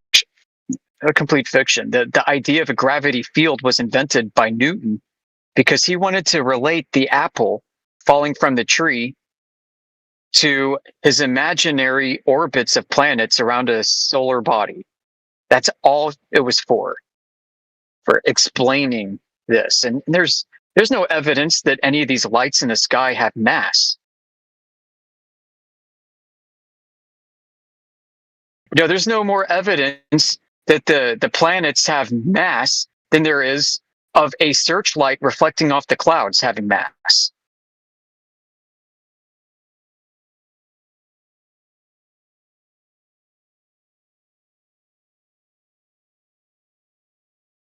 This is a gigantic space cosmology fiction that it has its roots in esoteric Greek mystery schools, for crying out loud, and Babylonian Kabbalistic mystery schools. It's not scientific. And people tried to make it scientific and tried to imbue these things with materialistic explanations. But at the end of the day, there's no actual hard evidence, direct evidence, and it's theoretical.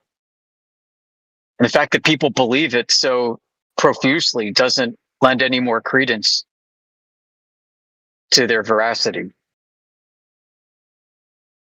That's right.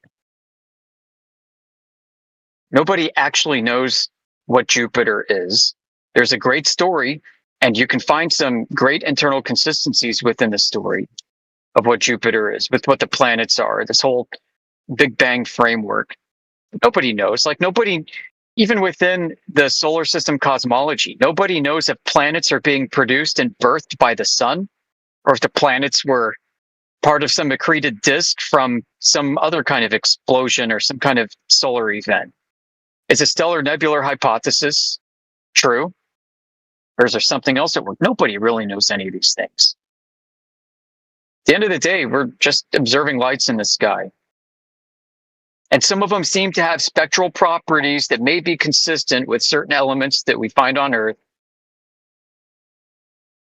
But we also don't know that for sure. We don't know because we don't have a sample to compare them with.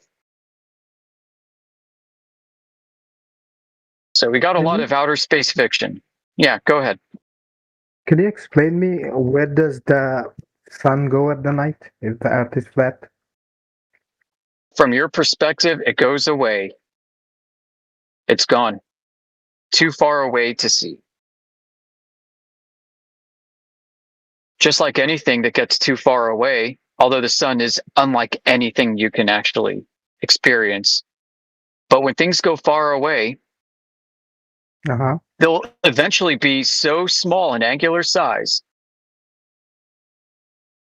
and the angle to your eye is going to be such a narrow field of view, the horizon, the ground of the earth, extending out to the horizon, and a distant tree line that you can't even see will be obstructing the almighty sun on a flat earth. That's why you can't see it anymore. Something like that happens. If you're looking out over the ocean, there are going to be distant waves, swells, and a succession of them, 20, 30 miles out in the distance, that even your best optics won't be able to see, but will obstruct the small and narrow angular field of view of the sun. If not the atmosphere itself. The atmosphere extinguishes light, attenuates light, scatters light. The sun itself within the atmosphere has been measured. Its apparent brightness has been measured throughout the day. When the sun is directly overhead, it is 23,000 times brighter than when it is directly above the horizon. 23,000 times brighter directly overhead than on the horizon. Do you understand what that means in terms of like magnitude? This is also not predicted by anything in cosmic physics, astrophysics. 23,000 times change in brightness. I mean, that's ridiculous. You know, it's funny, stars don't do that. Stars don't change 23,000 times in apparent magnitude from where they are on the horizon to directly overhead, but the sun does. The moon doesn't change in apparent brightness by 23,000 times from where it is above the horizon to directly overhead either, but the sun sure does. So if it's just the atmosphere that's attenuating the light by 23,000 times, why doesn't it do that for the moon or for the stars? These are just right, crazy inconsistencies. That's a really good point. I hadn't considered that. Right. Sorry to interrupt, man. Carry on. But no, it's okay. I'm kind of running out of steam here. I'm also driving and like distracted as I'm talking. This is actually a hard skill to learn. I've picked it up over the years talking in Discord, but I'm in a lot of traffic right now, so it's been kind of tough. Yeah, I don't want to be a distracted driver, so I'm kind of gonna shut up a little bit now. But yeah, I mean that is an amazing point, isn't it? I mean, we've got some articles in our home server on this. The French physicist Laplace created an extinction theorem that was applied by an astronomer to calculate and measure and then calculate and plot the extinction of the light of the sun over time. And there's a really good article in one of these astronomy blogs about it. So yeah, I'm still thinking about what you just. Yeah. Can you repeat that one more time? I missed that. I'd love to hear that one more time. Yeah. So the sun changes in apparent brightness magnitude by 23,000 times. It is 23,000 times brighter overhead than it is when it's on the horizon.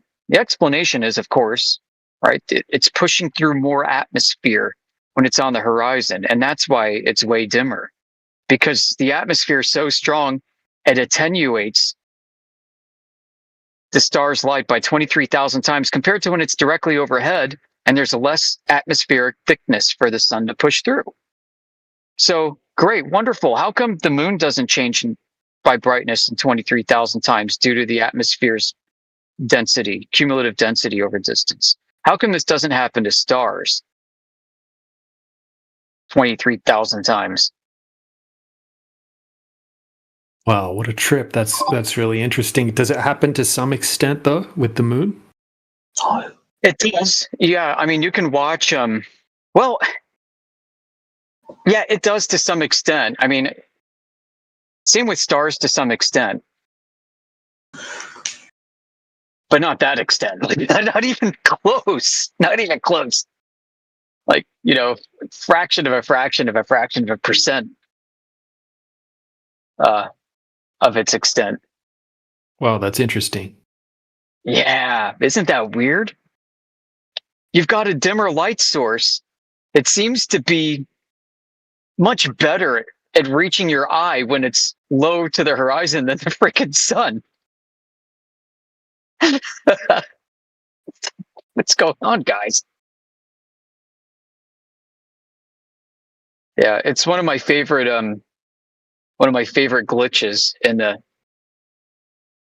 heliocentric matrix. It's almost up there with the Selenelian eclipse.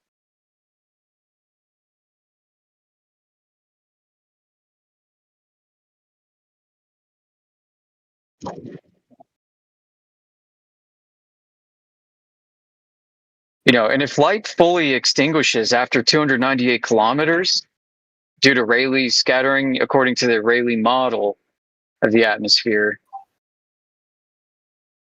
then, let's say that the furthest you can see the sunlight is like 300 miles, and it's somewhere above you is going to be like a beautiful red band of reflected light and refracted light.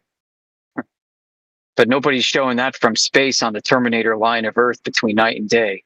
Nobody's showing that beautiful color gradient between night and day reflected off the surface from space. We only see like daytime and then like maybe a little gradual shift to gray and then blackness of night. Where's all the pretty colors from the sunset and sunrise happening over dozens, if not hundreds of miles?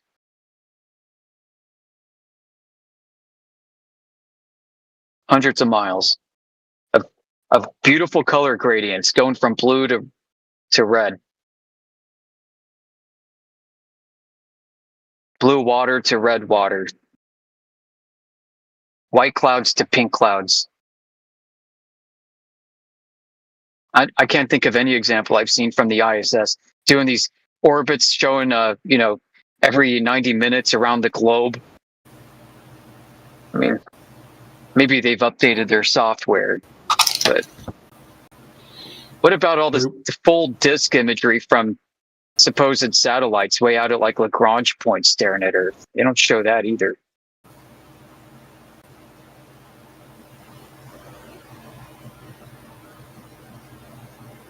So just like for some reason they can't show us a picture of a satellite from another satellite. Oh, it's all proprietary. Yeah, thanks, Josh. Thanks for nothing, Josh.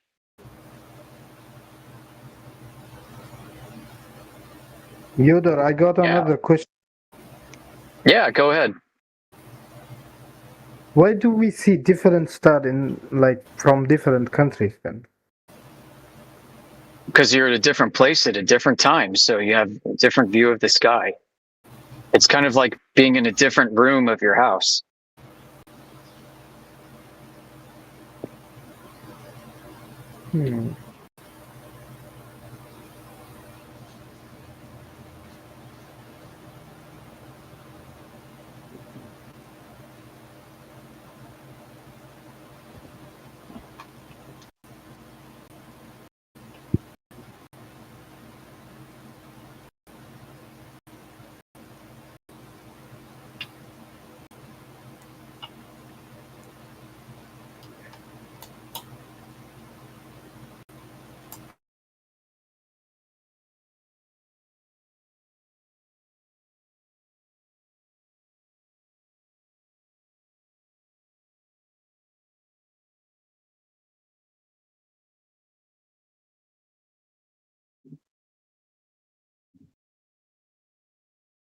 There's so many strange oddities with the globe.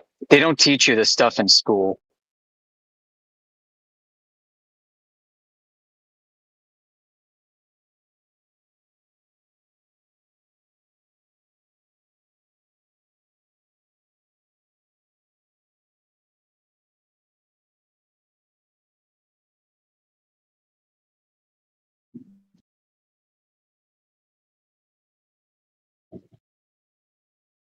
One of my other favorite oddities has to do with the equinox and the equator.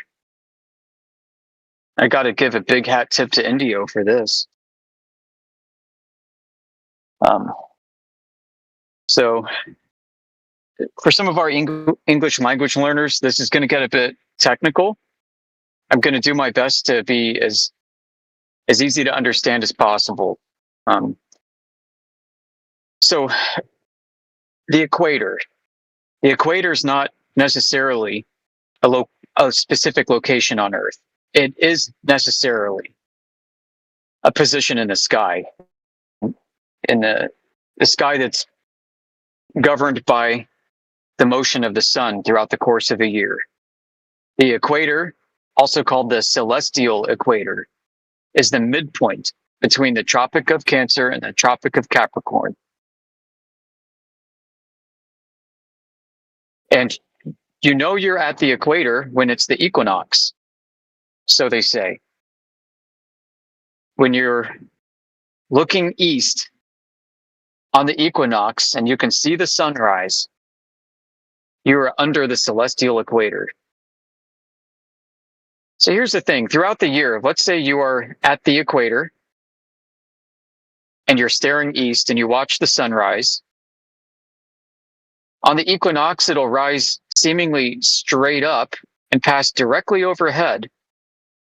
And at some point during the day, it won't cast a shadow because it will be directly overhead. It won't be a little bit to your left. It won't be a little bit to your right. It won't be behind you or in front of you. At a specific point in the day, there won't be any shadow cast by you. Now, if you jump, there would be a shadow of your feet on the ground directly underneath. But as soon as you hit the ground again, there's no shadow. On other days of the year, the sun will migrate in the sky. It will start to rise instead of directly in front of you facing east. It'll start to rise a little bit to the left of that point. And then it will pass somewhat directly overhead and then set in the west. And as the sun migrates further north, it'll rise further to your left. And as it makes these pass in the sky, it goes from tracing almost like a perfect straight line circle. I hate to call it that, an arc directly overhead. It'll start bowing. It'll start taking longer paths in the sky. It'll start to bow towards the north as it migrates towards the north, towards the Tropic of Cancer. And then after it reaches the solstice, it'll reverse path, come back to you, and then pass directly overhead at the equator. And then it will do the same thing, but towards the south. So in the mornings, you'll see the sun rise to your right, to the right of where it was rising before. And then again, to the further right from where it was rising before, and so on. And it'll start to make these big bows in the sky. But on the equinox, it's not making these gigantic bowing arcs to the north or to the south in the sky. It's just rising straight up and overhead and behind you. So you can go to timeanddate.com, and you can see throughout the course of a year, you can pick a city on the equator. Okay, and you can look at the times and the angles of the sun and its position through the sky throughout the course of every day. So go to the equator and pick the equinox on the calendar and see if you can see a 90 degrees east sunrise and a 90 degree or 270 degree west sunset.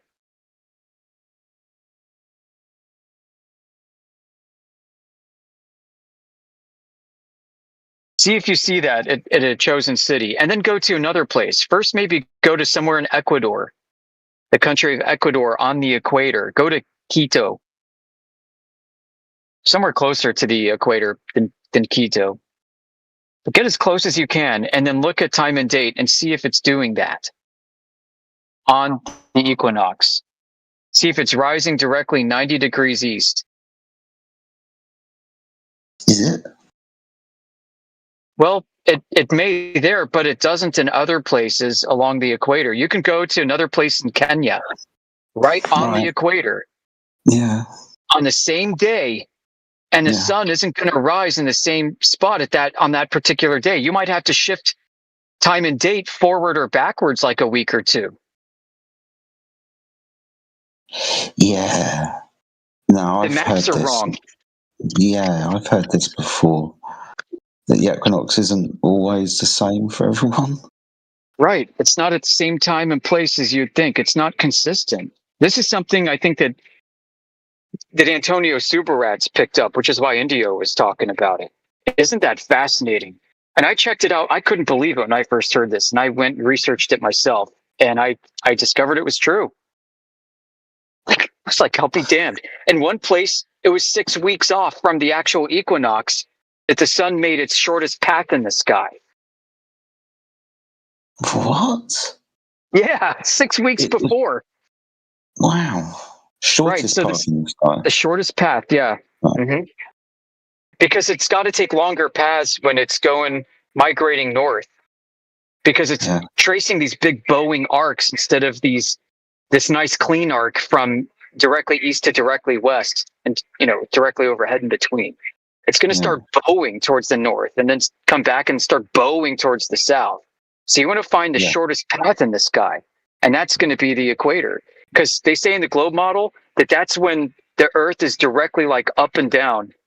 Yeah. And the sunlight is hitting the equator of the globe directly on.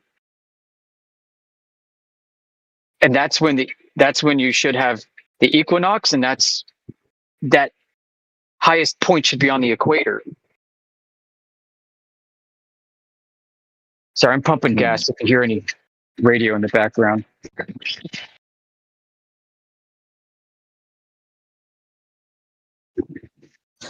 Yeah, that helps me a little bit. I've been struggling with the equator for a while. If we talk about that sun's straight path over a 24-hour period. Yeah. If it's not over a 24-hour period, then there's more questions. There are. I mean, and this kind of goes like with when Antonio Subarats did that simultaneous sun observation all around the world with that great gigantic column that his listeners were a part of. And he tried to map the sun to the globe based off of everyone's positions, and it wouldn't reconcile. No. The sun really was like observer dependent even on a globe and was not producing consistent globe results. And that's how Antonio Subarats used some of that to develop his map.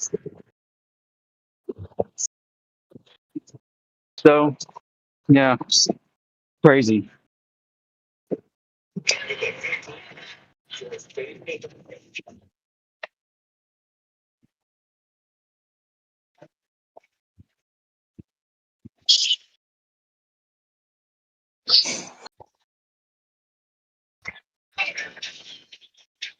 Man, I'm just trying to pump. Some kids are fighting at the gas station. I guess.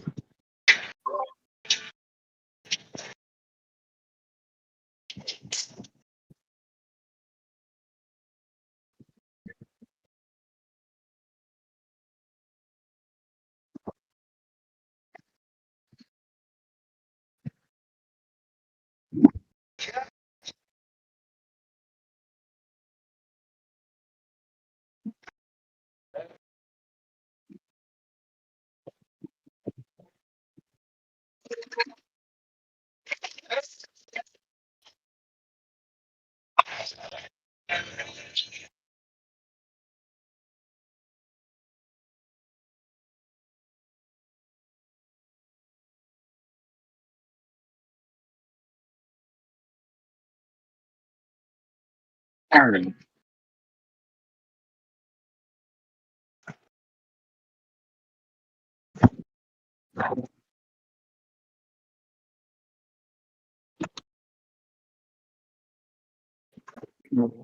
Something.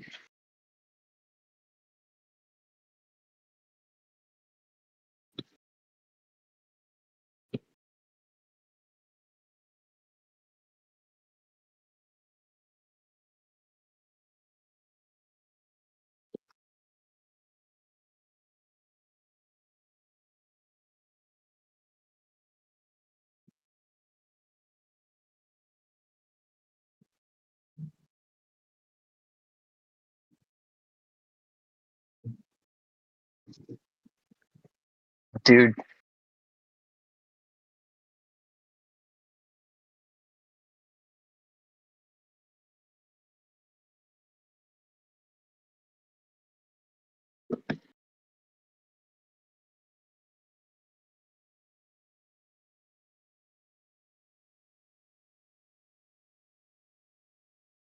Well, anyway.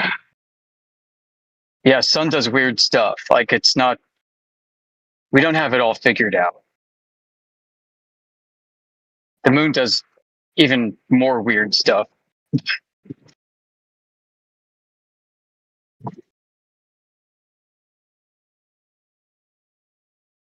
But the hubris, I mean, the technological hubris people have. I just kind of want to know how it's all going to come crashing down. How's society going to deal with all this, if it ever will?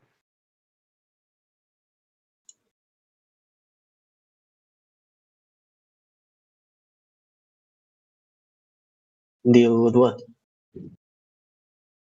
Well, at some point, I think it's going to become more and more painfully obvious that outer space is a gigantic fantasy as we've come to know it, or come to have been told. It's not what we're told, folks. It's not a gigantic, ever expanding void. Really? What's the proof? How? What's the proof? Yeah, I'm just asking the proof. Because I've heard it is, and how can it not be? Yeah. Well, we're What's the breathing proof air that- for one. The fact that you're breathing means you don't exist in an ever expanding vacuum. It doesn't make sense, right? I'm just asking one question, like, what's the proof that Earth is flat?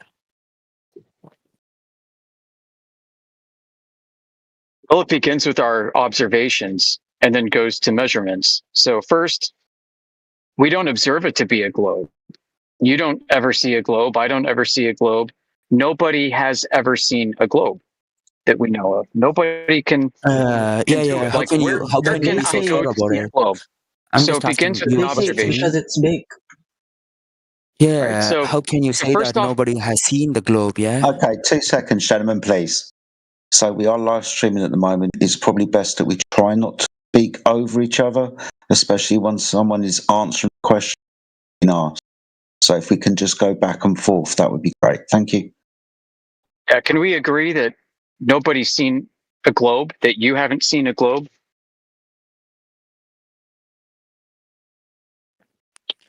Yeah, I'm not an astronaut. Yeah, I haven't seen a globe in my naked eyes, but yeah, that's what I've learned, and yeah, that's what we are. Right. When we get educated, it's like a primary education we get in schools. Yeah. That's exactly right. Yeah. I mean, we are educated on the globe. There's nothing we can do to experience the globe in our own lives. So when NASA shows you a picture of the globe from outer space, you have nothing to compare that with. You don't know what the globe is supposed to look like. Maybe just Okay. because it's big. I have a strong can't point. experience it. I have traveled in flights. Yeah. Yeah. And when we travel in flights, we can see the curve in the edges. So how come Oh, yeah. Earth is flat? How much curve do you think you can see? How much curve do you think you can see? We can do the math right now. Yeah. Wait. We'll do the math right now. Okay. Of course, yeah. Lucky for I've you, I'm parked, traveled, and I did the math.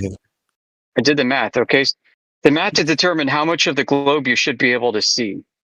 That's the question. How much should you see? So let me go through my files. I'll show you the math. How much of the globe should we see from an airplane? There we go. Wait, that's another sheet.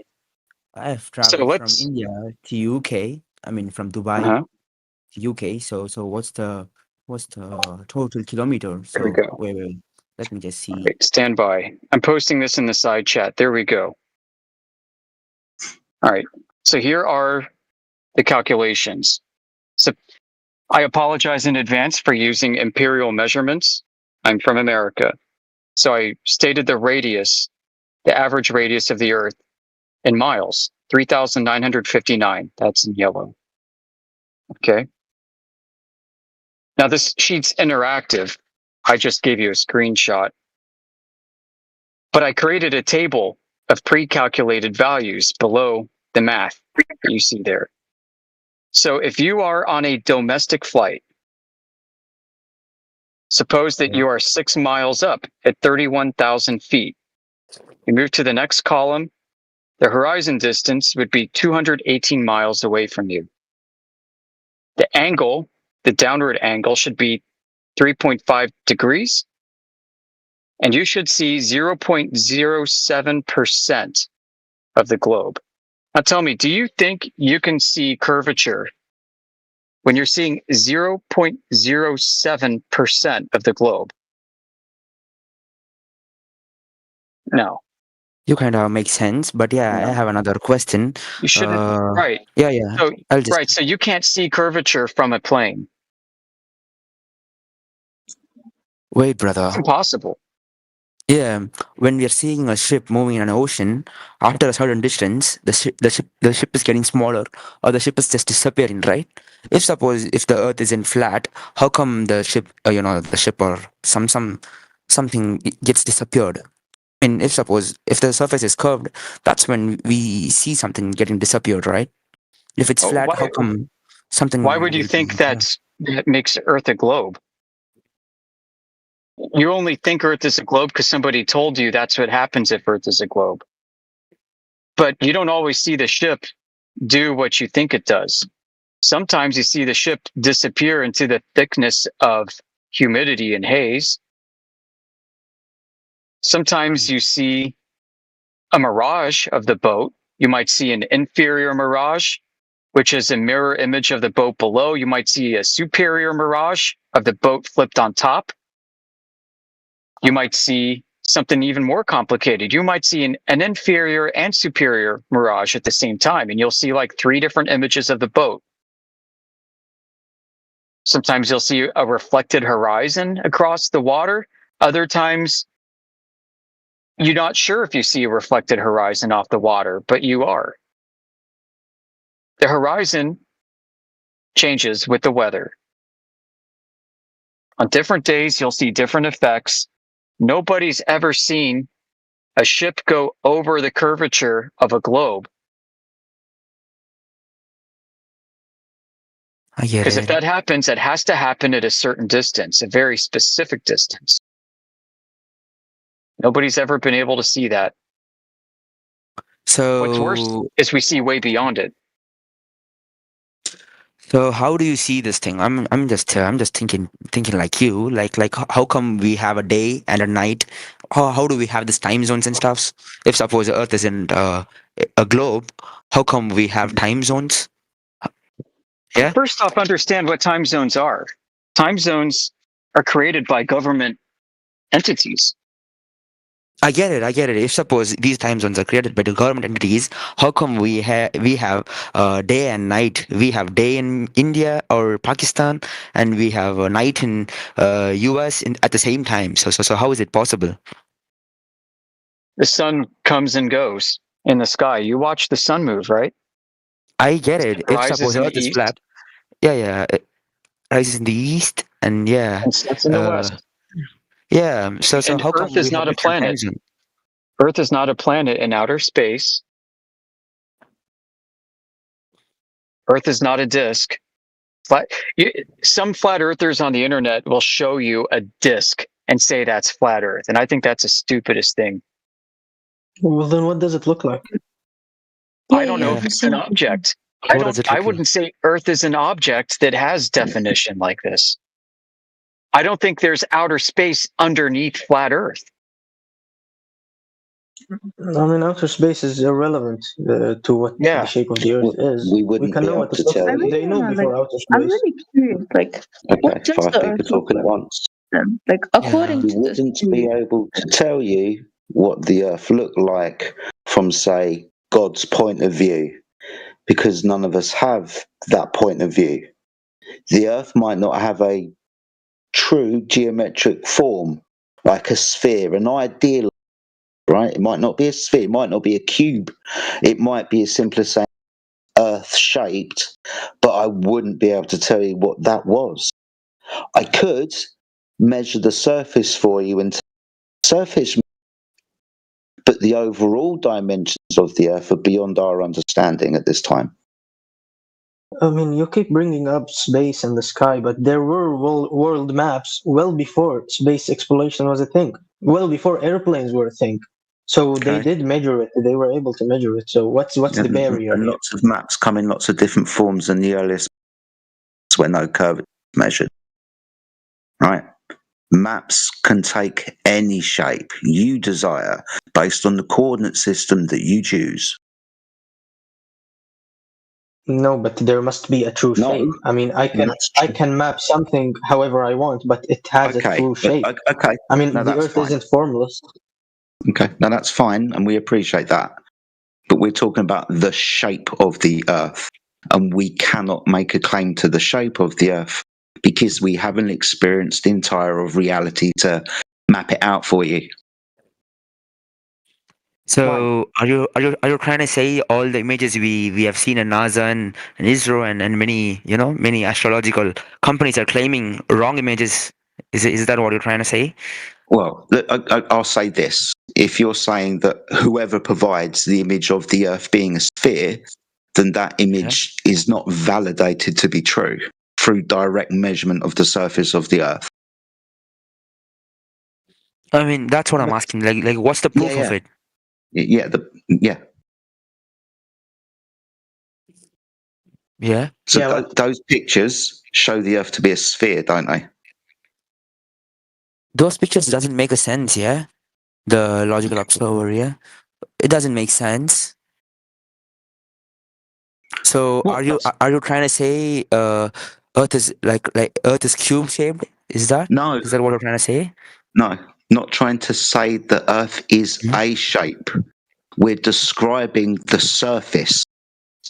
The claim that the Earth is a sphere would mean that the surface would curve over distance, something that we should be able to measure.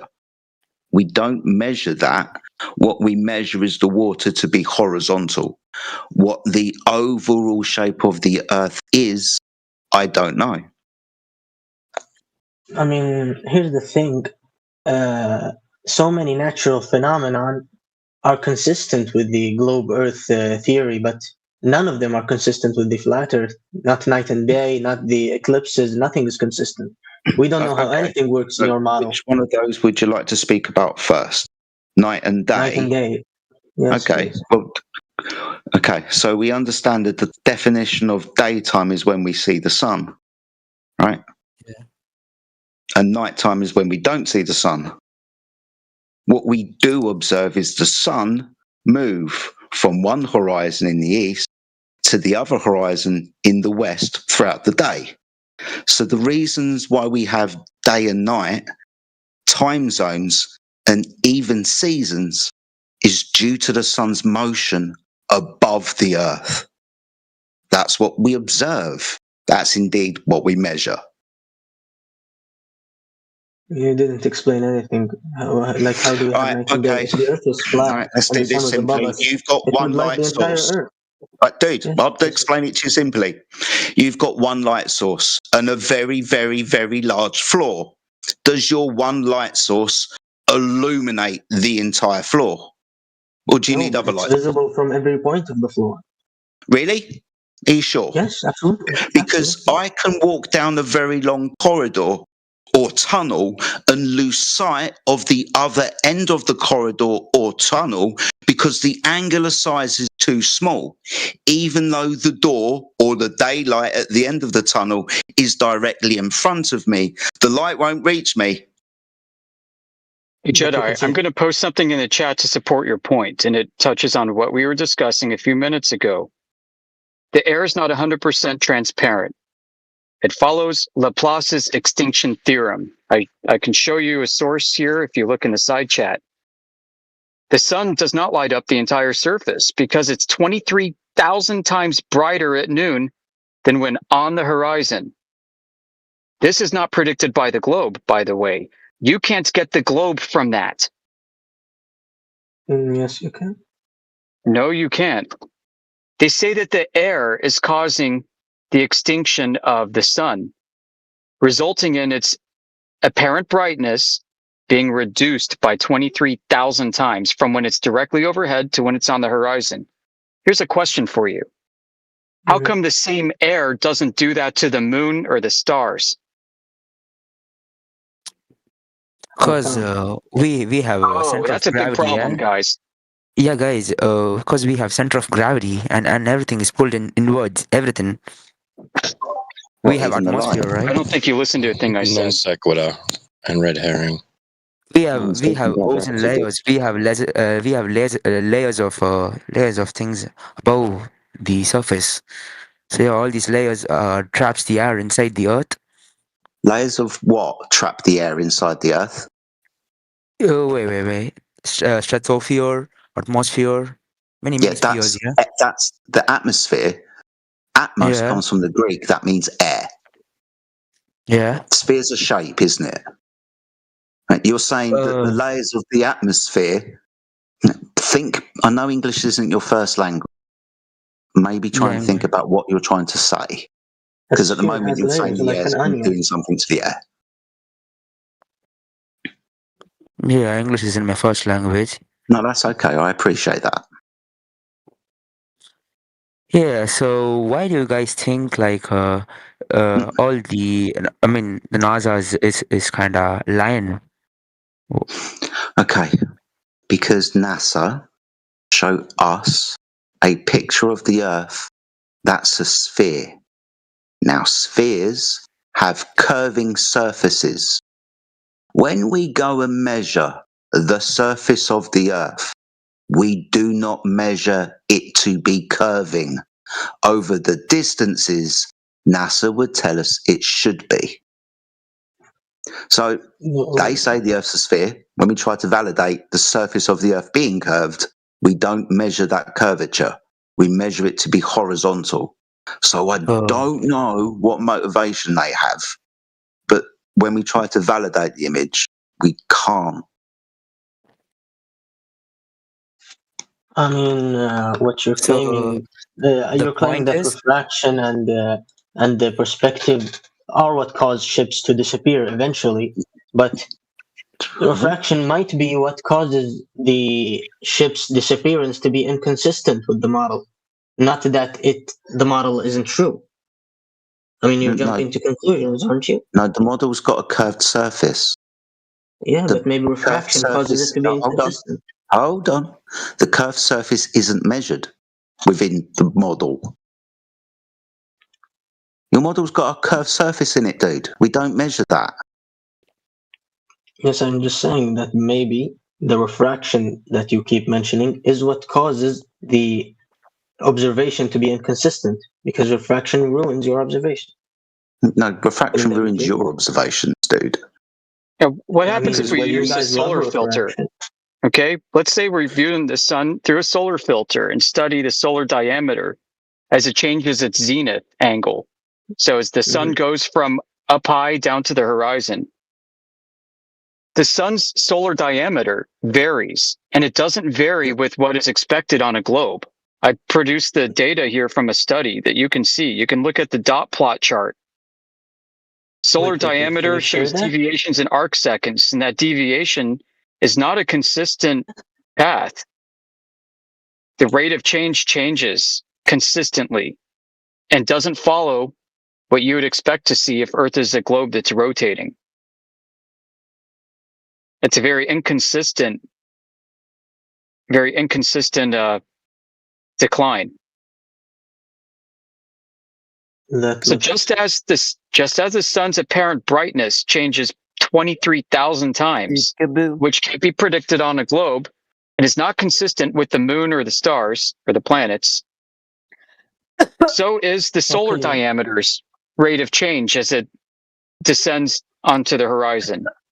It's inconsistent. Okay, if you'll allow me to make a small claim, just on the globe Earth, when it rotates, the solar diameter is said to be consistent, which you showed that it isn't. Well, I'm not going to argue that. My argument is that on a flat Earth, if the sun moves from above Africa to go above America, its diameter should be halved. But that's not what you see. It depends. We're not claiming to know what it Depends is. The sun can appear to do many things depending on the meteorological condition. If you've got So you can defend your claim. You can defend the flat Earth. You just say we don't know. So what was the fucking People in point, Africa right? don't exist. They'll just fly off. I mean, you guys defend nothing and explain nothing. You just say we don't know. Excuse it can me? be anything. I was literally trying to talk to you, and you decided to take it upon yourself to talk him through me, and then claim that you won't give satisfactory answers. What? Both of you are saying we don't know how it works. No, I was literally talking to you, and then you just spoke straight through me. I didn't say anything about not knowing how it worked. I highly apologize on me. I said I wasn't claiming to know what it is. So you don't know what it is. It's in my opinion. Talking about the solar radius reducing day. I was So, guys, somebody and someone's asked me- decided to talk through me. No worries. Okay, keep going. If you have an explanation, please give it. I've tried 3 times now. Why would I think the 4th time's going to end up in any different result instead of somebody talking through me I'm again? starting to believe you don't have an explanation. Well, because what? Because I'm going to try for the 4th time. I was trying to tell you that the observation of the sun changing in its angular size can be observed depending on the meteorological conditions. For example, I'm getting further than I did before. This is a good sign. Awesome. So, for example, if you've got dry conditions in the atmosphere, not a lot of moisture. Moisture causes things is like magnification, right? So if we don't have that, sometimes we observe a sun shrinking in angular size and then completely disappearing before it even gets close to the horizon. So we need to make lots and lots and lots of observations of the sun in different conditions to make conclusions about what apparently it's doing. But then, like was said earlier, we can get out solar filters and check the angular reduction of the size of the sun with distance. Now, that happens. What do you want me to explain? I'm just giving you descriptions of what we see. You seem to think that we only see one thing. I don't think you've observed. Now, I finished now. Thanks. I have one more thing to add, and that is, listen, the data I provided defies your explanations. I see, but your explanation has no data to support it. I provided data that defies your explanations. So what you believe to be true has been defied by the data that I've provided, because your explanations are now inconsistent with the data. To be honest, to be truly honest to What are God, the sources of not this gonna data, lie. bro? Hey, don't I have interrupt no this idea data. what this data Hey. means.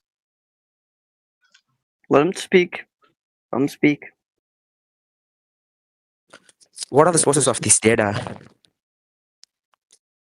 Who are the providers of this data you're talking about? Because he posted it in the side chat. Go and look at it. Yeah, I not only posted it, but I described it. Mike, I have a question. Anybody can Cabex, post anything online. Stop interrupting people.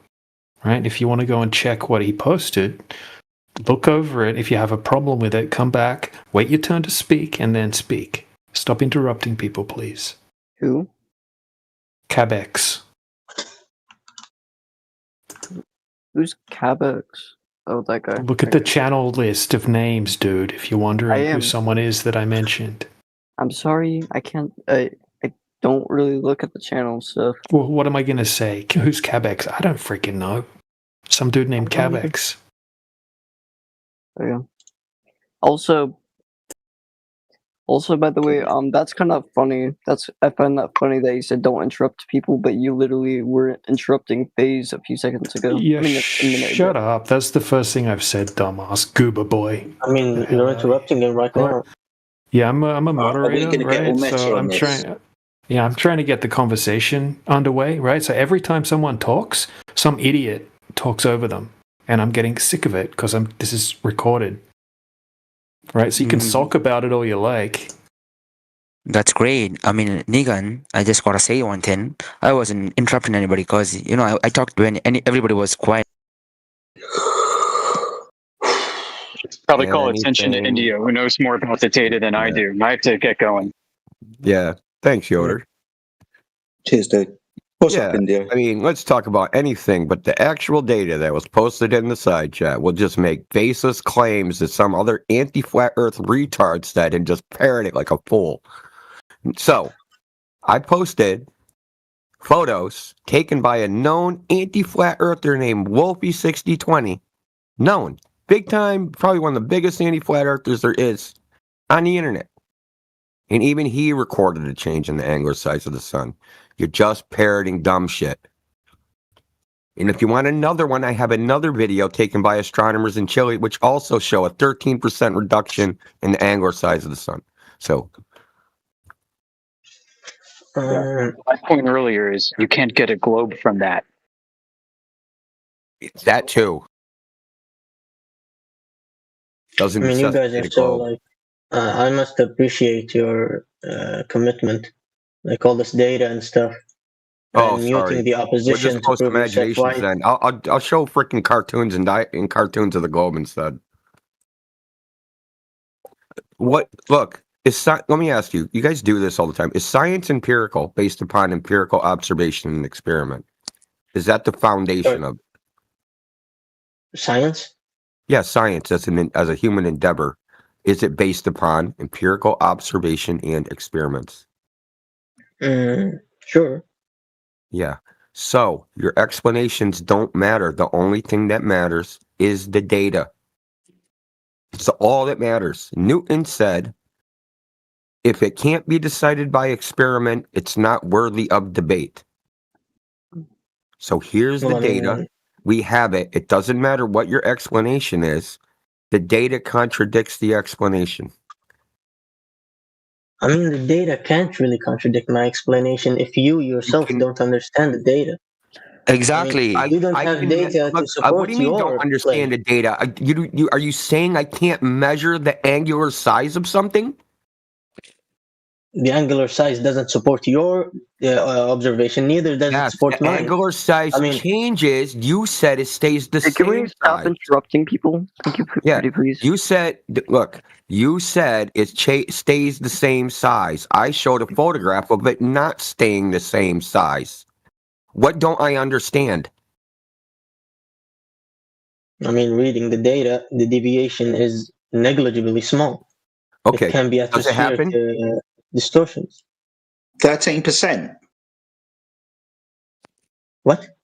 So now it's a quantification. It went from it doesn't change size to now it doesn't change size enough. I mean, do you know? Are you modifying your argument to it doesn't? Are you modifying your argument to it doesn't change size enough? Are you reading the data? Do you know what 0.05 arc seconds is? That is insanely small. Bro, look in the chat. Do you see the That is photographs that I posted? That's like a hair, smaller than a hair. That those aren't. Listen, those aren't arc second differences. Yes. Do you know how big an arc second is? Yeah. Okay. Yeah. We wouldn't be able to visually see an arc second, 0.5 arc second change in angular size. We wouldn't be able to even resolve that. You can easily see the difference in the size of the sun in the images I posted. Where? In this. What do you mean where? I posted them on my fucking goddamn private email. Can't you see them? Dude, stop playing dumb, dude. They're in the side chat. No. These are supposed to be different sizes? When are you supposed to? Sorry, I should mute myself. I know, dude. No, I'm sorry. I'm genuinely looking at the picture. Yo, Negan, why would you use such language, yeah? This is a recorded thing, Can you right? repost the picture? Abex, because you morons, right? You don't know how to have a normal conversation, and you think you can just talk when someone's halfway through a sentence. Yo, So Negan. you can cry Negan. about it all you Wait, like wait. on mute. Keep crying, but now you're on mute. Now, do you want me to do a pixel measurement so we can know? Fuck it. I'll just measure the pixels. And then tell me how you get a globe from that. Yeah, that would be Tell me how you get a flat Earth from that. It's not our evidence, it's yours. This is your evidence the Earth is a globe. We don't use the sun to prove a flat Earth. We use the Earth. We don't look away from the Earth. This isn't the evidence of anything. This only goes to show It's evidence that the sun changes it. You want to know what's evidence of? That the sun changes in visual angles or size. I mean, yeah, then maybe you want to concede your point when you brought it up earlier, because we're only discussing this because you brought it up. Can I understand something? When it's noon in, let's say, Indonesia, it's just morning in Africa.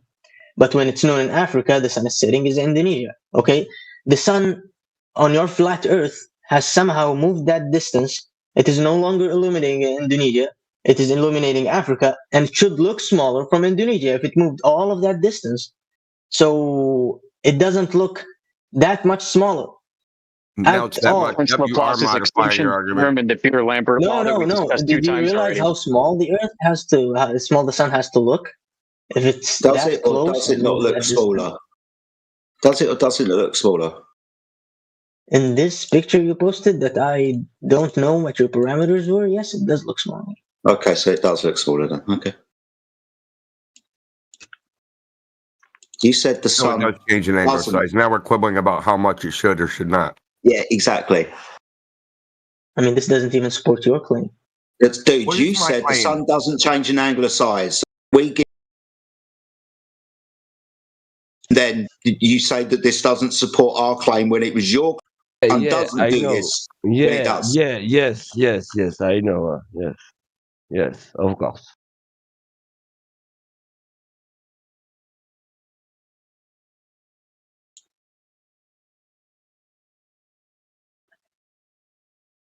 Just disappointing.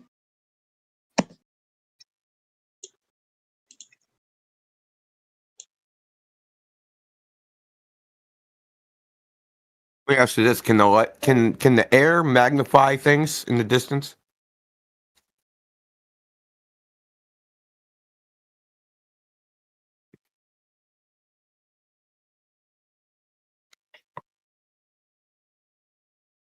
Yeah, he ran off. Yeah, Indio, that's the same one I was talking about yesterday that was pretending that he's an aerospace engineer.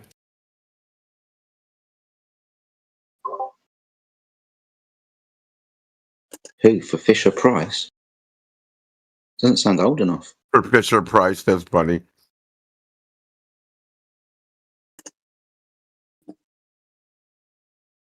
Yeah, that's the same guy in the side chat. I am an where aerospace is he, engineer. dude? He took off. Yeah, he doubled down on that lie again today. No way. He admitted he was just a student, and then I said, "So you're not an aerospace engineer?" He said, "Yes, I am." The guy's been getting wrecked for days, a few days now.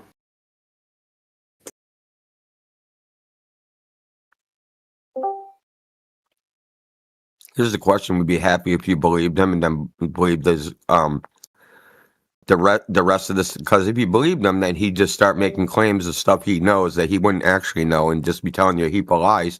Would he be happy if you went back to the globe based upon his heap of lies? Would that make him feel better? Is that his goal? Oh, I'll go in there and lie to them and get them back to the globe. What would the point of that be? Are you sick in the head? Yeah, little egomaniac.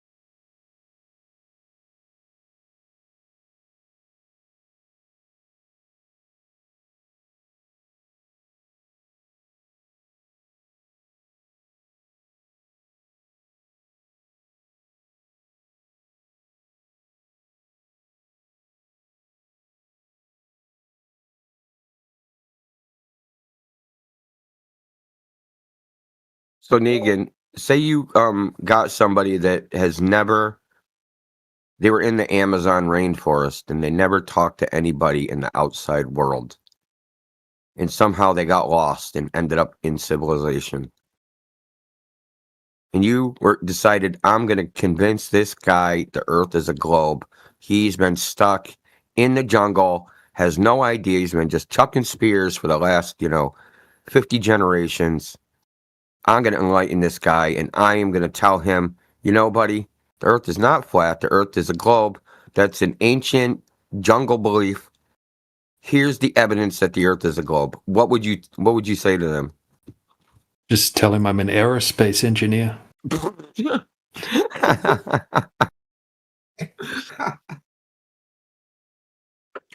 That's Game a good way to over. get a spear thrown through you.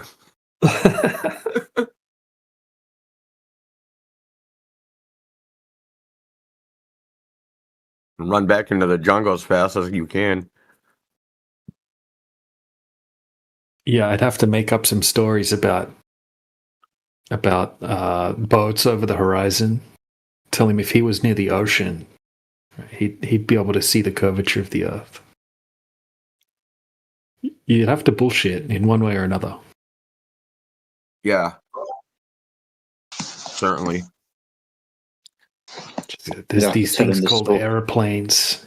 If you go on an aeroplane, then you'll know. I have to tell him the story about the big iron bird that went to the moon.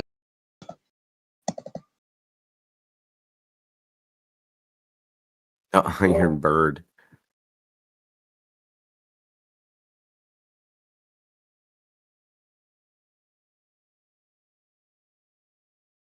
Man, that would be a great sci-fi movie. Everything went back to remember Mad Max? Like when they're telling the story of Captain whatever his name was. The kids, remember all the kids lived alone in this canyon? Yeah. But they had a myth about the freaking captain that crashed his plane there. That's what they're in 10,000 years they're gonna be talking about freaking. Didn't they have that in is it Fury Road? They were talking about the satellites. They were sitting at night looking at the satellites and about all the that everybody had. Eventually, that'd come up and completely forget about that. I would have thought over time. But I don't know. How would you explain to sphere with? You couldn't, unless you pointed up at the night sky and said, "Oh, look, there's Jupiter." We're a bit like that. You wouldn't be able to prove it to them. Yeah. That I guarantee that's the way it started. Someone looked up and what if that's terra firma and we live on a big terra firma ball too? But there's always been stories of even people living on the sun, like the sun people. Some mythologies speak about these places being inhabited and stuff. And they've always had gods come from the sky and shit. So we've always looked up and thought about what's up there. It's just comparing the Earth to those things as well. Yeah, but that's yeah. What they used to think of this, they thought the planets were crystalline spheres.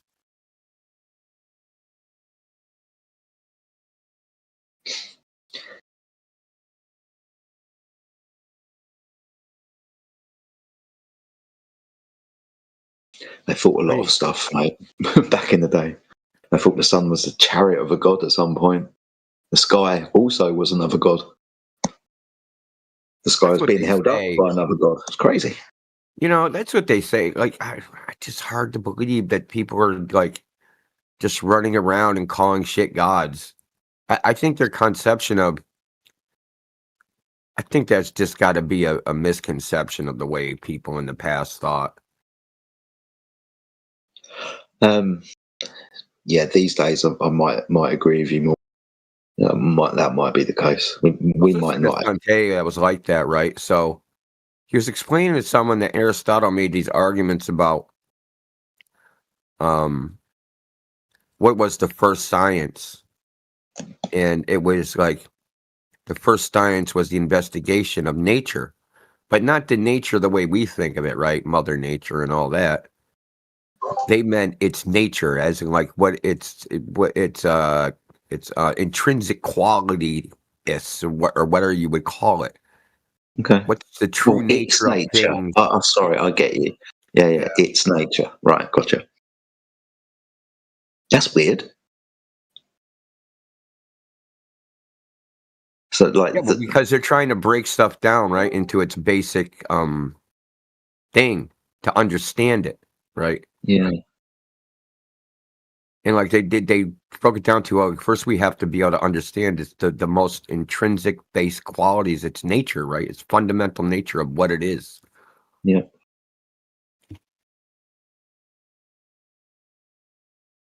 But that's like a thing, like if you go 500 years into the future and be like, yes, Aristotle was studying nature, they're like, man, he must have really liked trees. You know what I mean? It's like Yeah, his idea of nature and our idea of nature are completely two different things. We just happen to use the same word, and it's just, I think that like we attribute, these things, like they thought they were gods. They built temples to them. Like, did they the way we think about gods? 2,000 years after Christ, the way we think about Christ as a god is the way they thought about Zeus as a god, like in the same way. I don't think so. I don't think they thought of it that way. Yeah, I think you're right.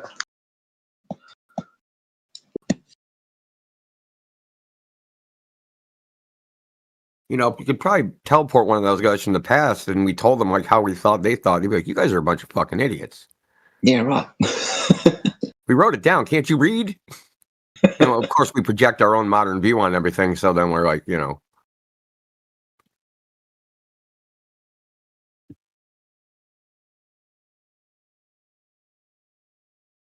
I love telling those freaking Globetards that they're never going to know what the stars are. I don't know. It gives me fucking wood.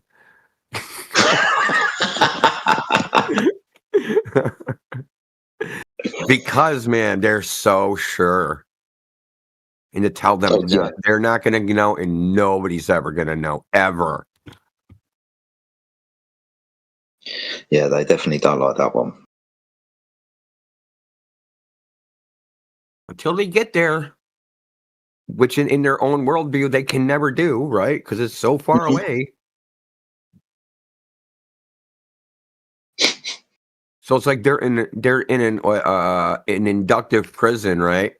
All they can do is make some inference and never deductively prove what the fucking stars are made out of or what they are. It's just all inference.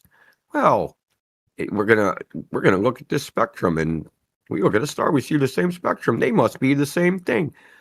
Not necessarily, because you're not looking directly at the thing. You're just looking at spectrums of light. And then like, hey, is that like a universal rule that all spectrums? Well, according to them, that's not even, if that object's moving and it's redshifted, then that spectrum's going to look different. So we're going to do a quote unquote correction to correct for the redshift. And oh, look, man, it really is made of helium if it's going 6 billion fucking miles per hour. But if it's not going 6 billion miles per hour, then it ain't helium.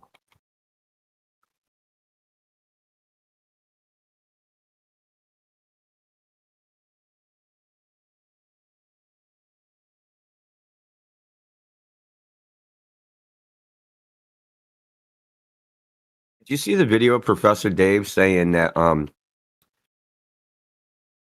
his brain has no purpose?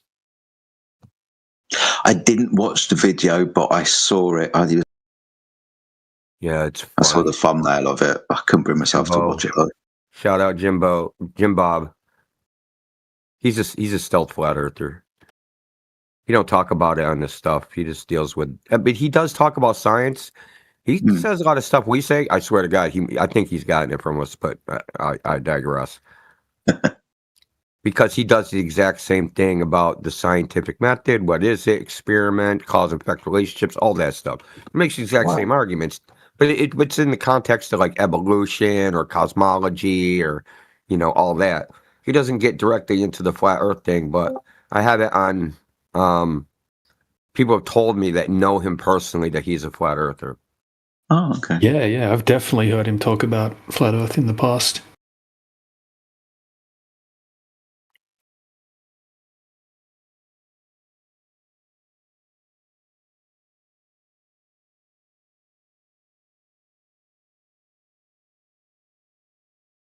He said something like, so Jim Bob asked him, so brains don't, so your brain doesn't have any purpose.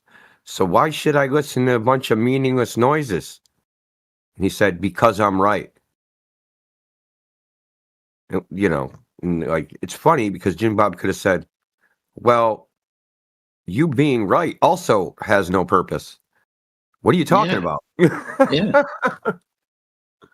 Your purposeless brain doing purposeless fucking sounds for purposeless reasons. Oh, you can't have reasons if it's purposeless. You just random fucking noise in the ether. He said, I use my brain. Like it has no intrinsic purpose, but he said, I use my brain because it's useful. But what is this I you're talking about? Where's that? Yeah. Is that outside your brain? Is your brain using your brain for a purpose? What came first, dude? Chicken or the egg? The brain, the purposeless brain, it used the brain for a purpose? Which came first, the brain or the jar?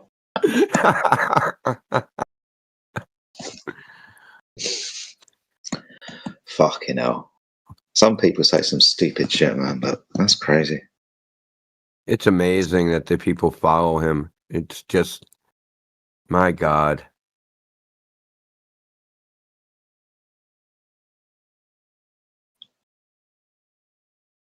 I mean, but it's like, who follows him? The people that think he's smart are dumb. Like dumb. Because they can't tell the difference. You know what I mean? If you're so dumb, you can't tell that Dave is dumb, you're even dumber. Well, it's like the kids' TV back in the 80s, right? Where you had Professor Proton or some like scientist, like Yeah, for we had kids. Mr. Wizard. Yeah. We had what was it? I mean, there was Bill Nye, but that's after I was already grown up when that was out. We had Mr. Wizard, and there was one other guy. I can't remember off the top of my head. Mr. Wizard did experiments though, so he was different than all the other ones.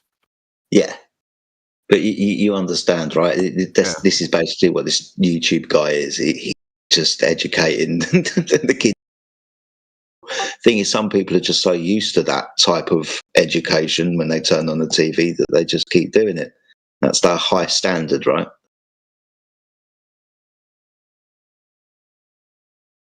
Yeah.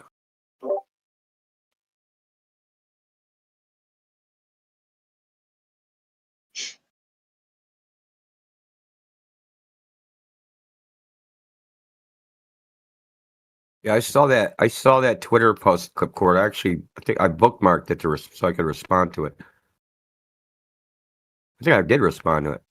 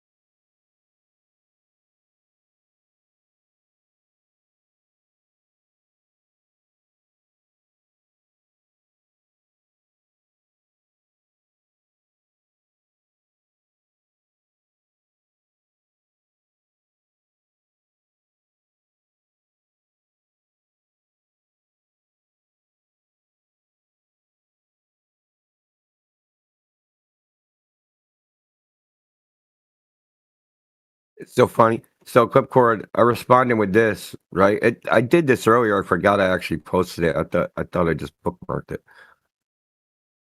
So I've gotten 2 responses. Guess, see the last sentence? Don't just reassert the same claim. Yeah, that's what they did. 2 different people. They go, well, it's impossible because it's impossible on a flat Earth. Okay, I said prove it's impossible. The proof is that it's impossible. It's almost, it's clownish, dude. Totally clownish. Because the sun can't shine along the, yeah, okay, you can say whatever you want. Because the sun can't do this, because the sun can't do that. Yeah, that's your claim. Prove it can't do that. Demonstrate it can't do that.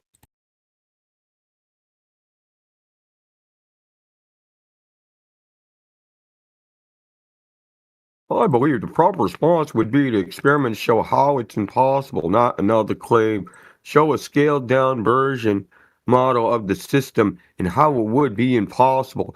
Don't just peddle more unfalsifiable claims.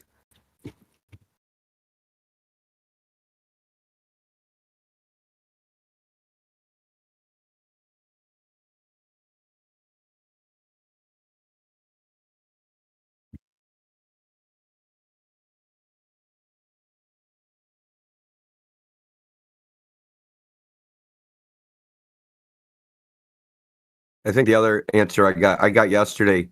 Okay, I said, okay, prove it's impossible.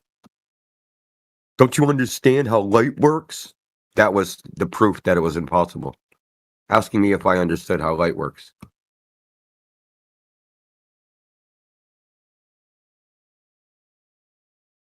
Yes, we know how it works. You turn the light switch on, the light comes on. Turn the light switch off.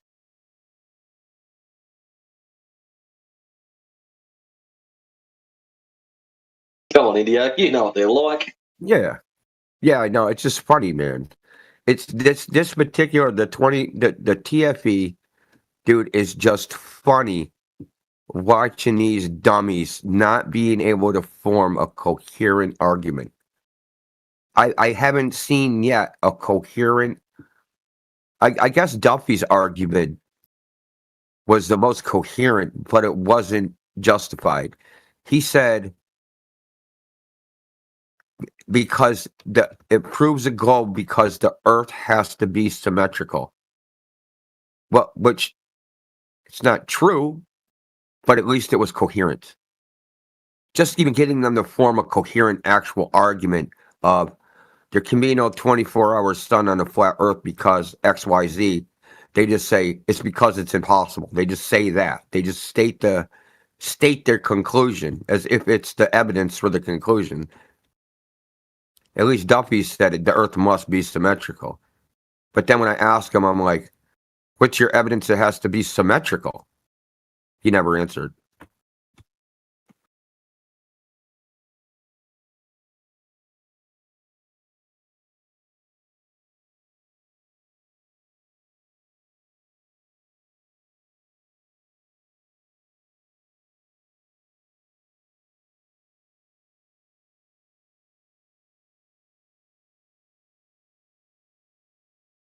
It has to be symmetrical.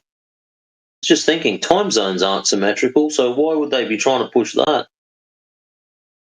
I don't know why he said it. First of all, it doesn't have to be anything. Fucking, what do you mean it has to be?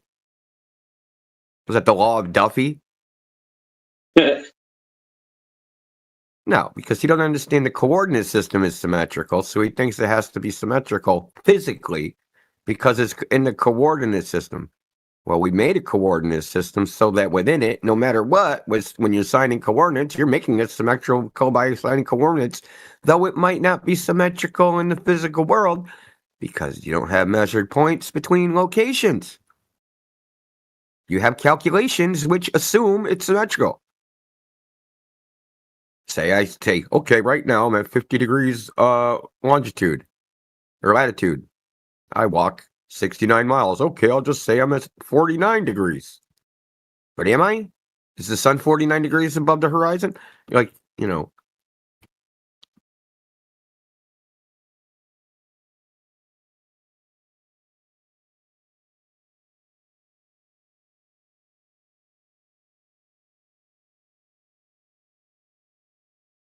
Oh my God, Clipcord. That is the freaking wreck. If rocket launches and flies until it disappears in the sky and never explodes or crashes, then it went outside the atmosphere into a vacuum.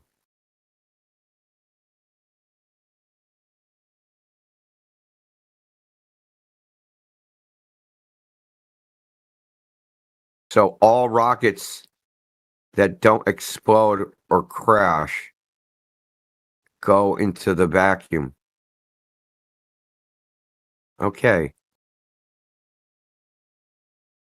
How does that work?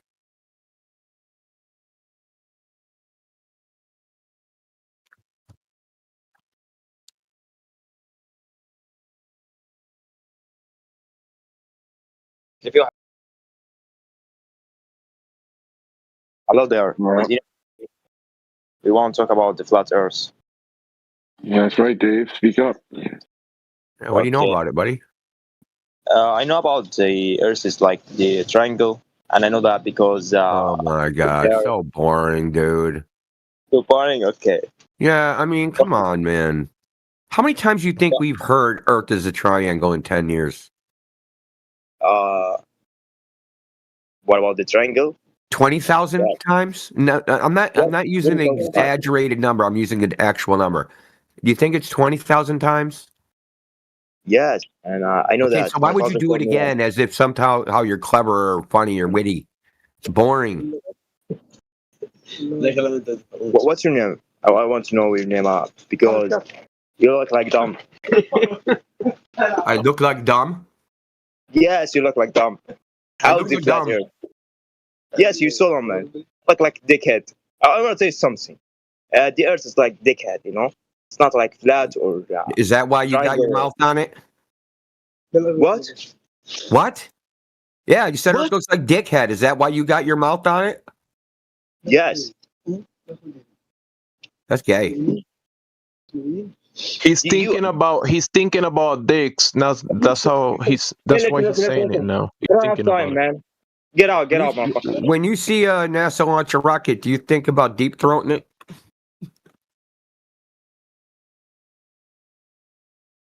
Yeah, you don't want none of this smoke, bro. You better stay at that fucking tame shit like Triangle.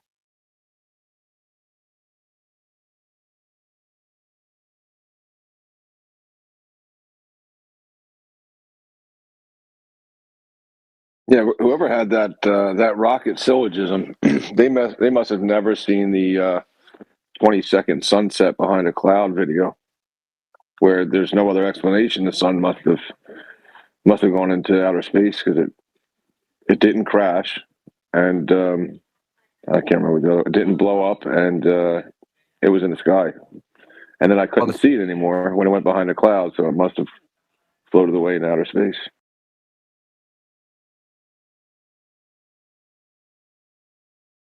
Well, what about frickin' Blue Origin? Their rocket didn't crash or explode. And according to NASA, it went to space.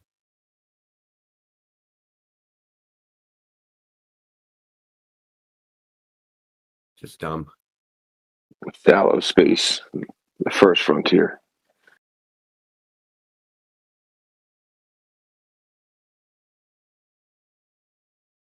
It was just another one of those not seeing is seeing the globe thing. He didn't see the rocket, therefore he saw the globe.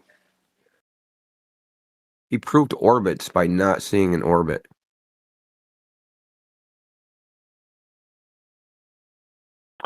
That's right. Same thing.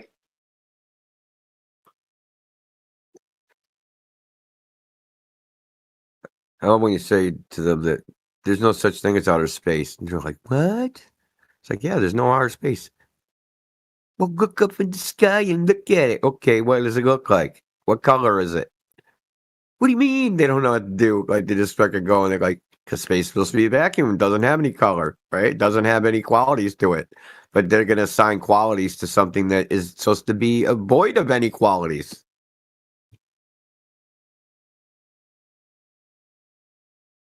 That's what they do.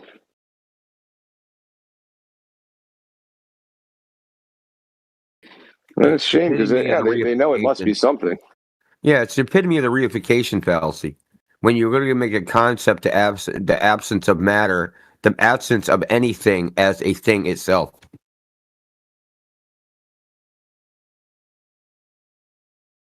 Yeah, that's kind of what I was actually touching on. They're going down the right road, knowing that you can't have nothing, but then they stop. They stay in the contradiction.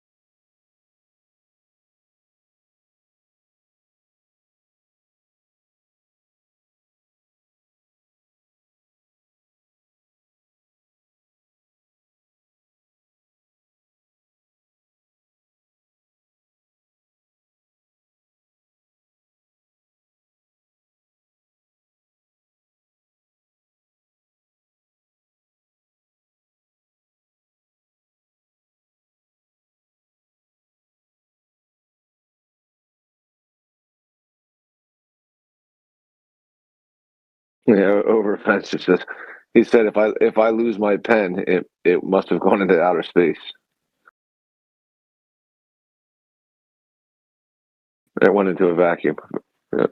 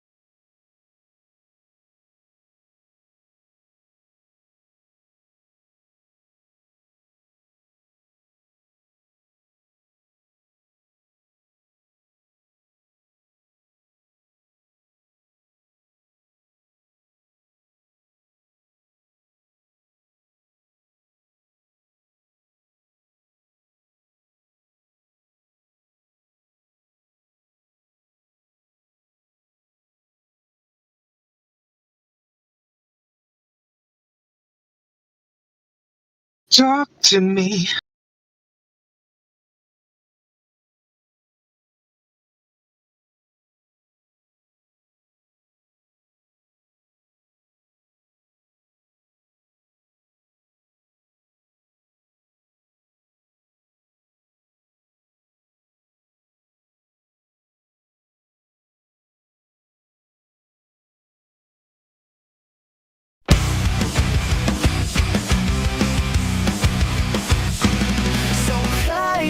It's not refraction.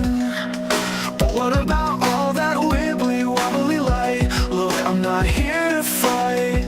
I just wanna know if it's not refraction, then what the heck is it? Oh! Oh! I don't know, it's all you have to say. Oh! Oh! And let the clip running repeat every day. I'm not sure where we're going with this conversation. We're gonna arrive at a destination. If you can't be honest and just be admitting that there's more to the convo, the definitions.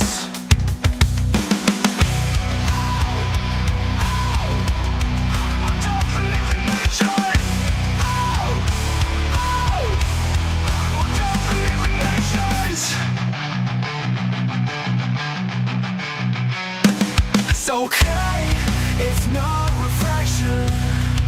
But what about all that wibbly wobbly light? Look, I'm not here to fight. I just wanna know if it's not refraction, then what the heck is it? Then what the heck is it? I don't know, it's all you have to say. Oh! Oh! And like a clip running repeat every day. I'm not sure where we're going with this conversation. Only I ain't ever gonna arrive at a destination. Only I ain't ever gonna arrive at a destination.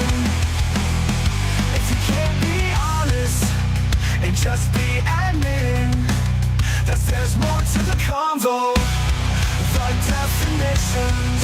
I don't believe in nations.